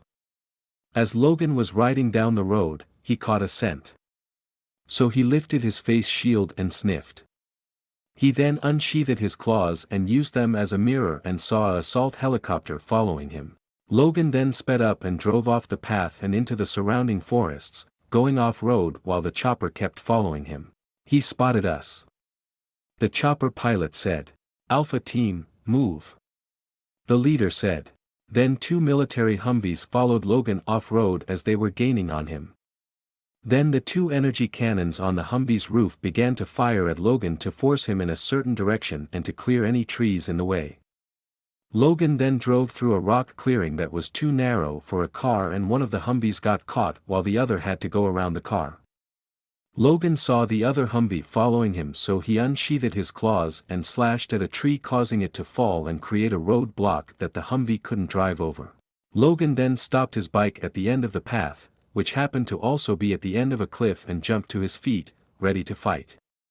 He looked around, waiting to see soldiers burst from the trees, but another chopper hovered next to him, with its machine gun fixed on him. Hold it right there, Logan. A voice said as the chopper turned to show a shield logo on the side. The chopper door opened to reveal Nick Fury, director of S.H.I.E.L.D. Or should I say, Weapon X. Fury said as Logan growled. Fury then jumped from the chopper and landed in front of Logan. Actually, you're going by Wolverine now, aren't you, Fury? I just got one word for you, goodbye. Logan said as he walked to his bike. Have it your way. Gunner, target that bike. Fury said as the chopper moved and the gun was pointed right at the bike, causing Logan to growl in anger. Okay, Patch. What's this about? I don't work with S.H.I.E.L.D. anymore. Logan said. Rebirth's been stolen. Fury said, causing Logan to go wide-eyed. Impossible. Rebirth was destroyed. Rogers and I made sure of that. Logan yelled as he grabbed Fury by the collar. It was a backup. S.H.I.E.L.D. discovered it 17 years ago. Kind of a touchy subject, so we mothballed it under Lever 5 security. Fury said. PFTT, and still it got stolen. Logan said. Who did it? Unknown. Whoever it was, managed to do this to a titanium steel door. Fury said as he showed Logan a picture of completely torn and destroyed steel door. As well as knock out S.H.I.E.L.D. security with some kind of magnetic pulse. We're talking mutant here. Magneto. Logan said. Line break XXXXX. While Logan was hurrying back to the mansion, school has just got out at Bayville. Everyone was walking out of their classes and out of the school as Kurt, Naruto, and Rogue were talking about the results they got on their history test. Naruto did pretty well, Kurt did alright while Rogue got a D-. Oh man, I totally tanked that history quiz. Why do we have to study World War II anyway? Rogue asked. I don't know, I always found history interesting. Naruto said as some jerk shoved past them. Clear the road, losers. The jerk said as Kurt and Naruto glared at him. I think the phrase you're looking for is pardon me. Rogue said. What was that, skunk head? The jerk said as he turned around and got in Rogue's face as Naruto shoved him back and got in his face. If you know what's good for you, you'll back off. Or you'll be in the hospital. Naruto warned him as he tightened his fist. Oh, you going to do something about that, Whiskers? The jerk yelled as Kurt tried to stop the fighting. Trust me, not a good idea. Kurt said as the jerk just grabbed Kurt's wrist and accidentally crushed his holowatch. What? You think you're tough? The jerk said as he crushed the holowatch and Kurt's holographic disguise shut off and he was Nightcrawler. What the heck are you? Some kind of rat? Look who's talking. Rogue said. No way. No way. You're going to forget. You don't remember any of this. You're going to leave now. Jean said telepathically as she walked up to the guy, using her powers to mess with the guy's mind. Yeah, I'm going to leave. The guy said in a dazed state as he walked away. You okay, Kurt? Naruto asked. Yeah. Growing up looking like this, I've heard it all before. Kurt said as he teleported away and the others felt bad for him. Especially Naruto, he could relate, his childhood at Konoha was just as bad. Naruto drove home with Rogue while the other students were all doing homework or other activities and Logan was talking with Professor Xavier about what Fury had told him. Perhaps you should tell me exactly what Operation Rebirth was. Professor Xavier said. Early attempts at genetic engineering. Crude, but powerful. The idea was to create super soldiers for World War II. Logan said. A master race? Xavier asked. Nah, these were the good guys. They didn't mean it like that. Logan said. They never do, at first. So tell me, what it ever used on anyone? Xavier asked. Yeah, Steve Rogers. Logan said as he remembered Captain America and told the professor of a time when Captain American was able to save a fellow soldier from a plane by taking it out with his shield. Sounds almost like you knew Rogers personally. Xavier said. I did. I was with the Canadian Special Forces, I met Captain America. Logan said. Really? I knew you were older than you looked, but World War II? Your regenerative powers are impressive, so is your memory, but I thought parts of your past were lost to you. Xavier asked. Yeah, well it's pretty much right after that things get fuzzy. Logan said. Still though, your story puzzles me. If Rogers was indeed the famed Captain America, that would seem to indicate that the Rebirth project was successful. Xavier pointed out. No, it destroyed him. And now it's in the hands of Magneto. Logan said as Xavier got worried. Naruto and Rogue were walking through the mansion and to their rooms when they saw the lights dim and a loud hum sound off through the mansion. Power surge? Rogue asked. No, Cerebro at full power. Come on. Naruto said as they went to Cerebro to see what was going on. Professor Xavier was using Cerebro to do scans of the world for mutants and in particular Magneto's mutant signature. During the scan, the professor did show that there was a now larger population of mutants in the world. Man, they're all over the place. Logan said, seeing all the mutant signatures around the world. The size of the population containing the X gene is increasing exponentially. It's becoming difficult to keep track of them, even with Cerebro's new enhancements. Xavier said. No way mutants are going to be under wraps for much longer. Logan said. Yes, I suspect that's what Magneto feels as well. Which explains his recent activity. Professor Xavier said. So, you found him yet? Logan asked. No. Magneto's cloaking technology has been keeping pace with Cerebro's enhancements. I have no idea where he is. Xavier said. Logan and the professor heard as they turned to see Rogue and Naruto snooping on them. Well, it seems Rogue has got something to say. Logan said. Come in, Rogue, Naruto.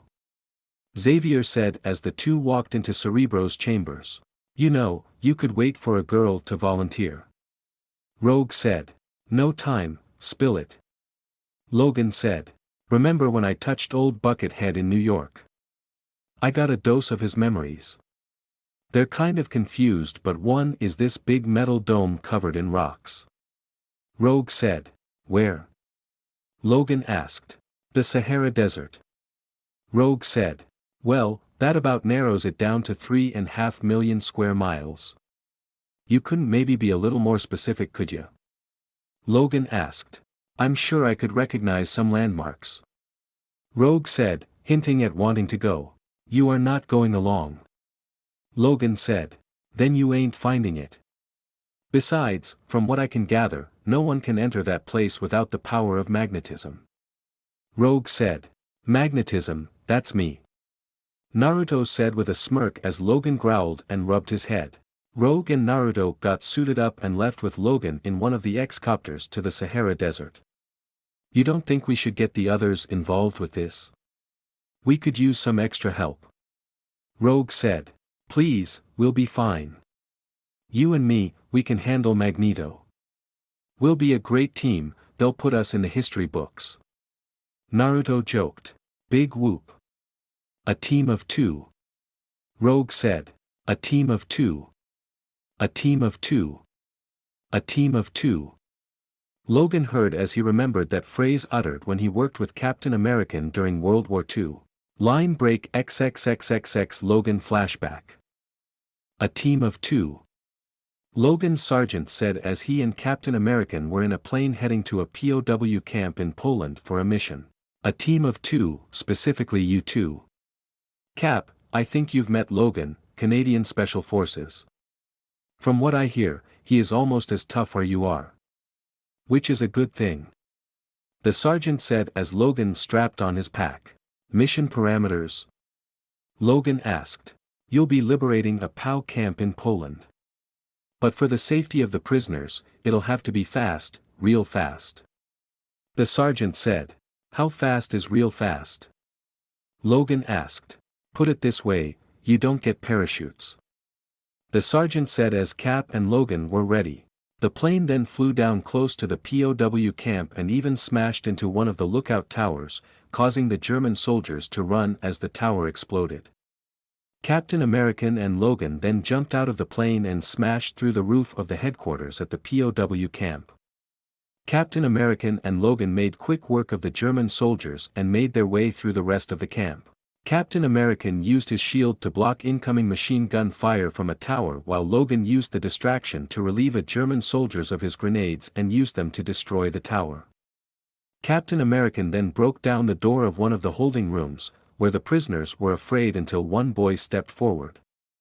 He walked up to Captain America as Captain America helped him up and signaled the others to follow as they ran out of the camp. Logan punched and kicked some German soldiers and helped Cap get the prisoners to the trucks for the exit.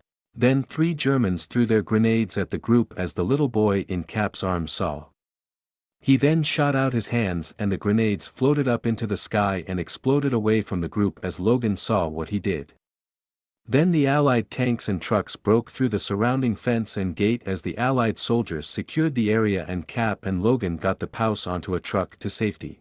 As Logan helped the last of the people onto the truck, he looked at the boy. "What's your name, son?" Logan asked. "Eric Lencher."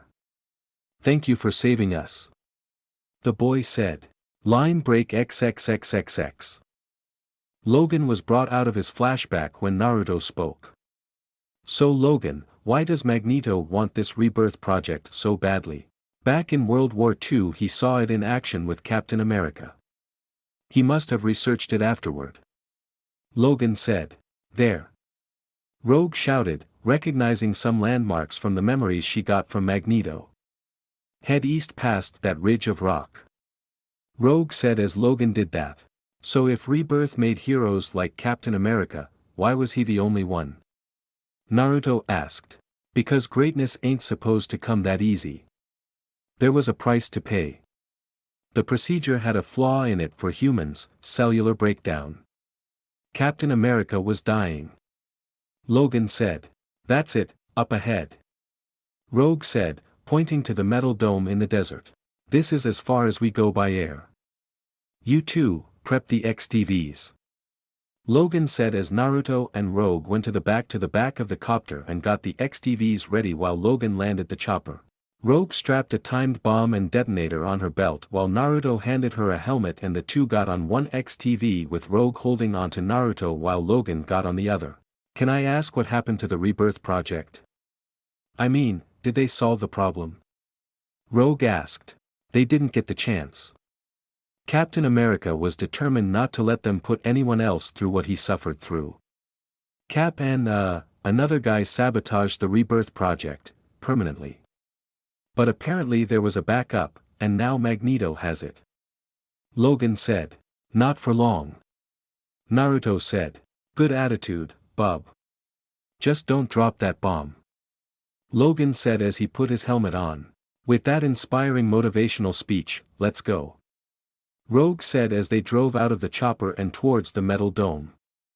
They drove on the sand dunes, up and down as their tires kicked up the sand and it filled into the air.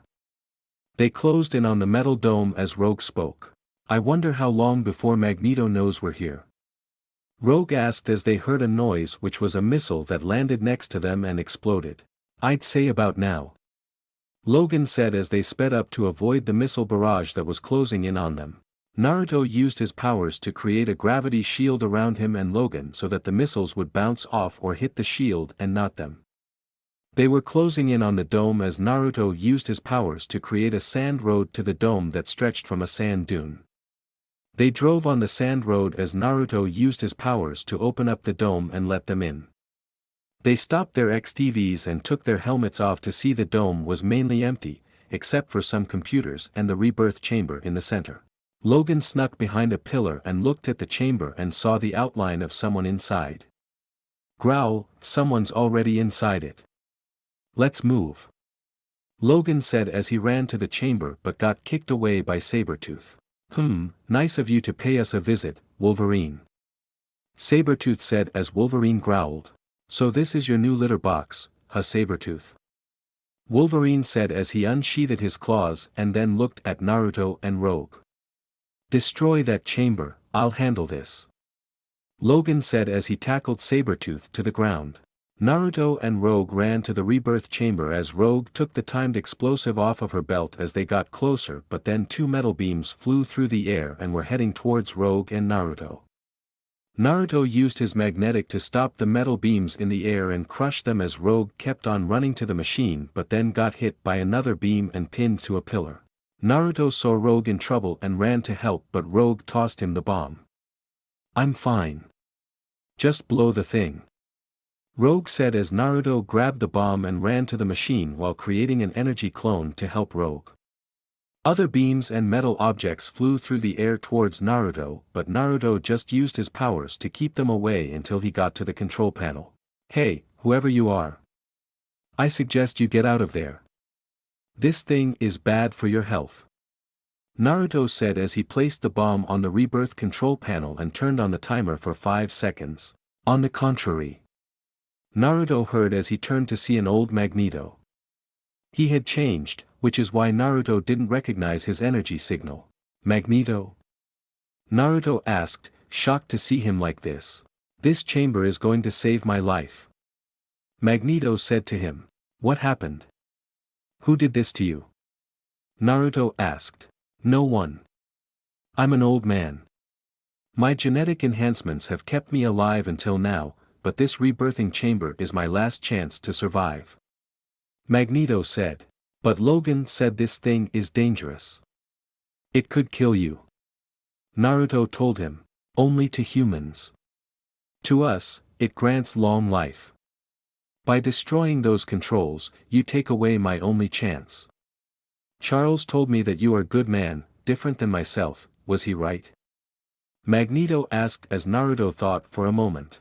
Naruto, forget him. Just get on with it. Rogue shouted as she and the energy clone were evading the metal beams after them.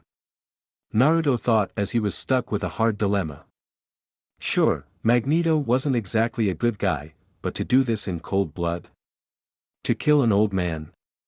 Naruto's fought people before and they've died, but it wasn't like this. What are you waiting for, kid? Pull the pin. Wolverine shouted as Naruto's finger was on the pin of the detonator but he couldn't pull it. The machine then activated as Naruto was blinding by a bright light that rendered Magneto unconscious as it reverted his body to its physical prime. Wolverine continued to fight Sabretooth as Naruto saw the process was over. So he ripped off the tubes to the chamber and broke the glass of the rebirth chamber and grabbed an unconscious Magneto. He then walked away from the chamber and pulled the pin on the bomb, activating it. He flew away as the rebirth project exploded and caused a much bigger explosion than he thought it would. The shockwave knocked Naruto and Magneto to the ground. Rogue ran over to help Naruto as Magneto regained conscious. He sat up and saw that the rebirth project was destroyed and looked at Naruto in anger. He then used his powers and grabbed all the wreckage as well as the south part of the dome and sent it all flying towards the X-Men. Logan got smacked away by a metal beam and rolled over to Naruto and Rogue. Rogue helped him up as they saw a sea of sharp metal objects shot at them. Naruto then raised his hand and his energy turned from blue to purple as he used his magnetic powers to stop the wave of metal.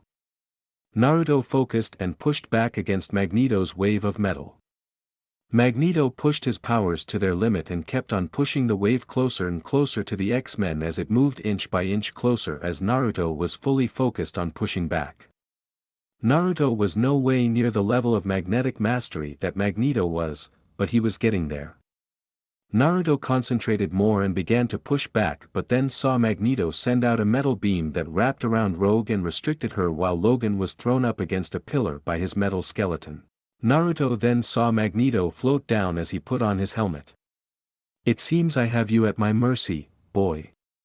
You have grown more powerful, but thanks to that rebirthing chamber, I am at my peak and you have a long way to go before you reach my level. However, you spared my life, so I shall let you go. Magneto said as he released the wave of metal, let Rogue and Logan go and opened up the metal dome to let them leave. There was a small boy in Poland who owed you that much. Magneto said to Logan as Logan smirked. The three left as they walked back to the X-Chopper. What small boy in Poland? Rogue asked, wondering what Magneto meant. It's a long story. Logan said as he then looked at Naruto. You all right there, kid? Logan asked. Yeah, I'm fine. While I'm not completely comfortable with how the situation turned out, I did what I thought was right. Naruto said. And Magneto's at his peak. Rogue said. True, but Magneto's at his peak while my powers will continue to grow. I'll just have to get stronger. Naruto said as Logan chuckled at Naruto's determination. We'll arrange for more training later, kid. Logan said. So, the mission's over, right? Naruto asked. Not quite. There's one more thing. Got to meet with an old friend. Logan said. Line break XXXXX Mesmero. After the rebirth incident with Magneto, Logan dropped off Rogue and Naruto back at the mansion while he went somewhere secret. Rogue and Naruto ate dinner and clean up, then worked on finishing their homework. When Logan came back, he and Hank worked on upping Naruto's training to help him develop his new powers to their peak. He had his elemental powers of fire, water, wind, earth, lightning, ice and would master, but he wanted to master now his gravity, magnetic and magma powers. He was also working on her energy construct powers, using his energy to form solid objects like kunai and shuriken, but Hank theorized that Naruto's energy constructs could go bigger. Naruto's was getting a handle on his magnetic powers and they were improving more and more, to the point where he is able to now manipulate multiple objects at the same time, instead of focusing his attention on a certain object or thing. He has also been able to generate electromagnetic fields by combining his magnetic and lightning powers. He shut down the whole lower levels of the mansion, which Hank wasn't too happy about. A week had gone on at the mansion, nothing too extreme to talk about except a carnival that came through. The X-Men went and had some fun, played some games and ate some food, but Naruto had this nagging feeling in his head that something was off about the carnival. 2 days later, Naruto had woken up early to get some more training in on his gravity powers. He was working on increasing and decreasing his weight like he would an object to turn it as light as a feather or turn it into a missile. He was also working on compressing gravity at a singular point which would pretty much destroy everything at that point.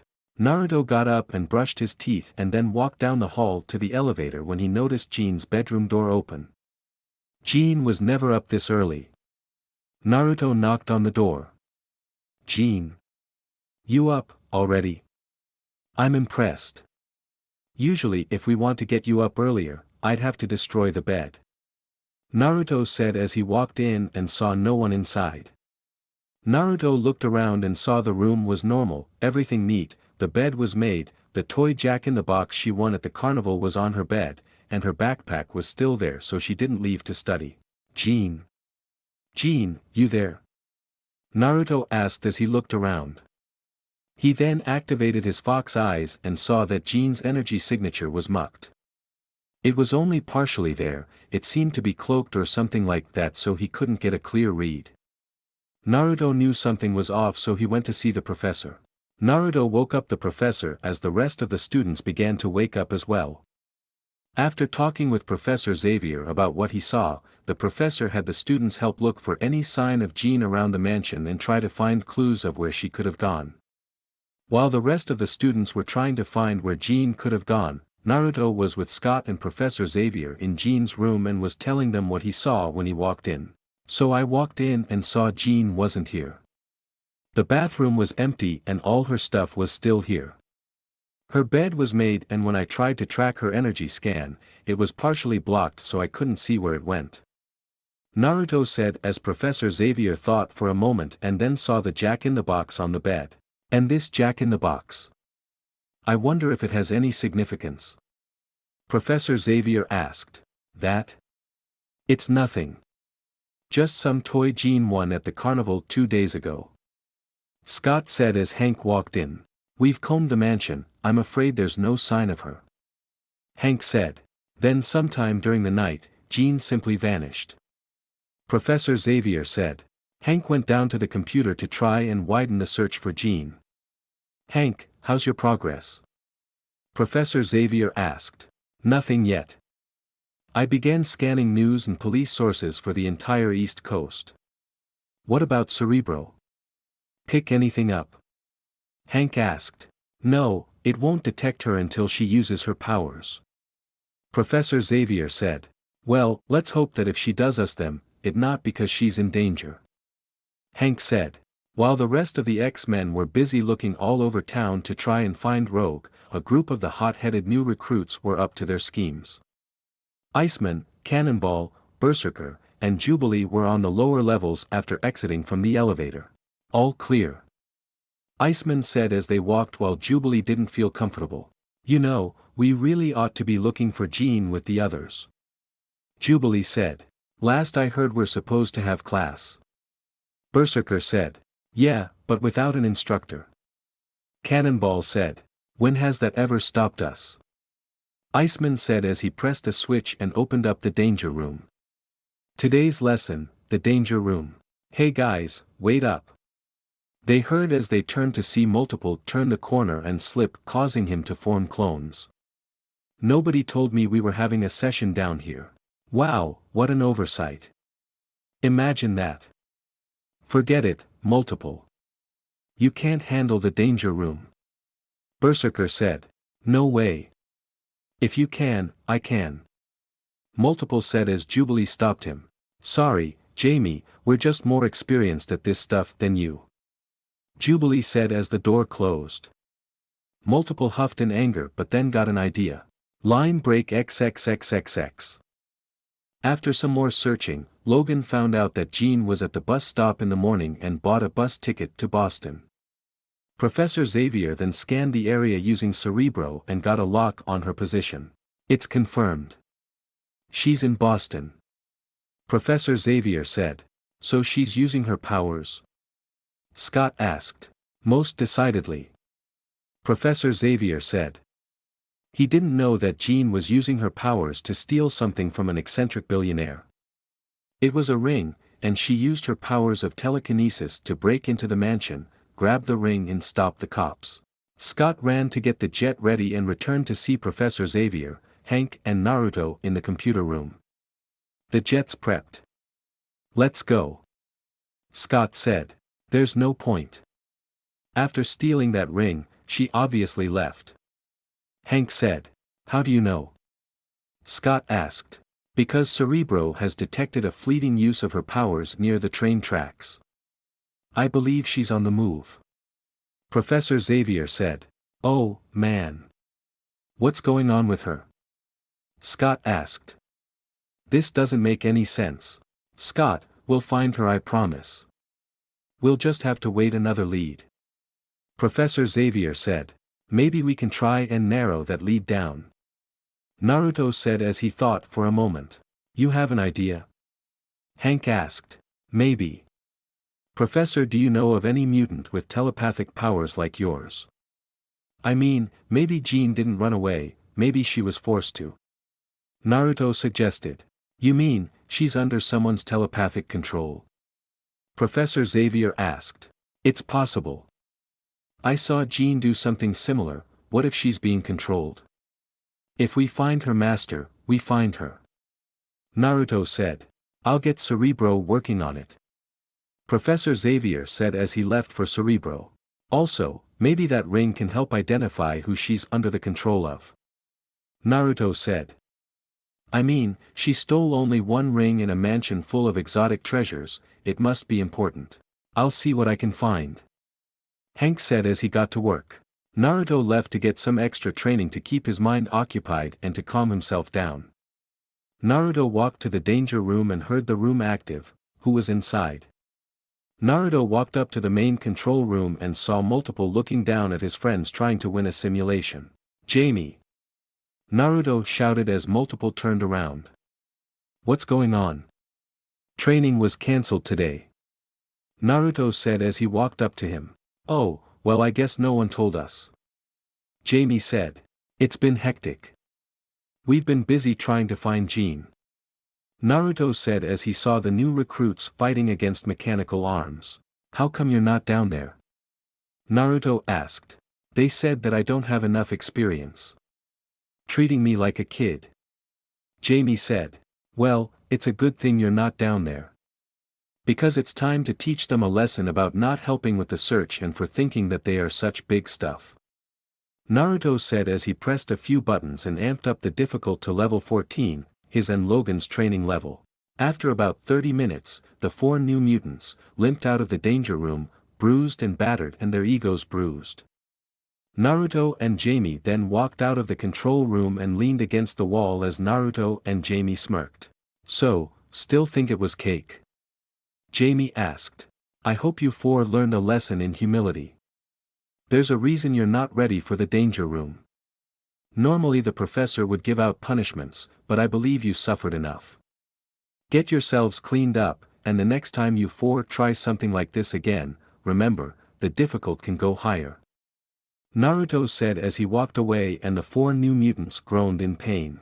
Night had descended on the mansion as everyone got some sleep. Everyone was sleeping peacefully, not knowing that Jean was back. In her X-Men outfit, she walked up to the gate and went to the fingerprint scanner near the gate and scanned her thumb in. Recognized, welcome, Jean Grey. Security systems disabled. The computer said as the security systems deactivated, and she walked up to the mansion without the security system going off. Scott was in his room and was trying to fall asleep but couldn't because his mind was so focused on wondering if Jean was all right. He turned in his bed as he saw Jean, in her X-Man uniform, pass by his door. Jean? Scott asked as he got up. Jean? He went down the hall and turned the corner and saw Jean standing there. Jean, what are you, Arg? Scott grabbed his head in pain as Jean used her telepathy to send him back to sleep. She then used her telekinesis to put him back in his bed. She then turned to see a door in the hallway open and a sleepy Naruto stepped out of his room. Yawn, Scott, it's 1 a.m. Can you keep it down? Naruto asked as Jean used her powers to lull Naruto back to a nice sleep. Naruto squinted his eyes and could have sworn he saw Jean. Jean. Jean then closed her eyes and then reopened them to reveal they were glowing purple and was staring right at Naruto, who then passed out.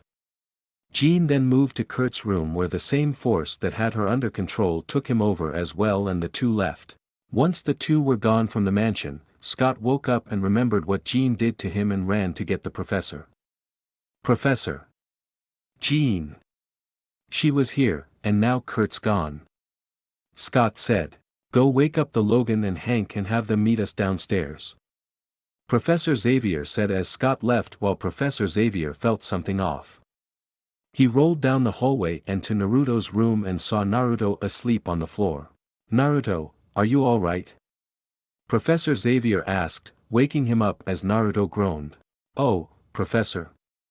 Naruto asked as he saw the professor looking at him. What happened? I was hoping you would tell me. The professor said. I don't know. I woke up because I heard Scott yelling and then I opened the door, and then. Naruto said as he remembered seeing a faint glow of purple in Jean's eyes before he passed out. Jean's eyes, they glowed purple and then I passed out. Purple? Charles asked. Yeah, I think if I remember correctly. How did I pass out so quickly? Usually my friend prevents that. Naruto said. Then whoever we're dealing with is very powerful. Come on, Jean was here and she took Kurt. We need to find them. Professor Xavier said. Kurama, what happened? Naruto asked. I'm not sure, but whoever took control of your friend is very powerful and sneaky. The night she went missing, whoever it was that took control of her managed to stay stealthy and avoid my senses. I didn't think that was possible. Kurama said. And last night? Naruto asked. Whoever is controlling your friend is also using her like a puppet. To steal that ring and whatever else they want, but they are also very powerful. To not only take control of 2 of your friends, avoid my and the professor's senses, but they also managed to cut off our mental connection, which made you more susceptible to the telepathy blast that rendered you unconscious. Kurama said. Man, thanks for the heads up. Next time, don't give them the chance to cut us from each other. Naruto said as he got suited up in his uniform. He and Scott went down with Professor Xavier to the computer room where Hank and Kitty were trying to find out where Kurt and Jean went. Hey, we got a hit off the facial recognition scan. Kitty said. Where? Professor Xavier asked. Airport surveillance. Kitty said, bringing up the airport security cameras showing Jean and Kurt buying tickets. Where were they going? Scott asked. Cross-checking ticket sales with the exact time that image was recorded. It looks like New York City. Hank said. Scott, Naruto, get Logan. The professor said. We're already gone. Scott said as he and Naruto left with Logan on the Blackbird to New York City, more specifically, the Township Bank. Jean and Kurt were heading towards the bank with blank stares on their face. Jean was using her telekinesis to levitate them towards the bank entrance where Kurt teleported them in. Jean levitated them high enough so that the security cameras couldn't see them. Jean then levitated them towards the bank vault and Kurt teleported them in. Jean then began to open up the safety deposit boxes one by one until she found one that held a ring, similar to the one she stole from the mansion yesterday. She took it and put it in the pouch with the other. Professor Xavier told them that Jean was using her powers in the bank so they had to move fast. Scott and Logan slashed and blasted apart the front door and ran in with Naruto by their side. Naruto then combined his magnetic and electric powers and created a small electromagnetic pulse that shut down the bank's security systems and cameras so they wouldn't be recorded. They ran down the hall as Logan sniffed out for Jean's scent. They're in the vault. Logan said. On it. Naruto said as he put his hand out and magnetically yanked the vault off its hinges and crushed it, and threw it aside. Jean and Kurt saw Naruto, Scott and Logan as Naruto saw Jean put the pouch in her pocket. Jean, it's us. Take it easy. Scott said as she raised her hand and sent them flying through the bank and out the front door with an extremely powerful telekinetic blast. Man, when did she get so powerful? Naruto asked as they saw Kurt teleport them away. They then heard the Blackbird start and saw it fly away. This is starting to get me seriously upset. Logan said, in anger. Hang on, I'll get us home. Naruto said as he used his gravity powers to levitate him, Scott and Logan in the air and fly home. Can't you go faster? Scott asked, thinking they were going a bit too slow. Hey, I don't need a side seat driver. I can drop you, you know. Naruto said as Scott shut up and Naruto flew them home, but not fast enough as the Blackbird got there first. The Blackbird landed back at the mansion while Hank and the professor were in the computer room doing some more research on the rings that Jean had been stealing. So Hank, what have we learned so far? The professor asked. Well, after Naruto suggested looking into the ring that Jean stole, I was able to find out some more stuff. Turns out that the first ring Jean stole is part of 3 Tibetan artifacts from the early Han dynasty. The second ring was kept in a safety deposit box at the Township Bank. I'm still trying to locate the third. Hank said as the professor felt a presence. Ah, Jean. She's here. The professor said as he felt Jean use her telepathy and tried to stop her but then got the image of a strange man with weird green marks on his face and clutched his head in pain as he was shut out. Hank ran up to the door and tried to open it but the door controls weren't responding. So he began to bash the door open, bit by bit. Not knowing the controls were destroyed by spikes. The Blackbird soon took off again with 2 new tenants, Evan and Kitty, as whoever was controlling them was using them to steal the final ring. Line break XXXXX. Naruto finally managed to arrive back at the mansion with Scott and Logan. Naruto and the group landed in the yard as they walked through the front doors and ran into Rogue. Guys, you missed it. Jean and Kurt came back and took Evan and Kitty with them. Rogue said. Damn it. Missed them. Scott said. So what now? Naruto asked. We'll have to wait for the professor to track them. I'll prep one of the X-choppers. Logan said as he went to the hangar while Naruto and Rogue went to check up on the professor. They walked into Cerebro to see him working on the computer as he was using it to create a picture of the man he saw in Jean's head. Is that the man you saw in Jean's head? Rogue asked. It is. And now I'll have Cerebro scan its mutant profiles to find a match. The professor said. Don't bother, I know that face. Rogue said as she led them to Jean's room where she had that jack-in-the-box. Rogue spun it until a creepy version of the same man came out. The mind-bending Mesmero. He was in Bayville with that circus a few days ago. Egg, as if he wasn't creepy already. Naruto said. Then we'll need to attend their next engagement. The professor said. Professor. They heard as Hank walked in. The last ring, it resides in Washington, D.C. at the Museum of Eastern Antiquities. We have to assume that they're already there. So we go to the circus. They'll return the rings to Mesmero and we stop him there. Naruto said as they all nodded and got in the X-chopper and left for the circus a few towns over. The sky turned dark as a storm was coming. The wind picked up and lightning filled the sky with bright flashes of light, and the following thunder was the only noise as the circus grounds were empty. The blackbird landed in the circus grounds as the four mind-controlled mutants walked to one of the large tents but stopped when they heard the sound of the X-chopper.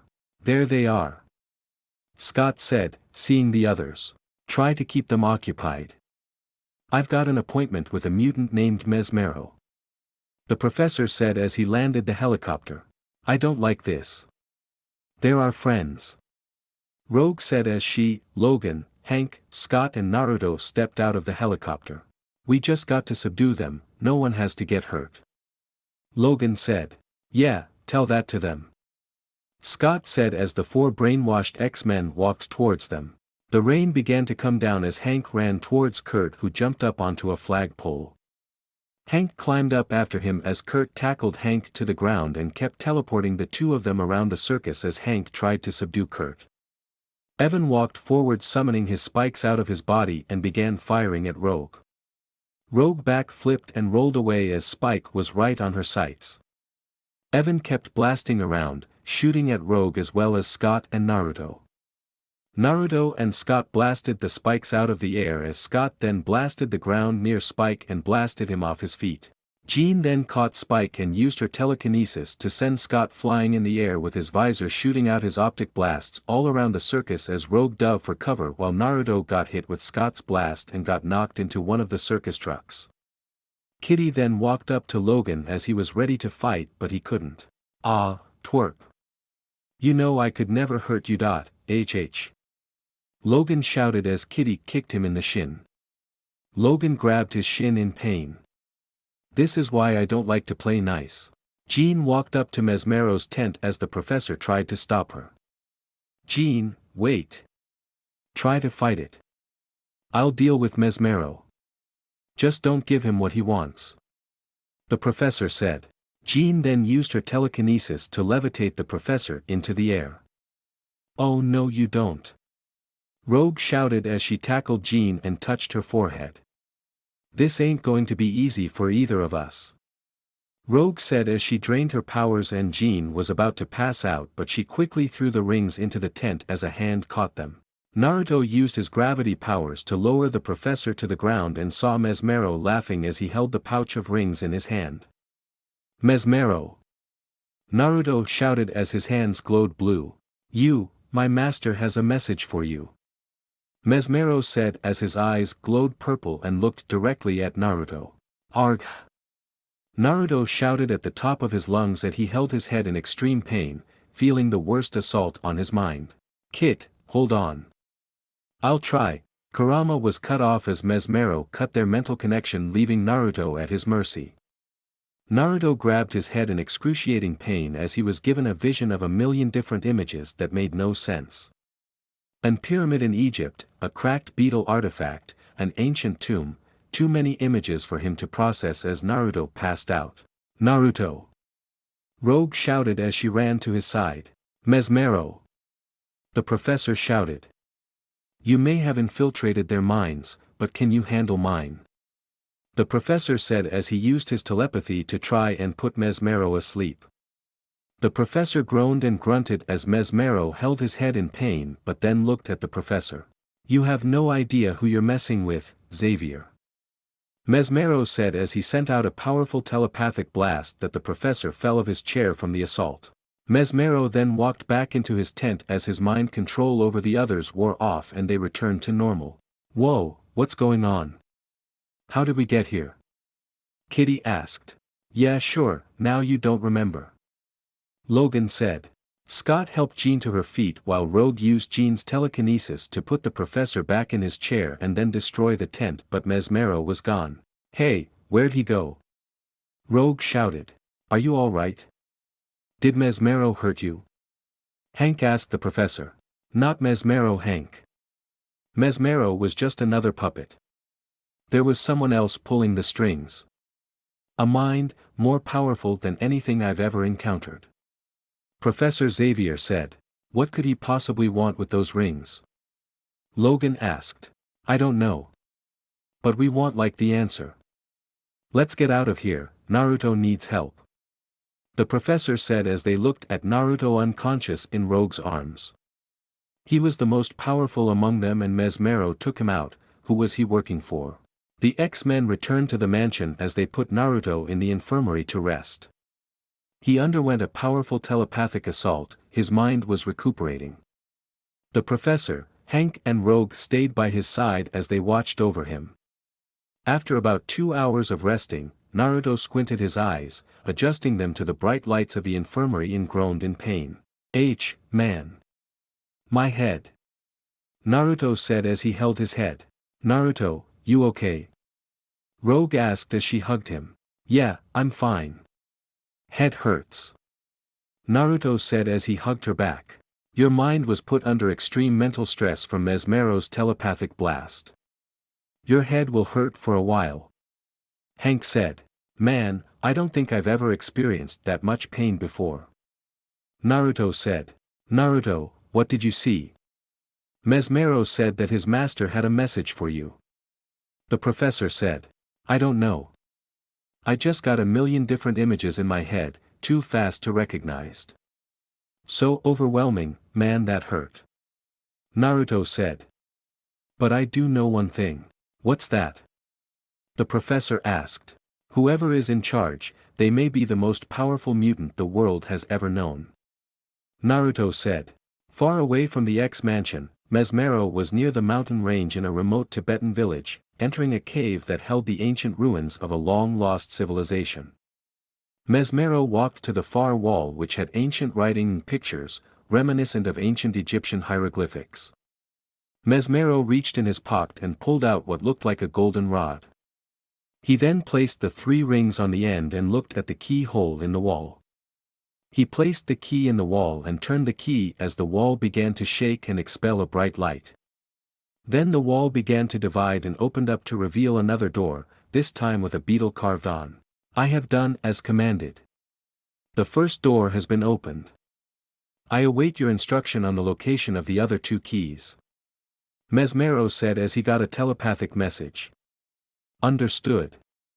I will find them, and the world will once again tremble at the presence of apocalypse. End of chapter 5. Hoped you guys liked the chapter. Sorry it took so long. I originally intended it to contain fewer episodes, but the episodes were kind of boring and the filler episodes of Season 2, so I decided to add more. The filler episodes of Season 2 are almost done as we will get more action-packed ones soon, so please be patient if the chapter wasn't as action-packed as you would like. Naruto's and Rogue's relationship will get to the next level in the next chapter, as well as his powers and place in the world. Sorry it took so long, with finals and everything I had no time to write. But I'm home for the summer so I will write as often as I can, but I also got The Witcher 3 so I've been playing a lot of that, but don't worry, I will continue to write. I've got some upcoming new stories for you guys, one Naruto/Young Justice crossover, one Naruto/Star Wars crossover, one Naruto/Hobbit crossover, one Naruto/Gotham crossover, one Naruto/Smallville crossover, and I'm also doing a Naruto/Kim Possible one because I loved the cartoon when I was younger and I decided to do my own, so looked forward to that in the weeks to come. The Sadie Hawkins dance is a Bayville high as well as the return of Mystique and a new Brotherhood mutant, the Scarlet Witch. Hoped you guys liked it. If you did, please leave a review, and if you didn't, sorry and don't hate me. Also a request to all the artists who read my fics. I would like to ask you something. If you would like to, I would very much appreciate and like to see drawn pictures of my Naruto from the 4 fanfics I've written. One from Kitsune in Starling City as Naruto in his Kitsune outfit. One from Maelstrom and the X-Men in his X-Men uniform, and bonus bragging rights if you could Photoshop him in with the rest of the X-Men. One from Naruto in Capua with Spartacus, and one from Orange Flash in Westeros. So if you can create a drawing, painting, sketch or whatever of my Naruto characters, I'd love to see them and use them as the picture for the fanfiction. If you would like to, send me an email through my profile and copy and paste the image or send me a link. I look forward to what you come up with, so good luck. Disclaimer, I don't own Naruto or X-Men, both belong to their respective owners, I'm just a big fan.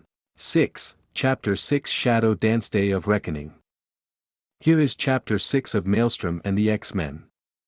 Based on the episodes Shadow Dance and Days of Reckoning. The X-Men head to a dance where they have some downtime, and they'll need it. Magneto's plan comes to the light of day and Naruto must lead the X-Men in front of it and come out on top. Enjoy. Shadow Dance. After the business with Mesmero, Professor Xavier tried his best to try and locate where he could be. Hank did more research on the artifacts that Jean stole to come up with a reason as to why Mesmero wanted them. Weeks after Mesmero's attack and the professor couldn't find him. Whoever he was, and whoever he served, he was extremely powerful, powerful enough to take down the strongest member of the X-Men, Naruto. Which is something that stuck with Naruto for a while, a mutant who was powerful enough to take him out. After that, Naruto trained harder and harder every day to make sure that the next time he fought Mesmero, things would end different. Other than that, things were normal. Naruto trained, went to school, hung out with friends and Rogue. The one thing that was of interest and intrigue for the X-Men was that Bayville was having the Sadie Hawkins dance was Friday, which was also the day of Kurt's training session.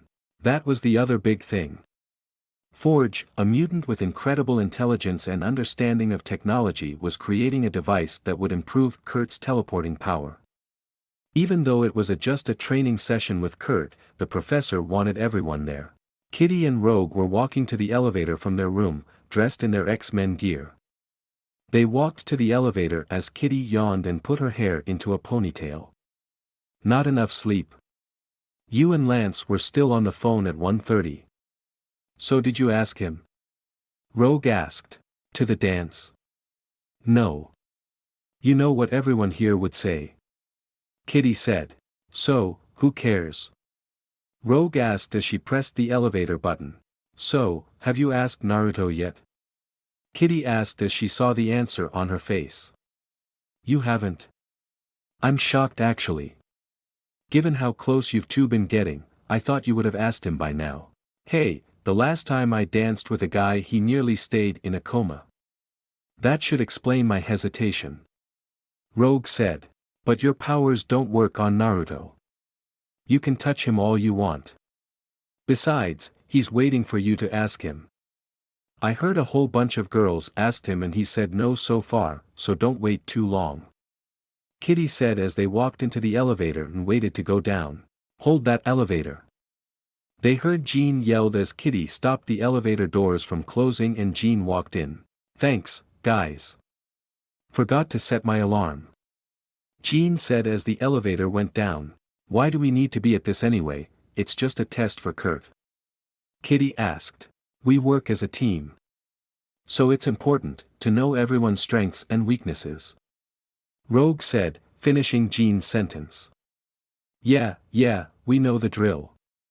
Rogue said as she walked out of the elevator first. What's her problem? Jean asked. Oh, she's just grouchy because she hasn't asked Naruto to the dance yet. Kitty said. Oh. Jean said, understanding as they walked to the danger room. I thought she would have by now. I know. So, are you going with Duncan? Kitty asked. He thinks so. He already bought the tickets. Just might have to disappoint him.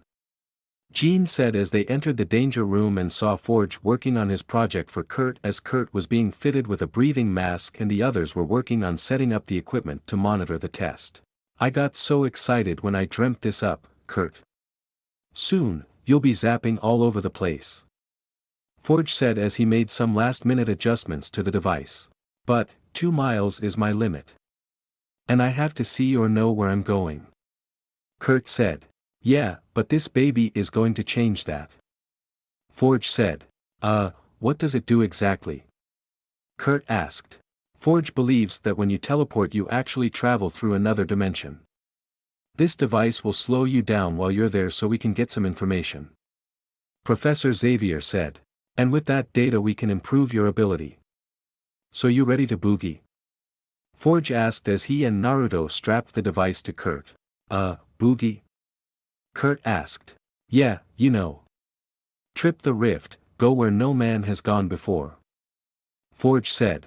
I guess. How long will I be in there? Kurt asked. Just a few seconds. I can set your speed with this chronometer.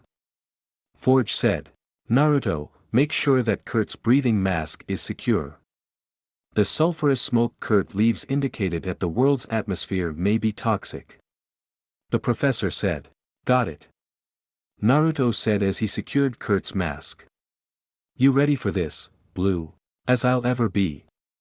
Kurt said. Good luck. Naruto said.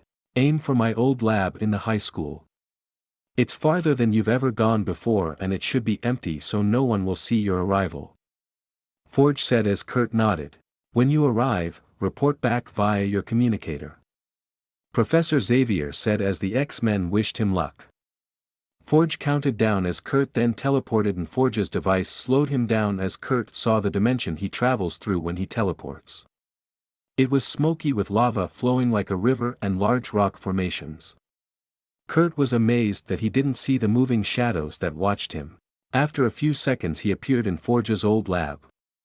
It worked. Whoa, what a trip. Hang on, I'm coming home.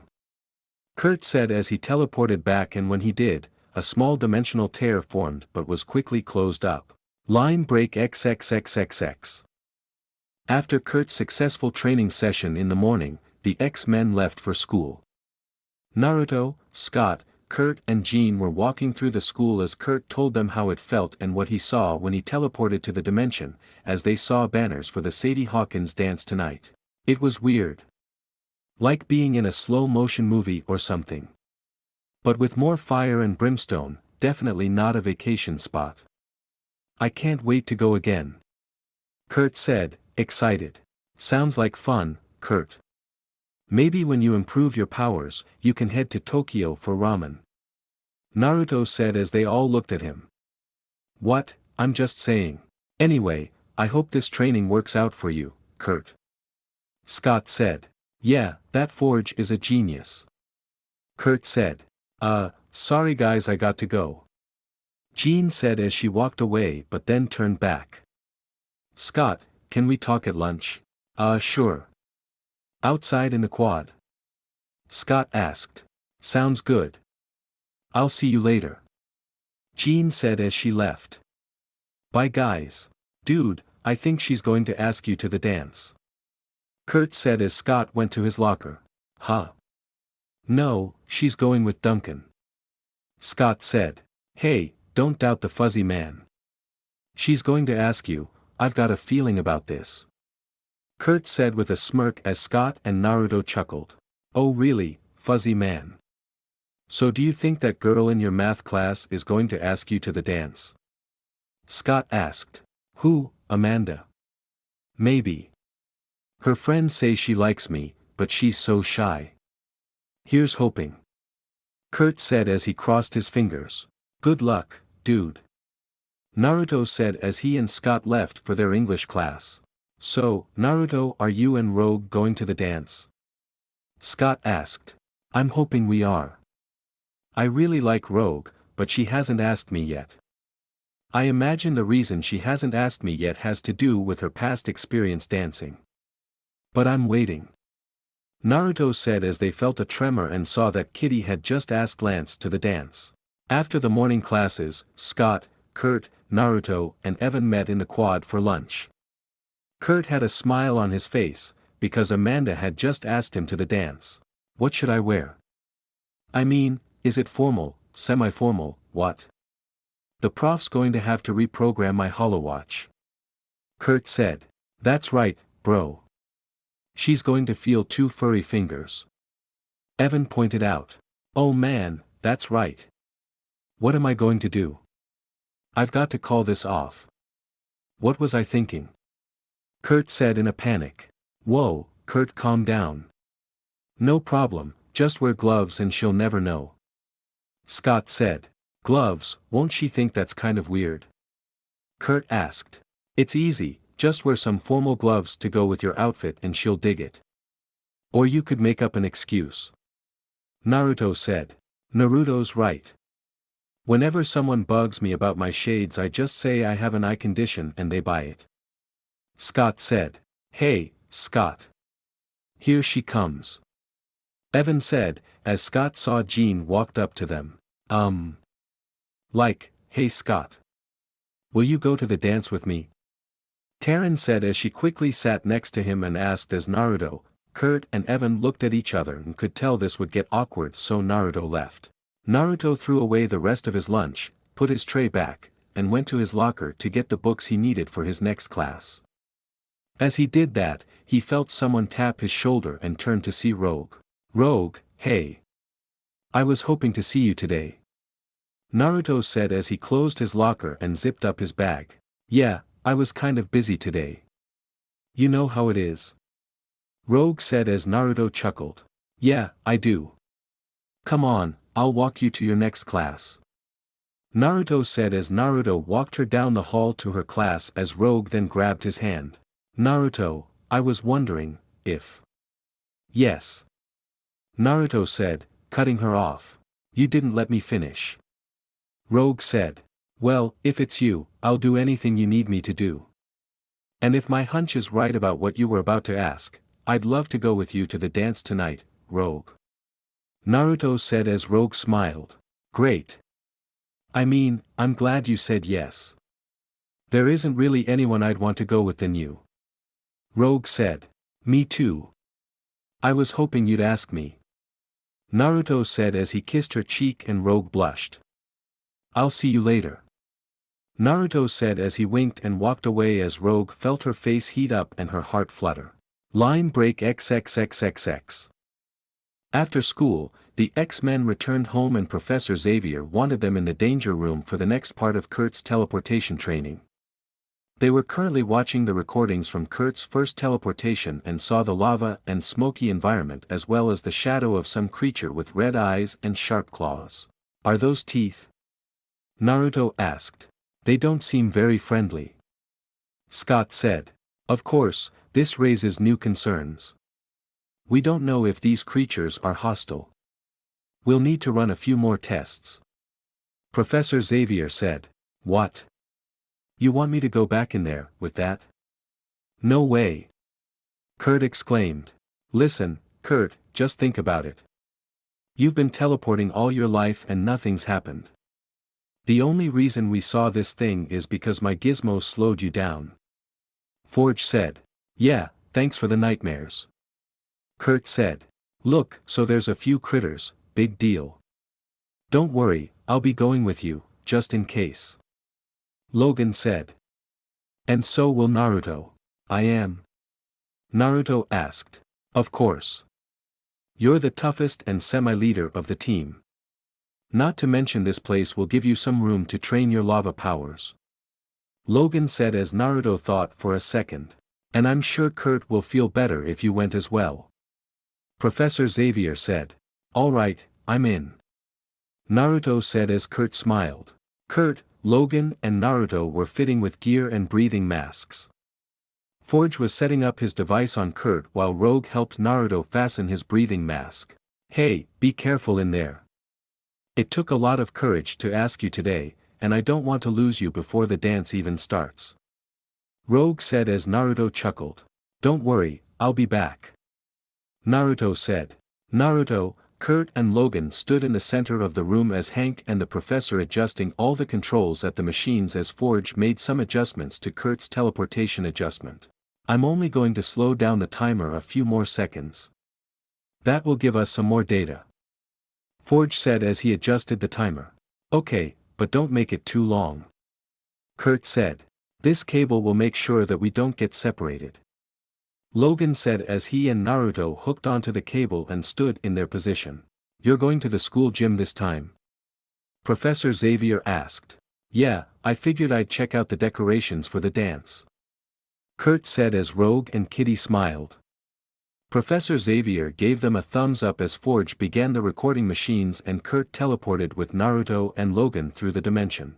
Kurt teleported and a dimensional fissure opened up and Kurt, Logan and Naruto appeared in some place that would resemble hell if not the bottom of a demonic volcano.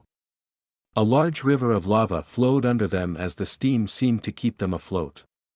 They saw large rock formations and mounds everywhere and they saw those creatures from the recordings. They were like velociraptors, dinosaur-like creatures. Red in color with sharp claws and teeth, and as soon as they saw the three X-Men appear, they began to run along the lava bed, keeping eye on their next meal. Man, what are those things? Naruto said as he and Logan got ready to fight as a dozen of those creatures appeared and were chasing after them. Ah! Kurt shouted seeing more of them. Naruto powered up while Logan unsheathed his claws. They were floating near a rock pass that stretched over the lava pool as 5 of those creatures were waiting. Look out! Logan said as he swiped at them, slashing their mouths and noses and keeping them away. Naruto fired energy blasts and hit them off and knocked them away, sending them flying away. His fists then glowed dark brown as he then used his elemental powers to shoot out rock pillars and send some charging creatures away. Watch out! Kurt said as a creature managed to jump and grab the cable with its teeth and pulled them down to a large rock on the lava bed. The weight of the creature caused them to start slipping and they would have been dragged into the lava, but Naruto punched into the rock and kept them from falling. Logan then used his claws and cut the cable, freeing them from the creature as the creature fell into the lava. More creatures then jumped down to try and eat Kurt, Naruto, or Logan. Naruto punched one creature across the face and threw another one far away as Logan stabbed one, sending his claws deep into the creature causing it to cry in pain. Naruto then kicked another creature away as one snuck up behind him and chomped on his shoulder. Arg! I'm not lunch. Naruto said as he grabbed the creature by the head and threw it into 4 others. Kurt climbed up onto some rocks as the creatures chomped at his feet and tail. They started climbing up to get to Kurt, and 2 got really close but Naruto grabbed the 2 creatures by the tail and threw them away. Kurt saw 5 more make their way from a higher rock ledge. There's more coming! Kurt shouted as Naruto saw the lava. He reached out to it as his hands turned dark crimson and the lava moved. Naruto then clenched his fists and a large lava ball floated out of the lava pool. Naruto then shot his hand forward and the lava ball hit the ground near the creatures, causing them to growl and shriek as they backed away from the lava. Naruto then raised his hands up as a large tidal wave of lava rose from the lava bed, causing the creatures to scatter. Kurt then ran up to Naruto and Logan, grabbed them by the shoulder as they vanished in a bright light and teleported to the Bayville High Gym. They landed with a thud and groaned as they got up. Arg! Logan said as he removed his breathing mask. Well, I'd say they were pretty hostile, wouldn't you? Logan said as he touched the claw marks on his costume. Yeah, like large dinosaurs from hell. Naruto said as he saw his bite wound had pretty much healed. Gasp! Kurt gasped as he threw off his mask and pack. To heck with this. No more teleporting ever again. No way. Creatures, claws, teeth, who needs it? Kurt said in a panic. You better come pick us up, Charles. There's not going to be a return trip. Logan said as Naruto took off his pack, all of them missing a small dimensional fissure gap open, but it was very, very small.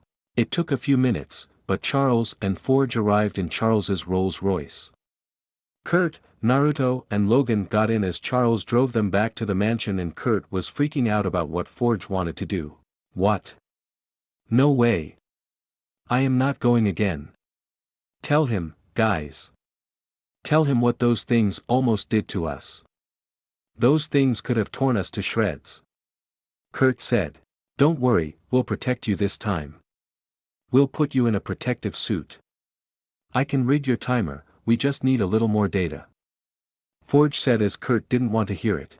You don't have to do it again, Kurt. I won't jeopardize your safety. Professor Xavier said. Sigh, thanks Professor. I don't think I can teleport again. It gives me the creeps just thinking about it. Kurt said. Kurt, I'm sure the creatures present no danger to you when you teleport normally. You move through their dimension so fast it's impossible for them to be aware of your presence. Charles said. I'm sorry, Kurt. I only wanted to help you, Kurt. Forge said, feeling guilty. I know. Forge said. Forge, is it possible for those things to follow Kurt back here? Naruto asked. The only way for that to happen would be if Kurt's dimensional gates didn't close behind him. Forge said. And what are the odds of that happening? Logan asked. Pretty slim, I'd say. Or it would have happened by now. Forge said. Well, let's just hope it never does. Professor Xavier said. Line break XXXXX. After they got back to the mansion, Kurt, Logan and Naruto got treated and cleaned up. Hank ran some tests to make sure that Logan and Naruto weren't infected by anything. Who knows what types of diseases or viruses those creatures could carry, but Naruto and Logan were fine. After that, all the students got ready and left for the dance. Many of them left already, using one of the vans to drive to the school. Jean was picked up by Duncan and Scott left to pick up Taran. Naruto was dressed and waiting outside the mansion in front of his Mustang, waiting for Rogue. Naruto was wearing some nice black shoes, some nice black dress pants, a dark orange dress shirt and a sports jacket on top. He fiddled with his collar as he heard the door open and saw Rogue come out and was struck by her beauty. She wasn't wearing a dress, that wasn't her style, and that was something Naruto loved about her. She was wearing a dark orange thin mesh shirt with a small top underneath. She had a choker necklace on, red jeans and boots, with her gloves on.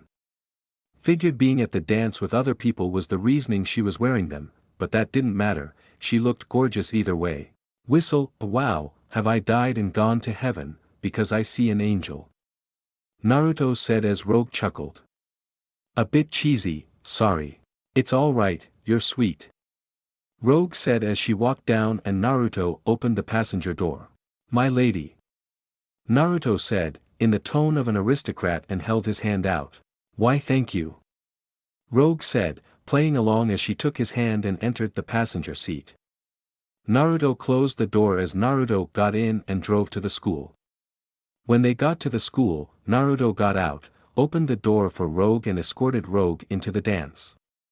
They saw everyone dancing and having fun, the lights had dimmed and were colored, streamers and balloons were up and dance music was blasting.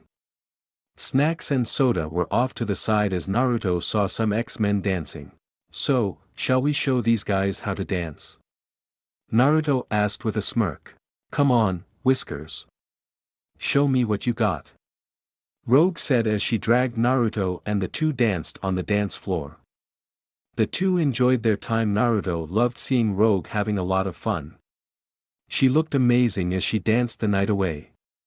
Naruto pulled her close as the two danced close, their bodies moving in sync as the two were quickly becoming the star focus of the dance floor, as the other students saw them.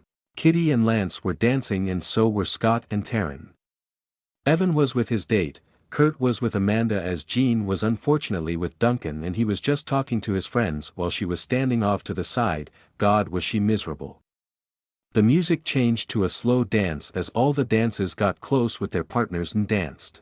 Naruto pulled Rogue close and put a hand on her waist and held her other one as Rogue held on and the two slowed danced. I'm having a great time, Naruto. Rogue said as Naruto smiled. I am too. I'm just kicking myself that it took us this long. Naruto said as she smiled and the two locked eyes. The two leaned in close, closing their eyes, intent to follow their feelings when they felt a rumble. They opened their eyes and looked to the side to see a bright light form next to Kitty and Lance. It began to expand as a purplish circle began to appear and get larger and larger. Lance. Kitty said. It's not me. Lance said as the portal kept getting bigger and then shined out a large orange light as the students saw some kind of red dinosaur jump out and roar. The students ran in fright as another creature came out of the portal and then another, and soon there were a total of 5 creatures in the gym. One of the creatures ran at Kitty but she phased and it went right through her and crashed into a table and some chairs. Normally someone would have seen it, but with all the students running to the exits, no one was paying attention. Principal Kelly and the students ran as the creatures roared and tried to bite students. One got close to a couple, but it was thrown through the air and hit the bleachers. The couple ran as Naruto had used his gravity powers to send it flying. Those things are from the dimension Kurt passes through. Forge was right. Naruto said. How do we send them back? Rogue shouted as one creature tried to eat Scott and Terran, but Scott blasted it through the air and it hit the basketball hoop net. Something tells me that Forge is already on it. Naruto said, fired a gust of wind at another creature that tried to eat Duncan and sent it flying into the wall. We just need to keep them preoccupied. On it. Rogue said as she saw another creature try to eat a student, so she grabbed a folding chair and smacked it across the head, giving the student time to run. Run! The creature turned to Rogue and chomped the chair as it tugged and chewed it like a dog with a toy as Rogue fought back and kicked the creature in the head. Naruto then jumped forward and spin-kicked the dinosaur away. Whoa, remind me not to get you mad. Naruto said as Forge and Logan had arrived. Forge had a device and blasted all the creatures and sent them back to their home world. Well, glad you guys showed up. Yeah, one showed up at the lab, so we knew some would end up here. Forge said. Well, I say we get out of here so the professor can wipe the students' minds of what happened. Naruto said as he used his gravity and elemental powers to fix some holes in the walls and grounds. Good idea. Jean said as she used her powers to fix some chairs and tables and banners. The professor used his powers to wipe the memory of the students and faculty that witnessed the event, so it was like nothing happened. The X-Men then decided to head home after the eventful dance to get some rest. Some decided to hang out in the living room, watch some TV, while others went to bed. Naruto drove into the garage and parked his car. He got out and let Rogue out as she took his hand. Well, Rogue, I'm sorry the dance didn't go as you'd hope. You know, hungry dinosaurs and such. Naruto joked as Rogue chuckled. It's all right. It was a fun night, I had a lot of fun. Rogue said as she sat on his car hood. Yeah, watching you hit that dinosaur over the head with a chair was an eyeful. Naruto said as he leaned in closer to her and held her hand as she smiled and held his. I'm glad that was amusing for you. I have to say that the date was great. Rogue said. And I think I know how to end it, finishing what we started at the dance. Naruto said as he leaned in closer. Go ahead, sugar. Rogue said in her southern charm as the two kissed. Starting slowly at first, as the two kissed each other with full passion.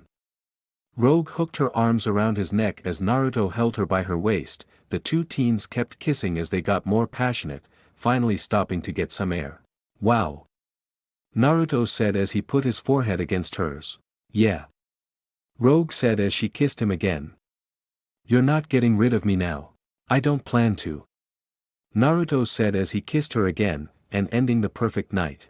Line break XXXXX. The Hex Factor. It was a few days after the dance and Naruto and Rogue had officially become a couple. Everyone was happy for them and honestly thought it would have happened sooner. Anyway, Naruto and Rogue were happy as can be, and Rogue couldn't have been happier. The two often were together, doing homework, training, or just hanging out in the living room. The X-Men would often see Naruto and Rogue in the living room or sitting on a couch, with Rogue leaning into Naruto's chest, both with a smile on their face. With Professor Xavier, he had a special appointment that he needed to go to. He was heading to a special mental health and secure hospital in New York. He was being escorted by a security guard into a special section of the hospital, behind specially designed security gates. He was escorted down the hall to a door and the guard opened it to reveal an empty room that the professor used for his therapy sessions. The guard let him in as Professor Xavier waited there for his patient. He waited about half an hour when he began to feel some rumbled in the hall, and then the door was pushed open by a force and a girl with black hair and wearing an undone straitjacket walked in. Wanda.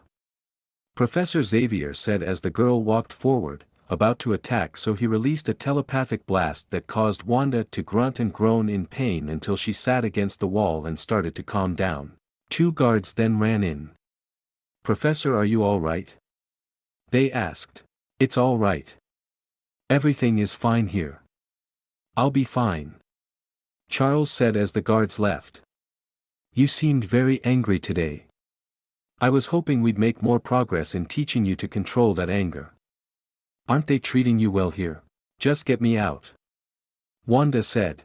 "Wanda, you know there's a place for you at my institute. But right now, I simply can't risk it," Charles said as a doctor walked in. "Excuse me for interrupting, Professor. I'm afraid we're going to have to cut Wanda's session short today. Radiology is waiting to do some additional MRIs." The doctor said. "Yes, of course. Wanda, now I expect you to go quietly. No more outburst, understood?" he said as the doctor escorted Wanda away. The doctor and Wanda passed by a security checkpoint through the hospital, but then Wanda noticed they walked right past the radiology lab. "Just keep moving, Wanda," the doctor said as they made it to the stairwell. They walked down the stairs as Wanda began to get a bit nervous, causing her powers to act up and the lights to flicker and the wall emergency fire hose to shoot out. "There's nothing to get agitated about. I'm trying to help you," the doctor said as the walls began to crack. The doctor then escorted out of the first-floor hallway to the exit where a limousine, an elderly woman in a navy-colored cloak and a large red hulking man with a red cloak and glowing red eyes were waiting. "Calm yourself, we are friends," the man said as his eyes glowed more red and Wanda began to get more docile as the elderly woman held her close. The doctor smiled and his body began to shift to reveal that he was in fact Mystique in disguise. "Chuckles, well done, Jackknife. Worth every penny," Mystique said as she reached into her pocket and took out a large wad of $100 bills. "For your services. Thank you. May I go?" Jackknife asked. "Yes, you may. And be prepared. I may call upon your services again in the future," Mystique said as Jackknife left. "Agatha, keep her calm for now. I have other business to attend to. And contact the others, tell them it's time," she said as Agatha and Wanda got in the car while Mystique morphed into a guard and walked back into the hospital. Back with the X-Men, they had just finished school and were either heading home or doing other things. Naruto was with Rogue at his locker, getting his books and stuff for his homework. He closed his locker and walked down the hall with Rogue, his arm around her waist as she leaned her head into his shoulder. They walked to see Kurt trying to get his locker open. Groans, "Come on. Groan, come on. I need my homework," Kurt said as he banged his clocker. "Having some trouble, Blue?" Naruto joked as Rogue chuckled. "This evil thing won't give me my homework," Kurt said as he punched it. "Hey guys," they heard as Kitty walked up to them. "What's wrong, Kurt? Locker on strike?" "Yeah, and it's holding my history book ransom and I need it for my homework tonight," Kurt said. "Well, you got to know how to negotiate," Kitty said as she phased her hand through the locker and took his history book out. "Hey, thanks Kitty. I owe you one," Kurt said as he put the book in his backpack. "Actually, I do need one teensy little favor. An unbiased opinion of these muffins," Kitty said as she took out a bag of muffins from her bag. "I made them in home EC class." She took one muffin out and held it to Kurt. The muffin looked both burnt and undercooked at the same time with an unusual brown color on it. "Looks like she made them in a garbage can," Rogue whispered to Naruto as he chuckled. "Naruto, do you want to try one?" Kitty asked as she held another one out. Muffins aren't really my thing," Naruto said. "Of course he'll try one. Go ahead, Naruto," Rogue said as she took the muffin and stuffed it into his mouth. "MRFGH," Naruto said with his mouth full of muffin as Kurt took a small bite and chewed it as Naruto tried to get the gooey yet hard muffin down his throat, trying his hardest not to gag so not to be rude. After about 5 seconds, he managed to swallow the muffin. Well, I can say that muffin was the most unique one I've ever had. Naruto said as he exhaled. Well, I think they just need something to help them go down. Kurt said as he left, and Naruto and Rogue left as well. Never do that to me again. Naruto said as they walked out of the front entrance to the school. I love Kitty, but she cannot cook to save her life. I know, but it was funny. Rogue said. You'll pay for that later. Naruto said as he kissed her head, and they got to his car and left for the mansion. Line break XXXXX. Late at night, lightning filled the sky and thunder could be heard as a storm was in motion above Bayville, both literally and figuratively. The door to the Brotherhood house was kicked open as a flash of lightning filled the sky and a boom of thunder was heard throughout the town. The flash of lightning showed the figure who kicked in the door was Mystique. Guess who's back? Mystique asked as the Brotherhood were freaking out. They slowly walked to the front door and saw a new Mystique with a new outfit. Is that really you? Toad asked, a bit frightened. Mystique then grabbed him by the shirt and tossed him into the adjacent room. Yeah, it's you. You pathetic lazy clods have destroyed my house. Mystique said in a pissed-off tone. Yeah, well, we've been kind of thinking of cleaning up. Fred said, nervous. You do that. And while you're at it, grow some backbones. What happened to the team of tough mutants I assembled? Mystique shouted. Hey, what are you talking about? We're as tough as ever. Lance said. Are you? When was the last time you beat the X-Men? Oh, I know, never. They outshine you on every level. And worse, one of you is dating one of them. Mystique said, looking at Lance. But don't worry, I'm going to whip you boys into shape. Good. So where have you been? Pietro asked. None of your concern, just know that those arrogant little X-Men are going to be knocked down a peg. And since you boys clearly can't do that on your own, I've had to get some more capable students. Mystique said as 4 more mutants. Boys, meet the newest additions to the Brotherhood. The first person to walk through the door was an older male, about the same age as Mystique. He was Hispanic, tall and wearing a gray suit, Alex Gonzalez. The second was an African-American man wearing a dark purple shirt, blue jeans and boots, but the real interesting aspect to him was that he was bald and his eyes were clear. He was Eddie Gathagi. The third was a woman with long red hair, a yellow shirt with a red circle on it, blue jeans and boots. She was Alexandra Simmons. The fourth member was a tall man of Italian background, wearing a baseball jacket, a black shirt, jeans and boots, Gunther Bain. Meet Riptide. Mystique said as Alex stepped forward and formed a mini tornado in his hands. Darwin. She said as Eddie stepped forward and his skin shifted into diamond, steel, rock and wood before it returned to normal. Astra. She said as Alexandra density shifted to she was vibrating and she walked through a wall and then solidify her hand inside the wall and it exploded out. An untouchable. She finished as she threw a rock at Gunther but a force field appeared around him, which protected him from the rock. So what? They're going to back us up when we take on the X-Men? Lance asked, confident. No, you'll back us up while more qualified mutants take them on. Riptide said as Lance got angry. Right, Riptide. It's time the X-Men know the fully fury of the Brotherhood, and I've got one more secret weapon. Mystique said as she pointed to the door and a girl Pietro's age, with short black hair, a red sleeveless button-up / crop top, black pants and boots walked in and Pietro immediately recognized her. Wanda. Pietro said in shock.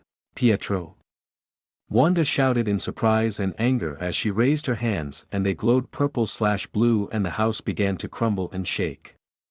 Some ceiling tiles fell loose as Riptide created a wind barrier around him to protect him from falling debris. Darwin turned into steel, Astra phased and untouchable was protected by a force field. Wanda kept her powers going and broke pipes and sent items flying at Pietro, as Lance, Blob, Toad and Pietro ran into the living room for cover behind a couch. Ex-girlfriend? Toad asked, as the ceiling fan came loose and smashed against the wall. "Worse, she's my sister," Pietro said. "Your sister?" Toad asked. "Then you two need some serious family counseling. Get her to stop," Lance shouted as the TV smashed through the living room window. "You make her stop," Pietro replied. "Fine, I will," Lance shouted as he stood up from behind the couch. Lance concentrated and the house shook even more as a fissure in the ceiling moved towards Wanda.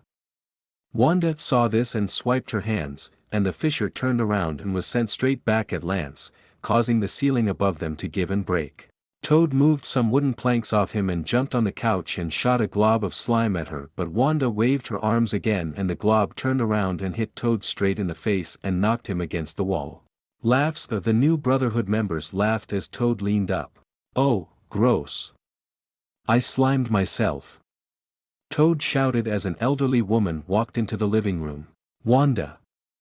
The woman shouted as she waved her arms and Wanda floated up and to the woman as she began to speak a few phrases in Latin and Wanda got tired and her powers stopped.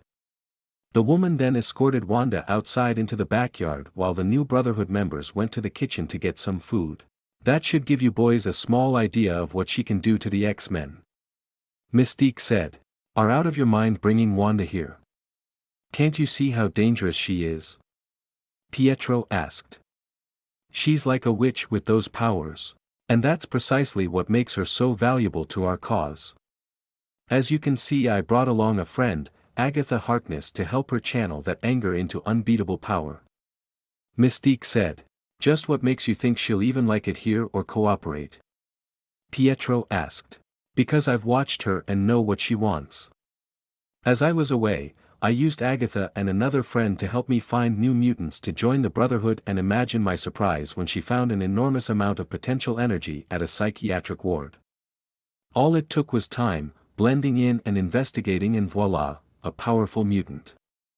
It took weeks to sneak in and find out who she was, and when I did, I found out that Xavier had conducted several sessions with her, giving the hospital a copy of her psychological profile, as part of the hospital's rules," Mystique said. "So you kidnapped her?" Toad asked. "I freed her. After watching her and reading her files, I figured it was time for her freedom. And don't worry, she'll cooperate. Because I can give her the one thing she craves, revenge," Mystique said. Line break XXXXX. Back at the mansion, Naruto was with Rogue in the kitchen doing some homework while Scott was getting a snack. Kurt then teleported into the room to avoid Kitty. Those muffins haven't made their way through his or Naruto's system and she wanted Kurt to test more of them. Kitty soon walked in, but luckily so did the professor. Scott, Kitty, Kurt, Naruto, Rogue, gather everyone else in the library. "Tell them it's top priority," the professor said as he left. "You heard the man," Naruto said as they left to get the others. Logan, Jean, Ororo, Hank, Evan, Kitty, Scott, Kurt, Rogue and Naruto were in the library as the professor entered. "Charles, what wrong?" Ororo asked. "Much, Storm. For the past few years, I've been trying to help a young mutant girl at a psychiatric institute. Her name is Wanda Maximoff," Charles said as Naruto raised an eyebrow. "Wait, Maximoff?" Naruto asked. "Yes, she is Pietro's brother and Magneto's daughter," Charles said. "Magneto's daughter? Jeez," Rogue said. "Why was she at a psychiatric institute?" Kitty asked. "Magneto left her there years ago because she became uncontrollable. Her powers coupled with her lack of emotional control left him with no choice but to leave her there, in the hope that she would be able to control her anger. Unfortunately, it had the opposite effect and she's grown increasingly unstable. I've worked with her on her anger, but I fear it has not been enough. And coupled with her mutant powers she can be very dangerous," Charles said as Naruto looked at him again. "What exactly are her powers?" Jean asked. "I don't completely understand them, but they appear to work on the effect of probability. She is able to use her powers to essentially change small parts of reality, to her desire, and this also includes mutant powers. Charles said as Naruto's eyes glowed and slit for a second and then returned to normal. Don't worry, Charles. We'll find her. Naruto said. Thank you, Naruto. I'm sure we'll find her.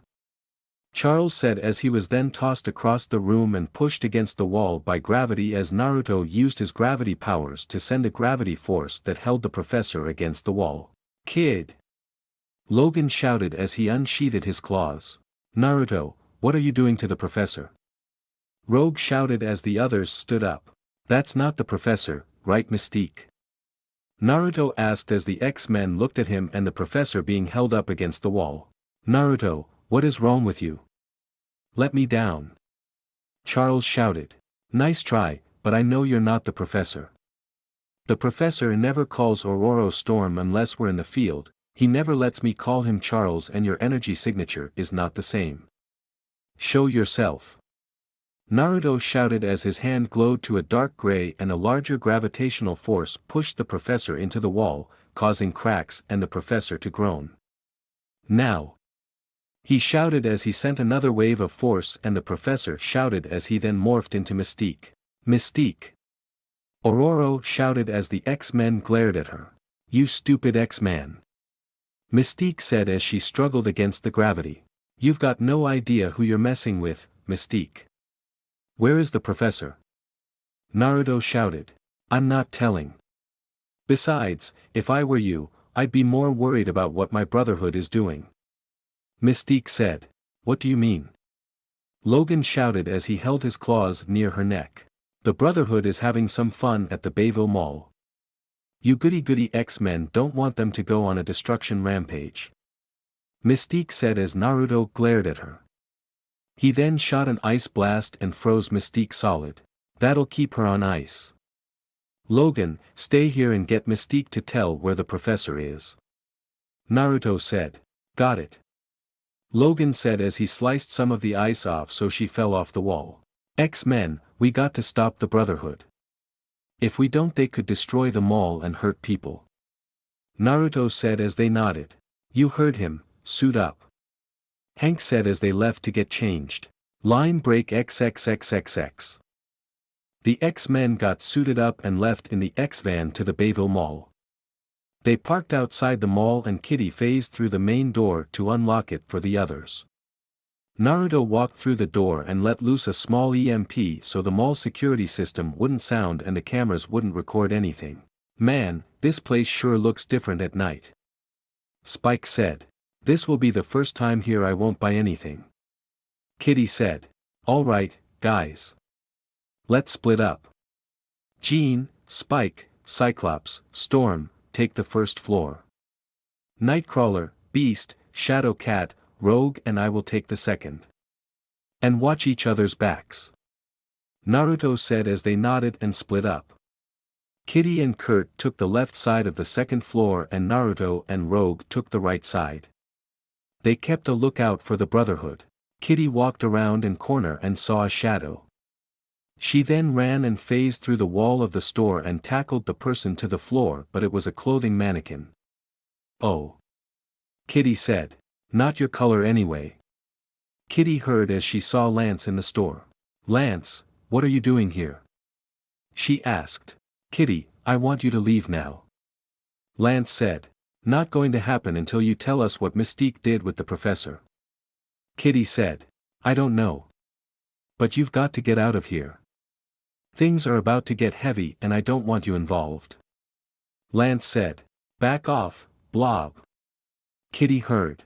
Spike. Kitty shouted as she tried to run to help him but Lance got in her way. She then phased through to get the others.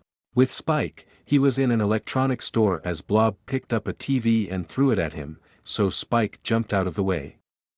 Back off, Blob. Don't make me hurt you. Spike shouted. Really? Because I want to hurt you. Blob shouted as he threw another TV. Blob then picked up another TV and ready to squash Spike.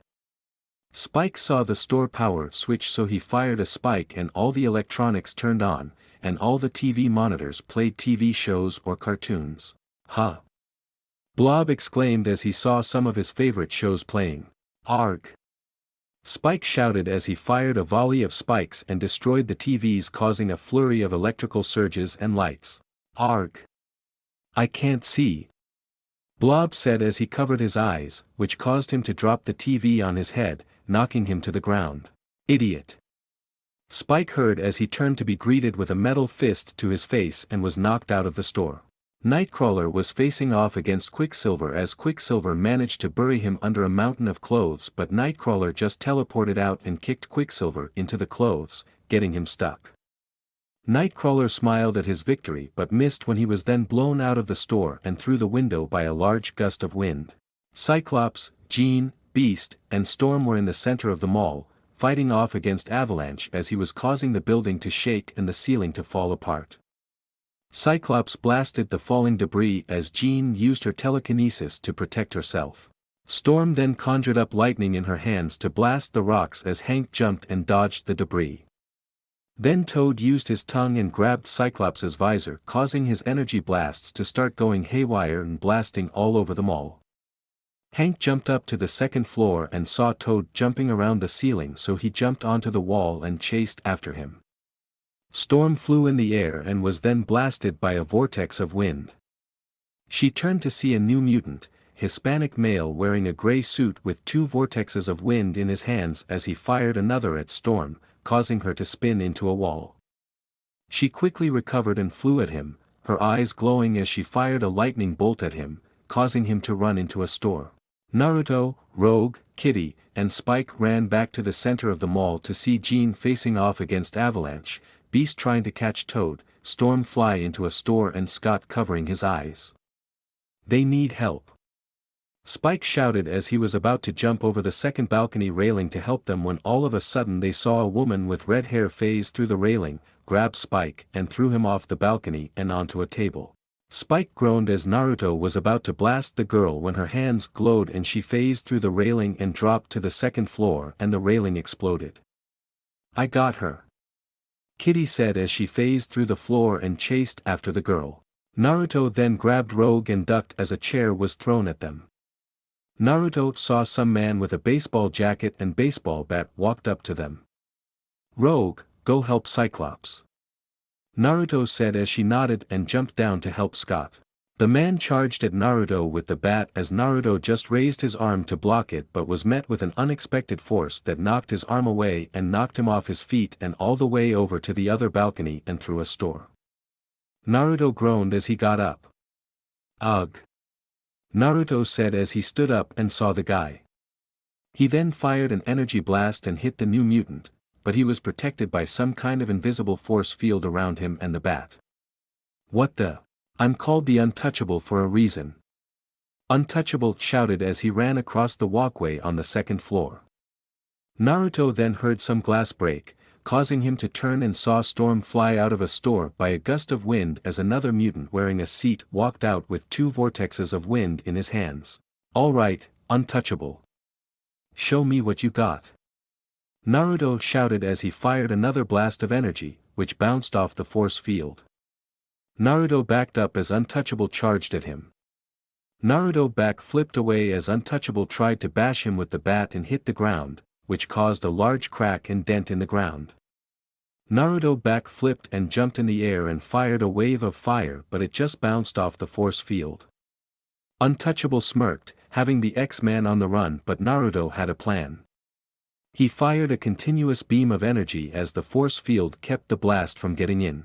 Naruto kept backing up as Untouchable charged at him with his bat and was about to hit Naruto, but Naruto jumped over at the last minute, causing Untouchable to hit Riptide and sent him flying away to the edge of the balcony. Naruto then created an energy fist and smacked Untouchable hard and sent him flying away with the force of the smash. Naruto then jumped over the railing as Storm followed him. They saw Jean used her telekinesis to send Avalanche flying away. Beast grabbed Toad and threw him into the wall of a store and gave Cyclops his visor, which allowed him to blast the blob away. They then grouped together, missing just Kitty. They then saw her run outside a store. I lost her. Kitty said. Seems that Mystique has been busy. Storm said, referring to the new members of the Brotherhood. She was strengthening her forces. Jean said. Well, she would have needed more. Spike said, arrogantly. Don't say that yet. Naruto said as he pointed to the escalator and they saw Wanda come down. She had very short hair, and was wearing a red and black cloak. Ah oh. Hank said. Wanda's hands glowed crimson as she threw her arms forward and all the lights in the mall and the stores exploded, sending glass into the air and the electrical wires to spark like crazy. Then all the windows in the mall shattered as the large piano on display in the quad was sent flying towards the X-Men. Cyclops tried to blast it but his optic blast veered off course and bent upward and hit the second floor. Move! Naruto shouted as the X-Men jumped out of the way as Naruto punched the piano and smashed it to pieces. Rogue rolled away and landed on some fake plants but then one of the sparks from the electrical wires caused the plants to catch on fire. With Cyclops, he tried blasting Wanda but her hands glowed crimson and his optic blasts began shooting all over the place as he tried to stop. The blasts were shooting all over, blasting walls, windows and the stairs as the X-Men ran for cover. Spike got hit by Cyclops's blast and knocked into a store as Hank jumped onto the ceiling. Wanda waved her hands and the part of the roof that Hank was hanging on to came loose and he fell right on top of Storm. Scott, what are you doing? Jean shouted as he kept firing his optic blast. I don't know. I can't control it. I can't shut my eyes. Cyclops shouted as Jean saw Wanda and used her telekinesis to lift her up in the air. Wanda saw this and pointed as Jean was sent flying away and knocked into Rogue. Spike charged forward and sent a flurry of spikes at her but she sent them back as Spike and Kurt nearly were pin-cushioned. Shadowcat managed to sneak behind Wanda by phasing through the floor and was about to grab Wanda when Astra grabbed her and threw her out of the floor and against the wall. Shadowcat got back to her feet and then phased through the wall she was thrown into to avoid Astra but Astra just punched through the wall and shattered it, sending Shadowcat flying away. Storm! Naruto shouted as he nodded to Storm and she nodded back. They both sent a bolt of lightning at Wanda but Wanda just waved her arms and sent them flying back as Storm flew up and Naruto jumped in front and absorbed the energy. His hands then glowed dark red as he formed a lava ball in his hands the size of a basketball and then split it in two and threw it at Wanda as she then waved her hands and the floor ripped off the ground and protected her. She then sent a crimson wave of energy that shot towards Naruto and when it hit him, he was frozen. I can't move. Naruto shouted as he was then lifted into the air and thrown against the wall. Naruto got back up and his hands glowed purple and sent the metal railing towards Wanda and it managed to wrap around her and trap her. But she growled and her hands glowed even brighter and the metal railing bind was destroyed. Naruto then sent a gust of wind from his hands at her as she formed a protective bubble around her using her crimson energy and raised her hands up high, causing the entire building to shake. Cyclops's blasting finally stopped as Jean managed to save him from being squashed but the entire building was starting to come down and the X-Men were scattered. Naruto, we've got to get out of here. The building's unstable. Beast said as Naruto was firing the gust of wind at Wanda. Hank's right. We can't fight here. Storm said. Right. We need to regroup. X-Men fall back. Naruto shouted as he stopped attacking. No, it's not over yet. Cyclops shouted. It's no use, Scott. She's too strong for us. We need to retreat. Jean said to him. No, we can still fight. The X-Men are not losing. Cyclops said. We don't have a choice. We'll be buried too. We'll get another chance. Jean said. I say we keep fighting. Cyclops said, determined. And I'm also leader of the X-Men and we can't fight anymore. X-Men, fall back. Naruto shouted as they all nodded and listened to Naruto and ran for the exit as Jean pulled Cyclops away from the battle. They ran out of the building as the mall was destroyed and the ceiling was pretty much gone. Wanda calmed down as the Brotherhood gathered around her. Ha! We did it! We beat M. We finally beat them. Blob shouted. You mean she beat them? You guys were just cannon fodder. Not even good cannon fodder. Untouchable said as the new Brotherhood chuckled. You guys didn't fare any better. Avalanche said. Better than you mutants. No wonder Mystique brought in some fresh blood. Riptide said. Nicely done, Scarlet Witch. Astra said. You were amazing, Wanda. I never thought you could be this in control. If our father had known, your father. Wanda shouted at him. Not mine. He'll pay for what he did to me. She said as she left and the new Brotherhood followed her. The X-Men fell back to the van and quickly drove to the mansion. They parked and walked in as Scott walked in furious. We were chumps tonight. We got beat. That's never happened before. Scott shouted. She was too powerful for us, Scott. There was nothing you could have done. Jean said. Jean is right. Mystique has obviously been up to a lot since her disappearance. She's gathered more mutants for her Brotherhood, and they were very well trained. Storm said. Yeah, you saw them. That girl has powers like mine. Not to mention that wind guy, morphing dude, and that guy with the baseball bat. Kitty said.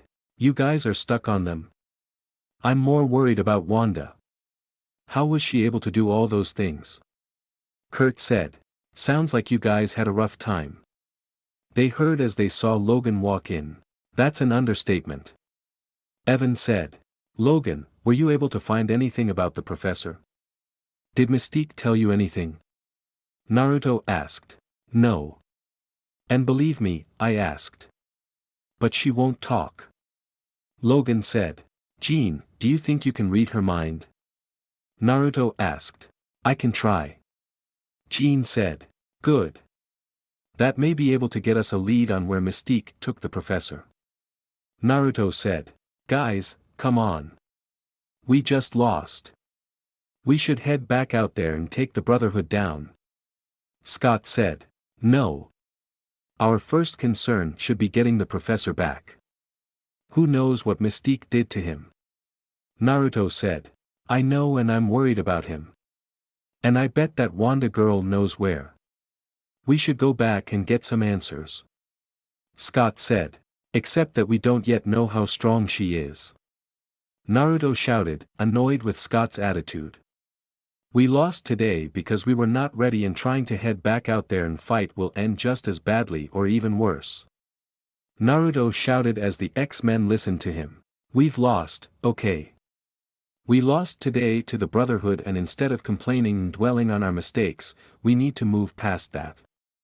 We take what we learned from the lost and we train harder, find out exactly what Wanda's powers are so that next time we fight, we'll stop her. But we should focus on finding the professor first. Naruto said. You heard him. Logan said as they nodded and left. Line break XXXXX Day of Reckoning. It had been a few days since the X-Men had lost Professor Xavier. Mystique had tried to infiltrate their ranks and do whatever she was planning to. So as of right now, Naruto had Bobby keep Mystique on ice, not wanting to risk using regular restraints with her new powers. Jean tried using her powers to read Mystique's mind but from her exposure to that radiation machine that increased her powers, Jean was unable to read her mind, even with Cerebro's help. So, Logan was focused on extracting any info he could from Mystique about where the professor could be. The other X-Men were in charge of keeping the new recruits busy with lessons and training for now, until they could find the professor. Right now, Naruto, Hank, Ororo and Jean were in Cerebro, with Jean trying to locate the professor. Anything? Ororo asked. Sorry. I'm picking up a lot of new mutants, but not the professor. Jean said as she was using Cerebro's helmet to try and find him. He must be someplace that's blocking Cerebro's reach on him. Hank said. Or maybe. Jean said. No. We can't think like that. He's out there. Mystique wouldn't have just killed him. She's want him to see whatever she has planned. To show him that his way won't work. Mystique is all about showing that her way is the right way. She would want to try and showboat, as crazy as that sounds. Naruto said. Well, how would she try and showboat? Ororo asked as Naruto got an idea. Magneto. Remember what Magneto said at Asteroid M, Mystique hated being tossed aside like nothing, after everything she's done for him. She wants to show that she should be in charge. Wanda and the new mutants she gathered. They're not just to fight us, but to fight Magneto as well. Hank said, finishing Naruto's sentence. Exactly. Whatever Mystique had planned, Magneto must have been a part of it too. Naruto said. But what? Jean asked. I guess we'll find out. But we need to find the professor. Hank, do you think you and Logan could try and pick up Mystique's scent at the mental hospital? It was after he left for that did Mystique take him. Maybe we could find a lead there. Naruto said. We'll leave right away. Hank said as he left. Jean, keep trying, and try focusing on places Cerebro can't penetrate or can't read anything from. That may help. Naruto said. I'll do my best. Jean said. That's all we ask. Naruto said as he and Ororo left. You're doing quite well as leader, Naruto. Charles was right to promote you. Ororo said as Naruto called the elevator. I'm glad he saw that in me.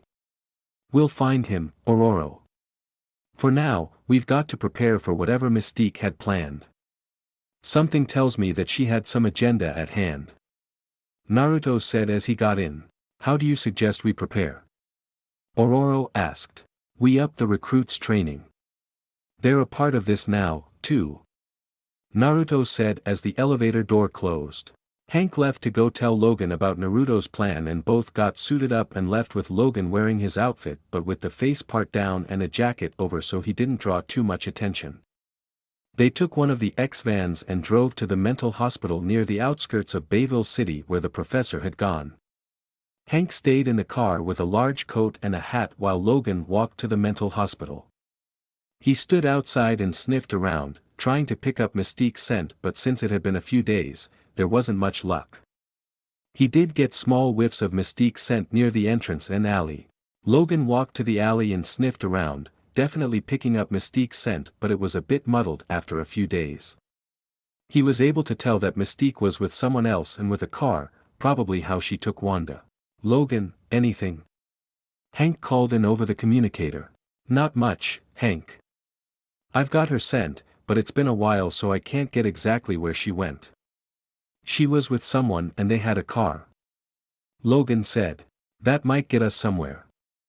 I'll tell Naruto and we'll hack traffic cams to find out the exact model.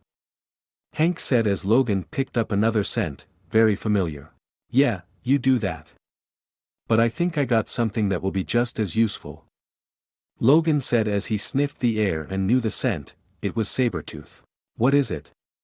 Hank asked. Sabretooth. He's near here.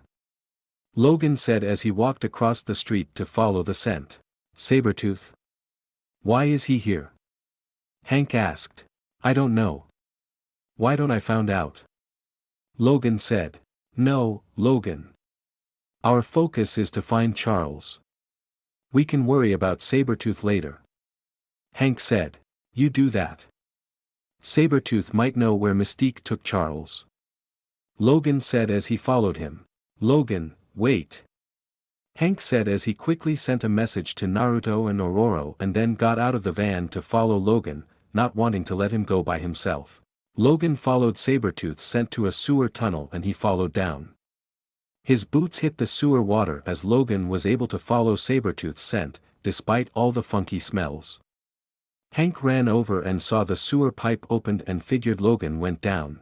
Oh boy. This is going to stink. Hank said as he jumped down after Logan. His feet hit the water but then he quickly jumped onto the wall and decided to crawl on them rather than stand in the sewer water. Hank kept crawling as he caught up with Logan. I didn't need backup. Logan said. Better safe than sorry. With the professor gone, I don't think any one of us should go anywhere without backup. Hank said as they kept going through the sewer tunnel. So, got any idea why Sabretooth would be here? Logan asked. He's your archenemy, not mine. Hank said as he jumped to the next wall as Logan followed him. Yeah, well. We aren't exactly pen pals. Logan said as they heard the water swish and some movement down the next sewer tunnel. Hank and Logan sniffed the air and knew they weren't alone. There he is. Him and friends. Hank said. I know. Armed too. Most likely military. Logan said. Then come back to the mansion. They heard Naruto say over the comms. Hey kid. Logan said. About time you answered, Naruto. Hank said. Sorry, was busy training. Logan, Hank, fall back and come back to the institute. Finding Sabretooth there seems too much like a trap. And with the fact you just said that he's not alone, we're not taking chances. Naruto said. Right away. Hank said. I don't like this. Logan said. Neither do I, but Sabretooth normally would have just attacked you. Running away through the sewer, that sounds like a trap to me. Most likely Magneto planned something for you. We'll fight him on our terms, not his. Fall back to the mansion. Naruto said. On our way. Logan said as he and Hank left. Sabretooth walked out into the light and growled as he quickly left. When Sabretooth left, two men in high-tech gear and armor stepped out. One of them touched his ear. Sir. The mutants are gone. Most likely called back. It seems our informant neglected to mention they weren't working alone. He said as his leader responded. He's gone as well, roger that. Returning to base. Hank and Logan returned to the mansion and Hank ran some more searched for Mystique by hacking into the security cameras at the mental hospital for any kind of lead.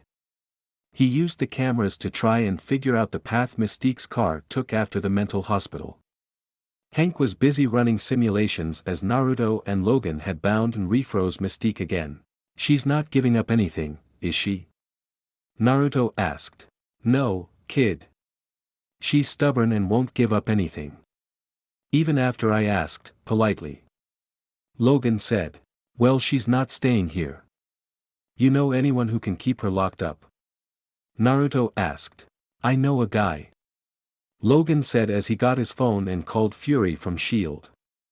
While Logan called Fury, Naruto was in the danger room control room with Rogue watching Kitty, Evan, Kurt and Scott work with the new recruits in a training simulation. The simulation was last man standing against drones that shot out paintballs and if a recruit was hit, they were out. Kitty and Scott were working with the new recruits, making sure that they were using their powers in unison. Evan and Kurt were working with them, improving their teamwork and getting them to use their powers creatively and adaptively. They're improving. Naruto said. Yeah.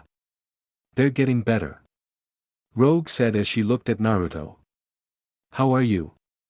You've been running yourself ragged for the past 2 days. I know. Naruto said as he exhaled and ran his fingers through his hair. But what else can I do? With the professor gone, what's stopping us from falling apart? I should have known Mystique was here. Hey. Rogue said as he looked at her. That wasn't your fault. Rogue said as Naruto smiled and kissed her as she kissed back. Come on. You need to de-stress. Rogue said as she led Naruto out of the control room. She led him to the living room where she sat him down on the couch and got behind him and massaged his shoulders as Naruto let out a sigh of relief. Naruto said as he was in bliss. You feel better? Rogue asked. Definitely. I needed this, Rogue. Thank you. Naruto said as he turned to her and smiled as she smiled and kissed him as Naruto kissed back. It's nice how you're being so much more open with me. I don't think I've ever really seen you like this. I like it. Naruto said as Rogue smiled. Only for you. Rogue said as she kissed him. That's fine by me. Naruto said as he smiled at her and relaxed in her arms. Their moment was quickly ended when they heard running and Kitty ran into the room. "Naruto, it's Jean. She says she's got something," Kitty said as she ran back and Naruto got up. "We'll finish later. Come on," Naruto said as he and Rogue left for Cerebro where Jean, Ororo, Kitty and Logan were. "What's up, Jean? I haven't found the professor, but I think I found Magneto," Jean said. "Where?" Naruto asked. "I found 6 mutant signatures at one of the warehouses near the docks. One of them is Magneto," Jean said. "Seems like Magneto made his move," Ororo said. "Well, whatever it is, it's probably bad and we've got to stop him. Everyone suit up and let's head out," Naruto said as they nodded and got suited up. Line break XXXXX. At an abandoned warehouse near the docks, 6 metal spheres were sitting in the yard, opened. The X-jet flew down and landed near the adjacent warehouse. All the X-men were suited up and getting their ear comms put in. "All right, guys. Stay alert out there. And watch each other's backs," Naruto said as they nodded and walked out of the jet and saw the metal spheres. They walked to the loading dock yard where the spheres were located and saw the 6th sphere but they were empty. "Seems Magneto brought friends," Storm said. "Yeah. Logan, anything?" Naruto asked as Logan sniffed one familiar scent. "Yeah. Sabretooth is here," Wolverine said as recognized that scent. "And he and Magneto brought 4 other friends," Cyclops said. "Then where are they? They must know we're here by now," Spike said. "Something's up," Naruto said as they all heard some weird sizzling noise and saw what looked like playing cards float down next to them. The other weird thing was that they looked like they were on fire. "Run!" Wolverine shouted as everyone ran and the cards hit the ground and exploded. "Everyone all right?" Naruto asked as everyone was fine. The ground then began to shake as all the metal containers, machines' crates were thrown wildly around the abandoned warehouse in front of them shook as the metal support and frames came apart and exploded out. Naruto raised his hands as they glowed purple and all the metal objects hit the ground and stopped moving. But where the warehouse once was, now stood the other 5 mutants that were with Magneto. It was Sabretooth, as he roared as loud as he could. The mutant next to him wore a red fireproof suit with 2 large tanks on his back. Sparkers on his wrists turned on as he created a huge ball of fire which turned into a giant wall that appeared behind him and the others. He was Pyro. The 3rd mutant was a tall man whose skin was metal, Colossus. The next person was a man wearing some kind of purple suit and he was glowing purple as he formed 2 energy spears behind him. He was Projector. And the last one was a guy playing with a deck of cards, Gambit. Gambit pulled out 4 cards and they glowed and he threw them at the X-Men but Naruto got in front and took the brunt of the explosion but they didn't even hurt. "X-Men, spread out!" Naruto shouted as they did. Magneto's team moved as Pyro shouted. "Let's burn!" Pyro shouted as he created a huge fire dragon and sent it towards Naruto but Naruto just shot his hand out and the flame dispersed. "Nice try," Naruto said as he then back-flipped to avoid more exploding cards. He kept back-flipping as the projector then charged forward and shot out an energy fist as Naruto jumped over to dodge. Naruto fired an energy blast as the projector formed a shield to protect himself. He then created a giant bubble around himself to protect from the red optic blasts of Cyclops. Pyro kicked a flaming barrel forward and moved his arms as a large flaming hand shot out and tried to squish Spike but Jean used her powers to lift him away. Nightcrawler then teleported as Shadow Cat phased through the ground. It was heading for Rogue but then some rain came down as Pyro glared at Storm. She then shot out a bolt of lightning that hit Pyro's tank. Logan charged at Sabretooth and tackled him off the crates as the 2 tumbled on the ground. "Beast, back up Wolverine!"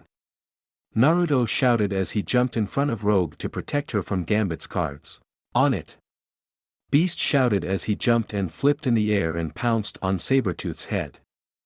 He then jumped off as Logan stabbed Sabretooth in the gut and then slashed his arm and tossed him over his shoulder. Sabretooth growled as he picked up a crate and threw it at Wolverine, but Wolverine slashed it to pieces. Colossus then picked up a giant metal container and threw it at Shadow Cat, Spike and Nightcrawler as they ran for cover. Spike then ran out and fired a barrage of spikes, but they bounced off of Colossus' metal skin. Spike kept firing to draw Colossus' attention as Colossus picked up a metal support frame and chucked it at Spike. Nightcrawler then teleported to Spike and got him out of there. Jean then used her powers to lift Colossus up in the air, as Colossus tried to get down. Naruto then ran forward and did a double kick at Colossus, which knocked Colossus back a few feet, but he quickly recovered. "Wow! Talk about tough-skinned," Naruto said as Colossus smirked. "Cyclops!" Naruto shouted as he jumped in the air and a powerful optic blast knocked into Colossus with enough force to send him off his feet and onto the ground. Cyclops stepped forward as Naruto smirked. Colossus leaned up as Shadow Cat phased through the ground next to him. "Hi there," Kitty said as she grabbed him and dragged him underground. She then got up and ran as Colossus broke through but was hit a combined optic blast and energy blast from Cyclops and Maelstrom that knocked him across the field and into the wall of another warehouse, knocking him out. Jean and Spike were fighting against Projector as he was creating energy spears and arrows and firing them at Jean and Spike. Jean used her telekinesis to create a shield while Spike kept dodging and running. Projector then formed a large wrecking ball and sent it flying at Jean as she flew up in the air to avoid it. Spike then peeked out from a crate and fired some spikes at Projector as he formed a shield. Jean then used her telekinesis to push him away and tumbling to the ground.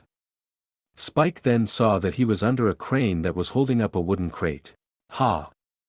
Spike shouted as he fired a spike and hit the chain holding the crate. It fell down onto a Projector. Luckily, Projector's energy field kept him alive, but the force knocked him out. Storm was still dealing with Pyro as he sent a large bird of fire at Storm as she summoned a large gust of wind to blow it out. Nightcrawler teleported behind Pyro with Rogue as Rogue undid a glove. She then grabbed him by the face and absorbed his powers as he passed out. She then saw Sabretooth roll on the ground after being tossed by Beast, so she created a fireball and sent it at Sabretooth. Sabretooth was greeted with a fireball to the face and fell to the ground in pain and discomfort. He rubbed his eyes as he tried to regain his vision, and when he did he was greeted to the sight of Logan's fist in his face. Logan socked him hard across the face and knocked him out. The X-Men regrouped as all of Magneto's mutants were dealt with. Naruto activated his fox eyes to get a read on Magneto and saw him about a few miles away in a clock tower. "There's Magneto!" Naruto shouted as he pointed to the clock tower. "Let's get him!"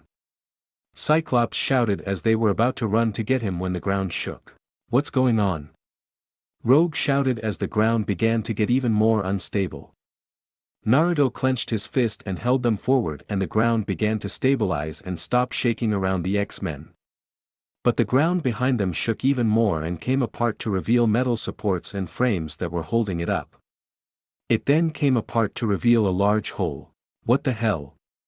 Spike shouted as they saw the giant hole in the ground. Then lights in the hole began to turn on and appear as Logan looked down to see some kind of hangar. Then lights turned on in the hangar to show a large area with rafters and a lot of electronic and mechanical equipment set up to maintain and take of something big and mechanical. Then all of a sudden soldiers in military gear with weapons appeared where a lot of the rubble had landed and looked up to see Wolverine. "Mutants! Open fire!" One of them shouted as the men opened fire and Wolverine pulled back. "Military!" Wolverine shouted as the X-Men got back. "Get those sentinels started up now." The X-Men heard someone in the hangar say, "Everyone, get back. Cyclops, Storm, let's take out Magneto." Maelstrom shouted as Cyclops fired a powerful optic blast at the clock tower. Storm conjured up a lightning bolt and Naruto fired an energy blast, but Magneto just summoned a whole shield of metal beams to protect him. "Maelstrom! Magneto's goons are leaving." Spike shouted as Naruto looked to see Magneto's men leave in their spheres as the spheres flew away. What the hell is going on? What's Magneto's plan? Naruto thought to himself as the ground continued to shake, but not like the ground was coming apart, but like something was coming up. Soon, out of the hole that Magneto had created, rose 3 large robots on a large metal platform. The robots were at least 80 stories tall and were colored red and dark purple, with large fists on the center one, while the other 2 had one hand on one arm and the other had a Gatling gun attached. All 3 robots had a large energy core which was glowing purple as the robot's eyes seemed to blink rapidly. The center sentinel is the one from the TV show, the other 2 are from the Days of Future Past prototype sentinels. Oh my god. Beast said. Nobody, move, a muscle. Maelstrom said. Like, who wants to? Shadowcat said as none of the X-Men moved a muscle. The center robot then glanced down and looked at the X-Men. Sentinel number A1, scanning. Mutant signatures detected. Initiate attack. The center robot said. The 3 robots then began to walk forward as the X-Men backed up. The energy core from the center sentinel then fired an energy blast that would have hit Beast and Spike if they didn't jump out of the way. The right sentinel fired an energy blast from its palm as the X-Men scattered and Maelstrom flew in the air and sent a gravity wave that knocked the sentinels back about 50 yards and onto their backs. But the sentinels activated their thruster jets and got back to their feet. Then their chests and hands opened up to reveal even more weapons. X-Men, take cover. Maelstrom shouted as he flew up in the air to avoid an energy beam barrage as the other X-Men listened to Naruto and ran. The Sentinel's chest began firing multiple energy beams as Jean used her telekinesis to shield herself while Nightcrawler kept teleporting and saving the others. Storm flew in the air as well as the others ran. The 2 Sentinels began firing their miniguns and their shoulder sockets opened up to reveal rocket launchers. Naruto was flying to avoid being shot but looked down and saw that the other X-Men were getting pummeled and that the robots' weapons were also hitting the city and putting innocent people in danger.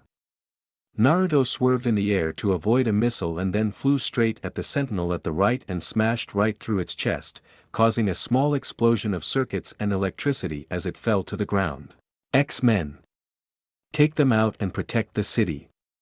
Maelstrom shouted as he tried to use his magnetic powers to crush the robots but it didn't work. No metal. Fine. Naruto said to himself as he fired an ice beam and froze the center sentinel's left arm and then flew down to avoid a clawed swipe from the right arm. You heard him. Take them down. Wolverine shouted as he unsheathed his claws and charged forward. Cyclops got out from his cover and began firing optic blasts on the sentinel at the left and knocked off a piece of the shoulder and had its attention. Nightcrawler jumped forward to avoid an energy blast. Elf. Wolverine shouted as Nightcrawler teleported to him and they both teleported away. Storm flew in the air and fired a lightning bolt and hit the center sentinel in the chest, pushing it back and destroying some armor. Spike then jumped forward and shot a flurry of spikes that mostly broke against the armor but 2 managed to hit an energy socket and cause a small explosion. The sentinel on the left began firing an ooze launcher that would trap the X-Men in goop. Beast jumped forward to avoid it and tackled Rogue out of the way. Rogue got to her feet and still had a bit of Pyro's abilities and fired a fireball at the left sentinel. The sentinel didn't seem fazed by it and fired a missile at Rogue but Shadowcat ran to her and grabbed her, and the missile phased right through. Naruto fired another ice beam, completely encasing the sentinel's left arm and then flew forward and smashed it to pieces. The sentinel then tried to blast him but Naruto either dodged or absorbed the energy and then fired an energy blast at the sentinel's head, and tore through the armor. Nightcrawler then teleported on top of the sentinel's head with Wolverine as he stabbed his claws into the sentinel's face. He began slashing and tearing the metal and sliced the support cables and polymer restraints for the head.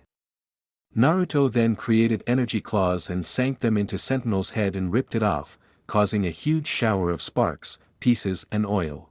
Cyclops blasted the left sentinel with a powerful optic blast that tore off its right arm as Jean used her telekinesis to fling a car at the sentinel. Rogue then shot a fireball at the car and caused a huge explosion that tore off the other arm and most of the armor. The sentinel turned to face the X-Men on the ground but was greeted only with the sight of a large sentinel head heading straight for it. The sentinel head smashed into the chest of the sentinel and knocked it to the ground. Shadowcat then phased up behind it and phased her hand through the head, causing a short circuit and the head to explode. There. Shadowcat said as the X-Men began to gather at the ground, thinking the fight was over. What were those things? Storm asked. Nothing good. You heard what that robot said. It hunts mutants. Wolverine said. But why would Magneto want a robot that hunts mutants? Rogue asked. These weren't made by Magneto. We were set up. Maelstrom said as he heard something and turned. He saw the sentinel he destroyed first lean up with both of its rocket launchers active. Get down.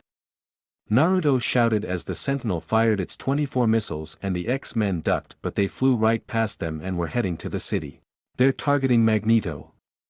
Beast shouted. Those missiles will destroy the city. Maelstrom shouted as he extended his hand out and stopped the missiles in the air with his gravity powers. He then twisted his hand, crushing the explosive primer and rendered the missiles inactive. Nice save, Naruto. Cyclops said as they heard helicopter blades and saw a whole bunch of news helicopters and saw some civilians coming closer to figure out what happened. Naruto then created a small EMP that disrupted technology with about a quarter of a mile near the X-Men, which shut down security cameras and cameras nearby, but not the news cameras that managed to catch the footage of the battle.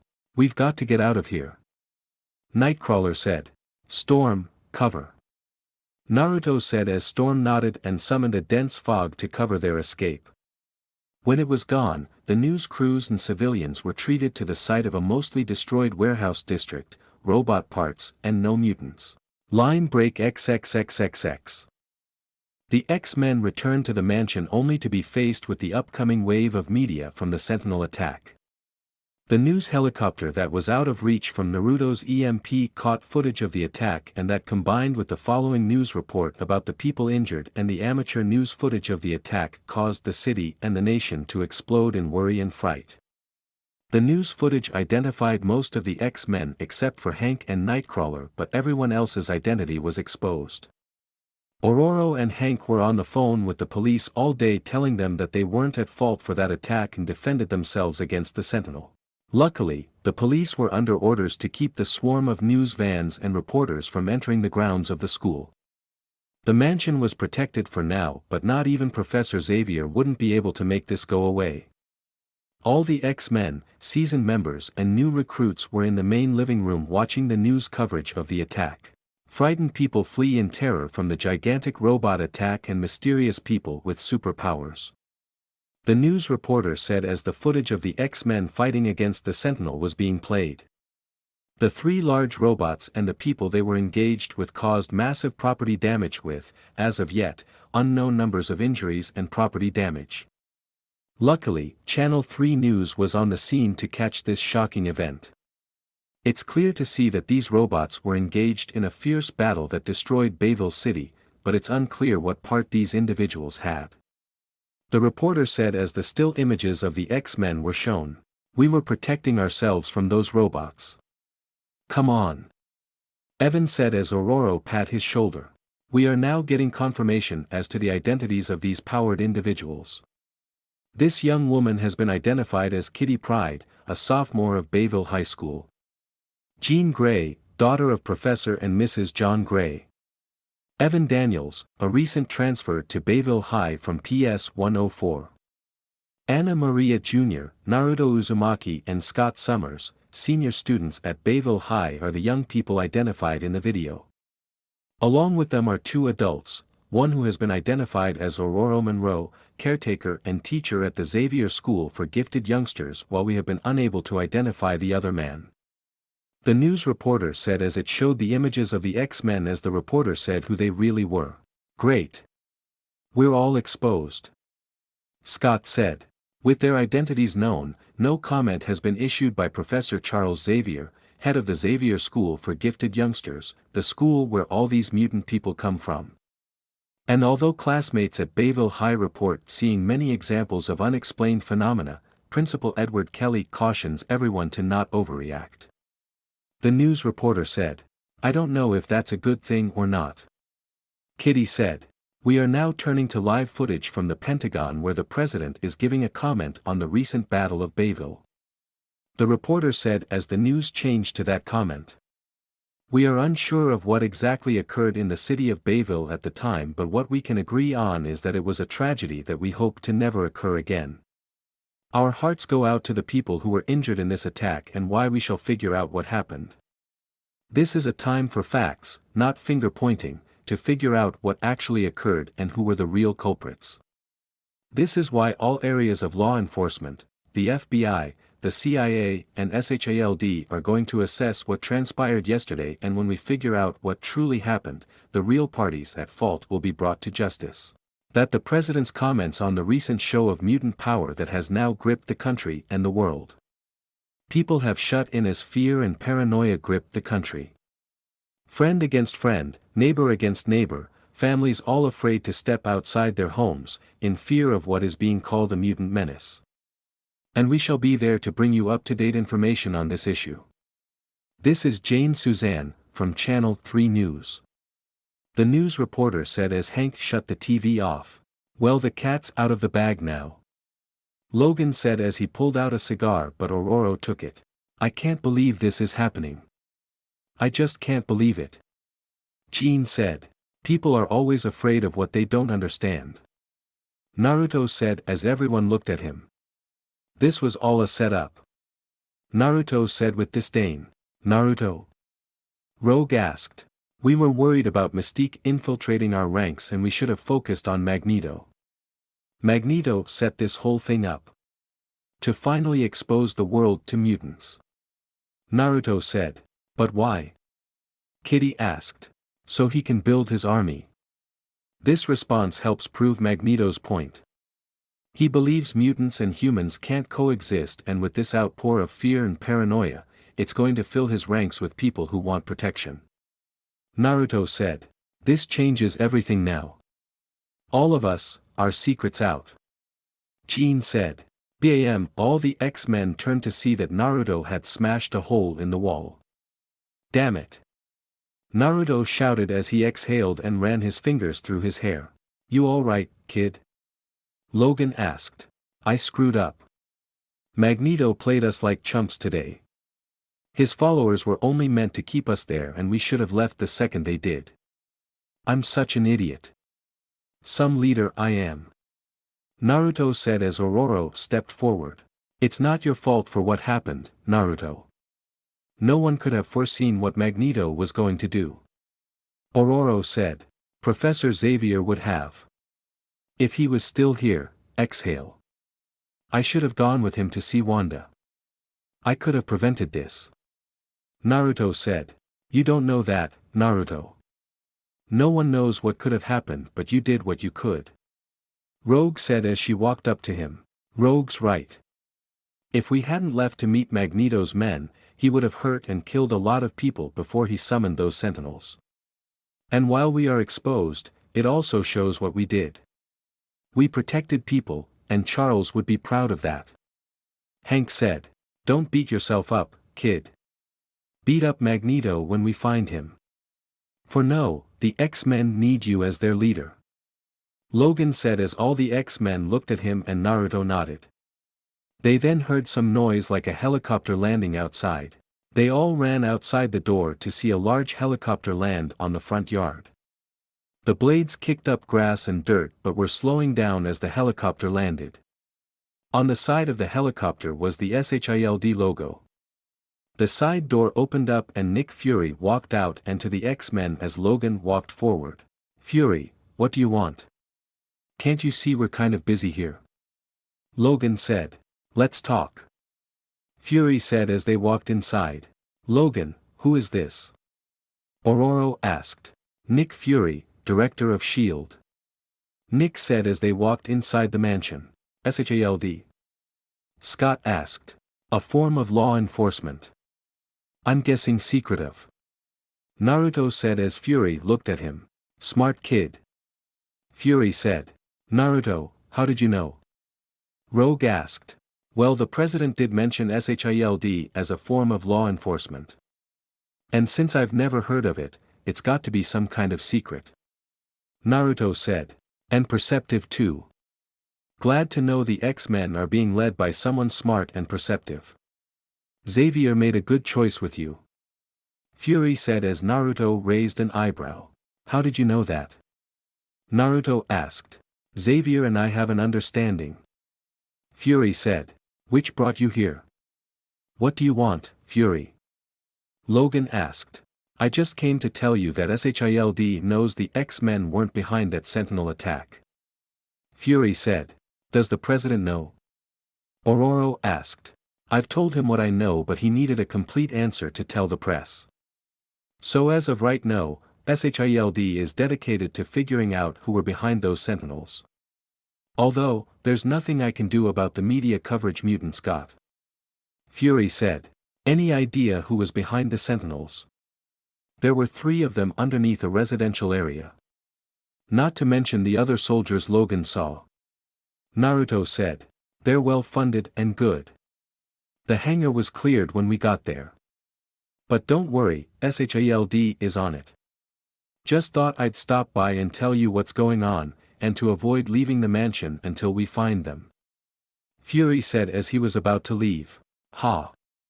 Didn't think you were going soft, Fury. Logan said.